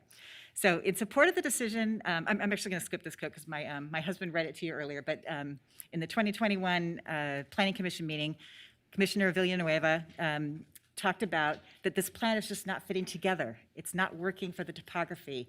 It's just not, it's not meeting some of the main goals of the master plan. And she is absolutely right, and we agree with that. All right, Kristen's already talked about the grading required for these. I just wanted to, again, when we look at these two-dimensional maps, it doesn't look very bad, right? It looks pretty innocuous. There's a few areas on here. This is the part of the application that talks about the slopes that are exceeding a 3-to-1 ratio. So it really, on this picture, it doesn't really look that bad. But the problem is that this is giving you a top-down view. It is not showing you the extreme depth of those grades in there that are needed. These up to 4 tiers of rock walls that are being proposed for this. Kristen mentioned already some of these numbers on here, but I just want to call out here that only 8% of this entire set of parcels is under 15% grade. 91% is over 15% grade, almost 92%. Another thing I want to call out, so Kristen also mentioned the deep cuts, the 36 feet cuts and 32 feet fills that are going to be up to that'll be part of this project. I want to call out a quote that Garrett Gordon said during the Planning Commission meeting this year. He said, "We're only building on flat land." That is not true. Okay, I want to give you another perspective. So again, this is helping you to understand the impacts of what this topography is and what they're going to have to do to build these houses on this. So this is the street profiles that they were required to provide as part of their application. And I highlighted in yellow the existing topography, and then the solid line in the middle is what they're proposing the topography to be. So this has a lot of limitations. Again, it's a two-dimensional view of this. It also... It only is also for the profile of the road, right? It doesn't talk about the lots that are going to be impacted on here and what the grading and cuts are going to be required for that. So it's just a sliver, just a cross section that follows the line of the road. So I'm going to walk you through a little bit of this quickly. So, okay. So one of the things I'm doing, when I looked at this, for me, this is not my job, my day job. So I had to kind of look at this and go, okay, where does the profile relate to? So in this case, the street profile is an east to west view of this. So for us on the top map, it's going from our right to our left. So you can see on the left-hand side is over on the right, that's the entrance point on the eastern side. And then the far right of the top profile points us to just before that development on the west side. Same thing. So here's the topography for this. This takes us from that point where we left off, and then just outside the property line for the western access road that is on the easement property. I want to note the scale on here as well. Super sorry. I had a scale. I lost my scale thing. So the scale on this, you can't see it. It's very small. 1 inch horizontally is 80 feet. 1 inch vertically is 8 feet. So imagine all these cuts and fills that you see in here, stretch that out by 10 times, because that's really what's going to be the impact of that, right? This makes it look kind of nice and compressed. Stretch it out 10 times. That's the ratio of these maps. Okay, so a couple key points on here. So I've called out the Brooklyn Creek axis, which is the creek on the right-hand side, and then the Western Creek axis, the one on the west-hand side. You can see how deep those cuts go, and look at the gap between the cuts and where the road's going to be. Interesting on both of those, the Conspan bridges they propose, the one in the Western Creek side is constrained by the SPD to be 20 feet wide, and that is what they're proposing. But if you look at the, see if I can get the cursor here. If you look at, again, remember, between these lines, this is 80 feet, right?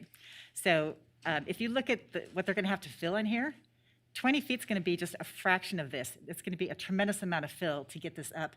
And that needs to be filled because you've got steep slopes going down into that creek to the Conspan Bridge. You've got to lift everything up so that you don't have dangerous slopes going down in there.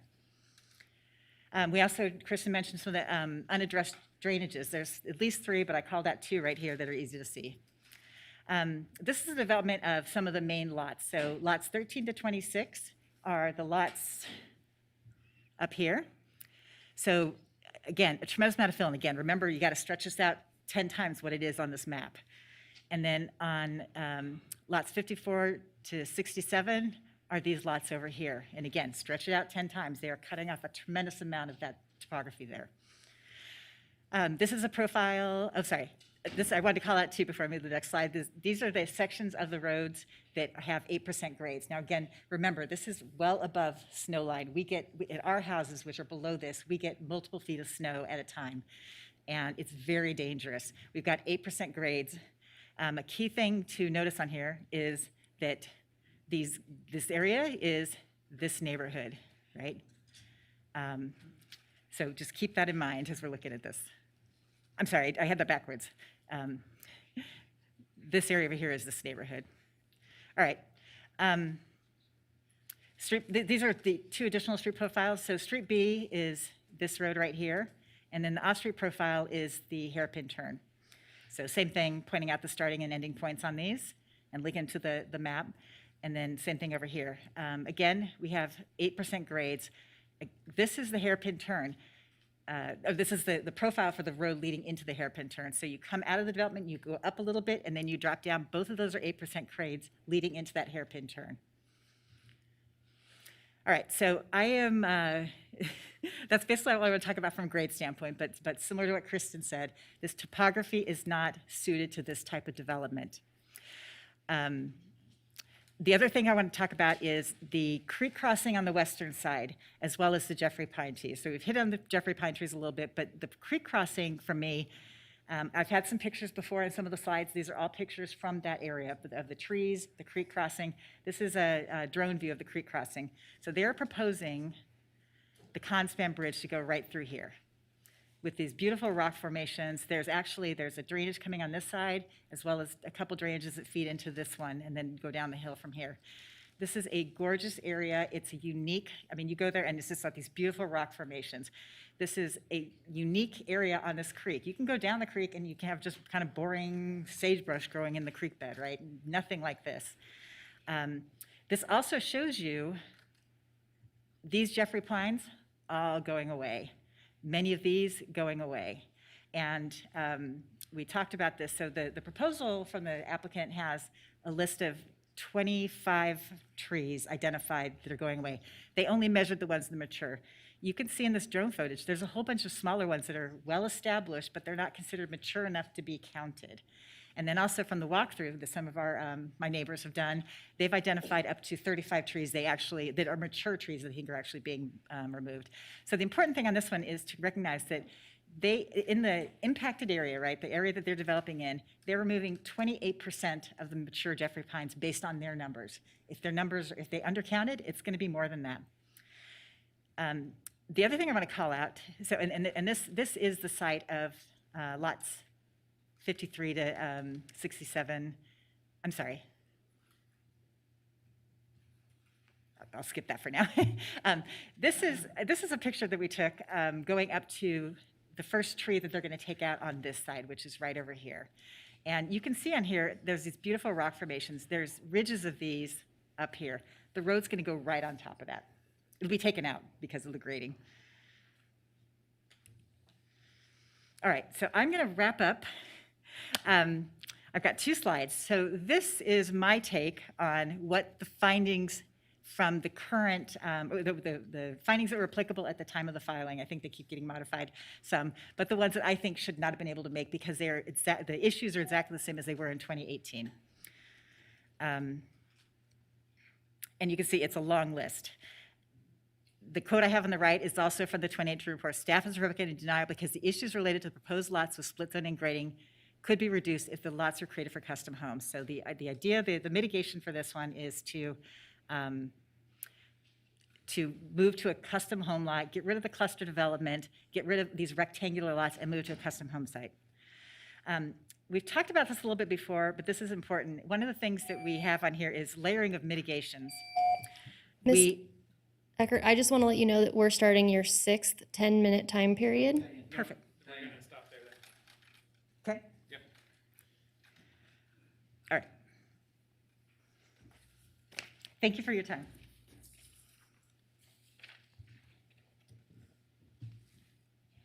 Our next appellant is Seth Somerset.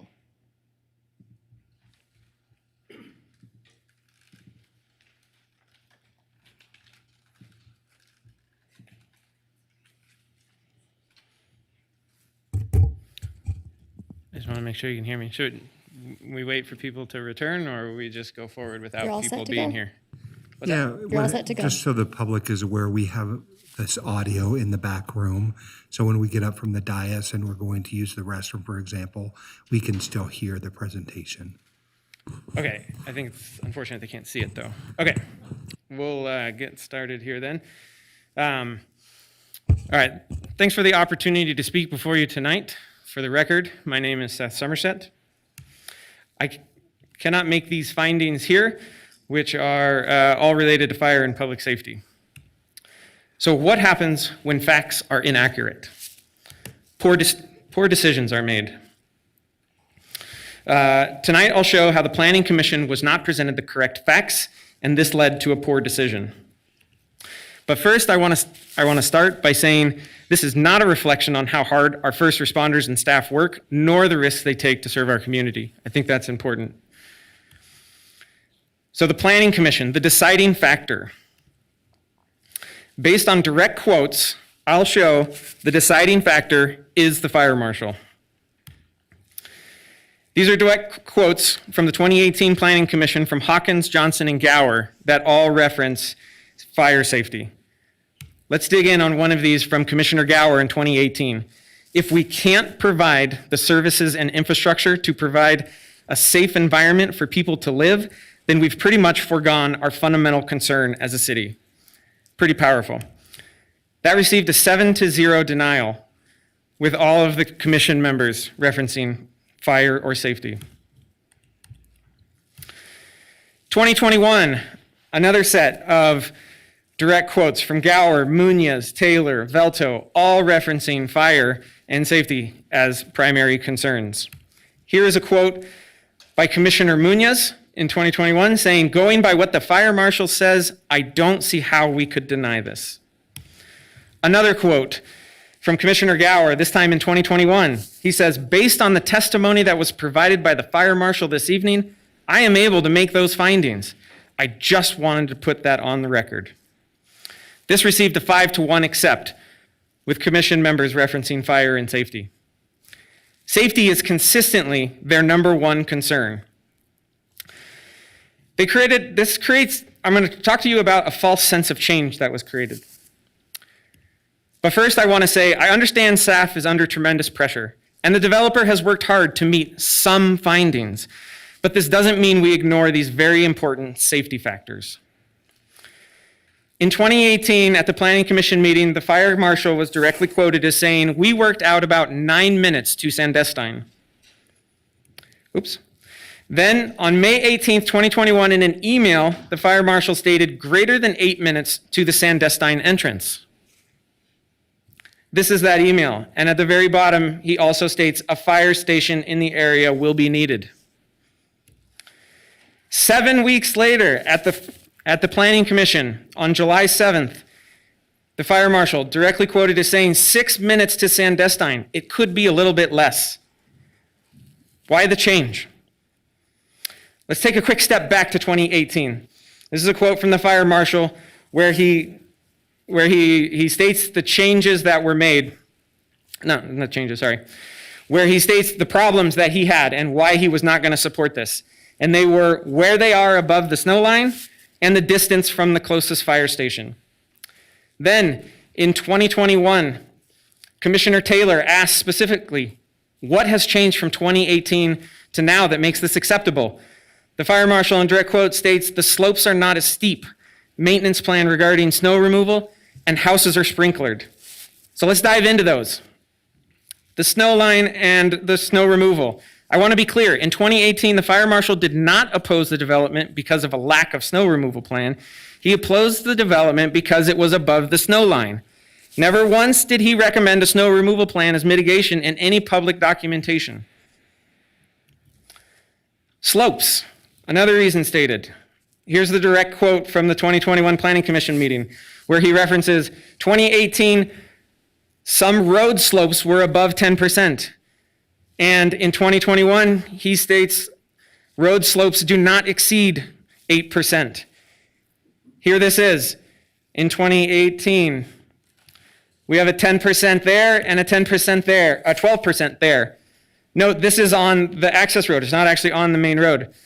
Then in 2021, those exact same, oh, the slide is messed up on the presentation.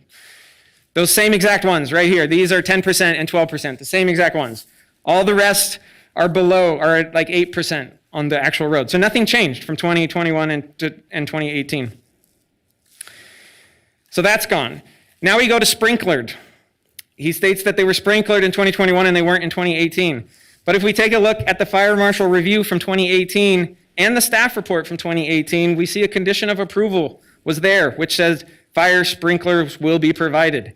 So in 2018, it was sprinklered as well. But none of the items presented in 2021 referenced response time. It was a concern in 2018, but in 2021, it was never referenced. Why was the change in response time never addressed in 2021? These create a false sense of change for the Planning Commission when making a decision. The commission was provided inaccurate data, and this led to an unsafe decision.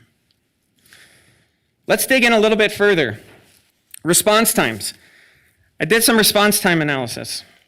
But first, I want to say the Sandestine entrance is the fastest emergency access to the development. Therefore, the only response time I will talk about tonight. Remember, since times are only to the entrance, response times will be longer to the actual homes within this development. Oops.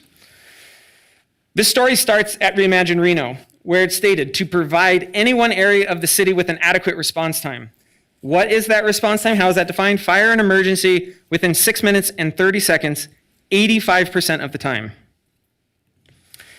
What were the commitments that were made in 2021? The fire marshal said 6 minutes, the city planner said under 6 minutes, and the applicant said 5 minutes and 15 seconds. Let's remember that, 5 minutes and 15 seconds. Don't forget that one. How are response times determined? From a quote from the fire marshal, the most accurate response times are Google Maps.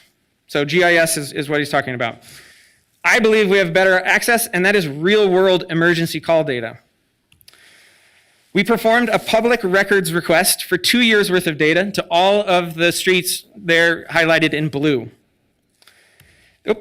This resulted in 33 calls in those 24 months. What did we find in the data?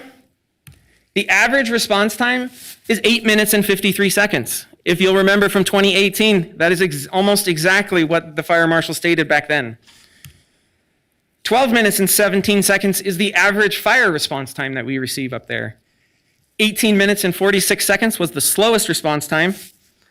And I don't want to forget the fastest one. It was 5 minutes and 22 seconds. But let's remember that claim by the applicant. 5 minutes and 15 seconds is the average.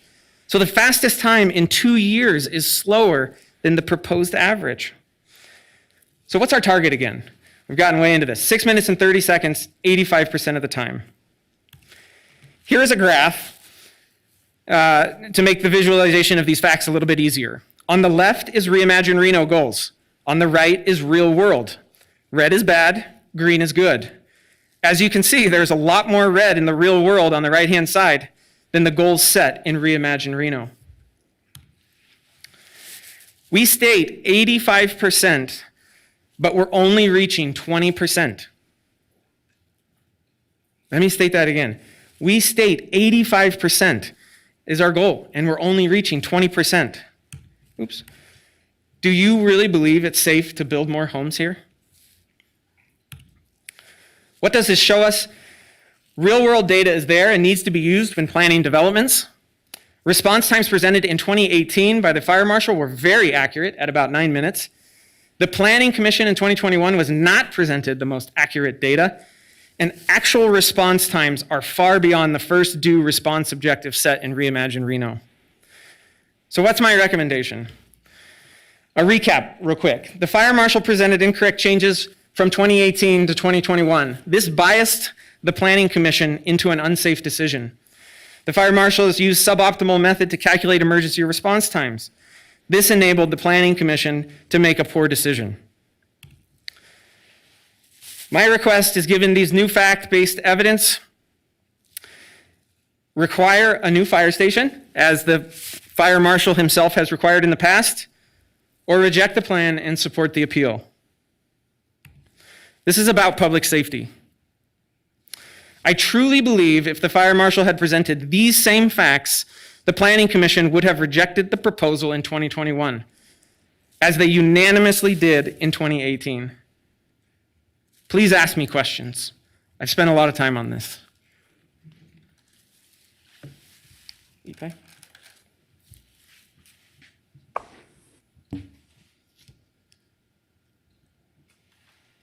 You don't have to say my name. I was just going to say I do not want to mispronounce your name.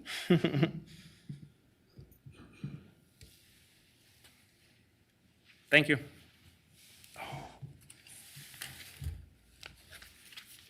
All right, last one.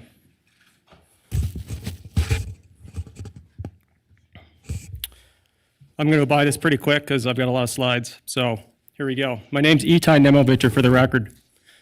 I'm appealing because the safety of my family and property are directly impacted by this project. Ensuring the physical safety of residents is a primary duty of local officials and planners. And with all due respect, in this case, they have failed. As you know, our city staff is spread thin, and as a result, there is little due diligence done on this project as it relates to wildland fire. Despite an abundance of inaccuracies, speculation, and misinformation provided by the applicant, the Planning Commission and city staff relied heavily on the developer's testimony and application rather than actual facts. So here are some facts. Every fire scientist knows the place where houses meet the wild is dangerous, and yet we're still building the wildland-urban interface. The applicant will tell you that the proposed project has already been approved back in 2007, but a lot has changed since 2007. To the developer's consternation, this project isn't immune to these changes. Wildfires are burning bigger, burn longer, cause more damage, and kill more people than ever before. Since 2007, 62% of structures lost occurred in the last 4 years. Climate change has amplified wildfire intensity, and in the Sierra, fire season is 4 months longer than back in 2007. Wildfires are not just a natural disaster, they are human disasters, and 84% are human triggered. And as we are all suffocating from the smoke, there's no surprise that 2 days ago, Reno set a record high for the all-time worst air quality. And perhaps the most sobering fact of all in this slide is the number of firefighter fatalities has more than doubled since 2007. Not only has there been a change in loss of structure and life, but there's a financial toll as well. Reno homeowners who reside in the WUI are seeing their insurance providers refuse to renew their policies, or they're finding policies harder to find. Those who can't get coverage on the private market are forced to buy coverage from the state at 2 to 3 times the cost. The cost of defending a home in this area on average is $82,000 per home, but can go as high as $600,000 per home. And as you guys know, federal agencies pay for a majority of firefighting costs. However, due to the changing wildland fire landscape, these agencies are running out of money, and there's a big legislative push to push the burden to the local and state level. Imagine if the city of Reno had to take on the majority of wildland firefighting costs. NV Energy knows that times have changed and recognize the elevated risks to this area. Effective this month, and as part of their commitment to public safety, they've expanded the locations for planned outages to include West Reno. Yesterday, during the virtual open house meeting, NV Energy stated that the housing density in the WUI is one of their top contributing factors when determining whether or not they will implement an outage. So now on top of fires and smoke, we have to worry about power outages. This project site is particularly vulnerable to wildland fires. Over the last 20 years, there have been 6 sizable fires in this area, and it's not if there's going to be a fire, it's when the next fire will occur. The site is zoned as a high-hazard wildland urban interface, yet no fire study or finding of fact study was ever done. Instead, a generic approach was taken to save money that has designated all property in and around wildland as high. If a fire study were to be conducted, which by the way is part of the code that the state has not adopted due to cost and resources needed, there's no doubt that parts of this area would be deemed as an extreme wildlife urban interface hazard. And here's why. The project site is unique. It has steep slopes, it's difficult to access, it's south-facing, prevailing high southwest winds, and bisects 2 drainages and 1 canyon. The combination of southwest winds along with these drainages and canyons contribute to an extreme fire hazard that puts our citizens and firefighters in unnecessary danger. But you don't need to take my word for it, the science is clear. A recent study published in the International Journal of Wildland Fire shows that the convection effect of canyons and drainages induces a sudden and very fast propagation of fire that has surprised even the most experienced firefighters and caused much loss of life. Conclusion, fires in canyons and drainages yield fatal results. Unfortunately, Reno has our own history that we can learn from, and after the Reno Fire Department conducted an internal review of the 2011 Collin fires, our own experts said that it really speaks to the need to look at the ecosystems and where we are putting houses and make it a safer space. I'll repeat that. Look at the ecosystems and where we are putting houses. Firefighters reported that shifting winds and slopes in the area contributed to a fire burning in a number of directions at different times. But let's go back to the current proposal. If my decisioner as a commissioner puts other people in jeopardy, then I can't sleep at night, says Commissioner Gower. However, the project meets code. To be clear, the objective of the code is to establish minimum requirements and assumes that you, the city staff, and the planning commission have made good decisions prior to implementing it. There's the code, and then there's the spirit of the code.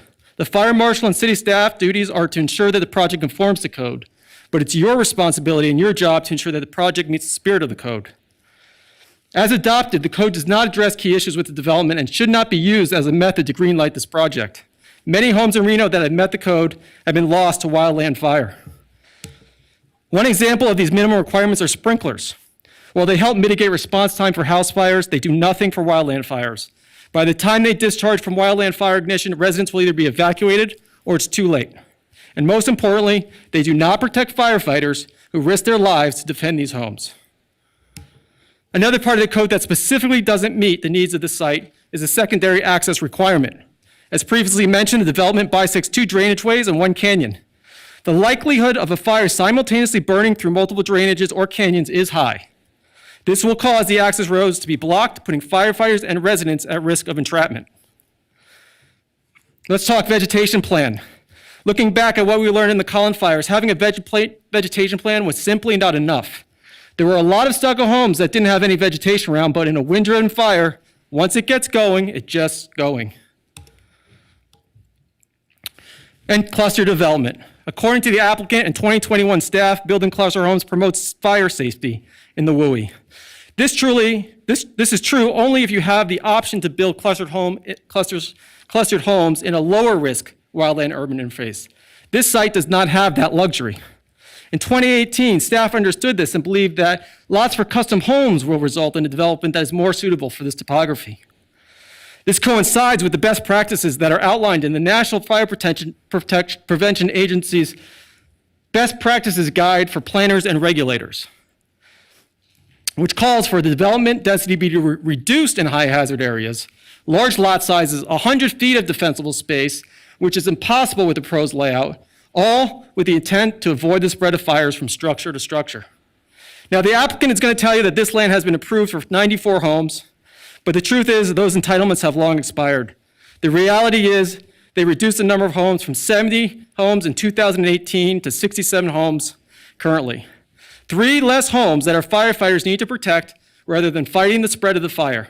Simply put, the more houses we build, the more our firefighting resources are spent protecting those homes than putting out the actual fire. During the Collin fire in 2011, 25 out of the 28 homes destroyed were in cluster development. 4,500 homes were at risk, similar in size and density to the proposed Ventana Ridge project. Now, Mr. Gordon will tell you that the applicants are going above and beyond the requirements and that in many ways, they're true community stewards. You'll hear words like, work collaboratively, no significant impact, invest in the attributes of Reno, exceeds requirements, and many more I just don't have time to go through. The reality is it's not about stewardship. It's about checking the boxes and maximizing profits. Now, to be fair, they do have a right to build on this land. However, they made a risky investment and they mistimed the opportunity. We, the city of Reno, our wildland and urban firefighters, and our residents should not have to assume personal risk in exchange for the applicant's financial reward. The rising toll of fire losses in wildland-urban interface reflects not just wildland fire problems, but a problem of poorly planned development. Remember that your primary duty is to look after the safety of our community, and I urge you to agree with the 2018 staff and the unanimous decision by the 2018 Planning Commission to deny this project based on lack of findings as it relates to fire and public safety. However, if you disagree and decide to build, insist on a wildfire study, reduce the housing density by creating large custom home sites, realign the western access road for a more direct path for residents to evacuate, create a map that eliminates the need to bisect the drainages. For obvious reasons, build a fire station, add external sprinklers to the internal sprinkler requirement, increase the defensible space requirement to the minimum of 100 feet, disclose to the buyers prior to them putting down their deposit their risk in building in a wildland urban interface, have a percentage of the HOA dues allocated toward fire mitigation, and have the developer be required to pay for all wildland firefighting costs should one occur during the construction. So in summary, I ask yourselves this. With the facts just presented, can you meet the findings? Does the applicant's right to build entitle them to put others at risk? Would your decision change if the city of Reno assumed the risk of wildland firefighting costs? And are you doing everything possible to ensure the safety of our community and firefighters? Thank you very much.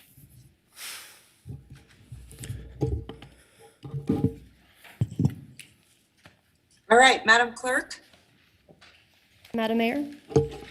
Okay, is that the Yep. final? Yep, that is. Okay. So we've completed all of the appellant's presentations. If there are questions from the body, they should be asked now, and then we will go into the respondents' time period for presentation and questions. Okay, I'm happy to take questions from council right now, or we can go into the next presentation. Let me know. Okay, let's go into the next presentation. Thank you, Madam Clerk. Okay, under section 8.6 of council rules, we are moving on to the respondent's presentation, which is Mr. Gordon. He'll be allotted 15 minutes, and we're going to go ahead and get started.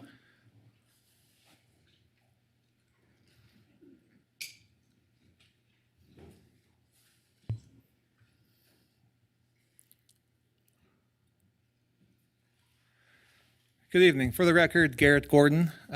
Thank you for the opportunity to speak tonight. I'm on behalf of the applicant.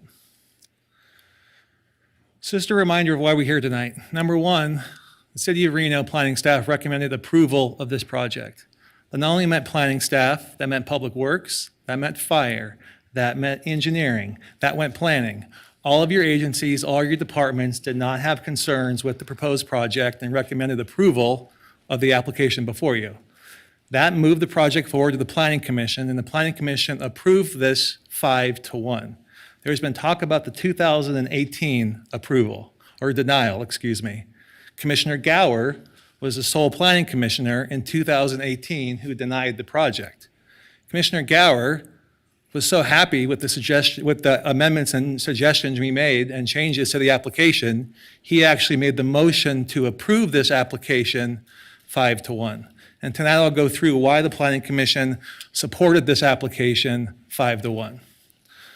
Just for the record, I still believe the applicant lacks standing. Not only do they not assert their personal private rights to be affected, however, you have to show substantially harmed, not just what findings can't be made, but how they're substantially harmed. And for the record, we believe that hasn't been made. So the zoning map, again, this property is already entitled. There's a specific plan handbook. So before you is a tentative map. And the question is, are we complying with the handbook for that tentative map? Commissioner Velto made a very good point at the Planning Commission. He said, we're not here tonight to decide whether this property should be developed. He said, how should the layout look? A tentative map is how you lay the lots out and how many of them in order to move the project forward that's already been entitled. Planning Commission looked back to 2005 and said, this project has been entitled before. 24 units have been approved in SF3. That meant the planning staff approved it, that meant fire approved it, that meant Public Works approved it, that meant the Planning Commission approved it. That means the City Council found 24 lots was appropriate on SF3. City Council also found in 2007 that 70 lots were appropriate on the pink area. Not only did they approve the specific plan, they approved this tentative map. Including in this tentative map in 2007 was that access point on the left. You can see the access point on the left comes down and goes into Pines Court. The application tentative map we're proposing, this is nothing new. All the neighbors were on notice. Everyone understood that this proposed project, this approved project, had a connection from an easement from the city of Reno that was relocatable into Pines Court. So here's our tentative map. What does it do? I want to provide a little detail you might not have heard tonight. It's 166 acres. It's allowed 94 units, 70 on the west parcel, 24 in the east. We're proposing 67. 67 out of 94, and we'll show you some 3D renderings of why we're absolutely building on the flattest area of the project. The balance of the project, what happens to that? 150 acres of currently private property. It could be fenced. It's going to be dedicated in perpetuity as open space for the public. Everyone behind me will have a right to use that 150 acres. Their kids will, their kids' kids will, in perpetuity. All of you will. It'll be open space forever. Public trail connections, I have 2 or 3 slides on that, which is really important as I've learned working with the Podunks, working with Sierra Trails Network. This is an important piece to the puzzle of connecting our trail network here in Northern Nevada. Traffic was mentioned. It didn't even require a traffic report. 67 homes does not rise to a level of a traffic report in the city of Reno. Trees, 22 will be removed, 93 preserved, and this is important. You can see every green dot, every new tree up there, over 400 new trees will be planted.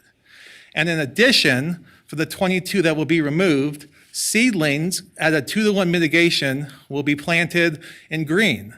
So not only are we preserving 93, we're planting 400 new trees, we're putting in seedlings at 2-to-1. And where does that seedlings word and concept come from? It comes directly from the U.S. Forest Service, Reforestation Restoration Practices, United States. We're following them, and luckily our planner, Brooklyn, is a licensed landscape architect, and we took his lead for our conditions. So here's the 3D rendering that I'd submit you look at. You heard tonight, we've shown just a lot of flat plans. Here's not a flat plan. You can see 67 homes with a right to do 94, 67 homes artfully designed and placed on the flatter areas of the project, connecting 2 neighborhoods for a loop with what? If you look at that blue boundary, that 150 acres in perpetuity will be dedicated to the public. 67 homes, 25 acres, 150 acres will be dedicated. We think it's a very balanced, and so did the Planning Commission, fair plan. Also, let's look at the properties to the south and kind of compare it to what we're doing. The 2 neighborhoods, Zone 1 off of Peavine Valley Road, 324 homes, many of them on the slopes we're talking about tonight. That density is over 4 units per acre. Over on Sandestin, almost 500 homes with a density of over 3 per acre. So just south of us, on some similar slopes, over 800 homes have been developed. We're proposing 67. And what's that density? 0.4. It's not only under 1, it's under a half of 1. 0.4 units per acre for our project area compared to the 800 homes to the south of us. The Planning Commission, and I heard tonight a comment that Commissioner Munoz is very well respected, he made this point. This is a speck compared to the density that's in the area, and certainly cannot be argued against what we're doing. 67 homes is not compatible with the densities that are just south of us. You saw this slide tonight. There's a lot of discussion about where we were in 2007, where we were in 2018, and where we were tonight. As Commissioner Gower, Commissioner Velto mentioned, we've done a great job. Wood Rogers sharpened their pencil to have almost 6 acres of less disturbance than what happened in 2007, and over 3 acres since 2018. Very important, not touched on tonight, so I'm going to spend a couple minutes here. What we first did when we started this project, we heard the input very loud and clear, the trail system. We have to preserve the public access to Peavine. So we approached the Sierra Trail Works group, also the Podunks, who are now called the Little Biggest City Trail Stewardship, and we gave them a blank canvas. We said, how would you design this project and the trails in this project at your best option to exceed all your expectations to move this community and area forward with trails? So they gave us this map. You can see there's a logo there, it's here at Trail Works. They said, you know what? We care more about quality than quantity. So you can see here, there's a few trails that they recommend be decommissioned and turned back to natural land. A couple of the other ones, they say those should be OHV roads that should remain. But the green was most important and most interesting to me. They said, we need not a north to south connection, but we need an east to west. There's nothing currently that connects the Somerset Trail Network to the Las Brisas Trailhead. Somerset Trailhead, there's a big puzzle piece missing to Las Brisas Trailhead. They said, thank you for coming to us and allowing us to design something that could connect these. So they pulled up the GPS and they designed this, you can see in green, of what the trail system should look like. We also added a trailhead. That's something new that wasn't around in 2018. A trailhead with parking, with picnic benches, operated by the HOA. So we are agreeing tonight, this is embedded into our application. The Planning Commission agreed it was worth approving. It's in a condition of approval that this trail system will be designed by Sierra Trail Works and paid for by the developer. What did this mean? Well, your record tonight, you heard there's a couple folks who said, no, the Planning Commission got it right. We do not want to overturn them. Why? Number one, biggest little trail stewardship. As the president, we support the potential trail connections. This would solve a critical missing link toward that goal. Sierra Trail Works, I'm trying to express support. He couldn't believe we're deed restricting over 150 acres in open space. He couldn't believe we're developing and building the trails within the development at U.S. Forest Service standards, planning for inclusion of future connections, and maintaining the current unofficial OHV access. I encourage you to approve this project. You have the 2 biggest trail organizations in our community saying, you guys got this right, and the Planning Commission said, absolutely you did, and they voted to approve it. And to make sure it was a condition of approval, Commission number 15 says we have to do a plan that demonstrates that connection, and which was exciting to them as well, it actually is Trail Class 3, which is a specific standard that makes sure these trails can go on for a long, long time and not just get eroded over a few winters. Western access, we talked about this. The old plan connected headlight issues. New plan goes right into the cul-de-sac. It meets fire code, it meets waste management slopes, and it reduces grades. We heard about snow removal. Well, tonight I'm going to introduce a condition where we're going to help this neighborhood with snow removal. Here's a depiction of the western access.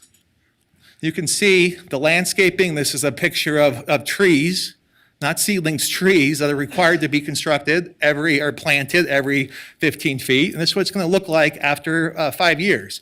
But that wall that's on the left-hand side, is currently not a condition of approval. Tonight, we're going to add a condition, given what we've heard from the appellant, to add a 4-foot wall to make sure we're absolutely certain that no headlights will traverse into the homes. We think with the landscape, we know with the landscaping and with this new wall and with the grade, headlights will absolutely not be a problem to those homes. You can see here, Wood Rogers and their team have designed this wall, designed the landscaping, designed the curb. It meets all code. It'll be beautiful and will not impact the residents on Peabody Pines Court.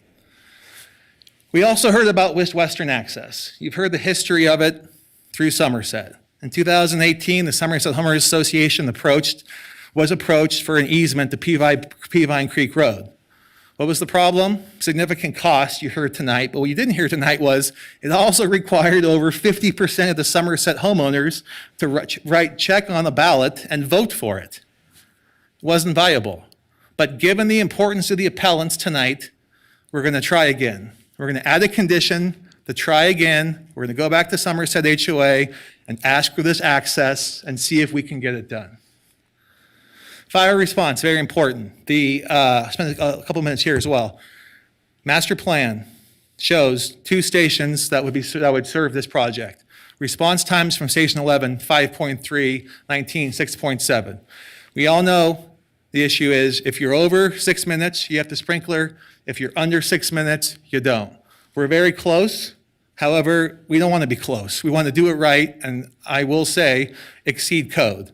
So here are the conditions of approval from the staff report. 1, fire suppression sprinklers. Yes. 2, vegetation management plan. Yes. 3, establishment and maintenance of fuel modification zones. Yes. Decks, roofs shall be constructed with fire-resistant materials. Yes. Private roadway will not be gated or obstructed and have that loop that now provides 2 evacuation points. Yes. Urban interface standards. Are we complying with this? Yes. So what does staff conclude with direction of fire? The proposed project meets the standards of station distribution, response times, interlocal agreements, private fire protection measures, and the concurrency management requirements to ensure all residents and properties are provided with suitable fire protection.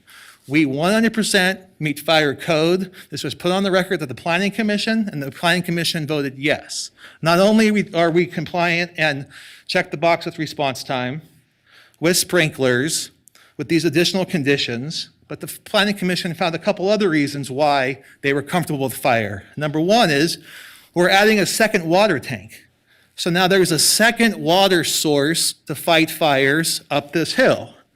2, the roadways provide a fire break. It's pretty straightforward that if you have natural vegetation coming down the hill to the homes behind me, if you have roads, you have other homes, you have impervious surfaces, it's a fire break as it comes down the hill. And 3, that access up the hill. You can now come up the hill to our community, you can stage closer to the fire, you can get closer to the fire, and now you have a loop. You have a loop for these communities. It's not one way into a cul-de-sac and out. You have a loop that gets you a second evacuation route. So for those 6, 7 reasons, it wasn't 1, it wasn't 2, it wasn't conditions of approval A, B, C, D, and E. It was 7+ reasons why the Planning Commission said, yes, this meets fire code, and we feel comfortable moving it forward. Photo simulations.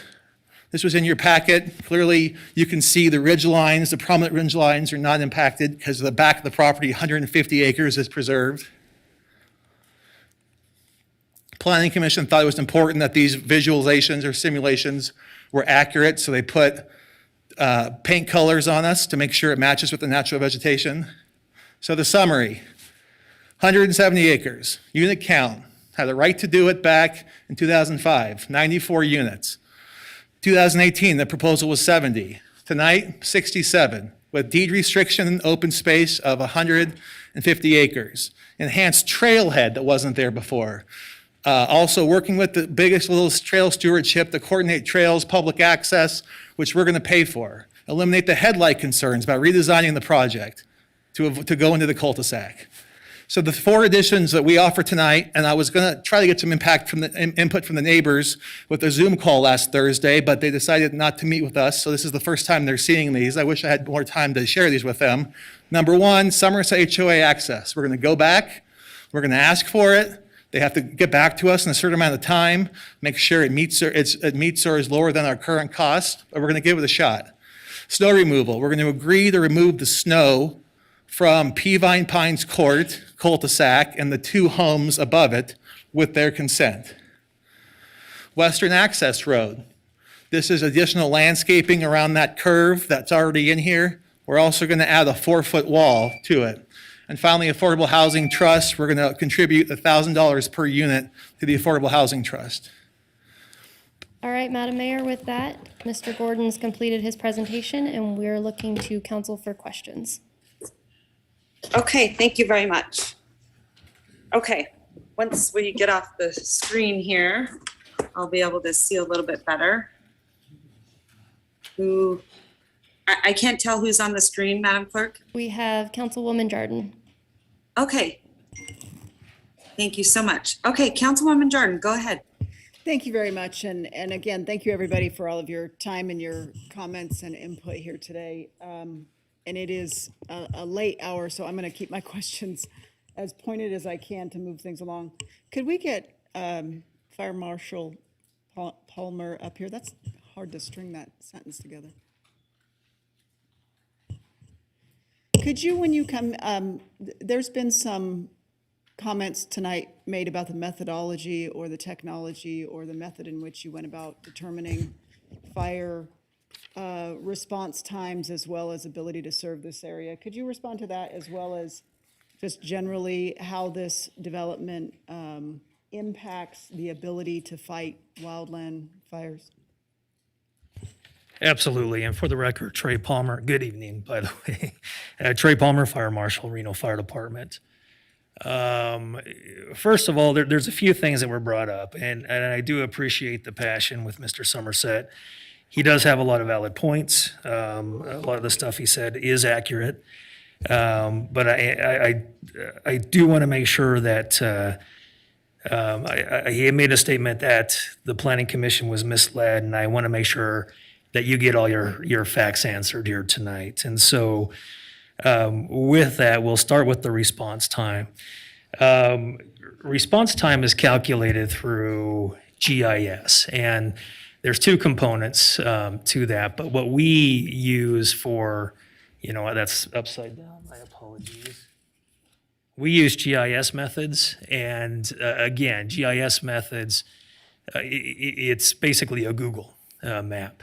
Google is very accurate, but our GIS department put this map together to show 6-minute response time.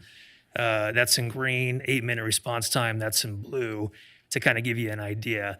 And that is a technique and a method that is used all across the country, because that's the most accurate method we have right now, unless we drive every street. And we just can't do that for every development that's coming in. If there's a question, we will, but this is the most accurate methodology that we have.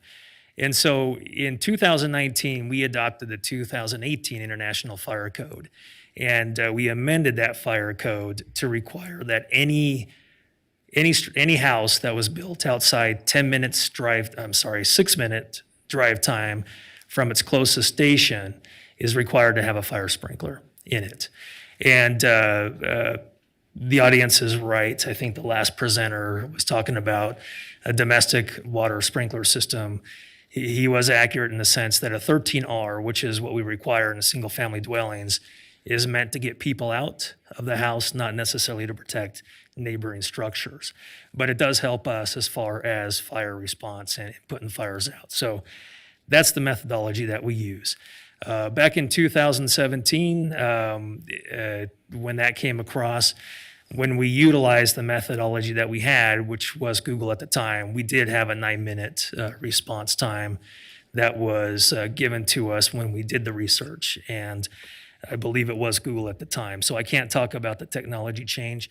But what I can tell you is that, and like I said at the Planning Commission meeting, The 5.5 minute response time by the applicant may be to the entrance, but it will not cover the inside of the project. And that's why I stated it's going to be over 6 minutes to get to the project. And that would require sprinklers. The applicant came forward and said they were going to sprinkler all the houses in their presentation anyway. So that covers that portion of the code. We know that it's going to be past 6 minute response time, most likely around 8 minutes, but that kicks in the mitigation for fire sprinklers, and that's covered in that direction. I will also show you response time from Station 19, which is the 2-person station at Somerset. And you can see there in the green, same thing. That's our 6 minute response time, but as you get closer to the development, you hit that blue mark, and that's where you go into your 8 minute drive time, into the development. So we know we're going to be well past 6 minutes from Station 19. So yes, the response time, I just want to make sure everybody's clear. We know it's going to be past 6 minutes, but the mitigation to that is the fire sprinklers. And that's what they are doing. And that didn't change from the last time. We put that in as a condition of approval. The applicant matched that condition of approval when they presented it this time. Do you want me to go forward with some of the other stuff that was brought up, or I'll let you ask questions? But my other question was just generally speaking, when you're interfacing with wildland fires, does a project like this contribute, hinder, help? And maybe I'm just speaking generally how this with the interface with wildland fire. Yeah, and we get asked that question a lot. I mean, there's no question that peavine will burn. We've had a history of peavine burning. We have a lot of areas in the wildland urban interface that we know it's going to burn. And so we're aware of that. And we get that question all the time. Does putting roads and water in truly mitigate that fire behavior? It doesn't necessarily mitigate fire behavior, but it does. You can look at it in 2 ways. And one way is you're adding people to a wildland urban interface area, so you have more of a potential for ignition. But you can also look at it in the sense that we're also adding roads. We're putting in conditions for defensible space. And we have water where we didn't have water before. So we're mitigating development, which is required by the fire code and wildland urban interface code, which was adopted by the state. And so we have to make sure that the developer follows those requirements to mitigate that hazard. So does one do more than the other? I can't really say that, but what I can tell you is there's pros and cons on each side. Thank you. I'll reserve till the next one. Thank you. All right, thank you, Trey. Because you're up there right now, the other condition, I know that they talked about staging. So does that help you to have access? I'm missing the staging portion of the condition. I'm That sorry, now Madam Mayor. you'll be able to stage in areas that you might not have been able to before if there were a fire? So yes, I mean the fact that we can access it better than we can now, that does help. But again, then you're not looking at, we're also adding more people up there too. So you kind of got to weigh it. But yes, I mean, if we did have a fire up there and we had a paved road and we had a water hydrant that supplied enough water to fight a fire, that portion of the puzzle will help us, yes. And then I think I heard, maybe it was Mr. Gordon who said, I can't remember, Brooklyn, that there are going to be additional water sources. Is that correct? Yeah, I can't speak on that because I don't remember on the tank on that. But what I can tell you is that whenever development comes in, they have to provide enough water for us for that development. That's a standard in the fire code. So we don't look at it as, oh, they're doing us a favor. We look at it as that, well, that's required. If you're going to build that, that's required.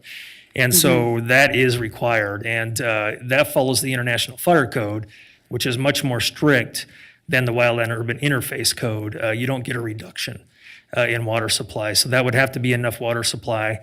And if I remember right, I think it's 2,000 gallons per minute for a duration of 2 hours for a structure, and that can go all the way up to 2,500 or more, depending on size. But it's a lot of water that we don't have up there right now. Okay. And then the other question is, not to put you on the spot, do you think this project is adequately mitigated for fire? So what I can tell you is we follow a national standard. And because we follow a national standard, I can tell you that everything that has been proposed to us matches that national standard of the fire code. And from your personal opinion, because I think our topography is challenging, and now more than ever, you know, I live in an area where we're very prone to fires. What is your view? So overall, whenever you have a wildland fire on a south-facing slope, and the more steep that slope can be, yes, there is a more difficult scenario if there is a wildland fire to fight it, just because it does typically will travel at a higher speed because the south-facing slopes typically get the sun more. Yeah, I mean, it's in a high hazard wildland urban interface area, and that's the state did deem that as a high hazard area. But again, that's why we have these standards that we follow to mitigate. The Wildland Urban Interface Code tries to mitigate that problem by requiring certain defensible space, ways to construct, supplying water, access roads, all of that good stuff. Okay. And then I was there, and there are homes right there anyway, correct? I mean, they're all sort of close. And how challenging when you do develop on a hillside?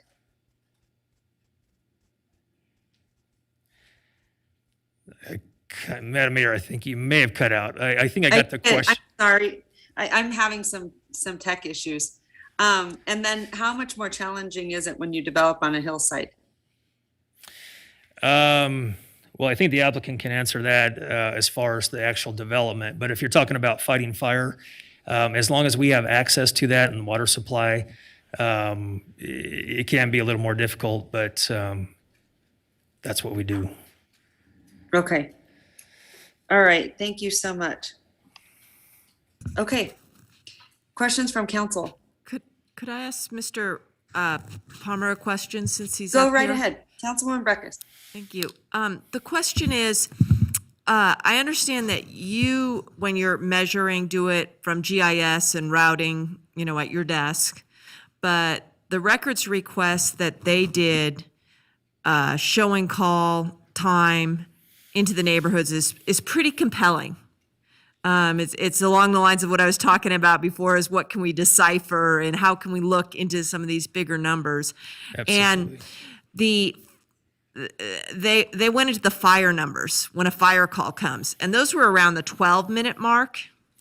And that's big. And I want to ask you, do you think that's because those responses are not coming from Somerset? Those are coming from somewhere where we have a 4-person crew. Is that the reason why that's a possibility. So there's a lot of factors in that. And so it's difficult for us to standardize, when we start to put in place different requirements in a code, because every jurisdiction is different in the sense of what they can resource, based on what's given out. And so the drive time is what most fire departments use as far as when some of these things kick in, for example, the sprinklers. But there are a lot of factors in there that we can't control. And you're right, sometimes our station or our rig or our engine may be at a different call, responding not from the station. One particular case that Mr. Somerset had a concern about, and rightly so, because we had a response time that was very difficult. It ended up being where we weren't the first to be dispatched. Went to PD first, and it took us a while to get it. And then it also happened to be during a new crew coming in at 8 o'clock. And so We can't control things all the time as far as what we call turnout time. And so turnout time is from the time we get the call in the station to getting ready, getting equipped, getting all our gear on and getting in the rig and leaving that station. Sometimes we're in the station preoccupied in something else, or a lot of times we're at another call. Okay. So that there's a big variable there. So to try to standardize that variable, we use the drive time as that standard, but it can fluctuate just depending where we are and what we're doing at the time.